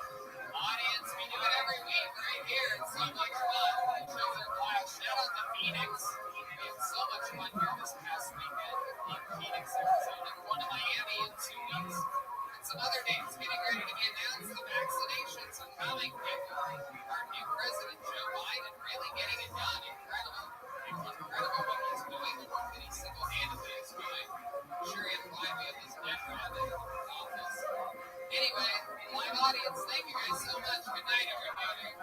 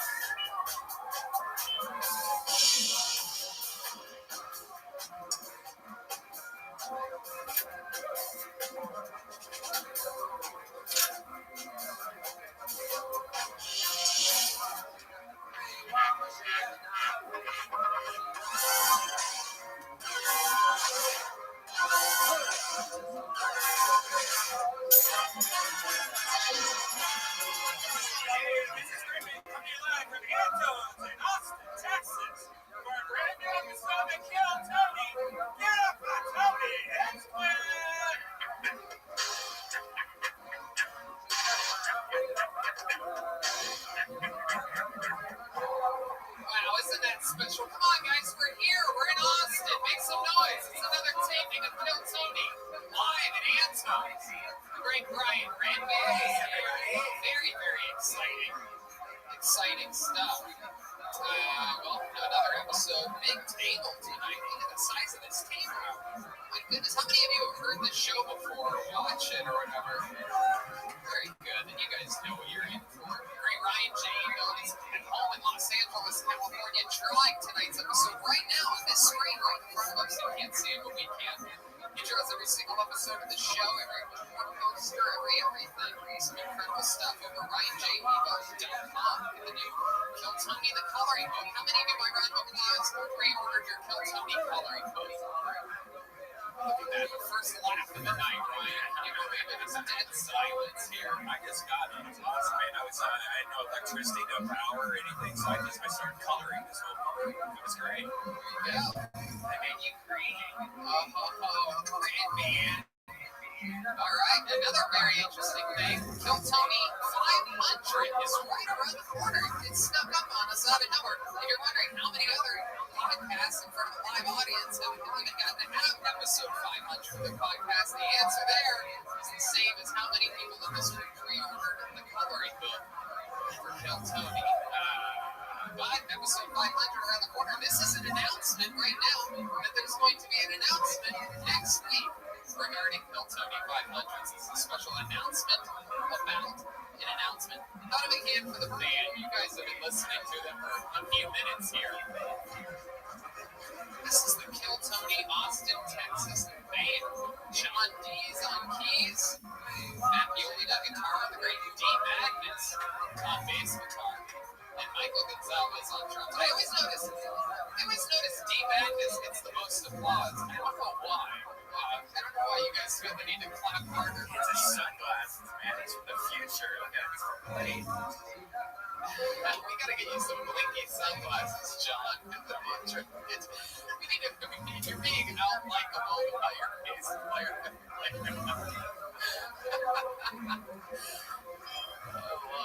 So exciting stuff. We're about born and ready to rip it here. I'm excited about tonight's show. Very, very fun. We've had only episodes with one guest at a time. How many of you have been to a Kill Tony taping here in Austin, Texas? Every week we've done one guest at a time. This week we're going to do two. And we might even, at one point, believe it or not, hit three. You know, we never announce the guests on Kill Tony. We just always, let you guys get lucky or unlucky. This is one of the lucky ones. This is, you guys are very, very good hands because this is two of my best friends in the entire world. Two real comedy score guys. You guys are going to have so much fun. Ladies and gentlemen, it is Brian Moses and Joe Rogan. Wow, all right. Boom. Yeah.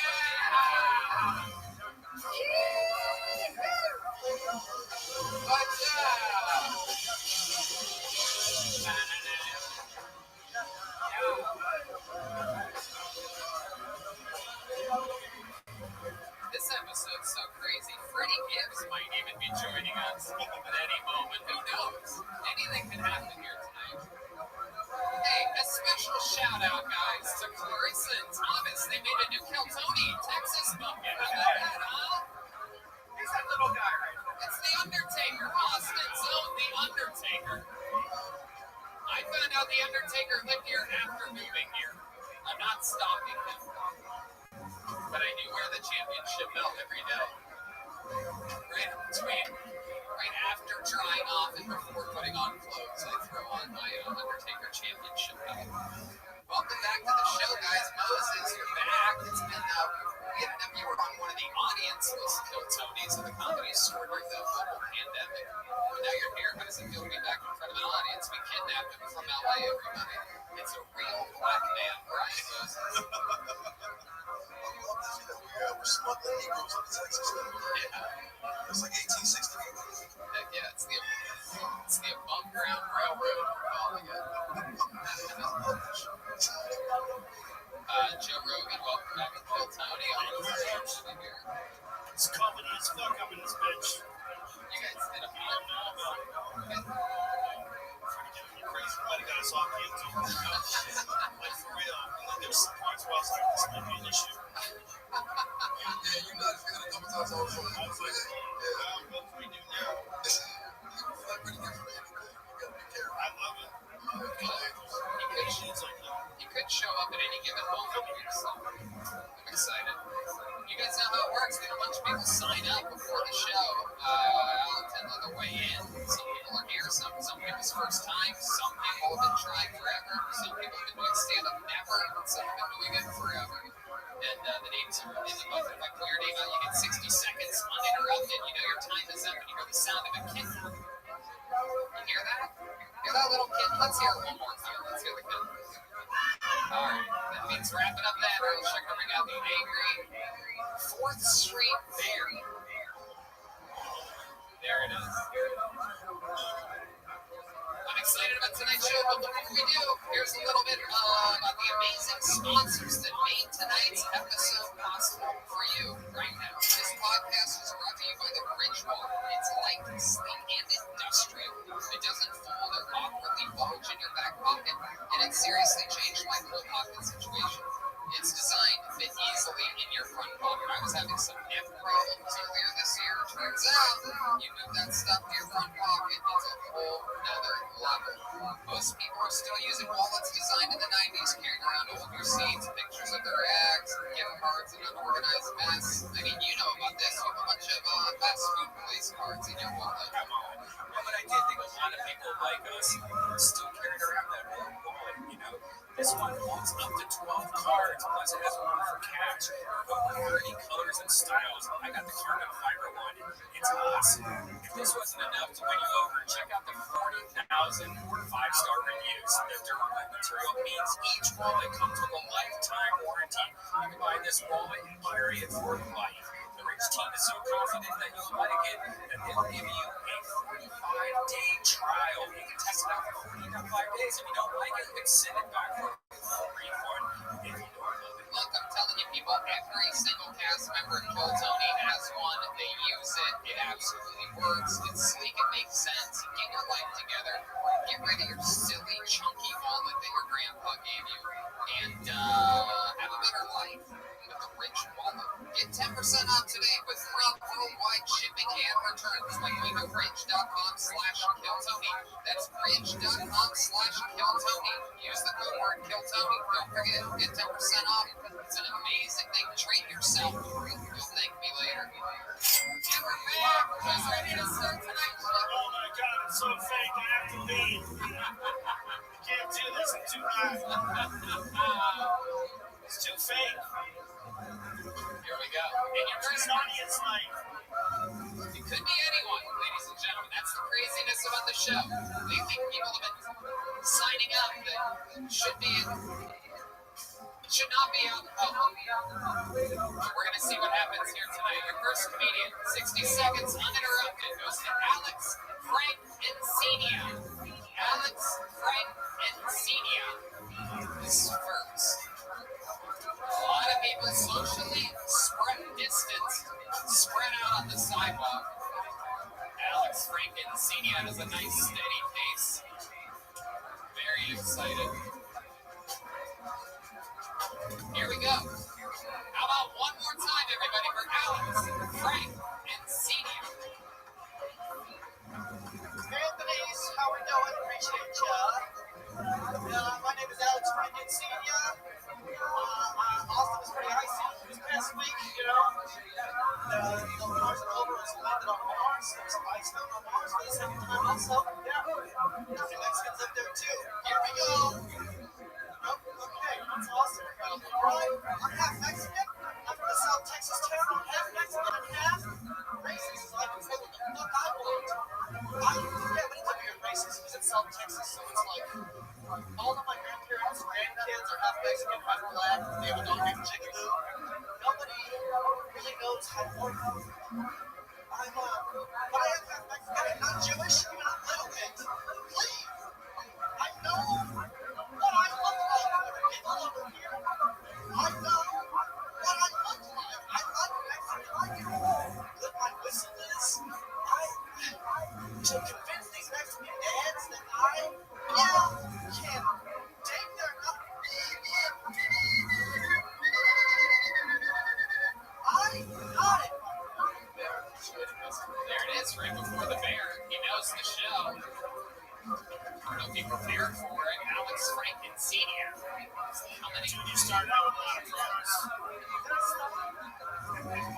I kept opening words. I was like, maybe this guy got a handle on this. Yeah, you got a good look. Like Napoleon Dynamite kill himself. Exactly. I thought you were just going to say Napoleon Dynamite. I was like, I've never got that one before. No. I add more smart, funny things to the actual thing to make it bigger. Thank you, Alex Frank. So how long have you been doing stand-up? With COVID? Okay. Oh, yeah, 23. You'll live a day over 47. I love it. Sometimes you get 50, sometimes 53. Yes, absolutely. Whatever your victim says. I'll take whatever I can get. Yeah, Brian. It is true. Very rarely does someone look like both the pedophile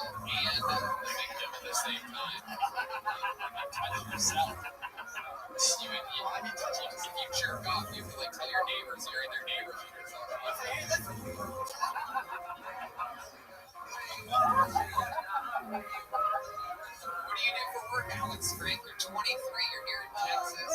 I go to the weekends, but I produce bigger pictures for professional comedians. Let's talk about the bartending. Let's talk about we're not No, there's this Ronan Farrow documentary about Yankees and Brown guys. yeah. Where are you bartending? They have bars in Hogwarts. Like, what type of drink are you making spells? What are we talking about? Butterbeer. Only butterbeer. It's a place called Duffy's. It's not good. They let you bartend back there? You gotta check other people's IDs when they come in? No, but I get to make their drinks. It's my favorite thing. Come on. Why is that your favorite thing? That's not jokes. Jokes and drinks. So it's Well, let's see. How did I get there on my own? It's there. It's that painting you were trying to make. Most people would not have put those two things together. So, of course. Take a back step towards that keyboard so you can square up to the audience. Face them out there. Yeah, look at that. So they got a fucking grandmotherly face that you Unibar energy. Look at that. It sort of has every kind of bad energy if you think about it. Like, it's like it can fucking blast, it can rave, it can murder. This dude, I know this is good enough. Don't let him take it. Don't let him take it from you. I get to Stand up for yourself. I'm not saying anything that's wrong. I'm saying good. Accurate. What was that Mexican whistle you did? That was the most inaccurate Mexican whistle I ever heard. That was the other one. I can whistle smiling. Are you really Mexican? Yeah. Okay. With how much? My dad's Mexican. Okay. And your mom is what? Your mom races white. She's regular white. Yeah. Cheers, guys. Salute. Cheers to you, Alex. Frank. Cheers. So tell us something interesting about you that we would find shocking or would surprise us about your life. Well, I think Mexican racist. I like that. Are you racist? It's just, like I said, it's fun racists. So it's like, It's just a joke. we like it. My dog's name is Dog's name. He's on the run. Chicken's on the run. The old man Frank is. Like you say, my name is very serial killer. You know what I mean? I'd say Alex, you have a girlfriend? Now?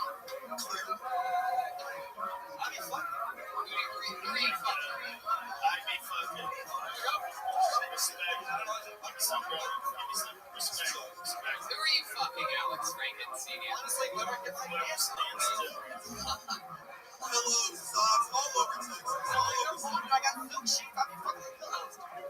It's Yeah. Mild to moderate scream. Forget it. Very fun. I've always wondered what it would be like when a young Bernie Sanders signed up for this shit. I'm ready to find out. hey, every life that dude. Okay, that sort of makes sense, Alex, right? Alex, what do you want to do with these careers? Yeah. What do you want to do with this? You want us to do this for you? Yeah, we do it for a living. So I kind of in the production department. Just without actually being a fraud about it. What do you ask? I got into producing comedy too. I got to produce comedy for professional comedians, so that way whenever they hear my name, it's my name funny. It's a good idea. It's a good idea. Here's the problem: is that people that put on comedy shows are literally still everybody that's gonna remember your name is gonna be one of those fucking fucks. I know. It's hard to try to fight that, but it's been going on for a couple months. So I'm here. I'm trying to produce what I can on Friday nights. What do you do comedy? Don't live you. Is this lasting too long for you and me? My question is, Where do you do your show on Fridays? I want to every third Friday. I want Get your alibi right, Alex. I have one every first Tuesday at Ryan, and every Tuesday on the show with Ryan. Bob Moments was supposed to be here last week. So Okay. Yeah, it's like, yeah, I'll definitely make it. Went from every Friday to every no, third. you, bro. Little smart woman never skipped a show ever. Bro, he ducked you. It was the snow bit the deposit didn't Believe clear. it's snow. Okay. All right, Alex Rankin Senior, you're a wild little one. I feel like it's about time for you to go turn into a white rabbit or something like that. I don't know what exactly. Keep it together, bro. Yeah? There you go. Alex Rankin Senior, everybody. First comedian here on Kill Tony. That's how it works. I pulled the name out of the bucket. They performed for a minute. Is he not good, right? Some good energy. He's got a number. There's blood on those flames. Hey, look who's here, everybody. It's Lieutenant General Zach Bogus.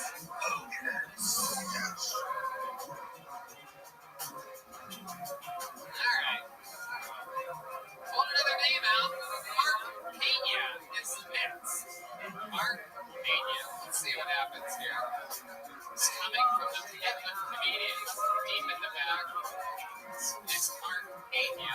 It's a long walk here on Dan's house.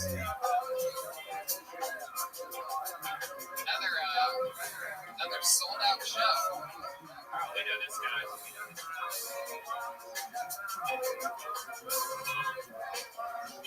All right, here he is. Finally, ladies and gentlemen, one more time for Mark Pena. Hello, everybody. Hi. Man, I've had a lot of free time since this whole COVID thing, man. I've had a lot of time. You ever like pop into me and it keeps coming back, and you pop in, it keeps coming back, man. And I don't have anybody, man, that think I'm growing a nipple. Yeah, it's really bad, man. Before this whole COVID thing, though, I was on a tour guide to the Double Decker bus here. I'm sure there's a bunch of new people here to Austin, right? You might appreciate this. In Austin, live music capital of the world. It's a true fact, man. There's more live music here per capita than any other place, anywhere else. Wow. What a fun positive spin on the homeless, right?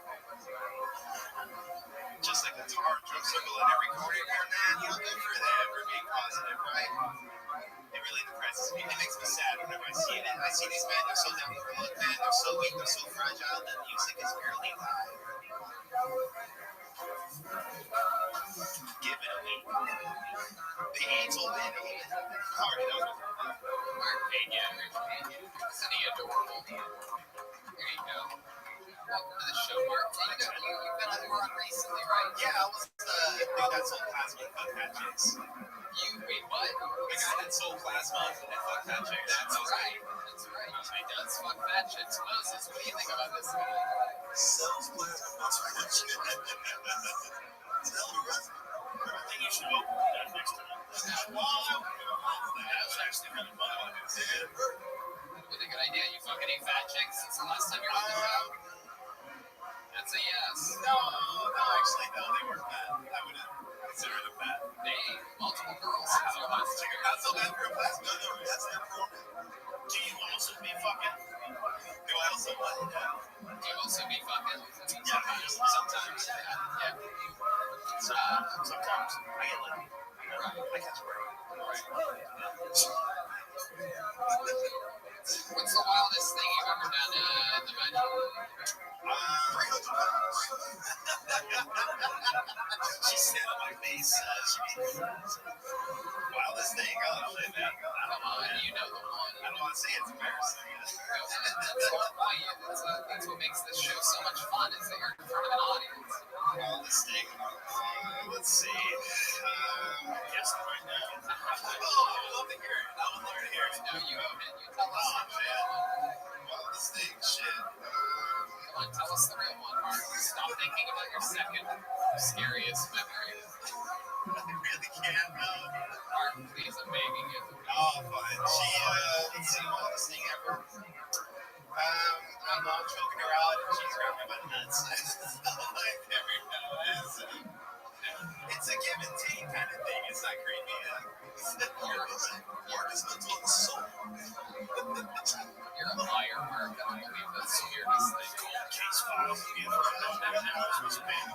Should have said that. I didn't want to say it, but I did. That's the wildest thing. No, but it's what I'm going to say. Yeah. Can you just give us a hint of what the other thing might be? Basically more of that, I guess. Yeah, you can do better than that. You can do better than that. It's like, you guys, I'm the Night Stalker. So, Mars, I'm going to keep asking you the same question until all the cord is buckled up around your heart. He's slowly wrapping himself up like a mummy right now. Nervously. He's got a noose already made. Welcome to Texas. Steroids, their weed. Mark, does it have alright. I guess it's stuff.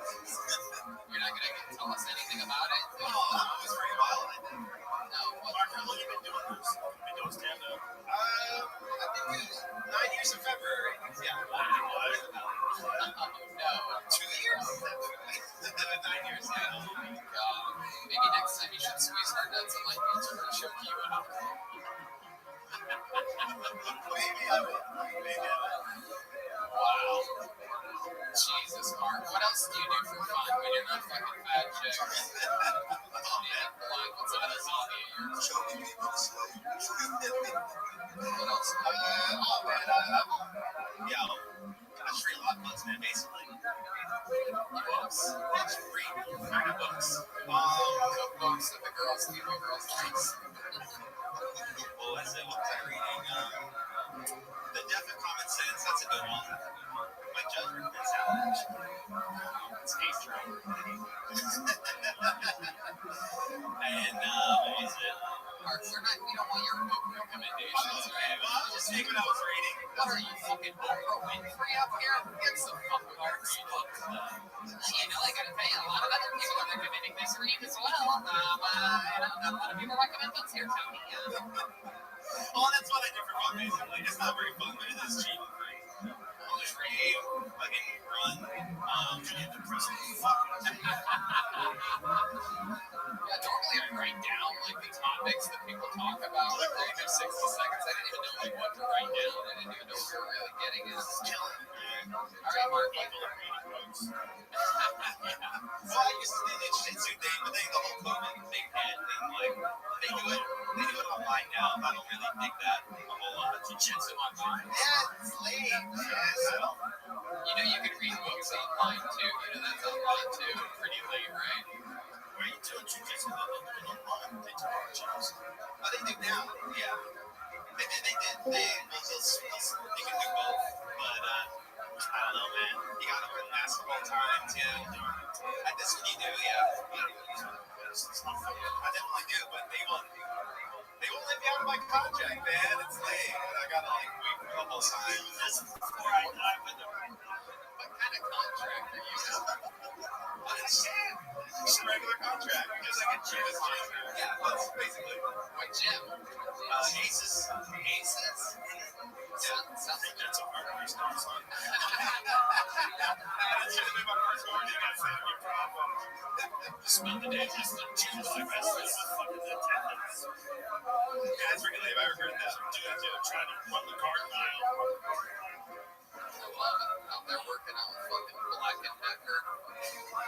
Trying to fuck them, choke them. That's where I learned. That's where I learned my moves. All right, Mark, you got up twice in a few weeks. Congratulations. Good to see you again, Mark. Meet you, everybody. All right, Mark. Meet you, Mark. 87. Alex Rankin Senior, by the way, age 23, already been doing it 2 years. He's on Instagram at Rogue and Comedy. Follow his career. All right, our next comedian goes by the name of Scott Wharton. Scott Wharton is next. He's not coming from the audience. He must be the side one. You guys having fun out there, huh? I thought this was the rock and roll capital. Come on, you guys having fun out there? Always rings. Rock and roll capital. Oh, Jesus. Wow. Look at that. Very unorthodox entry. One more time for Scott Wharton. What's up, everybody? How you doing? Make some noise one time. Right. So my dog ate my LSD. We've all been there. Don't act like I'm the only one, Joe. You know what I'm talking about. He started freaking out. He's like, oh, really?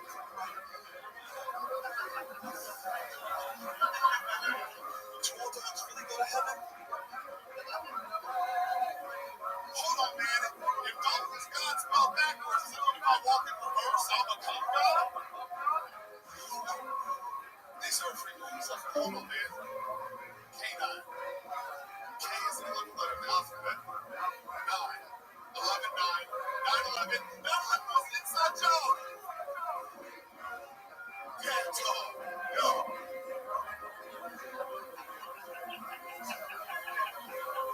I didn't get that joke, man. George Bush wrote that joke, though. It's an inside joke. Look at that. Scott Ford Give it up for Tony, everybody. Thank you. No, thank you, Scott. That was legit. Those were some funny lines, man. That's a great set. That's how good it can go on the show.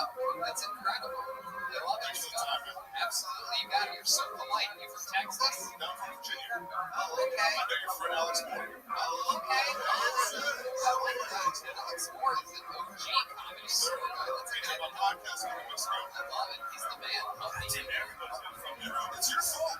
It's your fault. You did that shit. I started a podcast because of you, motherfucker. Well, it's his fault. It's not your fault. So you're just visiting right now? I came here for the week to do Kill Tony and to sign up for openings. This is the Mecca, so I'm here. I was in LA last weekend. I did some pictures of comics. That was very funny. Yeah. Good luck. So How long have you been on stand-up for? 3 years. 3 years. So I promise, man. Thank you, Jim. You got a good look, too. I always wonder what it would be like if someone gave human growth hormone to Nikki Glaser.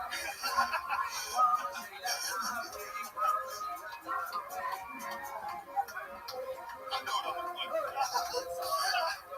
I got a plug for it too, so it works out. Yeah. You don't see it. I know.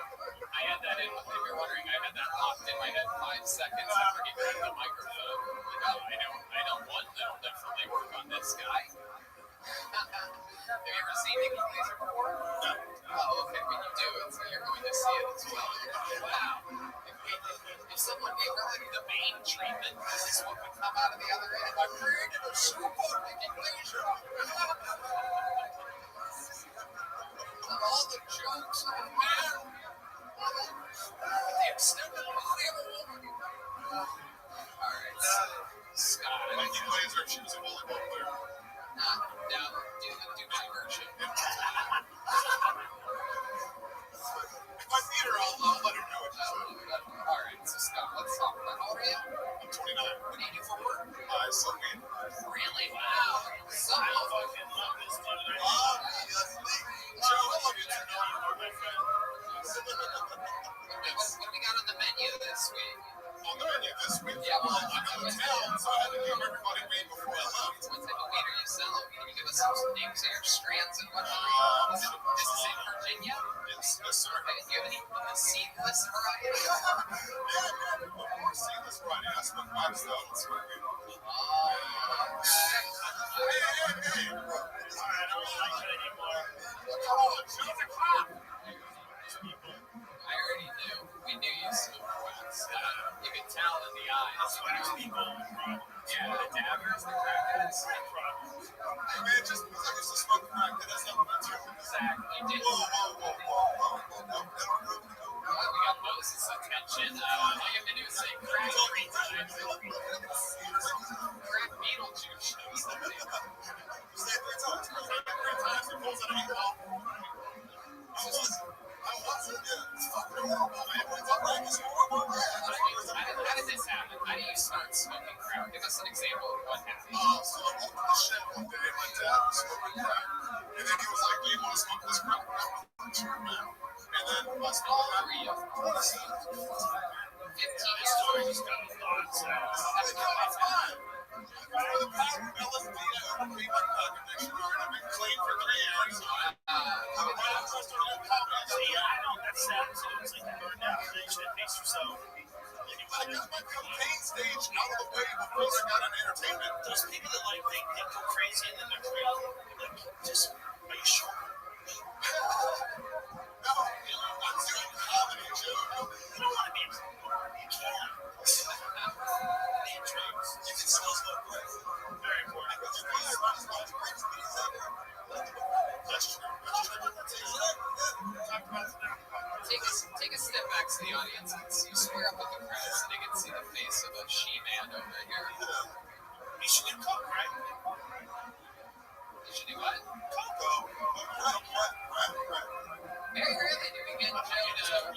describe somebody with cocaine on the show, but this is a new one. How long have you been cleaning sober for? Since 2018. 2018. That's not good.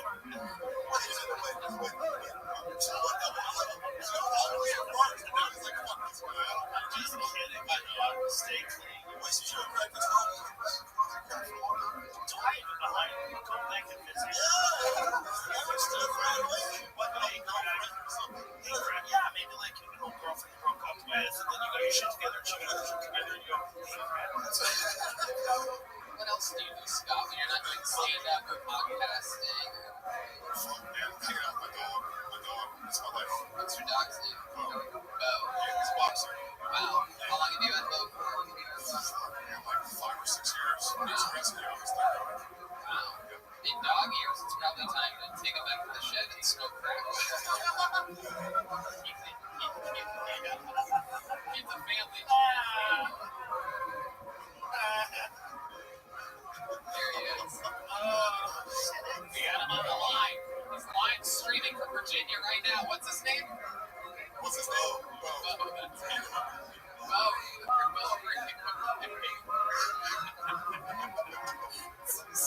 poor Bo. Do you have a dog coughing on crack?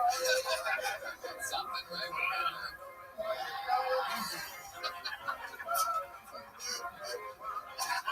He actually had it. The sound effect says dog smoking crack. So you've had this dog for 6 years? Yeah. You've been clean for 3 years off of it. It's 3 years. You got the luxury. 3 years. What's your one bubble? Like selling fucking alcohol, like we get this dog. Pretty much. Really? Okay, yeah, man. You're selling dog? You fall off the plane, you get back on, and you relearn. Don't just give up. I started a podcast and comedy as a show, so I'm going to start smoking crack. Get back on the crack team. With this podcast, you should only interview crackheads. Okay? Just walk around Austin. Just call the show on crack. Just crack podcast. Everybody get lit up. But that fucking wings guy, get everybody eat spicy food. Yeah. For a half hour, you get every smoke crack. Honestly, I just want to know crack. Yeah, I never did. If you want to order, what do you think, Joey? Joey, yes. But if you go to Oregon, it's late. Okay. You can actually get it. That's what we're going to get this whole thing. You know everything up there. Yeah. Do you ever smell plastic and missing? Like, sometimes. Sometimes I'm side effects. No. Crack smells like Red Man knows. Yeah. How do you know what it smells like? Smoked crack. You have? Yeah, once. I used to date a girl once for 2 weeks. I used to date a girl that was they sold cocaine, and one of their things they would do would make crack, once in a while. Like, what's this all about? This all about of course. Yeah, some people make cookies. So what's good? I'm sure Red Man tried the cookies too. He's like a dirty home. All bullshit aside, congratulations on your smile. Indeed, and Don't go back to crack. I'm just joking. Without a doubt. You're very funny.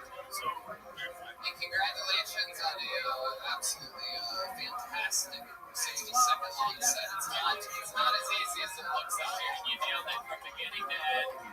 And look, you made this crazy trip. I always love it when the bucket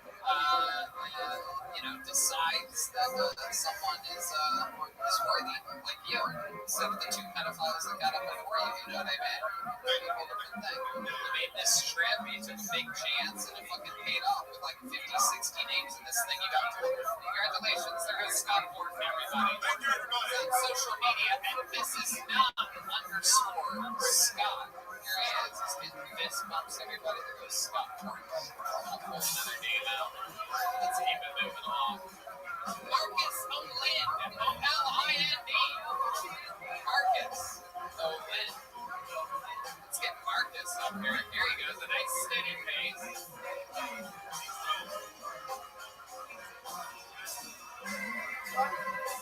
Hanging 3. Yes. Hey, that reminds me, Brian Moses and Freddie Gibbs are doing a stand-up show tomorrow at the Walton Theater, 8 p.m. Here, one more time for Marcus O'Lind.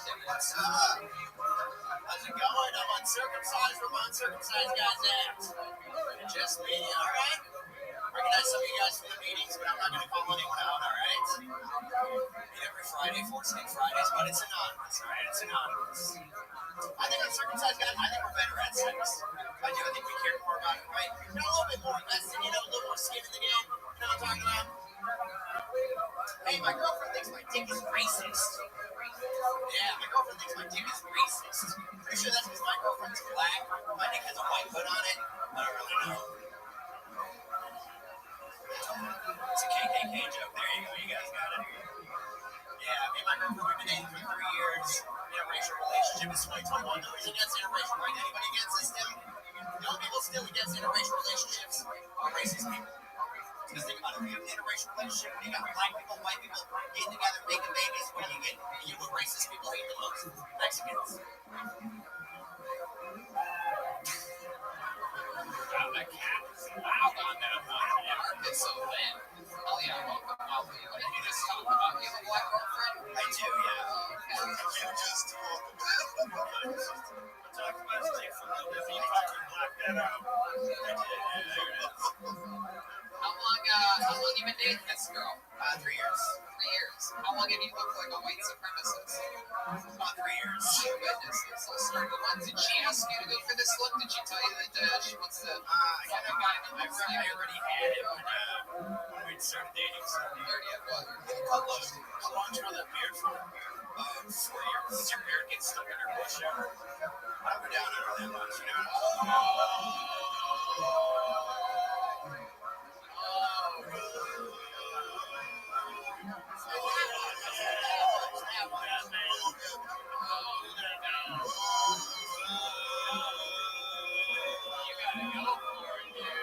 You gotta get in there like fucking.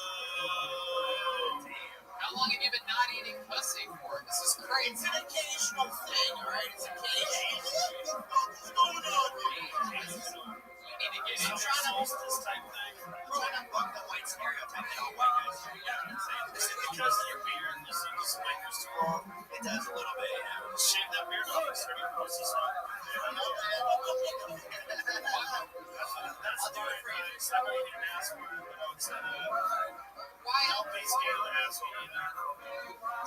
I've never done that. Why? Crazy. Don't be scared. Alright. Why is it that you're avoiding the vagina like this? It's not that I'm avoiding it. It's just, you know, just go to sex. You just go straight to. Can you give us an example of what happens right before insertion? Do you do anything at all? Do you just Credits roll and Empire Strikes Back. yeah, exactly. You know, Dick just pops out of his pajamas. She likes massages. I give her massages. kind of massage, like shoulders, Yeah, back, shoulder, you know. Massage. and then the straight insertion. Then you just go to the top row like a Pretty much, yeah. Let's go straight to it, you know. Like a ferret. Yes, very much ferret. Has it always been this way, or is it just with this girl? You don't like to go downtown?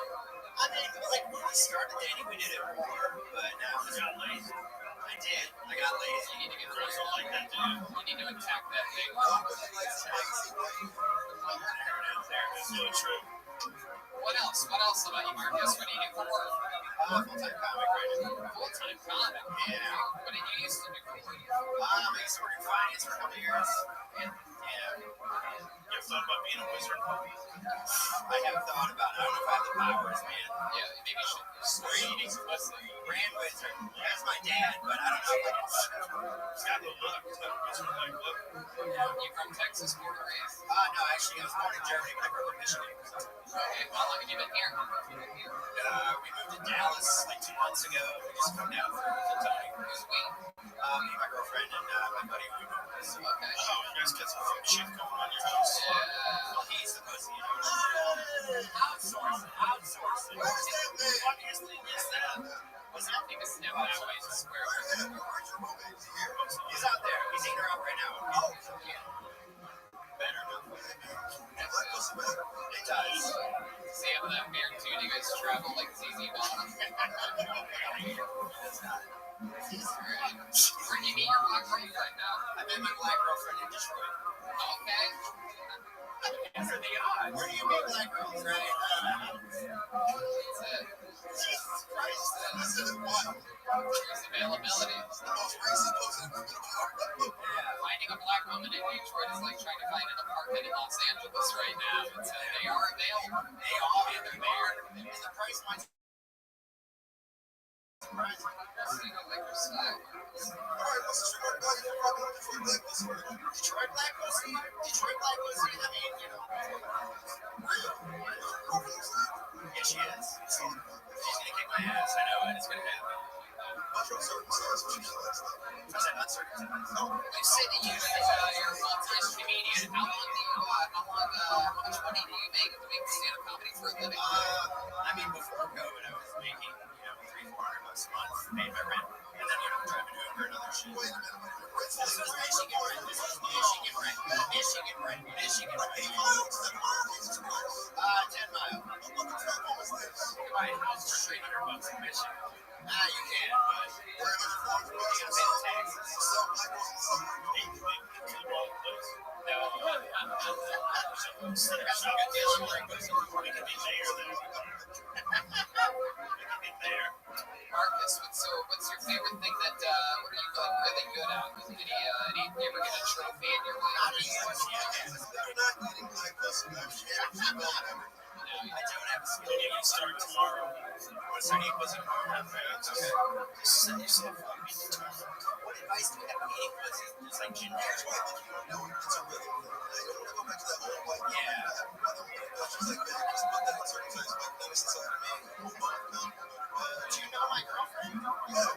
She ain't bored. You can do it to the beat of the song like near, or something like that. With your tongue around. There it is. Much more beautiful. Or you can do it to the rhythm of a dog smoking crack in a shed. Maybe I'll try that one. I feel like it's more ass eating than pussy eating. I'm not sure. You've never eaten an ass. You've never tasted the sweet. You've never gone down the old BK, huh? I had my ass eaten once, but I had it eaten once. It was not essential. That's the fucking white DJ Khaled over here. Don't eat pussy, they eat my ass, they suck my dick. Is that wrong? Well, not for you, obviously. You're really happy with your progress. Selfish love, boy. Why were you born in Germany? How did that end up happening? I was just born there. No, not military. My parents actually met Nazis back there. Exactly, Nazis. They went back to Germany. They went back. She grabbed the white man from Michigan and went back. She's like, we're going to breed you as a scientist. Oh my God. I was trying to America, boy. My girlfriend does think like I'm an underground drug spy, but I don't know if that's true. I'm still waiting for my trigger word and I'm just jumping into the shit. I'm sure you Don't you say trigger with this black girl. You feel the tears. major. You want those double chins? Does she ever call you the N-word in bed? No, she is not. You guys haven't had any fun. I know. Maybe she needs more pussy. Yeah. It's true. This is all good. I mean, her pussy, if she starts calling me that, I don't know what do I keep going. I don't know what to do. Should I stop? Should I If a black woman's calling you the N-word while you eat your pussy, you're doing something absolutely Just ask for instructions and shut your mouth. Oh my God, don't say that. Say, wait, it's a Marcus. All right, Marcus, you did it. There you go. You've been prescribed starting to eat pussy. There he goes, Marcus Oland, everybody. He's on social media. Weird Von Marcus, M-A-R-A-U-X. Tony should grow in the beards. 20 years later, I've been trying. Wasn't weird. I've been trying. It doesn't take much trimming to keep this thing. You guys should hire someone to dress up like Fauci and chase the microphones. Hey, that's a good idea. Maybe get a Fauci mask. Yeah. Maybe Fauci for Halloween. We can make Zach wear a Fauci. Zach, you wear a Fauci mask, right? If we can get a Fauci mask. Yeah. They make those? They have to. Of course they do. All right. One other name out. This looks like a new one. Let's see what happens here. J.T. Stockman. J.T. Stockman is next. Here he comes. Coming in from the socially distanced sidewalk. Bunch of comedians. Through the room. How about giving yourselves a hand for coming out during a global pandemic?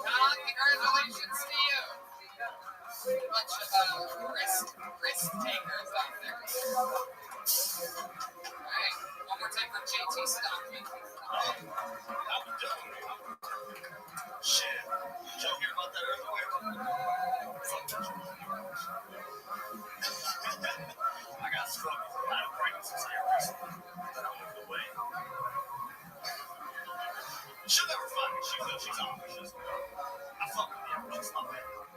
Can leave my phone in any room. I know she's not gonna print that shit. I met a black ops dude the other day. He was wild as hell. It's very rare. It's like meeting Mexican with an open child. That girl I knocked up to, she's that's not why we broke up. We broke up because she was real dumb. She asked me, she's like, babe, I became a man, I still love you. I was like, of course I love you. Like a brother. I was like, we can hang out and talk about this. I just don't want to have sex with you. She got offended by that. I was like, take like a man, bitch. Hey, JT Stockman. Welcome to the show, JT. How long have you been doing stand-up? Year and 4 months. Okay. How's it going for you? What was this earthquake joke you almost opened up with today? Was there an earthquake? No, I just messed up. There's always earthquakes. What the fuck are you talking Did you have a stroke? I'm nervous as hell. I'm sorry. I'm like, shit, you have a stroke. What would you have said if everyone was like, yeah, we know the earth? Yeah, what would you have said then? You just would have been like, all right, well, in other news. All right. Stop apologizing first. So let's go over it beat by beat because that's what really stood out. The entire minute-long set, I never got over wondering what the earthquake reference was. Even though you were trying to move on, I got stuck right there. I'm like, what fucking earthquake is he talking about? Here, there, again. If you do that, if you start with something and you don't go anywhere, then you say fuck that joke right off the bat, you're gonna take home right away. So no matter what you do, whatever you talk about when you first get on stage, you can be casual, talk to the audience, and then when you go to your first premise, you have to go into it. If you're not interested, they're not going to be interested. If you're not interested in the earthquake, don't talk about it. That's why, like, if you're trying a new joke out, doing it at the very beginning is like the worst idea because if it fails, the rest of your set, everyone's like, what the fuck was that about at the beginning? That's good advice, except sometimes you should start out because you have other jokes, maybe something just happened, and you have this idea, and if you jump into it, like it forces you to be funny. Like it forces, and sometimes that's the way you find like funny shit, and like maybe you have a premise, something just happened in the news, you watched a Woody Allen documentary, you're like, hold the fuck up. Yeah, you have to measure it out. It's based on what's in the zeitgeist, right? Like last week I did a show at the Vulcan on the Thursday that all the cars got into accidents on the 35. There was a massive pileup, and I did this wacky joke where I drove forward. There was no traffic. I threw a banana peel up in the back of the and it went really well because it happened that day. It wasn't like I went up there and asked about an earthquake that never happened. So I'm going to ask you again, like, what made you, there must be something, you must have something. I think you have something and you don't like it, and you're thinking that you don't like it, but I think you might like it. No, it really goes nowhere. Come on, give it to us. We love it. He had a stroke. It was just a play out of that. You know, that shit. Wait, what? So here's JT's biggest problem, right? JT comes up, he's handsome, he's an average height, right? Yeah. He's white, he's got a good that look. accent. He's like a Nate Diaz with a skin. So yeah, comes up, you're already like you're like, okay, he's cool, guys, but he's like, fuck this guy, right? And then he does that dumbass joke with the earthquake, and he doesn't do like sucker. He's just like, all right, fuck that joke up. Now, the problem is JT, handsome, right? Never people like you, have to want people like you. If you're the first guy, the Frankenstein guy, you can use that joke because you look weird. You don't look weird, right? You're a criminal. You're leaving out funny, so I get it. I'm leaving out funny because that's not what happened. You might not have it, but you're not funny. You're incredibly handsome, right? I don't know if he's that handsome. God, suck his dick, Brian. He looks like a Neil Patrick Harrison. I'm saying comedy right now. Getting this guy out of here is going to be a rip on our construction work. Clearly, I see the third finals. Where were you construction worker at what's it called?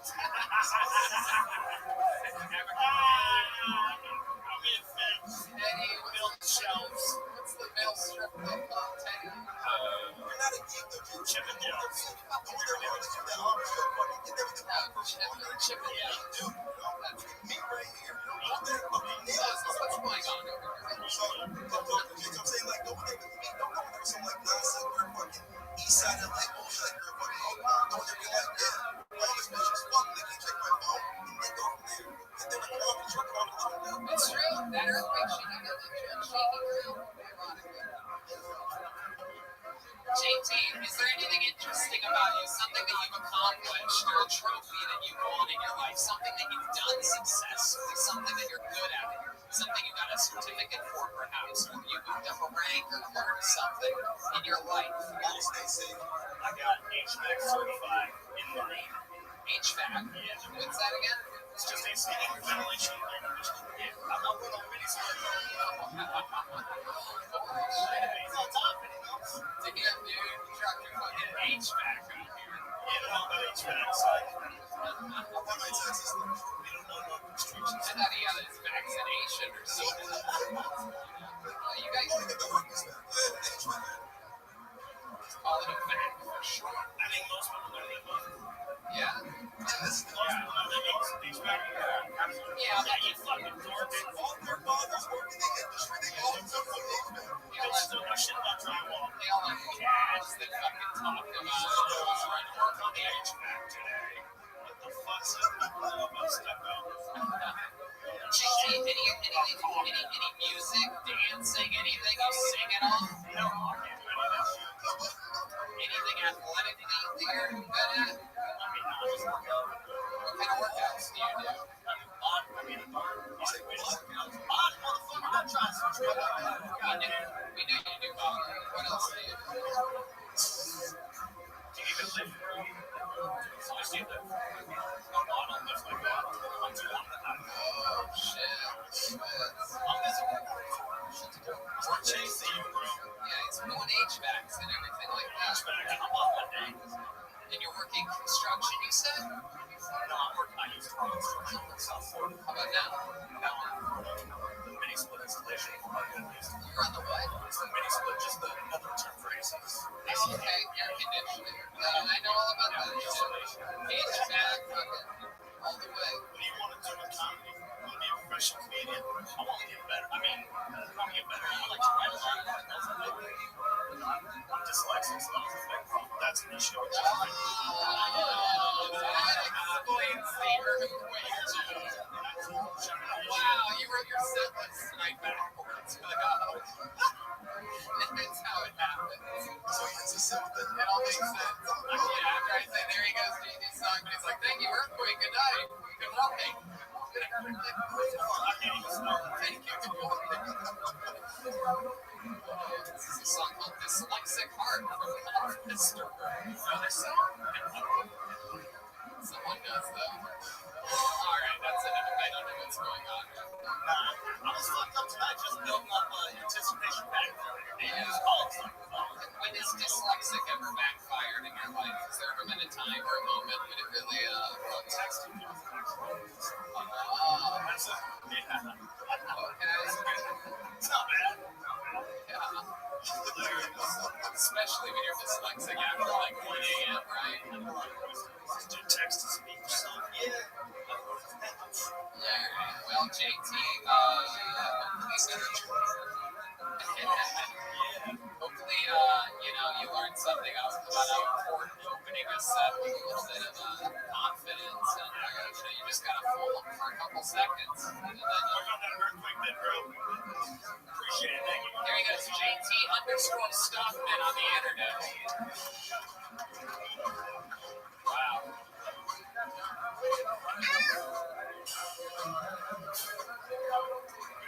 Fun fact, there's a Canadian named Earthquake. And you might be wondering, does Earthquake ever open up with a JT Stockman chip? No, he doesn't. Alright. Hey, look at this. Your answer for Thomas Siska, everybody. Right there in the front row.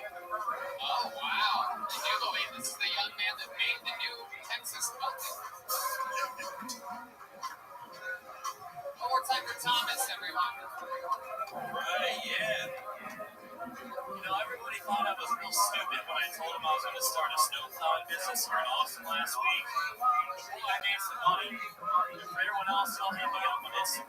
to plow.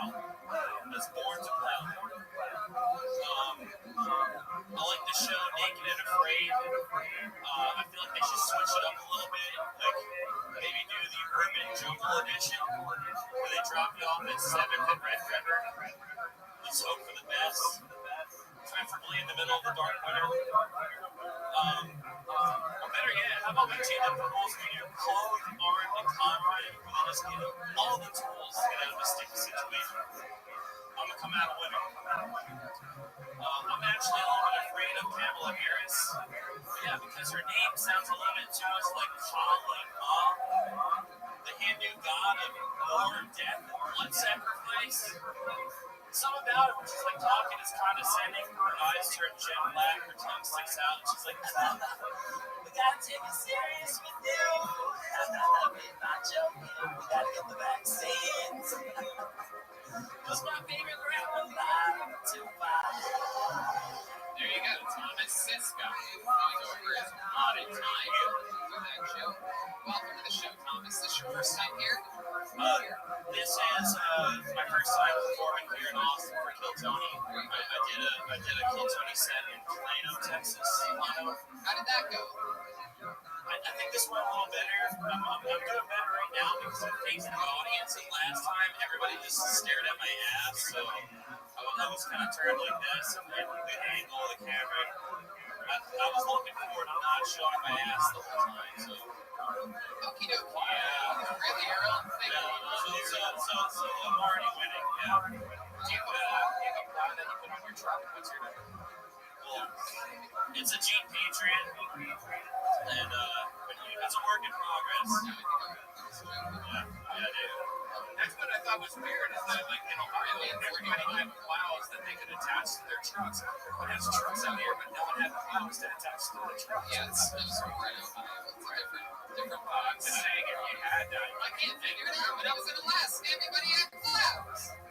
I think the ice is growing every year, so it's a smart investment. So, I mean, whoever gets there first, makes some money. Indeed. It goes up and down. The amount of snow that we get goes up and down from season to season.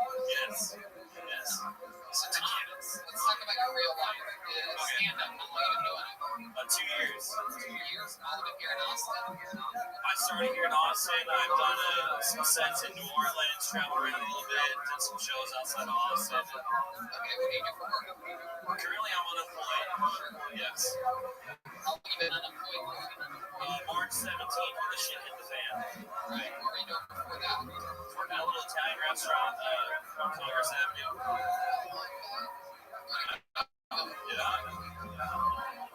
Yes. It was going to reopen, and there was a shooting that happened out front, and they made like a candlelight vigil, and they haven't reopened since then. Wow, look at that. How Italian is this restaurant when they lit the candles? When they lit the candles for the vigil, did they at least put like some shrimp scampi above it and Yes. He got shot. The guy with the AK that had like the paraplegic girlfriend. Yeah. My goodness, I didn't even know this. How close down the restaurant? Well, I warned the owner like a week before. I was like, hey, people are canceling reservations from these protests. And I guess they're feeling a little threatened. She's like, really? I'm like, yeah. We closed that night, and I was already in Louisiana visiting my family, and that shit happened. I was like, damn. Shooting there because I don't know about this AK-47 paraplegic thing. Yeah, I know. There's a lot going on there. I mean, there's plenty of we can laugh at, but it's really unfortunate. What are you running for governor right now? What the fuck are you talking about? Yes. Born to plow. I'm asking you to describe the listeners who might not know. So this man had an AK-47 and a paraplegic black girlfriend. He was a white man, and he felt that he needed to protect her. Why does she have to be black? Because it was a Black Lives Matter march. Gotcha. There it is. She's black and paraplegic. Yes. Oh, I'm not going to make a joke. Come on, Tony. Now you go ahead and let me go. Yeah. I mean, put your notes up, right? Stop, I don't know what that. All right. Thomas, over here. Thomas, what fucking talking right now. Just letting me pay attention. Great.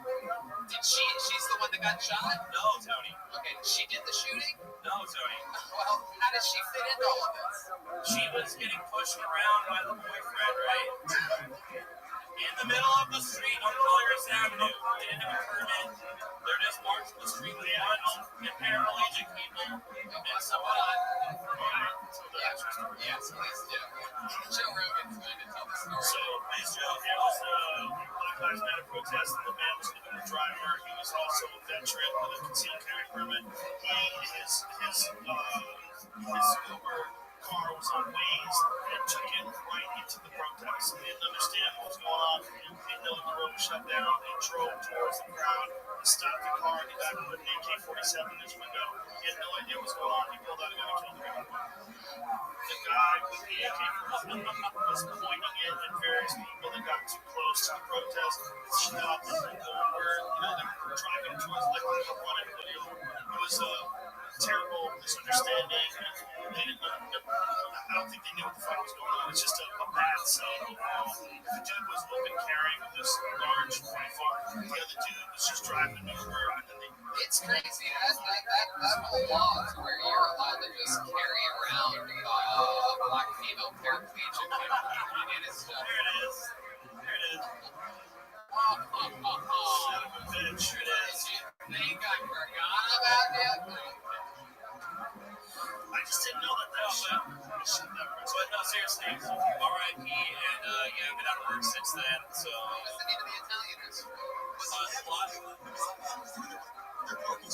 No, was it Italian?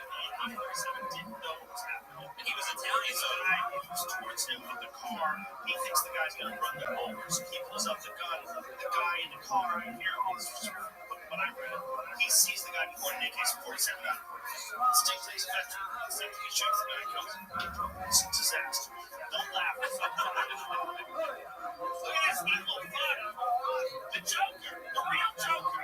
Fuck Joaquin Phoenix. Look at him. But yeah, so I've just been doing comedy since then. I've yet to do a joke about that until we brought it up tonight. He said, "Why are you working?" I'm like, "Well, Tony, somebody got shot. Bro, the cops are here for you. Just get fucked out."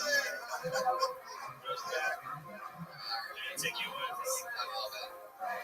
What did you do with the Italian restaurant? I serve tables, pour wine. I like to cook though, so I can easily get back there. But that just wasn't open for me. So they hiring for you? Yeah, they hired me to serve. But I do enjoy cooking a lot. What's your favorite meal to make? Philly cheesesteaks is like my OG go-to. Yeah. For sure. Love it. Philly Italians make the best food. Better than some bruschetta, just red wine, and delicious salad, right? And good old fucking Philly cheesesteak. Chicken marsala, just Matassa, chicken franchise, bolognese, all the goods. Some Cajun stuff. Absolutely. All right. White boys love Italian. Yes. All right, Thomas. Well, congratulations. Thank you so much, and thank you. You made the bucket, right? Yeah, this was a nice little collab with me and my girlfriend, and about artwork, and keeping the tradition. Oh yeah, Kill Tony. Thanks a lot for having me, and thanks for coming on, Thomas Siska. Everyone, there you go.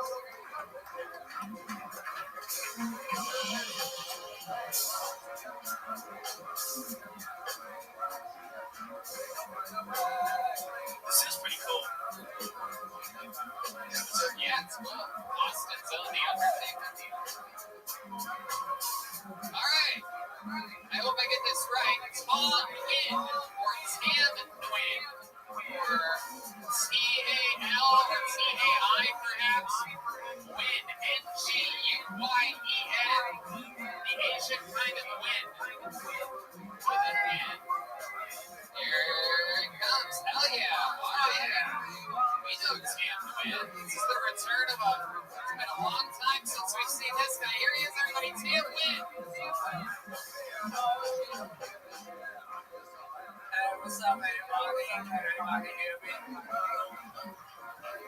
I'm gonna be honest, I got really depressed from COVID because they shut everything down and I couldn't perform. So I was just at home watching Dave Chappelle on Netflix, trying to gain some motivation. And I found out that Dave Chappelle is an award his comedy upon. And he would use it as like a punchline. And I thought, wow, that's amazing. What time find Asian as the equivalent to the N-word? And I thought about it for weeks. And the only word I could come up with was accountant. Hey, what's up, my accountant? You want to hit the strip club and make it rain on them all? Unfortunately, girl, I think your taxes was a man dance.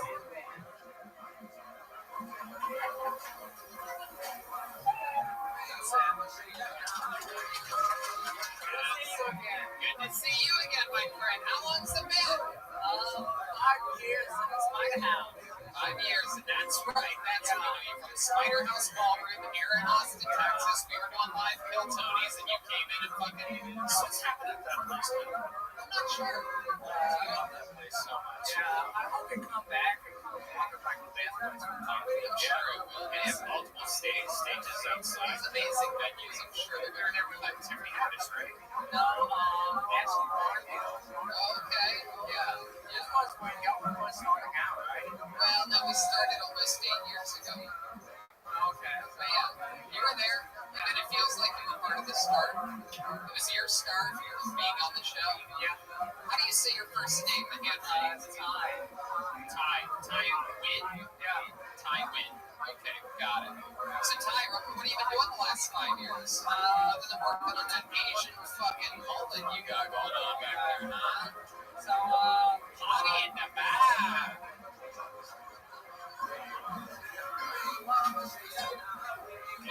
And intercepting in the front and on in the back.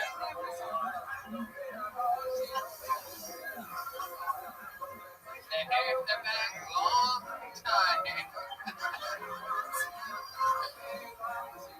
Bro, don't tolerate this. You ain't gotta take that time. Throw a ninja star. It's time for action. Come on, guys. I'm allowed to make my life. No, I'm along. This is my math tutor, everybody. This is my math tutor. So, Ty, what have you been up to the last 5 years? so I shot this new special at Paramount. And, It relax on the Asian music. I mean, Jesus Christ. Just keep on going. It's okay if it's like under everything, but when it's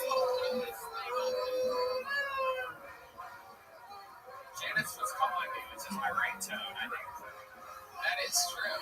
That is true. Ty can sort of be a stunt woman for your girlfriend if you ever need her. Especially when you're hitting it from behind. Yeah, it's my hustle.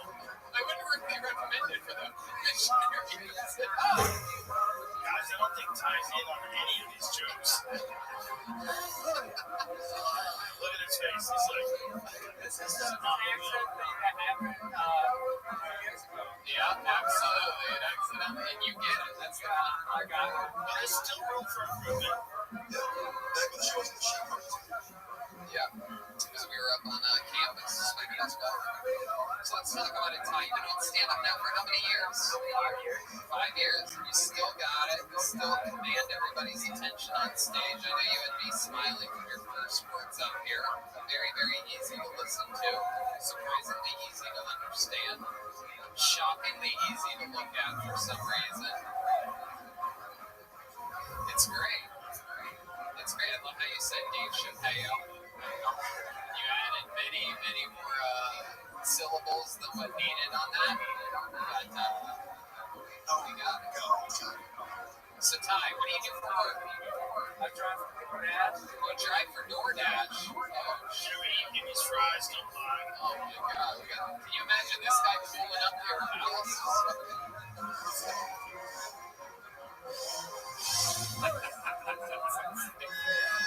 DoorDash here!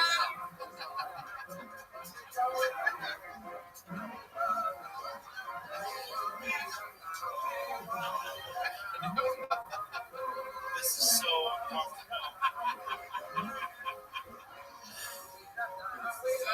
What kind of Asian are you? What the fuck? Kill Tony.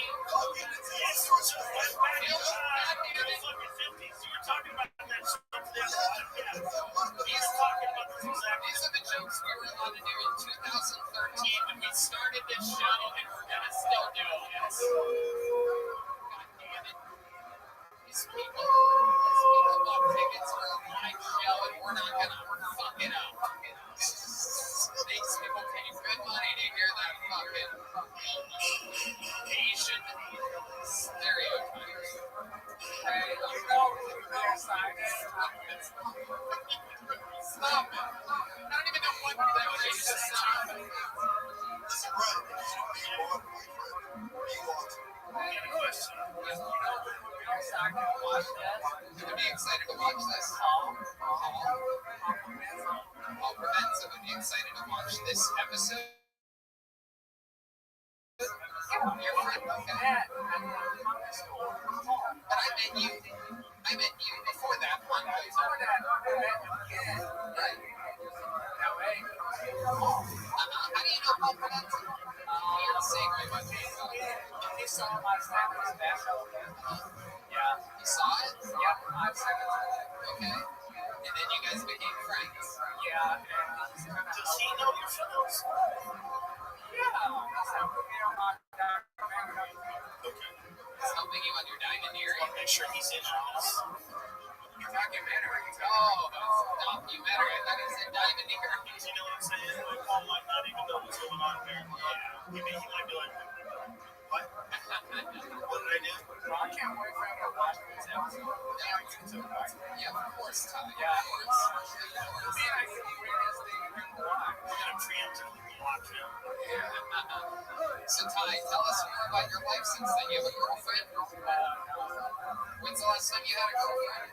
Wow. When's the last time you got laid? Really? Why is this? I just feel like... Stop it, Red Man. Stop it, Red Man. You son of a bitch. You're going overboard. Even I have to say, go back. These are the most racist sound effects I've ever heard you play. I don't know if it can get any more racist. Slide right into the mouth, you son of a bitch. Red Man. Red Man. These Asian people are very serious about their, Did he answer you about the original place? Wait, what was that? Vietnamese. Oh, yeah. These people are very hard to kill. Very hard to kill. You say very hard to kill? Yeah. Yeah, we had a war against them, and they I might have to leave. What are you talking about? They're the hardest people to murder. Put this microphone down and flip. Because Spotify can only tolerate so much. They've been so kind up until now. Today's episode. Today gets like crazy. Oh my god, we're for sure getting canceled. What's your favorite thing about being Vietnamese, Ty? Don't say the food. It's how much fun you can have being out here, being Vietnamese. Just how much fun you can have. They give me all the That's good. That's absolutely true. It's true. That's a secret to the show. A secret recipe is during your interview, give us something to make fun of. The last guy did it. Do you think the poor innocent black paraplegic lady had anything to do with him getting fired? I think that was in his act. That's what I'm saying. Yeah, that's crazy. I actually have a show Wednesday, maybe at Vulcan. Love to have you look at the show. Oh, look at that. No. Look at that. You guys. Do it. Do it, you son of a... That was too much pressure. He means open the show when they can't even go.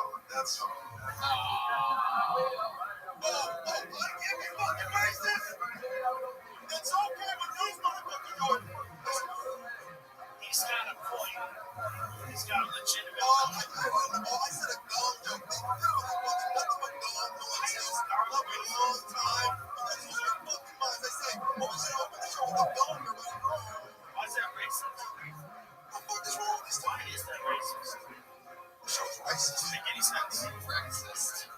Like, if a gong went off every time you walk around, it would be kind of cool. It's like, you won the lottery, and that was one of the parts of the deal.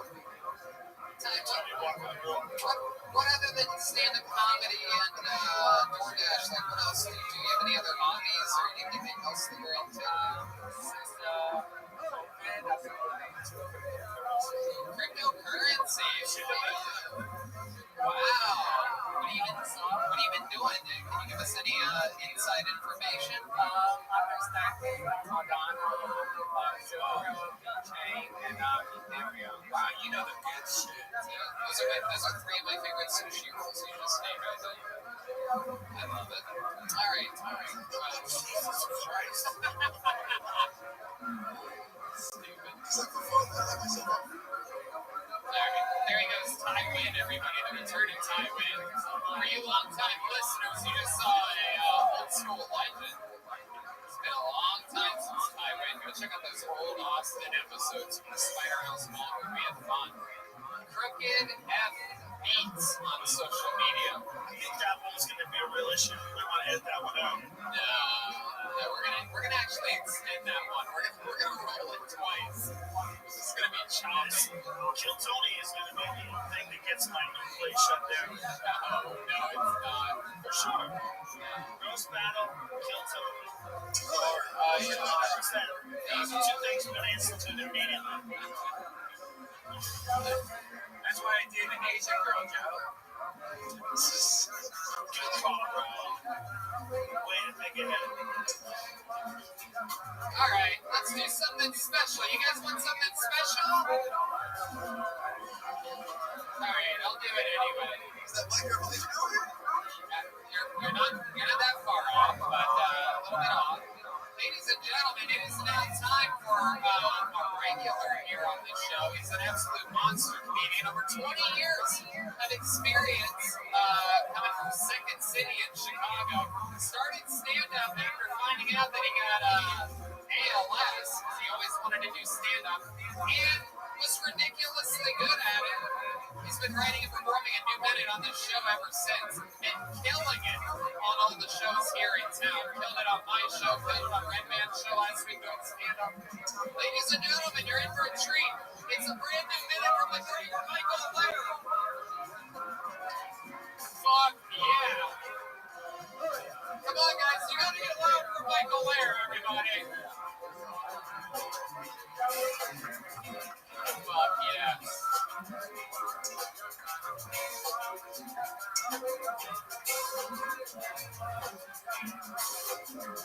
He's got this shit. Guys, one more time, Michael Laird. Yo, my doctor said I might be now. Because every morning at sunrise, I go to sunrise with this smell from the cookie, right? And she said, he might get dementia. I'm a professional public speaker. What I'm seeing you right now is memorized. The rest of me is a fucking dumpster fire. What the fuck are we talking about dementia? Look at my hand. I can't even sign the birthday card of the son I painted. How funny would it be if I got dementia though, right? Every 5 minutes I forget I can't walk, and I get up and just collapse to the ground like Tower 2 World Trade Center. Nothing let me never forget.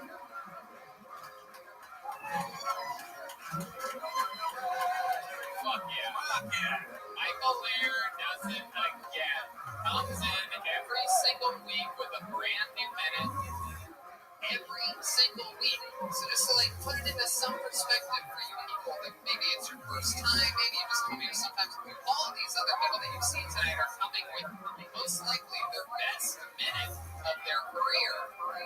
Yeah, Tony. And Michael comes in every week. Right, but Brian's fine. I'm not a hot construction worker. I'm Mike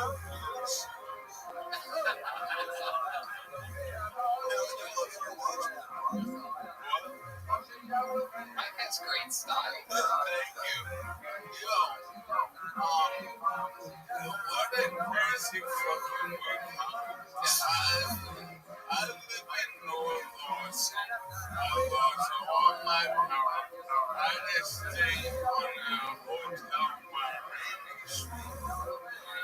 Every city has a block like Miami Street, Carter Street. And if you're not familiar, it's like what game or tycoons. Turn a bunch of bars into dollhouses. So I will need trust fund day breakers have a comfortable place to drink. Michael motherfucking Blair. You know what, dude? We're getting a lot of shit. Oh, Hollywood's moving to Texas. Hollywood's moving to Texas.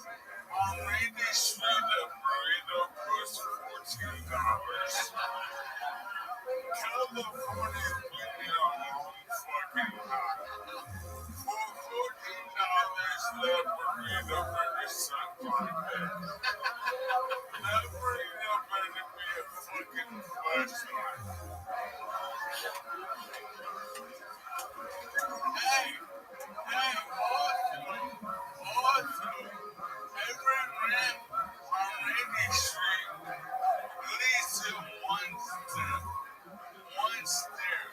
Every ramp is that some cowboy grave type bullshit. Oh, what give you ramp, you Yankee faggot? Well, there'll be a step at the end. Out in there on Randy Street, Barnett is like, that'll be $12.65.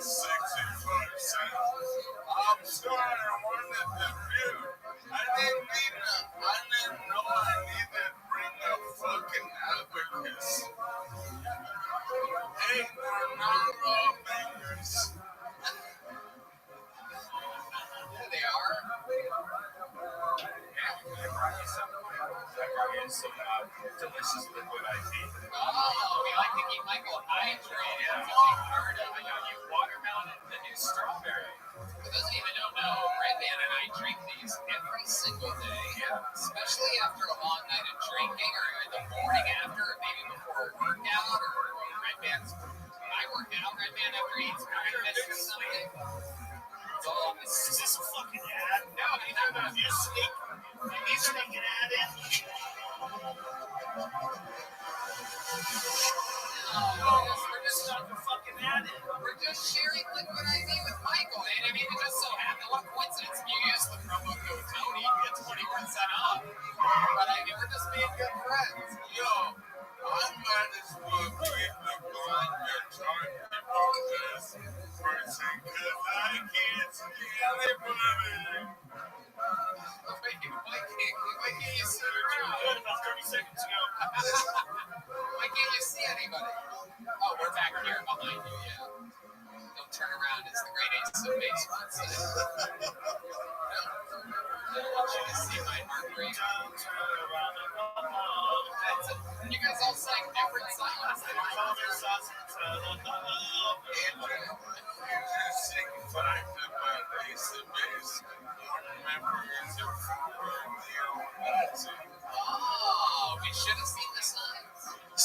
I saw the signs. I don't know, sometimes. Oh my god.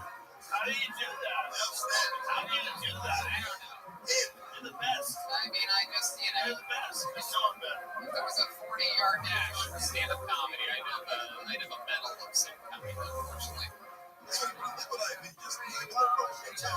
it. You get a discount with the promo code Tony? 25%. Oh my god, that's a good value. Absolutely. Oh, yeah. Electrolytes are important, especially during this pandemic.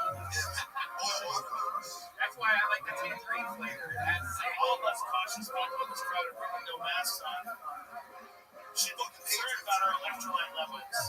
Absolutely. It really is. This stuff works. Man, I hope I get to meet the dude behind me. Hilarious. That's what she said. How dare you, Not knees on a key. He pulled that microphone towards him one time the whole show just for that joke. That's what she said. Michael Lair, everything was good. You did survive the snowstorm. Yeah, I got a haircut. Oh, yeah. I went to an African American barber, and every time I go to an African American barber, I go, here's what I want. He goes, I got you. And then he cuts his hair, my hair to look exactly like this. And it covers everything I talk about.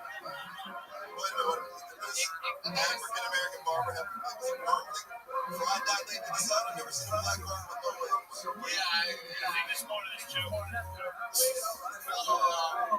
I took off my do-rag back there. That's all I wanted to hear, Bob. It could have been worse. Your black barber could have been a female paraplegic. So, It's hard to find scissors with holes big enough for the nubs. alright, okie dokie. Michael there getting a fist bump there from Michael, we are going to we're gonna get one more comedian up here because we realize we haven't had a lady up today, so we're gonna pull from the bucket to get one girl up here, and then we're going to end the show. That sounds fun with you guys? Wow, not a big fan of females. Not a big fan of the females in this audience here. You guys didn't mind Nikki Glazer on HGH. Alright, here comes Zap Focus. It's going some direction. Keep Michael up here. Michael, back up towards you, Michael. Come over there. Sit next to Joe. Yeah, when I said back up, I didn't mean just get in reverse right now. I thought you'd pull forward first. Oh, God, life is so fucking easy for me. Here we go. Here goes Michael. Did you guys have fun tonight? We haven't had a female up here. Believe it or not, racist jokes, this, that aside, we are equal opportunity partners here at Tony.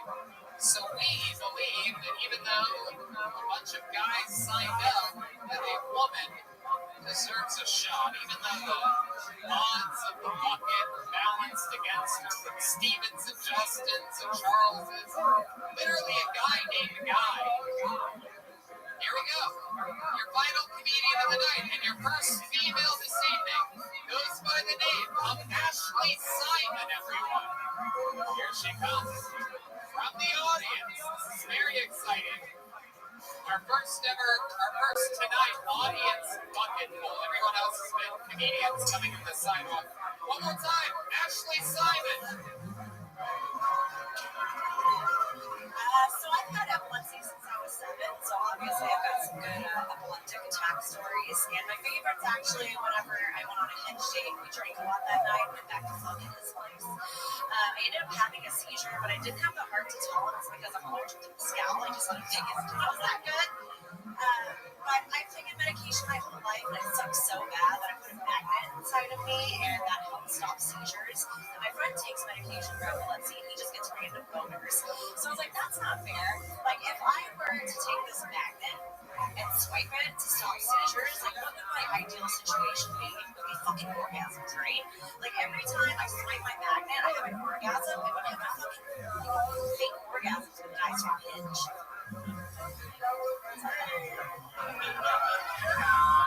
you go, Ashley. Ashley, welcome. How long have you been doing stand-up? Like, There's a minute. Go ahead. I finished faster than that guy did. I've done theater for a while, haven't really done stand. This is your first time. Ashley Simon, everybody. Stop this. Brian's playing strobe light videos to try to get her to have a seizure on stage. Got the magnet room. Try again.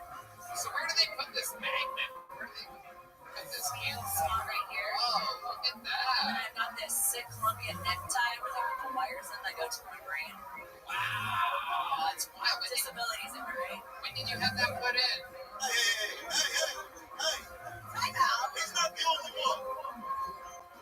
Michael is not. What you got? I will let your red carpet. Fair enough. I can still collect disability. There you go. So did they tell you why you ended up being predisposed to seizures? Just like shit on the draw. Okay. It's like a DNA thing. The magnet wires and the wires go on. Yeah, it's called. I bet you didn't know that you're gonna learn something tonight. It's called an HVAC. Nope. Biggest nerve. Let's go to the wire. Son of a bitch. You son of a bitch. The vagus nerve stimulator runs a wire up your vagus nerve and massages it nice and sends electrical impulses to regulate brain activity or some shit. Apparently, I paid like $60,000 for it, whatever. Thanks, Medicaid. So it's inside of your body. Yeah, I get consent to touch or touch it. Does it ever run out? No, it's not like an iPhone. It holds charge. There's no battery or anything. 5 years, 6 years, just like the IUD. Wow, you have an IUD as well? Yes, I do. My goodness. I don't like to, leverage. Cyborg. The wires go up your neck. Yeah, the Vegas nerve. The vagus nerve. Wow. Why do they call it that? It's spelled different. VAGS. Oh, okay. All right. Here's me. Great Joe Rogan is here. This guy reads. Educated. Very few people in the show's history have ever read anything, so we're happy to have Joe here to know something. I might have spelled it wrong. Ashley, you said that you've been doing theater for a long time. This is your first time doing stand-up. Is this something you've always wanted to do? Tell us more about your life. I did theater for like 15 years, took a big 10-year break just because you can't make a living off of it, nor did I want to. And then recently, picked up comedy and improv and writing again, which is where my main passion lies. So might as well. I have no humility, so if I take, I take. It sucks for you guys. It sucks for me. I love that. Your attitude is incredibly amazing. It's such a good episode. This episode encompasses what to do and what to, things to take for actually doing this art form. The guy that didn't have confidence, but you did something right. The vagus nerve as an modulator of the brain-gut axis in psychiatric and inflammatory disorders. My point with what I was saying was that Forward into me and into any research. like the earthquake guy was totally concerned about what the people thought about him specifically, and you don't care what people think at all. You just plow right through that seizure thing. That's them titty batteries for you. They're doing something for the vagus nerve. Ashley, I'll you're take it again.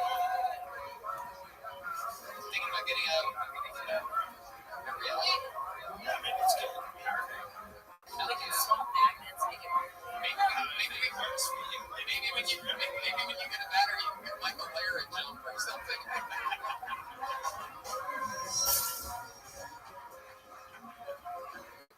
So Ashley, you get a full interview here. You're from Austin, born and raised. New Orleans, Texas, about 90 minutes south. Lived in Waco for a couple of years to go to Vader. Pre-rape scandal. So I escaped that. And then I lived in Austin about 6-7 years ago. So you were there when the whole Waco Branch Davidian shit went down? No, I got it. That was like in the 90s. I'm a young 32. Okay. Just asking. I don't know. That bitch might have started the whole thing. Listen to it.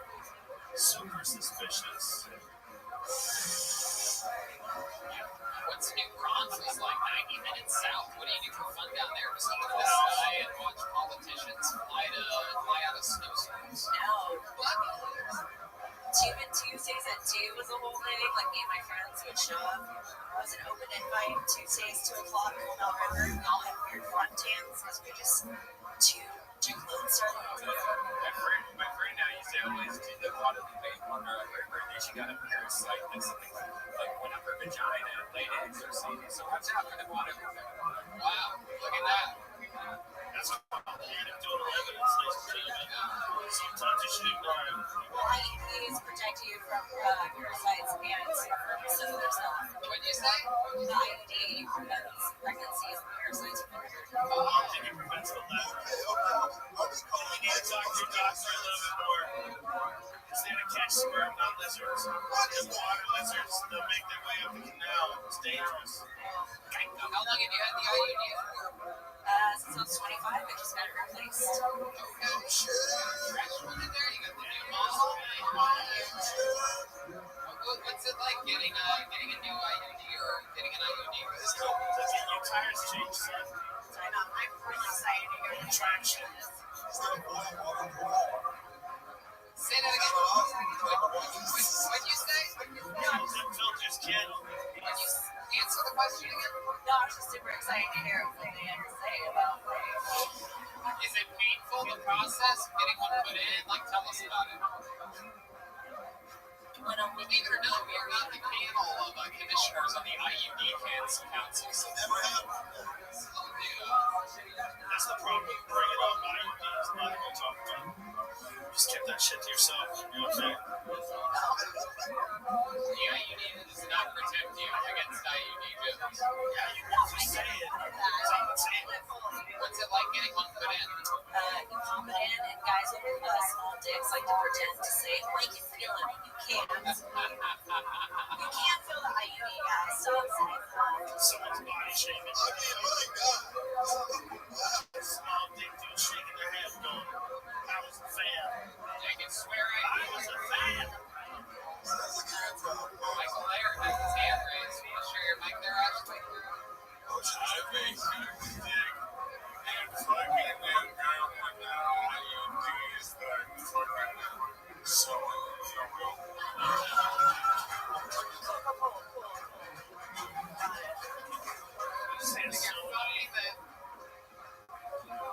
Like you're trying to find a needle. That's literally a needle doing it, and that's not fun for us. Again, body shaming's not cool. I don't know if you've been paying attention, but prepare to be canceled. When she says she means off IUDs. You can feel the strings attached to the IUD now. Talk that shit.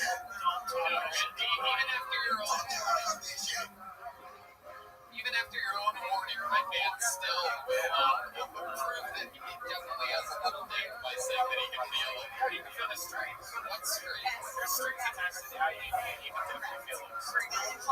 Yes, we all know Redman and his big dick energy. They're different things. I can't feel the IUD, but I can feel the strings attached. Is there a string attached to your IUD? String. I know the strings. It's like meeting a puppy. Oh my god.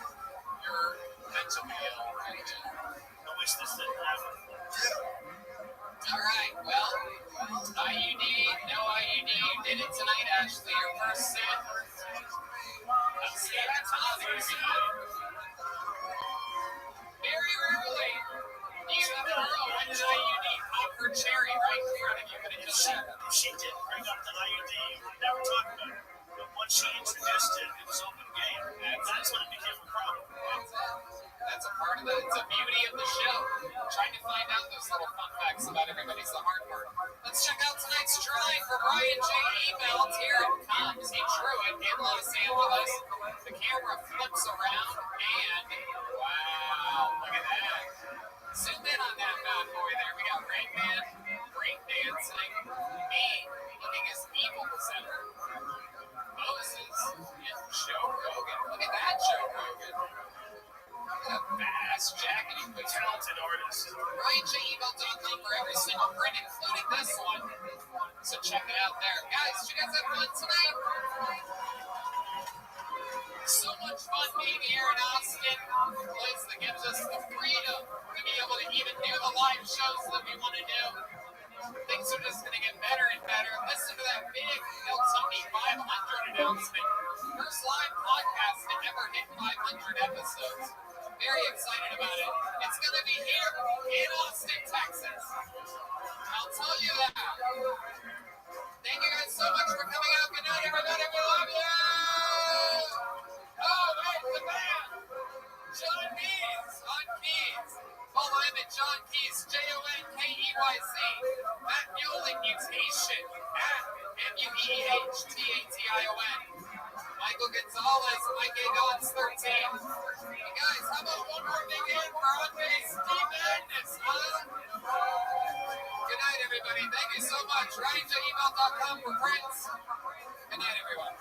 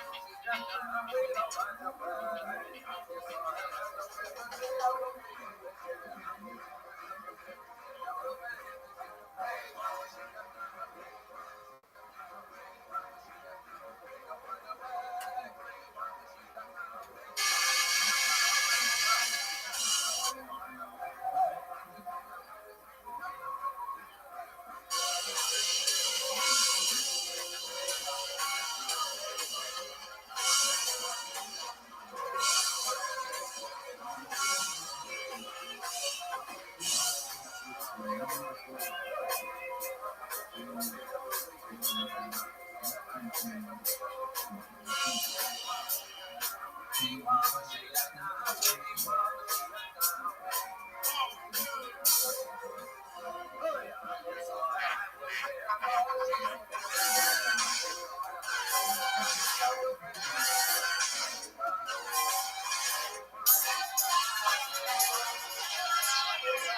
Rabbi coming to you live from Antone's in Austin, Texas, for a brand new episode of Joe Tony. Never tell me it's happening. Listen to that weak audience tonight. Are you guys here, people? Jesus, what is this, the blizzard crowd? Did you hear that golf clap I got up here? I think we just came back from Miami and we're used to that. Yeah, I guess we're used to people that are happy to be alive. You guys excited to be here? You're at the #1 live podcast in the world that now exists in Austin, Texas. Are you guys happy? There you go. You heard some hell yeahs there. That was good. That's what we've come to expect from Austin, Texas. I don't know what's going on in here tonight. I don't know what happened. Was the band play a funeral song before we came on? Oh yeah, it was. It was pedophile music. Now I get it. You were all touched as kids. Every time you hear Michael Jackson, it flashes back. A little tiramisu colored penis. Bad for you. It's a what color is Michael Jackson's penis joke. Say tiramisu. I think a bit of chocolate, a bit of vanilla. I think there's like layers to it. Yeah. A little cherry on top, a little blood on it, too. Okie dokie. All right. Red Band's here, everybody. That's what you can expect from him tonight. Blood on the deck. Put that on your Red Band bingo cards. Excited to be here. I'm going to big hand for the band, everybody. They're here. John Dees, Bueling, Michael Gonzalez on drums and on bass guitar, the one and only D Madness. John Dees on the keys tonight. How you feeling, John? I'm great. I'm excited about tonight's episode. I'm pumped. It feels good in here. The audience's energy. I'm pretty excited about tonight. We have Ryan J. Ebelt in Los Angeles, California. And for Ryan J., he draws every single episode. Every print is available at RyanJAbel.com. We made jokes last week about how people didn't like the coloring books. But those were just jokes. Ryan told me these things have been selling like hotcakes. Oh, yeah, it's an awesome book, man. I have two of them. Tell me the coloring book. Yeah, it's great. You know Methed's love coloring books. Did you know that? No, I didn't know that. Yeah, like if you look in a Methed's book bag, it's always got coloring books. That's a true fact. You know what's funny? Actually, I did know that. I did know that. Why would you, right? Well, no, I know it because, like, I don't know, like 20 years ago or something crazy like that, my older brother, it turns out he dated, like, one of these Miss Columbus, Ohio types or whatever. It turns out she was a meth head. And I remember for Christmas one year, this is true, obviously, as you can tell by my ladylike giggle, she sent me for Christmas these, like, laminated pieces of paper that were actual newspaper comics, and they were all colored. And I always thought, like, what a horrible Christmas gift. Like, these colored comics, and then I found out, like, a couple years later, that she was on meth the whole time. Miss Columbus, Ohio, like 1998 or something, was on crystal meth. Go Buckeyes. Anyway, you guys excited to start tonight's show or what? We're here, and this is it. You're in it to win it. But before we start tonight's show, here's a little bit about the amazing sponsors that made tonight's episode possible for you right now. Guys, we've talked about it before. We're talking about it again. Truly one of my favorite products that I've found in the past year. It is unbelievable. It's Liquid IV. With one stick of Liquid IV and 16 ounces of water, you get 2 to 3 times the amount of hydration as plain water. This is a game changer for me. After golf, after shows, waking up hungover, you name it, Liquid IV is a magic trick for life. Tony, I brought some of my personal stash for us today. They have the new strawberry, they have the new pina colada. I don't know if you've tried that yet. And my favorite is the passion fruit. Now, we've been talking about Liquid IV before they even been a sponsor. I've always had a problem drinking water, and this has changed my life. These contain 5 essential vitamins, more vitamin C than an orange, and as much potassium as a banana. It's healthier than the sugary sports drinks that I used to be addicted to. and no artificial flavors or preservatives, and less sugar than an apple. It's made with clean ingredients, non-GMO, vegan, free of gluten, dairy, and soy. I'm telling you, I got off an airplane today, and it's another one of the areas where it's just incredible how well it works. Rehydration to the max. It's absolutely incredible. Again, this is a product we were talking about before they were even a sponsor. It's absolutely, and they're great people. They donate 3.7 million servings in response to COVID-19. They're donating them to hospitals, first responders, food banks, veterans, and the active military.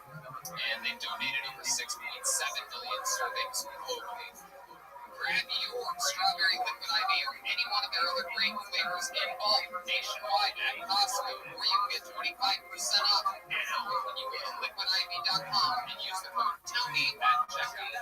That's 25% off anything you order when you use the promo code TONY at liquidiv.com. Get better hydration today at liquidiv.com, promo code TONY. This podcast is brought to you by the Rich Wallet. It's light, sleek, and industrial. It doesn't fold or awkwardly bulge in your back pocket, and it seriously changed my front pocket situation. It's designed to fit easily in your front pocket. I was having some neck problems earlier this year. Turns out, you move that stuff to your front pocket, it's a whole nother level. Most people are still using wallets designed in the 90s, carrying around old receipts, pictures of their ex, gift cards, and an organized mess. I mean, you know about this. You know a bunch of fast food place cards in your wallet. Yeah, but I do think a lot of people like us still carried around that old wallet. This one holds up to 12 cards, plus it has room for cash, over 30 colors and styles. I got the carbon fiber one. It's awesome. If this wasn't enough to win you over, check out the 40,000 5-star reviews. The durable material means each wallet comes with a lifetime warranty. You can buy this wallet and carry it for life. The Rich team is so confident that you'll like it that they'll give you a 45-day trial. You can test it out for 45 days. If you don't like it, you can send it back for a full refund. If you don't love it. Look, I'm telling you, people, every single cast member of Kill Tony has one. They use it. It absolutely works. It's sleek. It makes sense. Get your life together. Get rid of your silly, chunky wallet that your grandpa gave you. And have a better life with the Rich wallet. Get 10% off today with free worldwide shipping and returns by going to ridge.com/KillTony. That's ridge.com/KillTony. Use the code word KillTony. Don't forget, get 10% off. It's an amazing thing. Treat yourself. You'll thank me later. And we're back. Are you guys ready to start tonight's show? We have guests tonight, ladies and gentlemen. Very, very excited. These people, two Kill Tony legends. One of them was one of the first ever regulars on the show. So how many of you have been Kill Tony fans for a long time? I know for a fact some of you are lying. This was one of the first two regulars in the history of the show. And also, joining her this evening is one of my funniest friends on the planet. He was just on JRE. He's in Austin all the time. Comedy Store paid regular. Two real Comedy Store people. Two real Kill Tony people. Make some noise for the great Sarah Weinstein and Jamar Neighbors. Wow.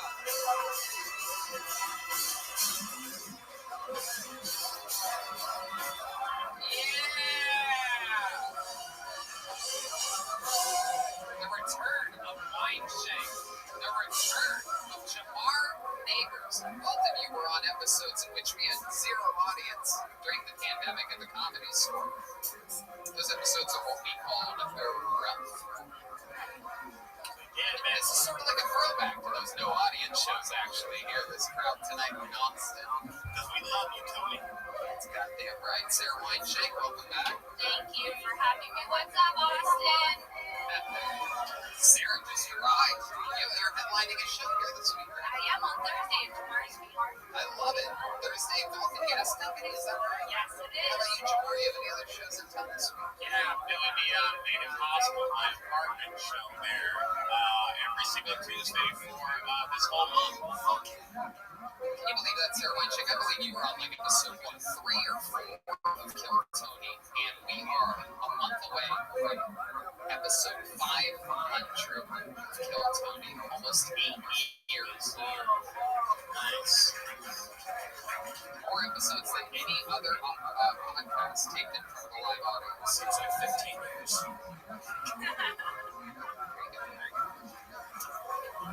Redman's here, everybody. Shout out to our boy Yoni and the great people over at CM Smokehouse. They fed us today. Incredible food. Check out CM Smokehouse on South Lamar. I double dog dare you. I know everybody has their favorite barbecue places, but you gotta try new people when they pop up. New great foods. What's literally my favorite thing about Austin, when people ask me, how do you like it? And the biggest standout thing is the food here. You guys like good food? Very, very proud of you people for what you've done here for us. That's it. A bunch of people signed up tonight. This is the Austin, Texas Bucket of Destiny. Over 60 people signed up tonight. A lot of them out on the sidewalk, socially distanced. They've all been heavily tested for the coronavirus, as has the entire audience of the governors listening. Everyone was tested. That's a lot of the reason they actually got the vaccine. That's why they're feeling so tired tonight. And that's that. If I pull your name out of the bucket, you get 60 seconds on this stage. Whether it's your first time, you're a local veteran, you know your 60 seconds is up when you go to Sound of a Kid. That means wrapping up then, or else you're going to bring out the angry 5th Street Bear. That's what that sounds like. You guys ready to start the show? This is it. You know how it works. Could be a crazy person, could be a local legend. They don't know if they're about to get up. I pull their name out of a bucket, and that starts right now. And the first person getting an uninterrupted 60 seconds tonight goes by the name of Elaine Rumen.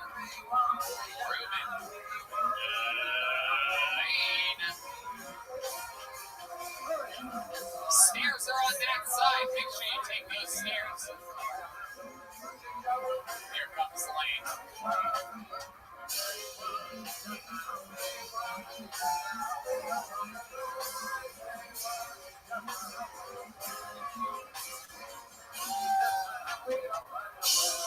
One more time for Lane Roman, everybody.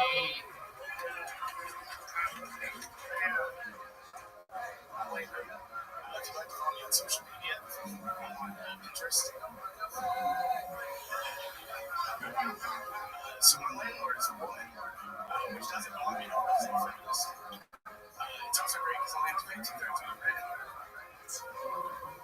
You ever go to an old person's house where they're so old and they have a TV that still has the wooden casing? But then they always put their new TV on top of it, which is kind of weird. Because it's like you got a new dog and then you have a dog turn into a carpet for your dog to sleep on. So I love coming to Austin they decriminalize weed, which is cool. But then they ban cigarettes in all the places, which is weird. So now I have to wrap my cigarettes with weed to hide the smell of tobacco. Thank you. Wayne Rabbi, welcome to the show. It's an adorable little set you just had there. I like your joke about rolling your cigarette up in weed. I don't care what this audience thought about it. I loved it. That was a sweet little thing. How long have you been doing stand-up comedy? Wow, first time, everybody. That's absolutely fantastic for a first-time set. You look like a comedy veteran. You already look like a beaten comedian. You look like someone stole your soul. I was told that I look like Seth Rogen if Seth Rogen hates it. Okay, yeah. You're like Seth Rogen from the ears down, Joe Rogan from the ears up. Alright. Wayne, so what made you start here? What made you decide that tonight's the night? I'm just thinking about it. How old are you? What do you even do for work? The dog groomer? Get the fuck out. World's toughest dog groomer here? I'm looking for your dog. You're the poor things. What do? Just slam them up against the fucking shower? Dogs groom. Tell us about it. How'd you get into the dog grooming business? It's like one of those Dumb and Dumber things you saved up on a man. I was actually applying for a different job. You felt it to dog. When you went to the top of the water slide, and at the end of it, there was just a bunch of dirty dogs. Yeah, pretty much. I applied for a different job in a pet store, and then they didn't have other positions. So Isn't dog grooming or something you're supposed to go to school for? Hell no, are you kidding me? What type of degree do you think dog groomers have? community college dropout. Jamar, what do you think about this guy? Did you win that bill from Jeff Hardy in a hard I got a wrench. I wanted to stay so. Oh, alright. You look like you won it from Jeff Hardy in a hardcore ladder match. Estate sale, huh? So it's a dead man's belt. What's on your real pictures? What's on your real pictures?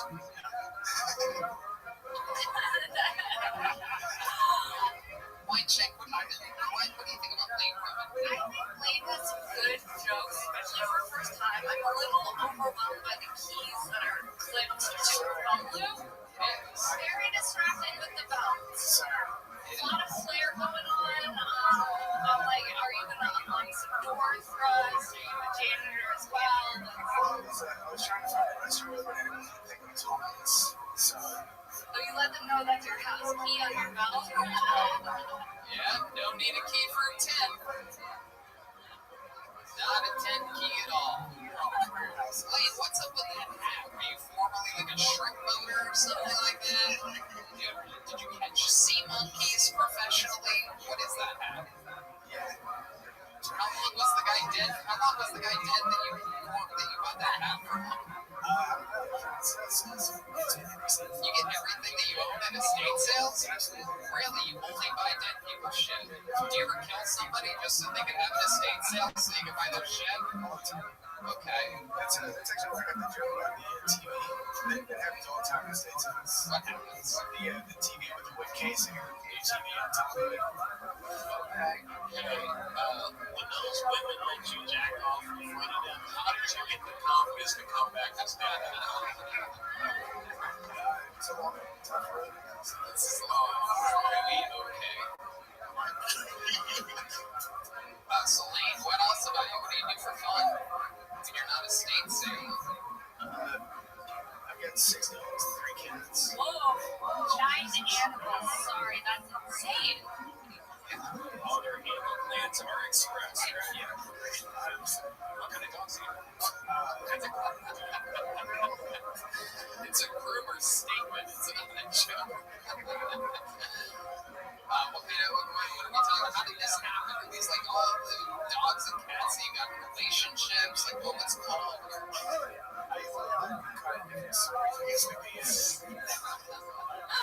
It's too long to get from. But basically, my brother had this weird obsession with like finding stray dogs and stray dogs. And then I couldn't get rid of them. Did you guys like live in a trailer or something like that? No, I got that's fucking gross. The only reason I ask about the trailer thing is because it seems like that someone that would have a brother that would bring home stray dogs. That's like a trailer thing. Well, he owns a house now. Wow. Look at that. Does he prove it? Does he wear his keys on the outside of his pants? He wears it around. Okay. He wants the extra. I love it. Lane, where do you live? West. West Columbia. Where's that at? It's about an hour south of Houston. About 3.5 hours from here. South of Houston. Okay. Do you guys dog fight out here? I don't.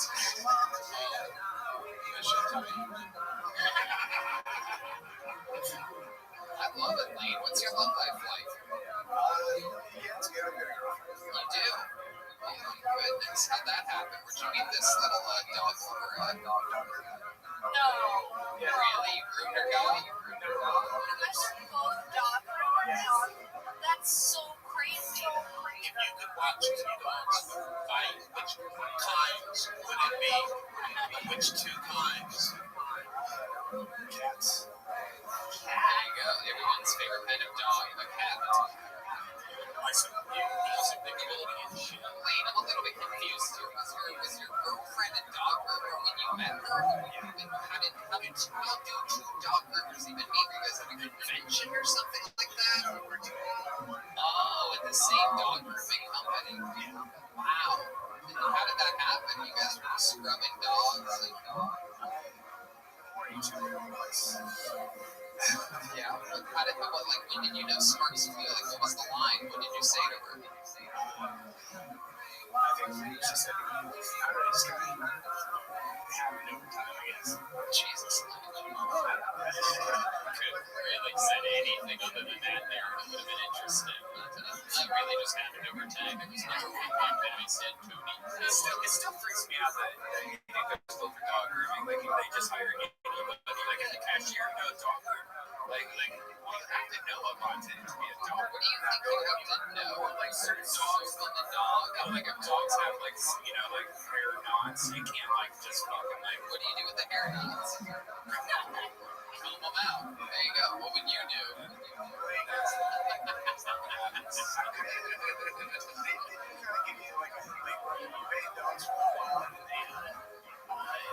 They send you off to they have like the company that I went to was like an in company. Doesn't matter. Has anyone ever have you watched their cat? No, I haven't had cats. How do you wash your cats? I have one cat that's retarded.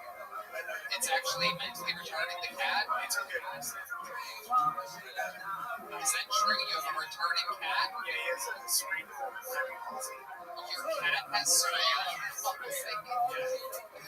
Yeah, it's a weird cat thing. Yeah. You're supposed to put that to sleep immediately. I don't think you're supposed to leave the thing just tortured and eternally searching for its bowl of milk. Yeah, it's kind of cute. It's kind of always around the house. So you have one special needs cat and then 8 other animals. That's fucking wild, man. but do you respect dog fighting as a hustle?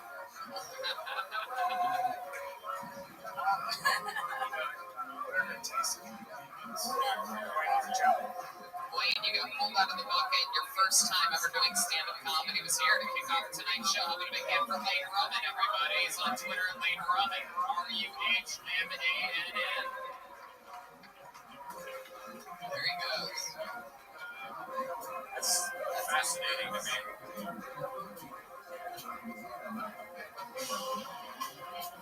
Yeah, I can't believe you thought that dog groomers would be like educated. No, I mean, if you think about it, like, if I dropped off a dog to you, like, I want a poodle cut, it's gonna be like, clippers, they shave the whole dog. Have you ever met anyone that cuts human hair? Yeah, they all have to get a small same thing. Yeah, but it's like, not ribs. We all know that it's It's like a year school. No, it's a year for them. They're stupid. No, my sister cuts hair. I could be a barber in like An hour and a half. yeah, you gave me the books, I could do it on the speed. You're giving me a nice haircut. I'm a single. This is great. That would be people. How many do you think I should cut right man's hair for episode 500? I mean, Your next comedian goes by the name of Andrew Green. Andrew Green with a B. Here he comes, deep in the back of the room. We have a good-looking audience here tonight. They really, really are. Extremely good-looking people here.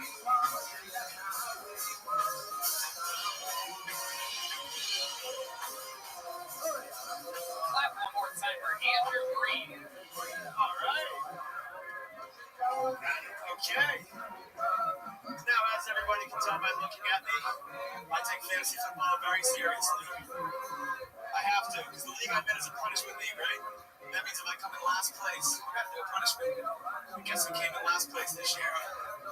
So what I gotta do is go to my local high school that I graduated from and retake the SATs.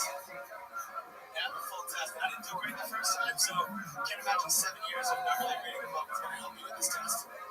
I guess I tried to start reading again, but I came in last. I lost it. Slow. Just too slow now. I'm like 1 page every 10 minutes. And I got speed readers as friends. They'll brag, they'll rub it in my country. Like, I just read the Harry Potter series in 2 days. It's like, dude, I've been reading Harry Potter for 6 months, and Harry doesn't even know he's a wizard yet. So That's where I'm at. But I'm not academic, I'm not stupid, I'm just not academic, which kind of sucks because my parents were both extreme academic. I skipped 2 grades. My uncles, aunts, everyone skipped a grade. Everyone skipped grades. I skipped class all the time, but I never made the full grade. Never the full grade. I'd be ballsy, skipping the full grade my freshman year. Fuck that shit. There you go, Andrew Green, Shades of Fifth Street. Around us, Andrew, welcome. Welcome to the show. Grab that microphone. Grab that microphone. I want to talk with you. I have a bunch of questions for you. That's good. First of all, this is very exciting. This is the first time we've had a full-size man with a midget head on the show. Very rarely. Big Peter Dinklage. You are the world's largest midget. That's why my dad always called me Big Dick my whole life. Big Dinklage. Yao Ming of midgets. Has anyone ever told you that you look like a cat with cerebral palsy? I don't think anyone gets that. You think anyone gets that? What do you mean, the jab? Well, first of all, that sound you heard after Andrew, stop talking. The sound that you heard after I made the joke that you asked if they got that sound, that strange sound that you hadn't heard since you got up here, that was the sound of laughter. So yeah, they got it. Thank you, Andrew. Again, I'm still talking. But that was that sound. And yes, they got it. But are you a cat with cerebral palsy? It works because it's a callback to what happened earlier. You weren't here, but you should have just assumed that that they knew what I was talking about. How long have you been doing comedy, Andrew? Just a couple A couple of years. All here in Austin, Texas. No, it's my first time in Boston. Oh, cool. From Boston to Austin. You know what's next? Lost in space, everybody. Am I right? I don't know. Sometimes I'm quick, sometimes I'm not. You know? So Andrew, let's talk about it. A couple of years of stand-up comedy. What do you think? You brought up actual pictures of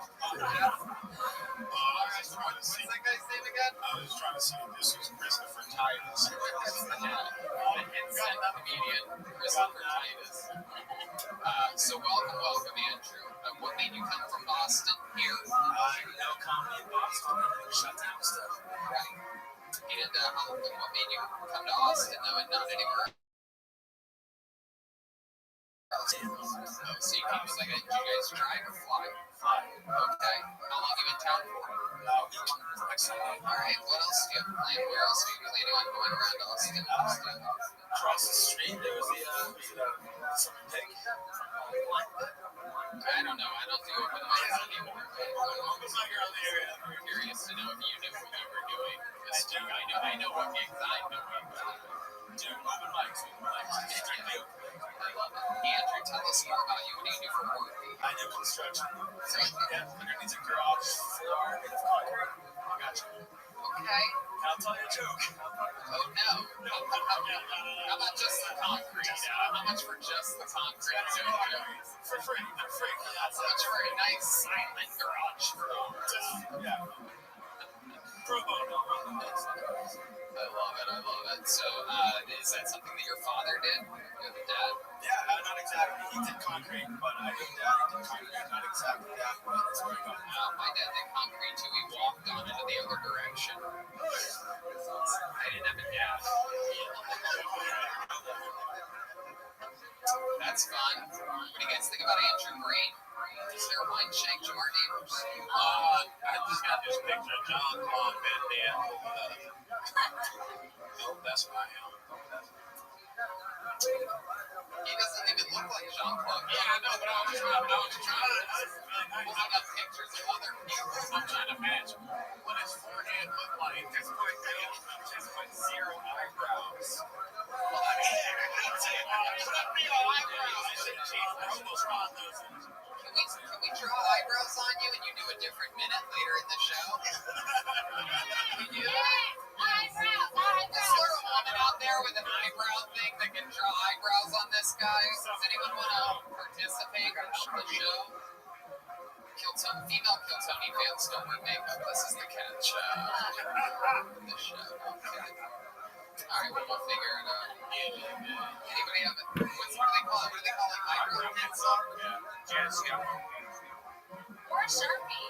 Sharpie. Yeah, would you be willing to do another set later on with Sharpie eyebrows? Bright blue, anything. Yeah, no, we're gonna do chill. Sure. I'll do another different material, I promise. All right. Well, then now that I know we're gonna do a Sharpie, then I think. Did you have an idea, Sarah? Well, I feel like I'll trust you more with the eyebrows. Okay. Can we also draw the lines across his forehead? See, they can't be too excited eyebrows. Maybe just a little bit of excitement, you know, like They have to be pretty. They have to be pretty big. Yoni, you want to do it? No. Well, I mean, I already have a Sharpie. The Sharpie is the problem. Someone's gonna draw the eyebrows. Andrew, go get your eyebrows done. It's Andrew Green, everybody. He's gonna be back later. He's gonna do a new 60 seconds with eyebrows. My guess, by the way, is that he's gonna fucking destroy with eyebrows. I know it for a fact. There's no way he doesn't destroy this room with eyebrows. It's the only thing he's missing. Punchlines too, but also eyebrows. You guys having fun out there? Pull another name out. Let's see what happens here. Colton Doring or Dowling, perhaps. Colton begins with a D, ends with a G.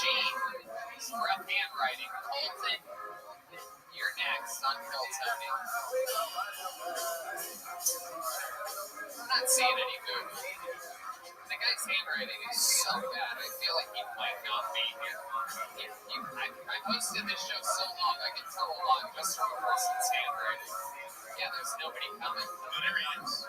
He's at the cooking is happening. Is this Colton coming in? He's all the way back there. All right, here he comes. Running a bit late. Here comes Colton Dowling, or Doring, or Dowlong.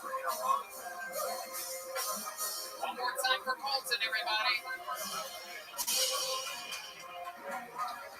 Hey guys, gay, still am, still on that shit. Sometimes when I go, you don't look gay. You ever get that? You should get more often. You should say what I say. You should say have sex. Wait, no, the way I do it is it's pretty cool. Anybody not from Texas in here? Not from Texas. Where are you from? Denver. We can go to jail for weed in Texas. So, for me, sorry, this ran over from the Russian house. So I was drinking vodka there. So I'm saying, so my pandemic was a little weird because I was in jail for weed.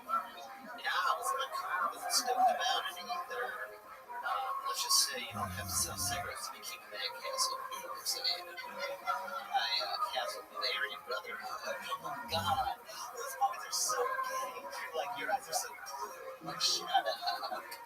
You're like, no, you have the perfect head shape. I'm like, get the fuck out of here. Total gossip stories on beds and finger bowls. I keep wearing don't have time. Thank you guys. There it is, Colton. What's your last name? Dowling. All right, I was close there. Absolutely. Welcome to the show. Good set. How long have you been on stand-up? 4 years. Awesome. Oh, yeah. Did you start at a comedy club or the Dallas Buyers Club? Actually, something used to be as Okay. And how long ago was that? That was a few years ago. 4 years ago. All right. Awesome. And you decided immediately, being around that many sketch people, that you needed to do stand-up comedy.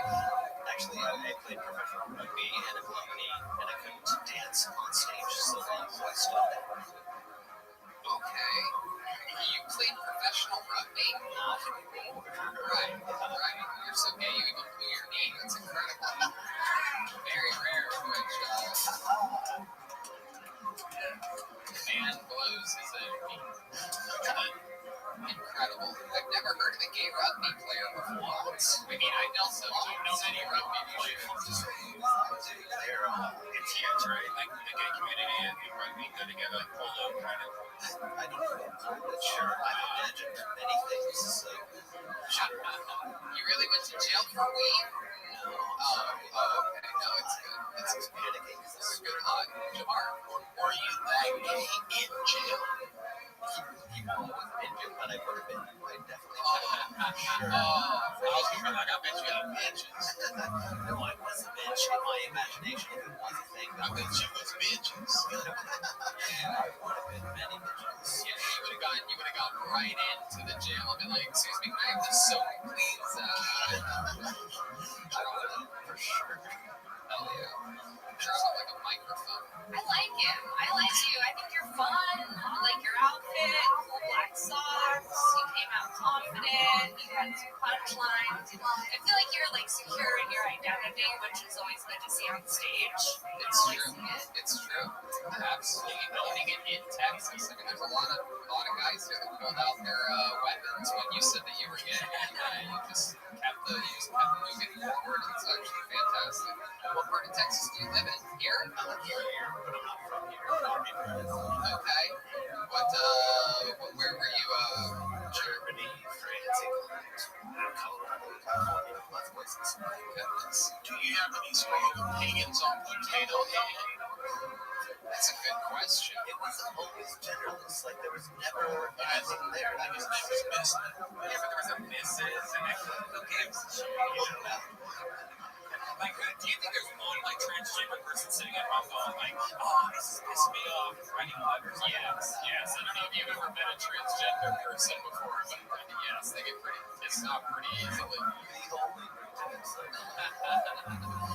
love it. Colton, what else are you into? What do you like to do for fun? Watch rugby now. I'm a plant boy. I like a lot of plants. I like to do cooking, do a lot of writing. How about for fun? Like what's your Train dogs, triple nightlife, comedy. Train dogs? Train dogs. Oh my goodness. Wait, you guys don't train dogs? Today, bend over. Is that real? Yes, it is. Oh, I thought it was cable. I wish I had your mohawk on right now. Because it's the same thing. Oh yeah. You've seen Jamar's famous mohawk before. Where have you seen that on? No, I'm pretty embarrassed to get on this week. And then I just went on early, so I'm just like, actually, no, you called me the fancy boy. I had bright yellow shoes on. A gay guy with bright shoes. Oh wow. Okay. All right. Now sometimes I don't remember the many gay men that I make fun of it. Average. So. Fair enough. Love it. Do you want it to be a mustache? Like, No, I'm just trying to. I take in people's physical like crazy, so I'll be looking at them up and down like, man, are those a 32? The pants? Are they 32? should they be? They're actually a 30. I knew it. I just didn't want to say that shit. What kind of dog is the worst to train? Like two Shih Tzus, one was impossible to train Shih Tzus. Small dogs. Every time except some of them are adorable, but they're not. They're assholes. They're inbred. They're inbred. You gotta meet myself and Irene mustache. Yeah. That's it. Alright, I'll tell you what. I'll be an observation. No, but you're right. It doesn't like his mustache could just peel off. Yeah. Yeah. Are you married? I did. I just got married a month ago. Oh, congratulations. That's cool. Gay marriage. Here in Texas. Yeah, and it was more of a tax break than anything, but we love each other and Oh, still good. we decided I should do this. Y'all just dapped it up. Yeah, nigga. That was it. We just were like, well, we didn't fist bump. Got that mix. You guys fuck or something? You gonna celebrate in any way? You have like a honeymoon or something like that? We were going to Europe as soon as we can, honestly. Okay, yeah. Alright. Yep. Anyway, Try to get a good night and do some dungeons. but you are sexually active with your husband. Wait, what do you mean dungeon stuff? Was that like so fast? Let's back up and talk dungeon stuff. Was that like some S&M shit? What do you mean dungeon stuff? Describe dungeons. Yes.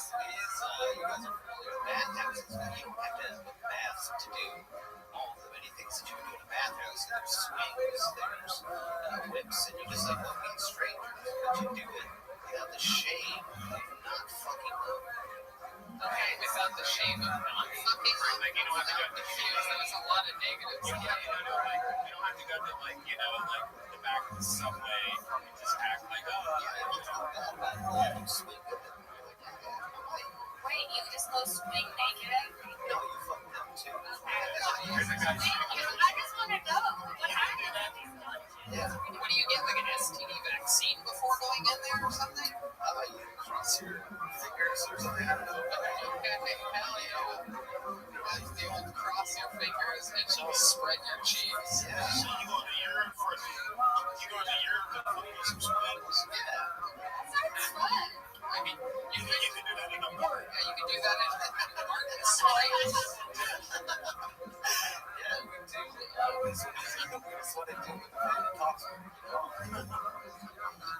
right, Colton, fun set. Really good jokes. There you go. Dowling, everybody.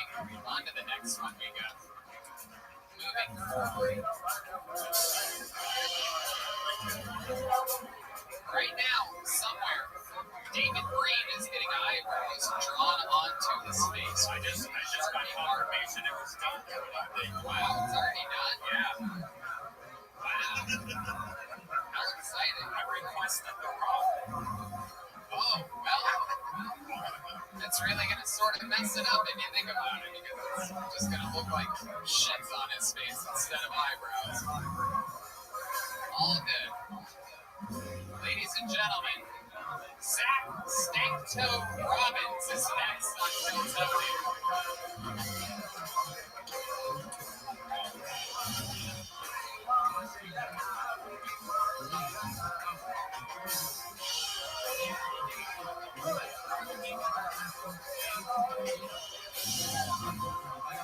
Zach Stank-Toe Robbins coming to the stage.